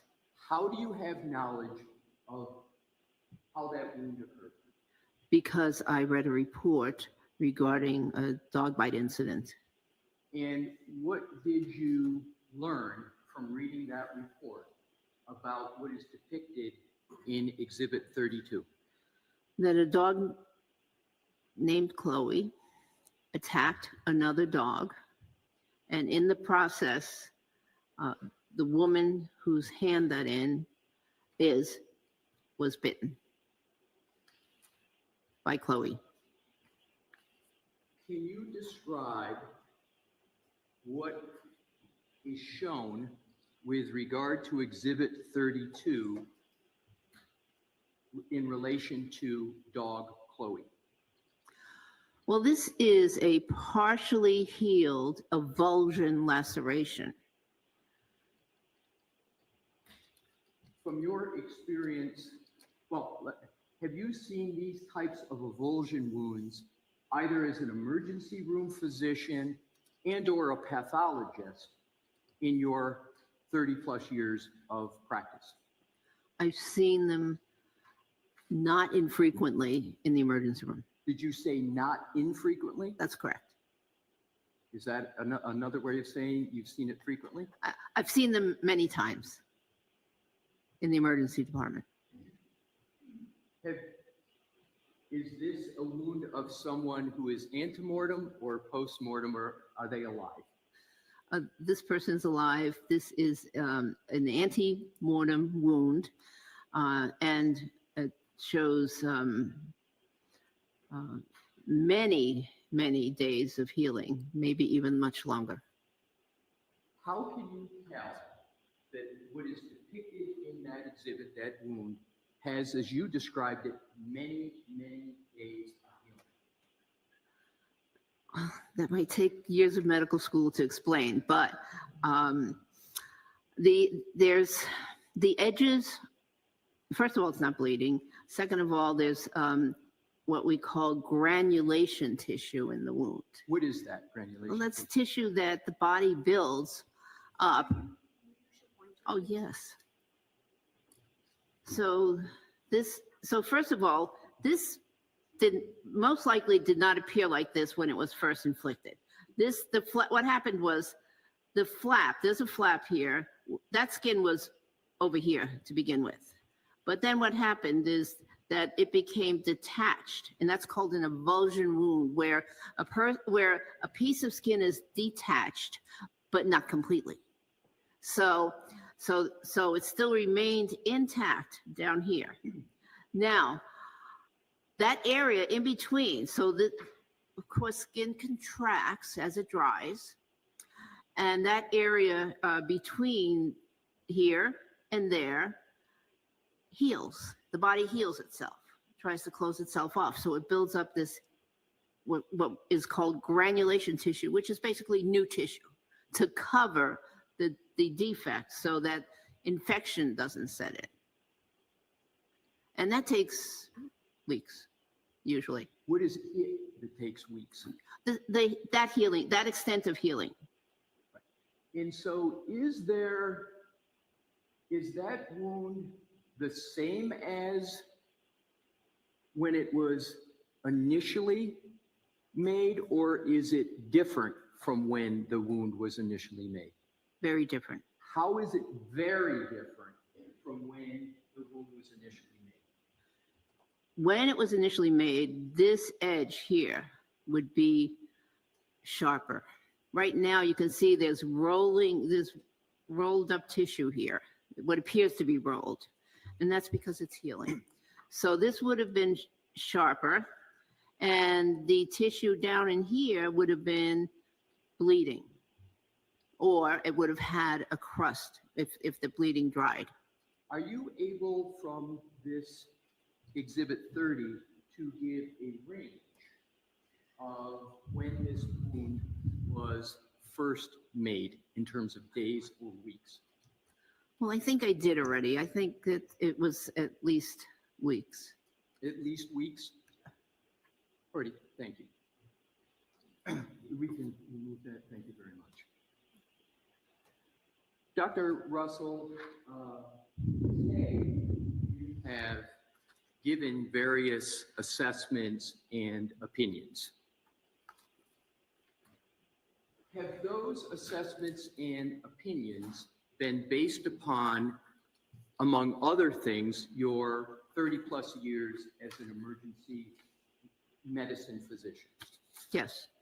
And with regard to the same assessments and opinions, have those been based on your 30-plus years as a forensic pathologist? Yes.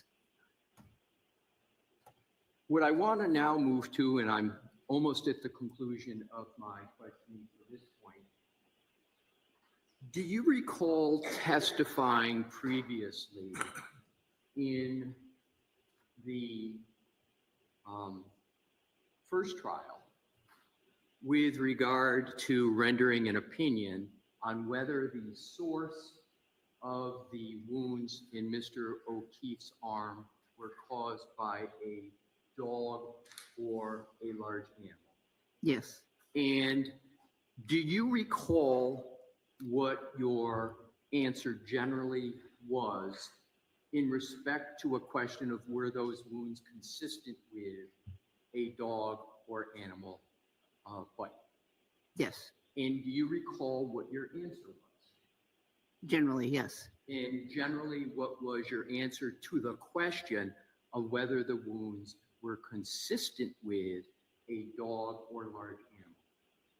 Your Honor, may there be a reference of prior testimony? I have no idea what specifically we're referring to as far as the past. Transcript, date, where it is. Happy to give it, Your Honor. May I have a moment to give it? Yes.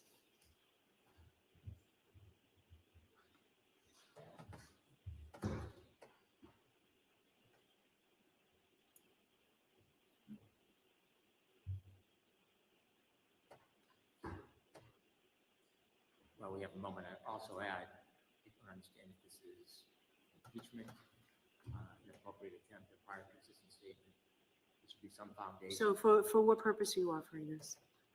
Your Honor, I would first like to respond to the preliminary hearing where, as you know, the rules of evidence are not strictly. The purpose I'm giving this, Your Honor, is not for impeachment. It's exactly for her to state, and if you would allow, Honor would allow me to connect up with the questions, it will allow her to state with regard to her testimony today, whether or not the opinion she has formed previously is the same opinion as she has formed. Is it the same? Okay, so why don't you ask her what her opinion is today? Yes.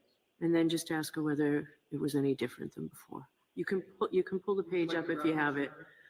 I have it here, I think, so just, so do you need it, Mr. Brennan? Please. I'm happy to provide it, Mr. Brennan. It is the June 21st transcript.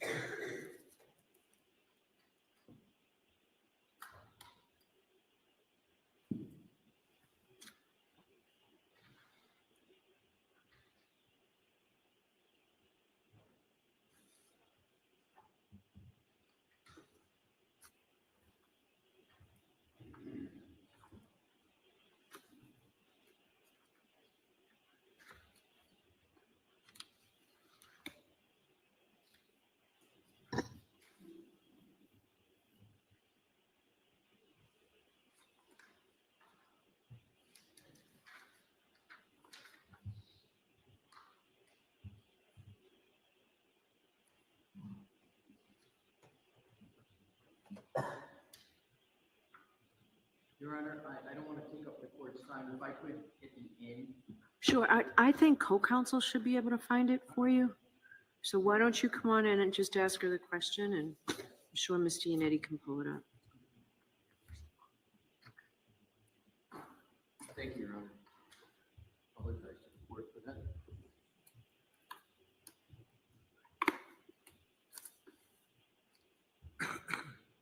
Dr. Russell, are the opinions that you have given today consistent or inconsistent with the opinions?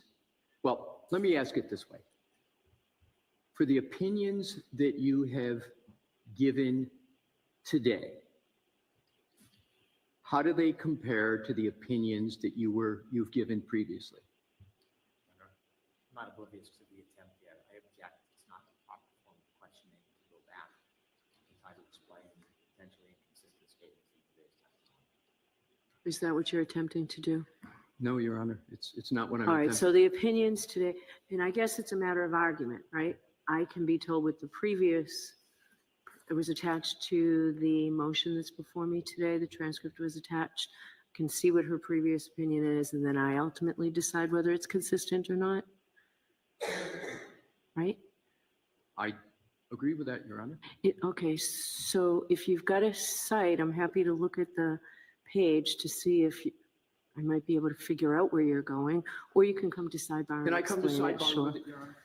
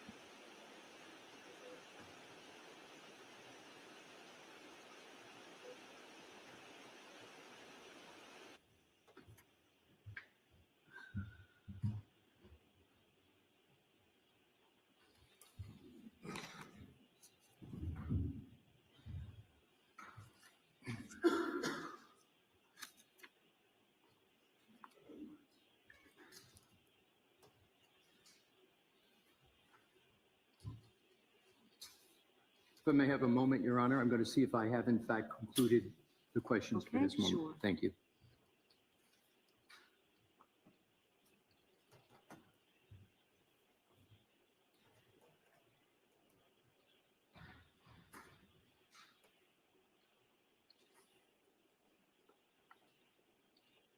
Jim, can you give me those?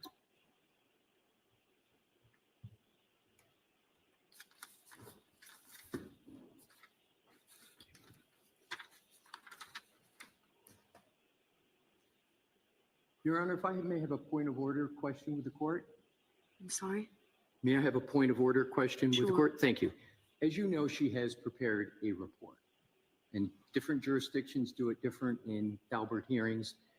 Is that something you believe needs to be marked? I was just going to do a brief foundation that she has in fact prepared one. Sometimes courts require- Is there an objection to me receiving a report and evidence?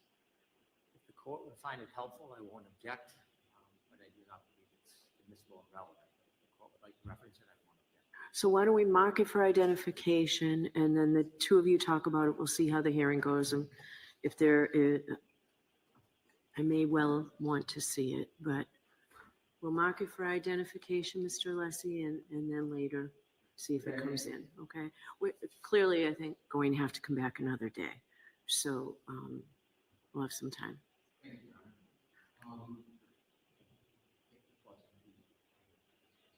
Yes.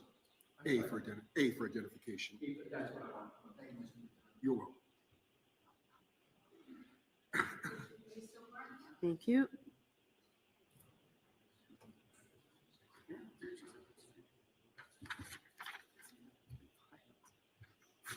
There, Jim, thank you. Jim.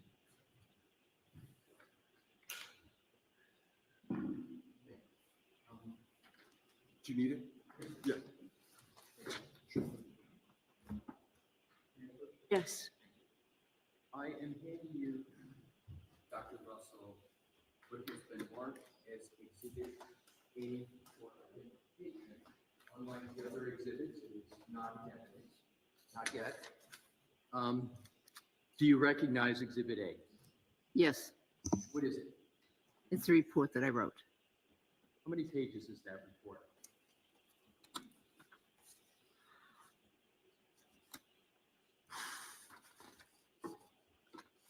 Sorry.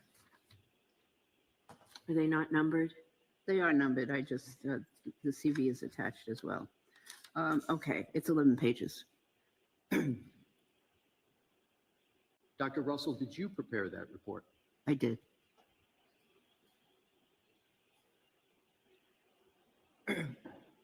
Your Honor, I just would like, if I could please note for the record that that report was filed and it's on file with the court as part of our opposition motion. I know Your Honor knows it, but I would just like to note that for the record. Sure.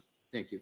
At this particular point, Your Honor, I have no questions, and I appreciate the court's patience and gracious allocation of time for me to go through these questions with the witness. All right, thank you very much.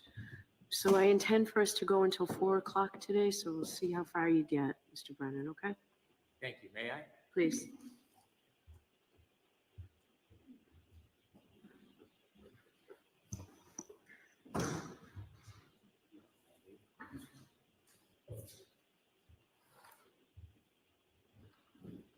I just want to look. Sure.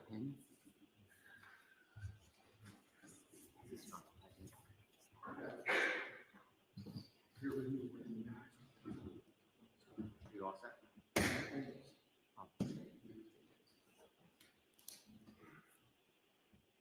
I'm all set, Mr. President. Thank you.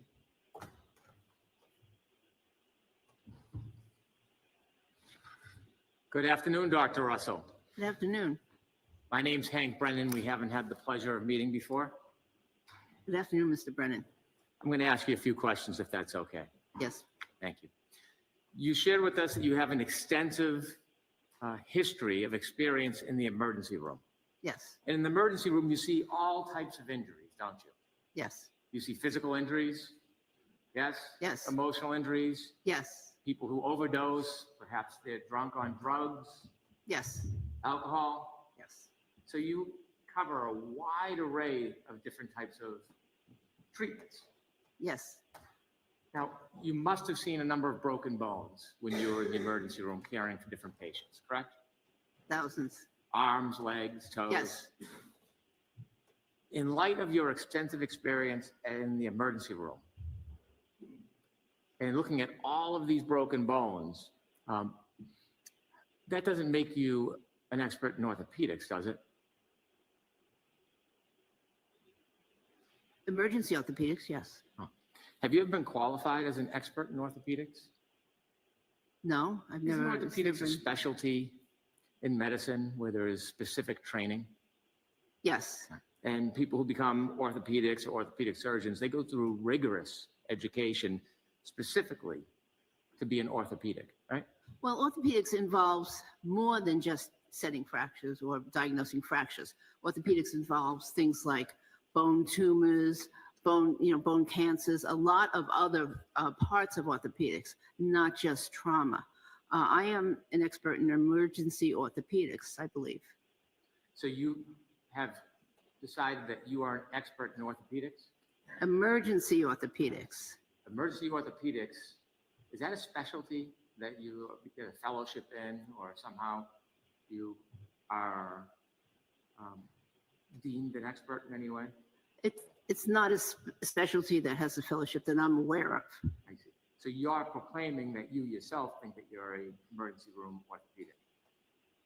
I have expertise in emergency orthopedics, yes. Are you an expert in orthopedics? The whole field of orthopedics, no. And you don't have any specialized degrees in orthopedics, do you? No. You would agree that somebody who's gone through the rigorous requirements of being an orthopedic and qualified, they'd have much more experience in that than you, true? In general orthopedics, yes. I have a lot of experience in orthopedic trauma related to emergencies. Have you ever been in any court where you've ever been qualified as an expert in orthopedics? It was never an issue. But I'm asking you, have you ever been in any court, state, federal, this country, any other country, where you've been qualified as an expert in orthopedics? No. Has anybody other than yourself ordained you as an expert in orthopedics? I haven't ordained myself as an expert in orthopedics. I have a lot of knowledge and expertise in emergency orthopedics. Has any authority ever recognized you and qualified you as an expert in orthopedics? No. Just you. I haven't declared myself an expert in orthopedics. I have expertise. You've seen a lot of car accidents you shared with us. Yes. As a police officer. Yes. In the emergency room. Yes. Perhaps when you were at the ME's office, you saw the consequence of car accidents. I did, yes. Are you an expert in accident reconstruction? Reconstruction, no. And when you see the different people that come in with overdoses, whether it's alcohol or drugs, you treat them, don't you? Yes. But you're not an expert toxicologist. I'm not a toxicologist, no. But toxicology is a part of emergency medicine. So we have training in orthopedic, in toxicology, but no, I am not an expert in toxicology. I'm not suggesting you're unfamiliar with it or you haven't had experience or some training. I'm asking you if you think you're an expert. In toxicology? Yes. No. And you've shared with us that you agree you don't have any expertise in DNA. That's correct. In fact, you know very little about DNA, don't you? I would say that's pretty reasonable, yes. That's what you said. Yes. Oh. You mentioned that you are generalizing or approximating the number of dog bite cases you've attended to in the emergency room relative to civilian dogs or domestic dogs. Is that right? Yes. And you've suggested that you probably treated about one dog a week over a period of 27 years. Yes? Yes. Which is 1,000 weeks in your estimation. Yes. You worked for some of the most busiest ERs. Was there a lot of patients every day that you treated? Yes. On average, how many patients would you treat in the ER over those 27 years on a daily basis? Daily, I would think about 30. So if you're treating 30 patients a day over a course of a week, and you consider that in the context of 1,000 weeks, the amount of dog bite cases that you treated in the ER is about half of 1%. Wouldn't that be fair to say? No, you lost me on that. Okay. Sorry. Well, if you had one dog bite case a week, and say you had 20 cases a day, 100 a week, that would be 1% of your cases. Oh, it could, yes, yes, but it's the number of cases, not the percentage that was asked of me. I'm just asking you a question. Okay, I just want to clarify that. And so you said how many, 25, 30 a day? Patients, yes. So that's less than 1% of the cases that you treated in the ER relative to dog bites. Okay, that's reasonable, and that's average, actually. Now, when you treated cases of dog bites in the ER, you said that you would sometimes have the reporter, the person injured or somebody with them, tell you it was a dog bite. Yes. Yes? And sometimes you had communication difficulties. There was a reason why they couldn't share it. Yes. And then you suggested that's how you came to this pattern recognition skill, is that you would have to determine the injury with no help from the reporter. I was always interested in dog bites, and yes, there were a few occasions when I had to use those skills in order to determine what kind of an animal it was. Let's talk about those few occasions. Why don't you share with us a story where you met a patient, if you can recall, where you had no idea what the injury may have been because there was no ability to communicate, and tell us about how you determined it wasn't dog. Well, thinking about a specific case, I can think of cases where I determined it wasn't a dog bite, and it was something else based on the pattern of the bite. And am I not answering your question? I'm not looking for cases where you couldn't determine the dog bite. I want you to share some of this wealth of experience you have in dog bites, and share with us, if you will, one of the cases where there was no information that it was a dog bite for whatever reason, and then you, based on your pattern recognition skills, determined that it was a dog bite. I want you to walk through an actual case that you can recall that you had with this scenario you presented. I can't give you a specific case because, again, in the overall scheme of emergency medicine and the frequency that dog bites are to other cases, it's just not a case that I would remember that kind of the specifics of the case. It's interesting in supporting your past experience shared with us, you decide for these past experiences and presenting yourself as an expert in pattern recognition. And it's interesting that when I'm asking for the details, to support this general. Objection, Your Honor, argument. Yeah, so, counsel, Yeah. that's okay. In Massachusetts, typically, we don't give the reason for objections from the floor. Your objection sustained, no commentary, Mr. Brennan. You shared with the court that you wrote a few articles that had to do with dog bites. Co-authored, yes. Can I ask you some questions about those? Absolutely. Thank you. Now, the first one I want to talk about is law enforcement canine dog bites. Do you remember that article? Yes. And that had to do with what you refer to as law enforcement dogs or canines. Yes. In that article, you talk specifically about a technique that you believe law enforcement or canine dogs utilize, which is bite and hold. Yes. And what you have suggested is that the bite and hold technique is different than typically a domestic dog or a civilian dog. Yes. Because it's a trained learning for the dog, correct?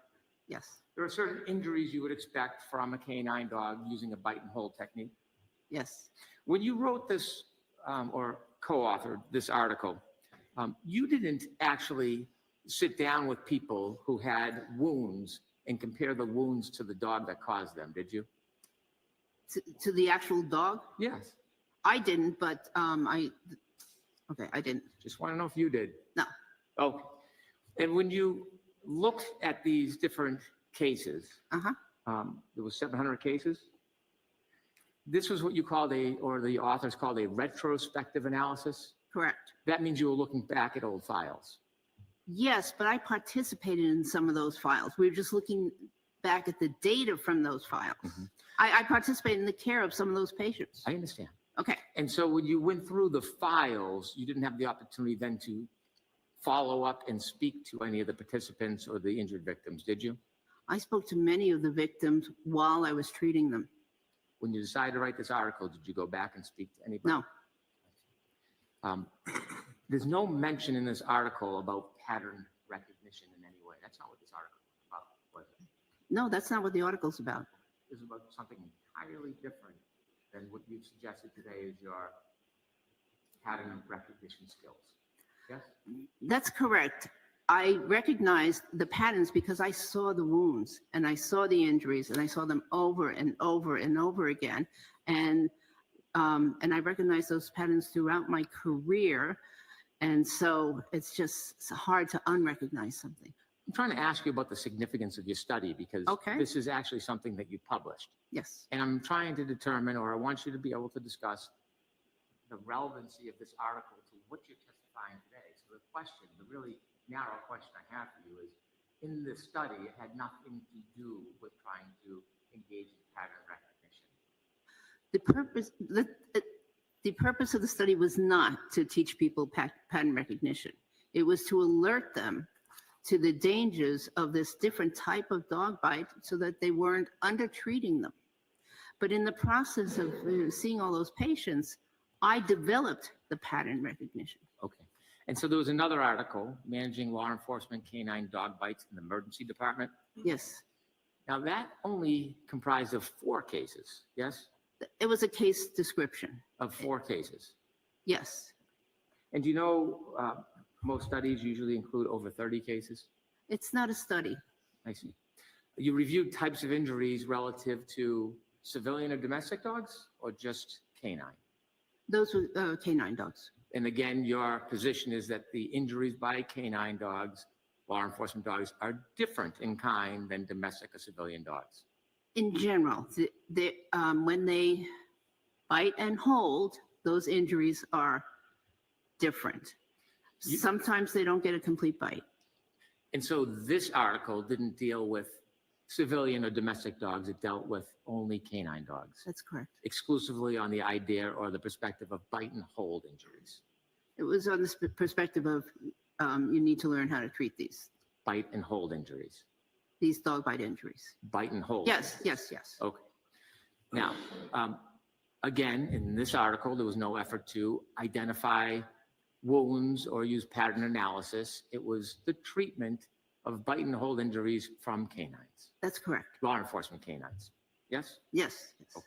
And then you also shared with us, in addition to these 2 articles on law enforcement dogs and bite and hold injuries, that you did some revising, editing of a book for a Dr. Is it Vati? I'm sorry, say again? You said that you revised or edited a book of a Dr. friend. Vale. Dr. Vale, I'm sorry, Dr. Vale. And when you were asked about what actually you recall about the topics, you don't really remember the topics of that book, you just remembered you edited it? No, I remember the topics of the Okay. book. In the topics of the book, it was dealing with human teeth, wasn't it? Yes, but in the article itself, if you read it, there's mention about dog dentition. There's a mention of it. Yes. Tell us what that mention was. Well, the mention is that the dog dentition looks different and dog bites look different because of the triangular shape of the dog's mouth versus a rounded shape of the human's mouth. Well, when they talk about the shape of a dog's mouth, it's not really triangular, it's like an hourglass. Well, but that was the quote those were the words that were used in the article, and it's relative triangular shape. It's as opposed to a round shape of a human. Well, in most studies, professional studies by experts, isn't it routinely referred to as an hourglass shape? I haven't seen that at all. Well, have you read books on dog bites? I've read articles on dog bites. You've read books on dog bites? No, I have read articles on dog bites. Have you ever read this book? Do you recognize this as an authority? No. No? So for the record, you need to say what you just showed the I'm witness. showing Dr. Russell a book called Dog Bites, a Multidisciplinary Perspective, edited by Daniel S. Mills. Is that it? I'm sorry, may I see it? If the court would let me, of course. May I approach? Yes.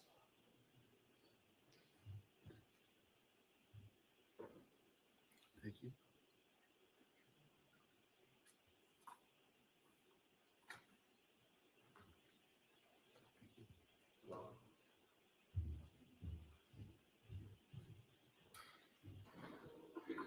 Thank you.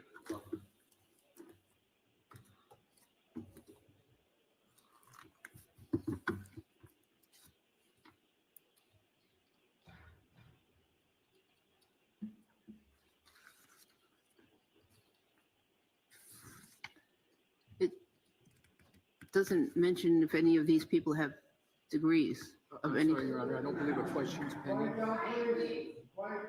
Sorry, Mr. Alessi, I couldn't hear you. Thank you. I don't believe a question Oh, I'm is sorry. pending for the witness. Okay, are you moving to strike that? Yes, I am. All right, I'll strike that.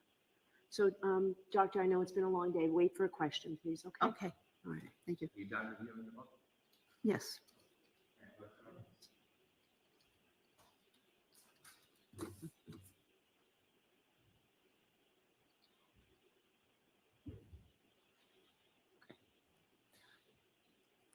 You've, through your testimony, attempted to or suggested there's a distinction between canine law enforcement wounds and that of domestic. Yes, But domestic dogs can cut the skin, correct. cause serious injury, Yes, deep wounds. they can. It's not just that domestic dogs just nip around the corners. They can bite, They can. they can attack, Yes, they can kill. yes, You've seen it firsthand. yes. Oh, I didn't witness the attack, no. Do you doubt that it was a canine attack? No, I didn't witness the attack I know. myself. Oh, I understand. Firsthand is what you said. Okay. You made a firsthand observation of a dog bite in the 1970s when you were at a training? Yes. And one of the participants was bit? Yes. Now, you said you didn't remember the wound. Do you have any memory of looking at what happened after a dog actually bit somebody firsthand? Objection, Your Honor. No, I'm going to allow its cross-examination on our test, based on our testimony. Say again? Any question? Should I repeat, Doctor? Yes, please. Do you have any memory of what you saw of when a dog actually bit somebody, your firsthand observation? From 50 years ago? No. Right. When people came in the emergency room, you didn't actually see the bites or how the mechanics of it happening. You're treating it after they come and ask you for aid. That's correct. Did you ever, in any of those emergency room experiences, go and see the dog? No. Did you ever have any other information about the dog, photographs, pictures, anything like that? Well, I did have other information about the dog. Oh, give me an example. Tell me. Well, we had to fill out a dog bite report after a dog bite's requirement in Los Angeles County.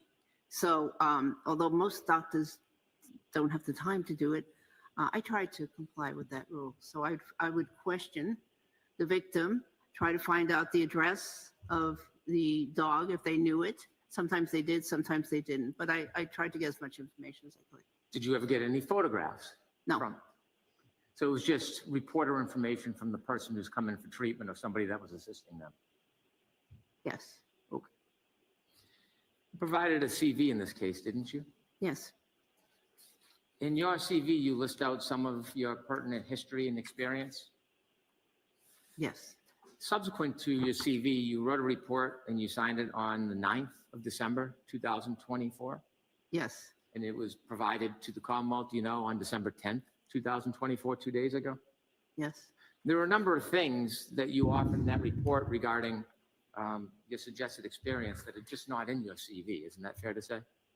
That could be, yes. Of course, you can't put everything in the CV. Well, you didn't say anything really about dog bite experience in your CV other than your 2 articles, did you? No, I didn't. Okay. And you didn't mention anything about this specialized training or expertise in pattern recognition analysis. You didn't mention anything about that in your CV, did you? Can't mention everything. I didn't ask if you could mention anything. I'm asking if you mentioned that. Well, it says brief CV on the top. Okay. I'll ask you again. Okay. Did you mention anything in your CV about pattern recognition analysis in your described expertise in that? No. In your report, and let me ask you before we get to your report, you testified at a voir dire in this case? Yes. About a year ago? Less than that. And you then testified at trial? Yes. When you testified in the voir dire and trial and in your CV, you don't mention the scores of peer review articles on dog bites that you studied, do you? Ask that question. I'm sorry. When you testified 2 times before, yes, did you talk about the scores, as you describe it, of peer review articles that you've studied on dog bites? On the numbers of period. No, I didn't mention that. That's correct. Okay, and that's not mentioned in your CV either. You don't usually mention it in your CV about the articles you read. But I'm asking if you did.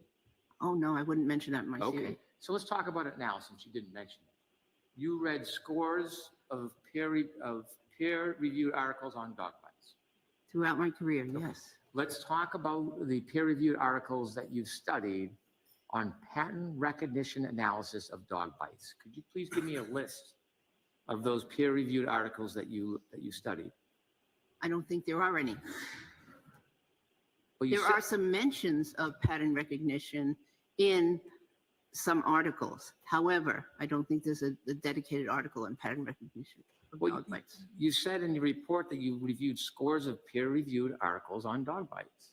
Dog bites, yes. Okay, so those didn't really include pattern recognition as you've described your expertise today. Some of them did, some of them didn't, but that might not have been the major focus of the article. Which ones did? Can you reference us the ones that you've read and relied upon, in your opinion today, that have to do with pattern recognition analysis? May I look at my report or my CV? Sure. Of course. Sure. Go ahead and take your time, Dr. Thank you. Okay, there is, and they might not have used the term pattern recognition, but that's what they're talking about in these articles. Okay. There is a article on, by D. Munick. It's actually listed in my report under literature. Okay, I see it. It's the third one. Yes. And that deals with pattern recognition analysis? It's part of the article. There was a lot more in the article than just pattern recognition. And again, they might not have used that specific term pattern, but it's what the subject was discussed in the middle of the article, yes. What was discussed in this article that you relied upon? Oh, I relied on the descriptions of wounds. I relied on a lot of this article. Well, share with us in detail. Could you tell us what you relied on in that article as part of your opinion? There was a description. There was an area that described wounds and fatal wounds in dog bites, and how to approach them. You know, how to investigate them. There was an area that described what some of these wounds looked like. And there was actually an area that I believe it was this article that said that if you have this plus this plus this, that it is pathognomonic for a dog bite. Now, I believe that was the article that said that. One of these articles did, but anyways, so yeah. So I think maybe you might want to look at them. Oh, I did. Okay. That's why I'm asking you. Okay. That's why I'm confused about which one you're talking about. There was not a recipe book that said, okay, you know, this is the pattern of a dog bite. It might, you know, they might not get a lot of readers for that, but this was a forensic approach as to how to identify fatal dog attacks. So from your resume, Doctor, could you tell me which article you're talking about? I'm talking about the third one down. What's the title? The title of the article is Forensic Approach of Fatal Dog Attacks, a Case Report and Literature Review. Okay. Fatal dog attacks oftentimes involve vulnerable areas like the neck. Absolutely. Abdomen. Neck, face, head, yes. That's sometimes the abdomen, yes. Okay. No cases cited in there that deal with wounds on an arm. Because it's a fatal, right. But that doesn't mean that there weren't wounds on the arm. It's that the fatal wounds, like in the case I autopsied, the fatal wounds generally were in the areas that had organs that could be damaged, like or major vessels like a carotid artery, neck. But there could be a lot of other wounds. For instance, my case, there was probably about 60 wounds. I understand. Okay, but some of, you know, you're not going to talk about every single one of them because they're not worthy of describing. Okay. You said that you attended multiple seminars, talks, and lectures regarding wound identification. Yes. Okay. When did you attend seminars on wound identification? Intermittently throughout my career, I can't give you any dates. Okay. Were any of those wound identifications dog bite wound identification seminars? No, they were general wound identifications, and they may mention bites.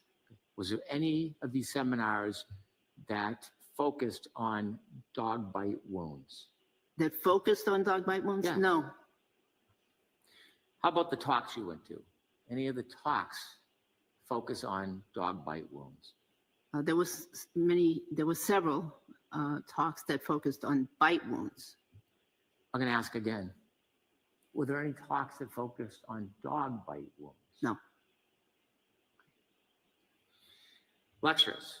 You've cited that you've attended lectures as part of this experience. Can you recall specific lectures that focused on dog bite wounds? Not entire lectures. There were lectures in emergency department, training sessions, but dog bites were usually mixed in with other kind of animal bites, and discussion would occur because it's not you have to use up an hour usually when you go to one of these lectures, and there were other animals to talk about besides dogs. In these lectures that you went to that didn't focus primarily on dog bite wounds, did they talk about pattern recognition analysis of dog bite wounds? Generally not the emergency medicine ones, because that's actually not really a major focus. The focus in emergency medicine is treatment. I'm a bit unusual because I have this interest that I've had for many years. So it's fair to say none of the multiple seminars, talks, lectures that you attended had any focus on pattern recognition analysis of dog bite wounds. None of them had any focus. That's correct.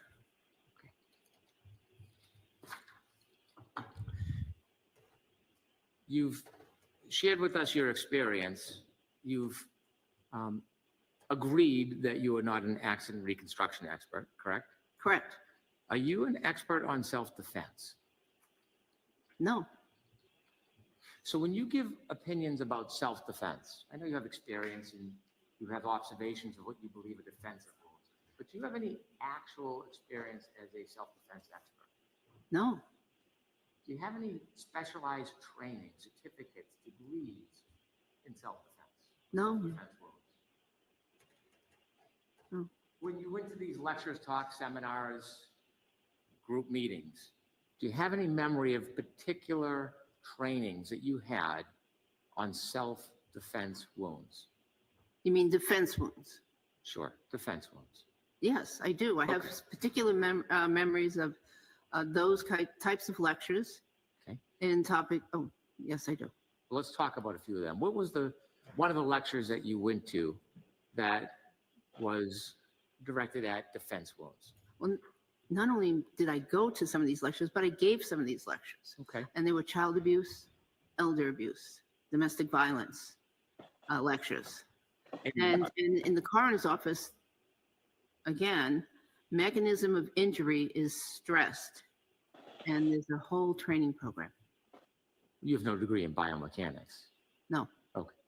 And so when I asked you about one of the trainings on defense wounds, I want you to just give us a little detail from your memory about the training. Share with us how you've come to this knowledge on defense wounds. Again, okay. So in the clinical setting, I was taught many times, and then I subsequently taught students about how victims of a violent act will instinctively bring up their arms to protect themselves from whatever is being inflicted, whether it be knife wounds or blunt wounds from an object, whatever is being inflicted on them, they will tend, without thinking, to try to protect themselves. And I also think it's common sense, by the way. So on the outside of the arm, if there's marks, that could be a defensive wound? Yes. Could it be a different type of wound, not a defensive wound, but a wound where somebody punches or hits and it hits a metal or a stationary or a fixed object? Could those kind of wounds end up there? Oh, yes. Okay. So just because there is a wound on the posterior side of the forearm, that does not make it a defensive wound, does it? Not absolutely. Well, In context, though. right. In context, you need to know more information. Correct. So perhaps if you saw how that happened, that would provide you more information. That would be one way. But if you saw nothing and have really no idea how it happened, it doesn't give you a lot of context of the wound other than it's a wound on the posterior side of an arm. Well, it does in the sense that it's a common way that people protect themselves. Mm-hmm. Can someone incur wounds to the forearm, posterior side of the forearm, if they fall to the ground and fall backwards? They could, but they wouldn't look like that. That series. Have you studied a collection of wounds when people fell backwards onto the ground? I've seen hundreds of people that have fallen backwards or frontwards and every which way. Wouldn't you want to have an idea what they fell on or into before you make a conclusion that it would not have looked like the picture that we looked at, Exhibit 5? I've seen, as I said, hundreds, and there has never been a pattern like that ever that I've seen. Well, when someone hits a moving or a floating object, patterns are dynamic. They change all the time, don't they? They do during the hitting process. Yes, during that process. Okay. You talked about your specialized training. You said you had a program in motor vehicle accidents. Yes. And I think when you testified before, Attorney Lally had asked you whether or not your training was, I think he used the word rudimentary, and you agreed? Yes, I believe it was only a 1-week course or something thereabouts. When you're identifying a wound at the hospital, is it important to know, you said it's important to know the animal because that dictates the treatment. It may dictate the treatment. What if you can't identify the animal?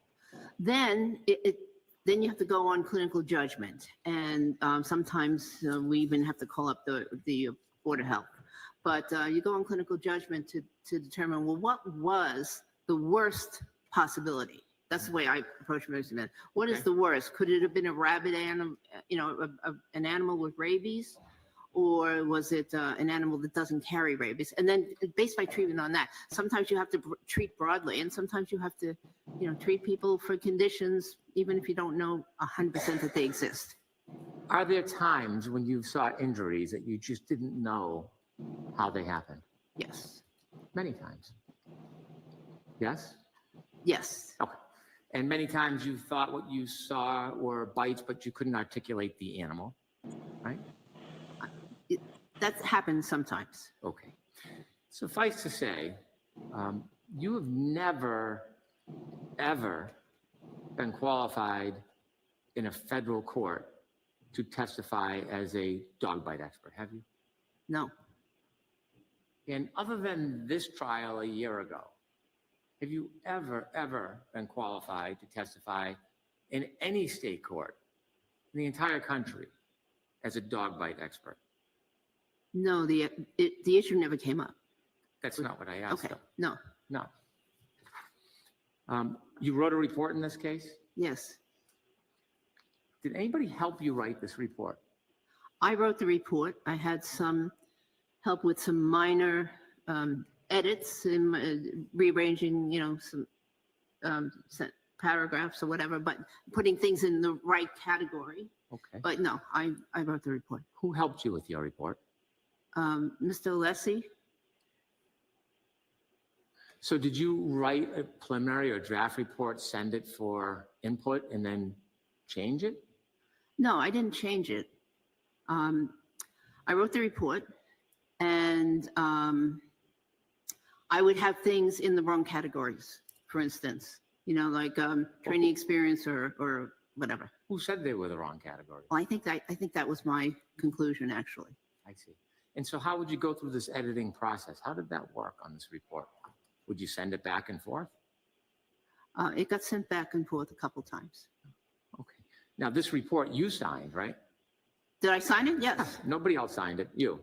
I wrote it. Okay. And the reason why I asked if you had help, a lot of your statements and conclusions in this report are different than the testimony that you gave at both the voir dire hearing a year ago and at the trial. Is that fair to say? I don't think it's fair to say. Okay. I think that, Tell me. I don't think it's fair. Okay.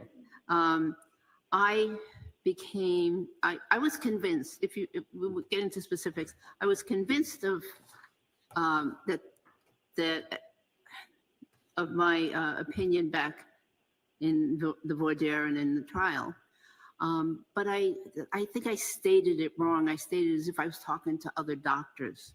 They say in medicine that nothing is 100% in medicine. That's what we learn, when we go up through medical school and residency and whatever.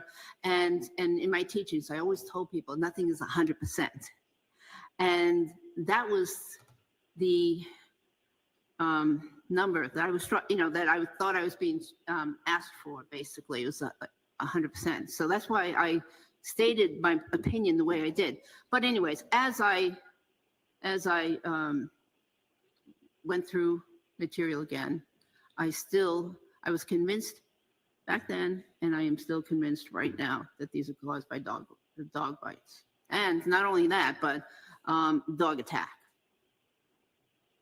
If you were testifying honestly and earnestly before and you're using doctor speak, why would you need to change it for today, this report? Why not just continue to offer a natural, honest, thorough opinion that you had before? Why did you have to change it?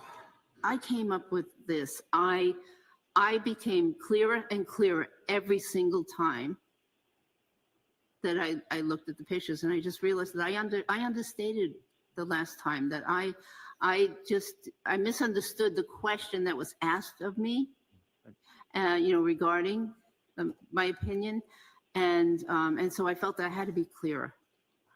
Did anybody point out to you that it'd be more helpful to the defense case if you had a more assertive opinion?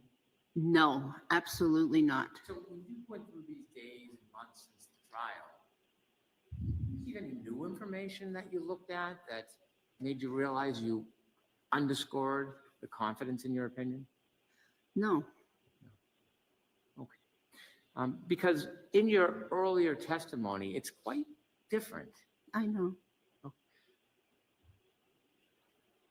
I want to do this gently, but I want to go through some of that. Okay. Okay. When you first testified, you had, how should I say this? You offered opinions that were less than certain about the genesis and cause of the wounds, didn't you? I think it sounded like I was not certain. However, I was certain. I just didn't express it correctly. Okay.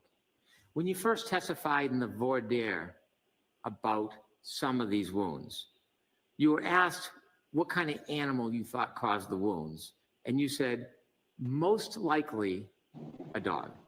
Correct. Right. You didn't say beyond a reasonable degree of dog bite certainty, did you? Objection, Your Honor. What's the basis of the The question? objection is, he said beyond a reasonable doubt, and that was. No, he didn't say doubt. He said degree of medical certainty. He said beyond. Your Honor. Right, beyond a reasonable degree of medical certainty. So I heard you didn't get to the certainty. You just heard beyond reasonable and objected. So based on that, the objection's overruled. Let me phrase to make it clear.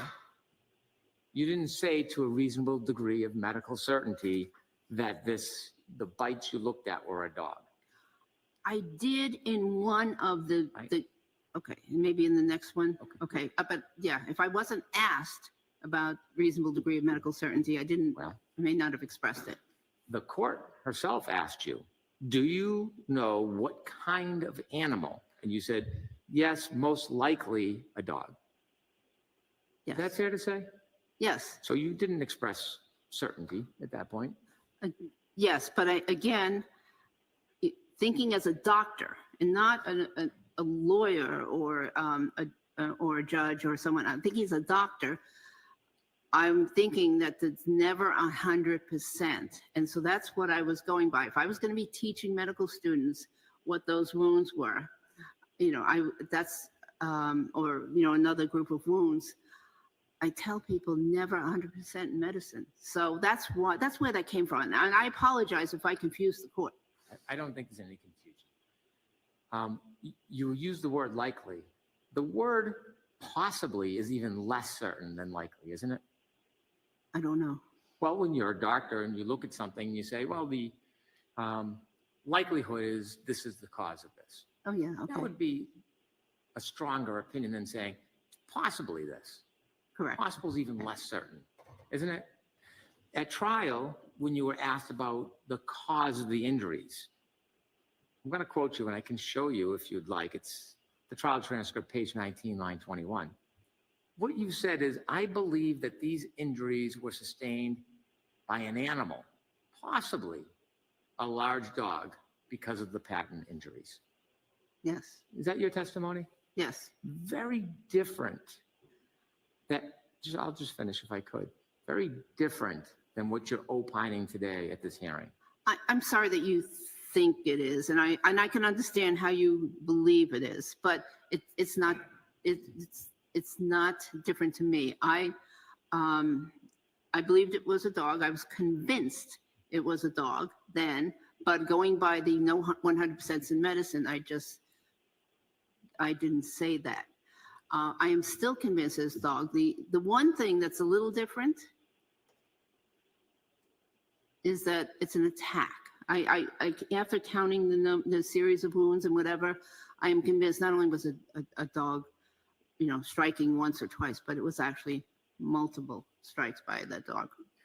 Okay, now I want to get back to the testimony we were talking about, your testimony at trial under oath, okay? Your testimony is you believe they were sustained by an animal, possibly a large dog. You expressed uncertainty that you didn't even know or have an opinion about what type of animal caused these wounds at that time. Is that fair to say? I was leaving room for if there was for instance, another kind of animal in the vicinity that, but there's no evidence to that. There's no, paw marks or anything in the ground. What other animal do you think was in the vicinity that would have caused these? I don't know, but I was just leaving that. Again, being a trained physician, there's no absolutes, and so that's what. No. The way I approached it. Did you inquire to see more discoveries, to see if there was a pack of wild animals in 34 Fairview that would have caused this? Did you reach out to any of the witnesses or the lawyers and ask if there was any reports or information suggesting another animal? I did not. Were you curious? I did not. I just didn't do it. Okay. You were asked by Mr. Jackson, trial page 23, line 3. He provided the question, does this appear as it's a pattern injury that you see appear consistent with an animal or a large dog? And you said yes. So you included that this, again, could have been a dog or an animal in your opinion. Mm-hmm. Yes? Mm-hmm. I haven't. So I'm sorry, we can't take a, we need a yes or no. Oh, sorry. Yes. Again, at trial, page 23, line 6, you were asked, does the number of injuries that you see here relegated to just the right arm, is that consistent with an animal or a large dog? And you said, yes, it can be. Okay. Do you want to see your testimony? Because I don't want to just put words in your mouth. No, I trust you. And so, thank you. So the question that you were asked was positing that it could have been not just a dog, but any animal. And you were agreeable to that at that time. Again, thinking like a medical doctor, not a participant in a legal setting. Not to belabor, but these are your words, so I want to talk to you about them. You were again asked, page 23, line 18, by Mr. Jackson, based on everything that we've discussed today, doctor, is it your opinion, based on a reasonable degree of medical certainty, that these injuries were from an animal attack, possibly a large dog? And you said yes. Correct? Yes. Okay. And so your opinions today that this was exclusively an animal attack caused by a large dog, that is much different in kind than the uncertainty and possibility that you admitted under oath during trial, in this case, the first time, or actually the second time you testified about it. Wouldn't that be fair to say? It sounds like it, yes. Okay, I think this is a good point to stop because we need to get another date. You're not going to finish in 3 minutes, right? No, okay. All right. So, Mr. McDermott, was the date you and I looked at? Was it Jim? Okay. If the witness can step down, but Timmy, she's going to stay in the courtroom without any date. Yes. January 6th. Okay. January 6th. Talk there. Oh, yeah.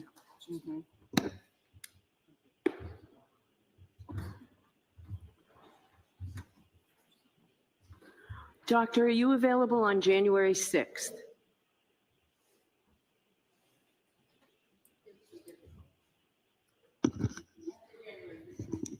I'd be available. I think after January 15th is cutting it a little too close. Do earlier, that's far out. So, I mean, the best date for the court is January 6th. No dates in December, Your Honor? Will be available. Tomorrow. Actually, I don't know that we'd be able to do it. We suspended a jury trial today that we told the jurors they'd have tomorrow, and we still have testimony. So I think at best we'd give you a half an hour, and I don't think that does you any good. So. Call will be available anytime. Monday we can't do? No, not any time before. I could do the 30th. Oh. So what we really need is Mr. Alessi. Your Honor, what is your question for a date? And I'll give you January 30th. We're looking at the 30th now. or the 6th, Jim, right? I thought the. Yeah. Doctor said after the 15th. Can you do January 6th? Can I? Yes. I wasn't going to be in town. Can I ask this? Is the 30th an available date for the court? Can we move our other stuff, Jimmy? I am not. Oh, I'm sorry. Back to January 6th? I can do January 6th. But I want to be I'm trying to be respectful of the witness. I'm trying to do that as well, but the witness's best dates after the 30th are after the 15th of January, and that's too late. So I understand that the conflict seems to be Mr. Jackson, but Mr. Yannetti, are you available on the 30th or the 6th? I could move things to be available on the 6th. There's no chance we could do the 8th, right? I could do the 8th, Your Honor. You do the 8th? Jimmy, that's a full day, right? The 8th? I think it doesn't matter to her. Jim. Yes. I have stuff. Actually, I could do the 7th, the 8th.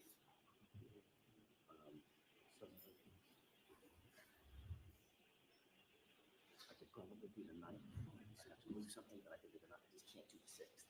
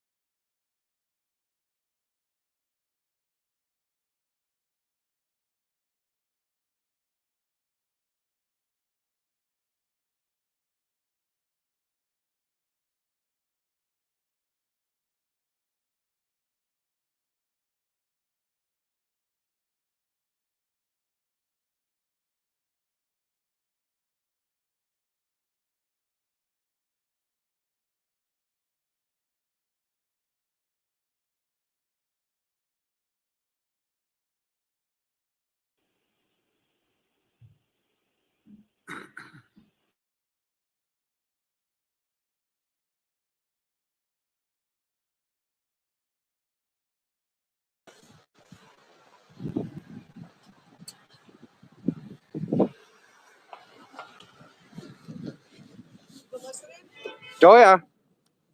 Unreal.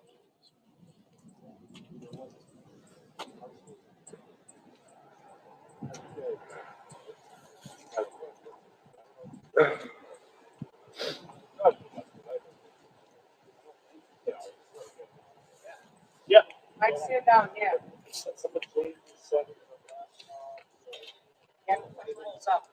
Just like you said, just like you guys could, like, if you're off, it was a free this season. Like, look at your gear, right? Finally, that's part of the issue. I have an assignment. Okay. My weekends, my vacations. So I put my car keys with it, so don't forget. You always know what you got. Yeah. Camera, yeah, on and off the truck.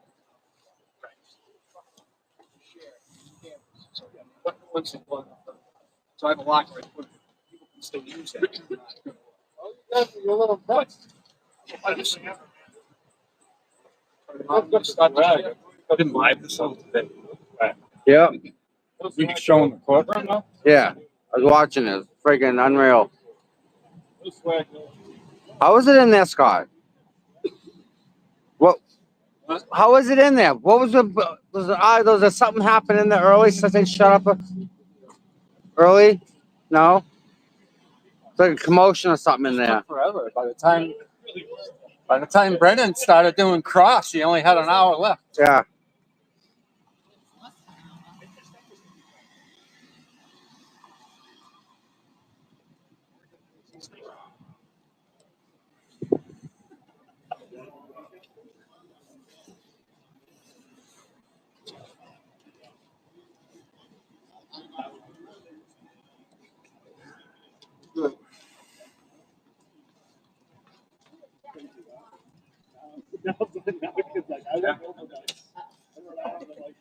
Sold. Sorry, I didn't give you guys permission to play with my light. I thought it was supposed to be warm today. It's like 60 something yesterday. Yeah. Yo, tell me where I gotta send that gift card that for Christmas. Come work for us. We need more. He's not working. He's not working in our station. I don't know. Cool. Thanks, Tommy. Yo, what's up, bud? All right. Yeah. So were you watching it or not? Yeah. Hank's trying to tear her down. I know. Trying to get it, He can't. he can't. No. So they're trying to get a date right now, like on the 6th or 7th of January right now, or the 8th. So it should be 2nd. Man. So she got to come back again. Yeah. Probably for like a half day too. Wow. That's so not right. Yeah. Well, at least he went longer than he thought, but you know, what do you do? Yeah. But she did a lot. Dr. Russell did a lot better today than she ever has. Just so you know.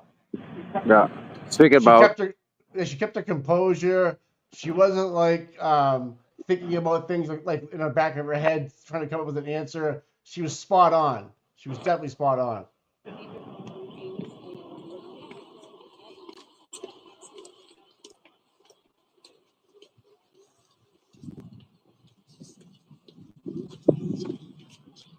That's the O'Keefe family?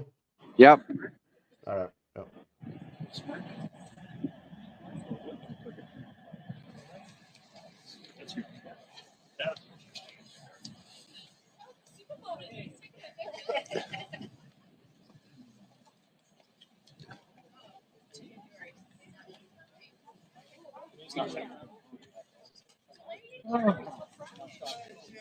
I have a hard drive. Yeah, thank you everyone for being here. Please hit the like and subscribe button. Please. Yeah. The ending was weird. I don't even Ted Daniels doesn't even know the date yet. Likely in January though. Man. This trial's never gonna get done. He was like trying to cite her on like books, a paragraph that she wrote from 10 years ago or 20 years ago, like, and trying to catch her in like a bullshit word salad. Yeah. You know what I mean? Oops. I don't know where you went, buddy.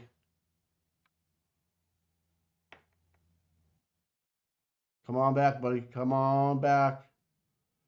Tom probably hit the wrong button again on his phone.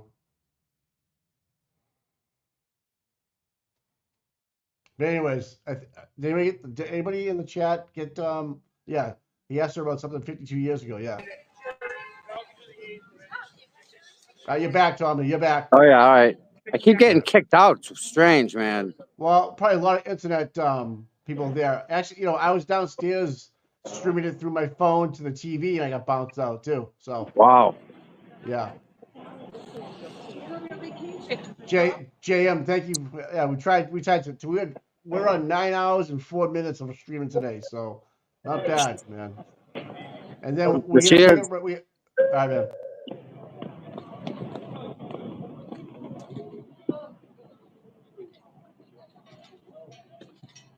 Merry Christmas, Canton! Yeah. Merry Christmas.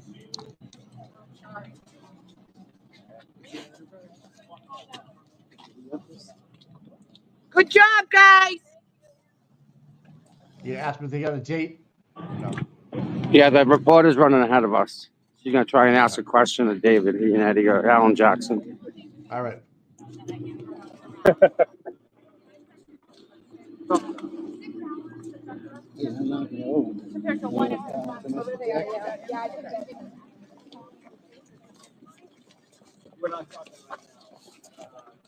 It's done. We'll probably have to comment. But we're happy about the way things go. Watch your back. Watch your back. Oh yeah. Yeah. Did you anticipate? She's so good. She could build a dog. You don't think there's inconsistencies in Dr. Russell's testimony? No. Hank was trying to hammer away at that. Yeah, that's what you gotta do. That's just his job. It's the job. Yeah, that's what you gotta try to do. But it's not working. She's eminently qualified. You felt she held up well. Yeah, she's holding up well. She'll continue. Yeah, she's not gonna get disqualified. That's good for not talking. We'll take that much. You got it. Thank you. Well, it's hard when my ride's not here. I know. I know. Reprieve. Yeah, good for us. Thanks, Joe. You bet. Chris. Yes. Is that them? Yeah. Did they? Yeah. Oh, yeah. Rather thank whatever one you want. You guys are the last three. Merry Christmas. Thank you guys. Thank you. Next year, huh? Thank you. Thanks so much. Something like that. Yes. Love you guys. Thank you. See you soon. Happy holidays, guys. You want to jump on this side? Yeah, sure. Is that what it is? 7th? What day is that? Right there. It's mine. No. Where is she? Oh, Jesus. Might be with me. Yeah. I got it. Go.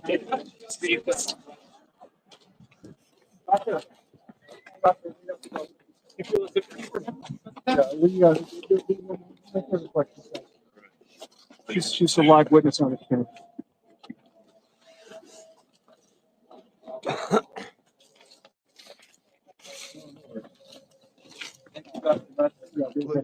Looks like Tuesday, January 7th, Tom. Okay. Oh, thank you. All right.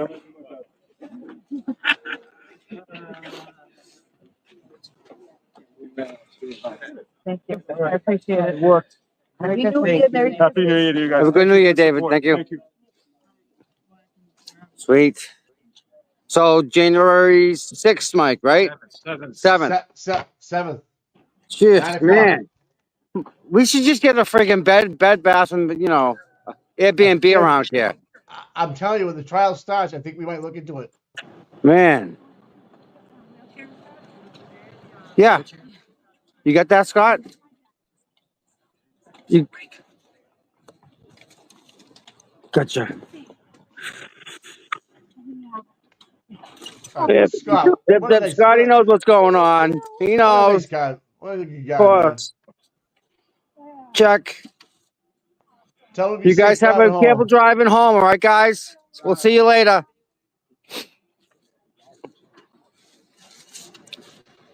The friggin' newspaper people, all the reporters just convulsing. They cornered the doctor. Who's this? I tell you what Jackson said. Who's this? It's probably Hold on. Mr. Reed. Mr. Reed. Not the 31st day. It depends upon how you define it, but I think that's a fair commentary. However, in your resume, I think you heard today from Dr. Russell, you don't put everything in. And my resume does give examples of it, but I am not the type nor the depth of criminal defense attorneys that my esteemed co-counsel, AJ Jackson, David Yannetti, and Liza Little are.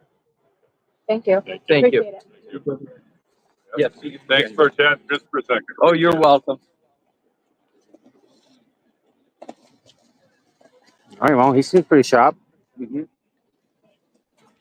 All right, Scotty, till I see you again, my friend. Be safe. See you soon. Tomorrow morning. Oh, Scott, tomorrow morning. Stoughton. Get some rest. Thank you for your continued support. Fucking diehards out there, huh? I don't think he understands what he's walked into. Yeah, I don't think so either. That guy volunteered, right? That's the lawyer that volunteered, right? The pro bono guy? Yep, Alisi, yep. Yeah, I don't think he's used to this. He's looking around going, wow, thank you, everybody. He's like, what is this? I thought he took the case pro bono to get his name out there. Well, it's gonna get his name out there for sure. Oh, you know it. Yeah. Wow. Yeah. So what have you learned today? What have you learned today, Mike? That she is more than qualified. Dr. Russell. She is more than qualified. If this gets denied, there's something up, man. But again, right? At what point do you just throw in the towel and say, "Uncle"? Like, all right, she's qualified. Like, I know. What can he do? He's trying, right? Yeah, but it's he can't. It's a new case, right? For this coming April. He's quoting her from the last case. All right. Right. You know, it's like less than a year ago, and he's changing it. Like he's asking her, "Why did you change this word? Why did you change this? Why did you make it sound like this when you had it sound like this in the previous testimony?" Like, come on, because I thought about it more and I got smarter about it, and I wrote it that way. That's basically it. Because she was called in pretty quickly. Remember, like the dog expert. Right. She didn't have the time to really sit down and she still got brought in and still was able to go in. And now they're running her through the ringer, and she's got balls of steel. And she's standing up, no doubt, huh? Yeah, no doubt, dude. No doubt. No doubt. Yeah. So this is a good thing for Karen. We like this, right? Yes. Even though it ended kind of weird because Brennan was giving her kind of a couple tough questions, and it's fine. It's fine. You're gonna see this work out just the way we wanted. Yep. Of course it would. All right. Yeah. Well, hey, Tommy, thanks for all your hard work today, brother. Oh, we're not done yet. I know. Are you going to close it out? I'm going to get out of here, all right? All right, bud. And I'll talk to you in the morning. We'll hook up on the ride over. Definitely. So tomorrow morning, we'll go on. We'll have a thumbnail up on our YouTube channel, probably at 7:30-ish, around there, 8 o'clock. And then we'll have Stoughton tomorrow. And then we have two tomorrows. And then hold on. Right there. We have at 9 o'clock. Hold on. All right, so Jill Daniels and the DMs to Jen McCabe are tomorrow in Stoughton. Cool. All right, the Jen McCabe is in Stoughton. It's a witness intimidation case. And then the Jim Farris, Jill Daniels is in Stoughton at 9 o'clock as well for the assaults. So you'll have Aiden there tomorrow, and you'll have whoever wrote the emails or DMs to Jen McCabe that upset her. So you might even have Jen McCabe in the courthouse tomorrow. But I think weren't they already there once already though? I know Jill has been obviously, but I'm not sure if Jen has. I mean, if it's going to a trial, Jen should be there. The people that wrote the messages, I think, will be there. They were there before, and they didn't want to be on TV. Remember? That's fine. Well, that's fine. Yeah. But still, the accuser, Jen McCabe, should be there. Oh, she should be, right? Right. So anyways, Good All job. right, well, And be interested to well, find out what happens tomorrow. right. I'm sure some people will have some shows tonight about this tonight and break it down even better than we did. And Yeah. because I know that we're doing it live as it goes, so Yeah. people have some more time to digest what happened. But I'm just giving you my reaction to what I saw and heard. So give me a little latitude if you want, but basically, she kicked ass. She kicked ass. Good. Well, we She was- expected that, right? Yeah, I did it. So much better than last time, Tom. So much better. So much. Imagine if everybody we called to the stand is like that, Mike. And this is Everyone huge. gets a second shot at the apple, right? Yeah, this is huge because if she can go on as a dog expert, that puts John in the house. Yeah. You know what I mean? So It it's a does. lot. Yeah, there's a lot riding on this, and Hank knows that. Hank knows that if she can be cleared as a dog expert and go on to the trial, and she says those are dog bites, well, where did he get them? They went from the outside. They happened inside. That puts John in the house. Yep. And that's what's going to happen because he was. That's the He was in problem the they house. got. Yeah, They can't not prove it. The double Yeah, negative, right? And the other point, someone's saying like, well, it could be a coyote if he was outside. Yeah, but she answered that with there was no footprints taken of any around the body or any other thing, and you would have seen more dragging of John, Right. if it was a coyote, obviously. But it was if they can have her go as a dog expert during a trial, it puts John in the house. Yep. Absolutely. You agree with that? 100%. All right, man. All day long, man. You close it out and drive carefully. Absolutely. And, Catch you in the morning. Get some sleep, all right, pal? Definitely. I'll talk to you, man. Good job today. Yep. Talk to you in the morning, guy. All right, bye. Later. All right, everybody. That was a day and a half, huh? My goodness. I think tomorrow is going to be a little bit easier of a day, as much as it can be. Yeah, going to be a great day tomorrow, I think. But either way, I think Karen did good today. Yeah. Yep.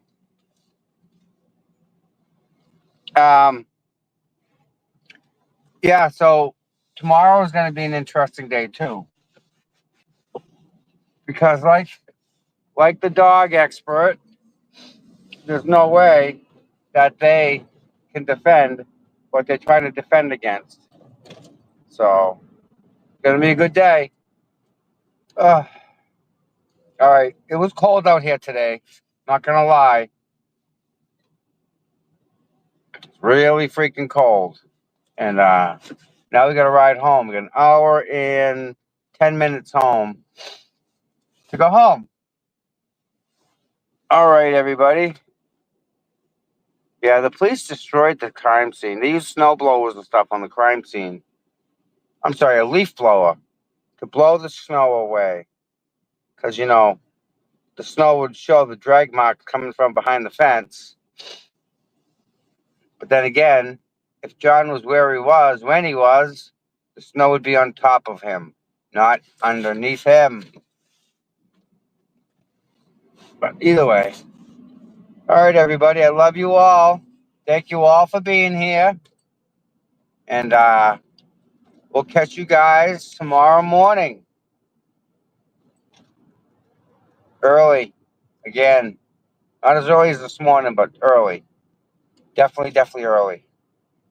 So, everybody have a good day and sleep well. Say a prayer for Karen. She needs it tonight. So, you all have a great day and we'll catch you in the morning. Sleep well.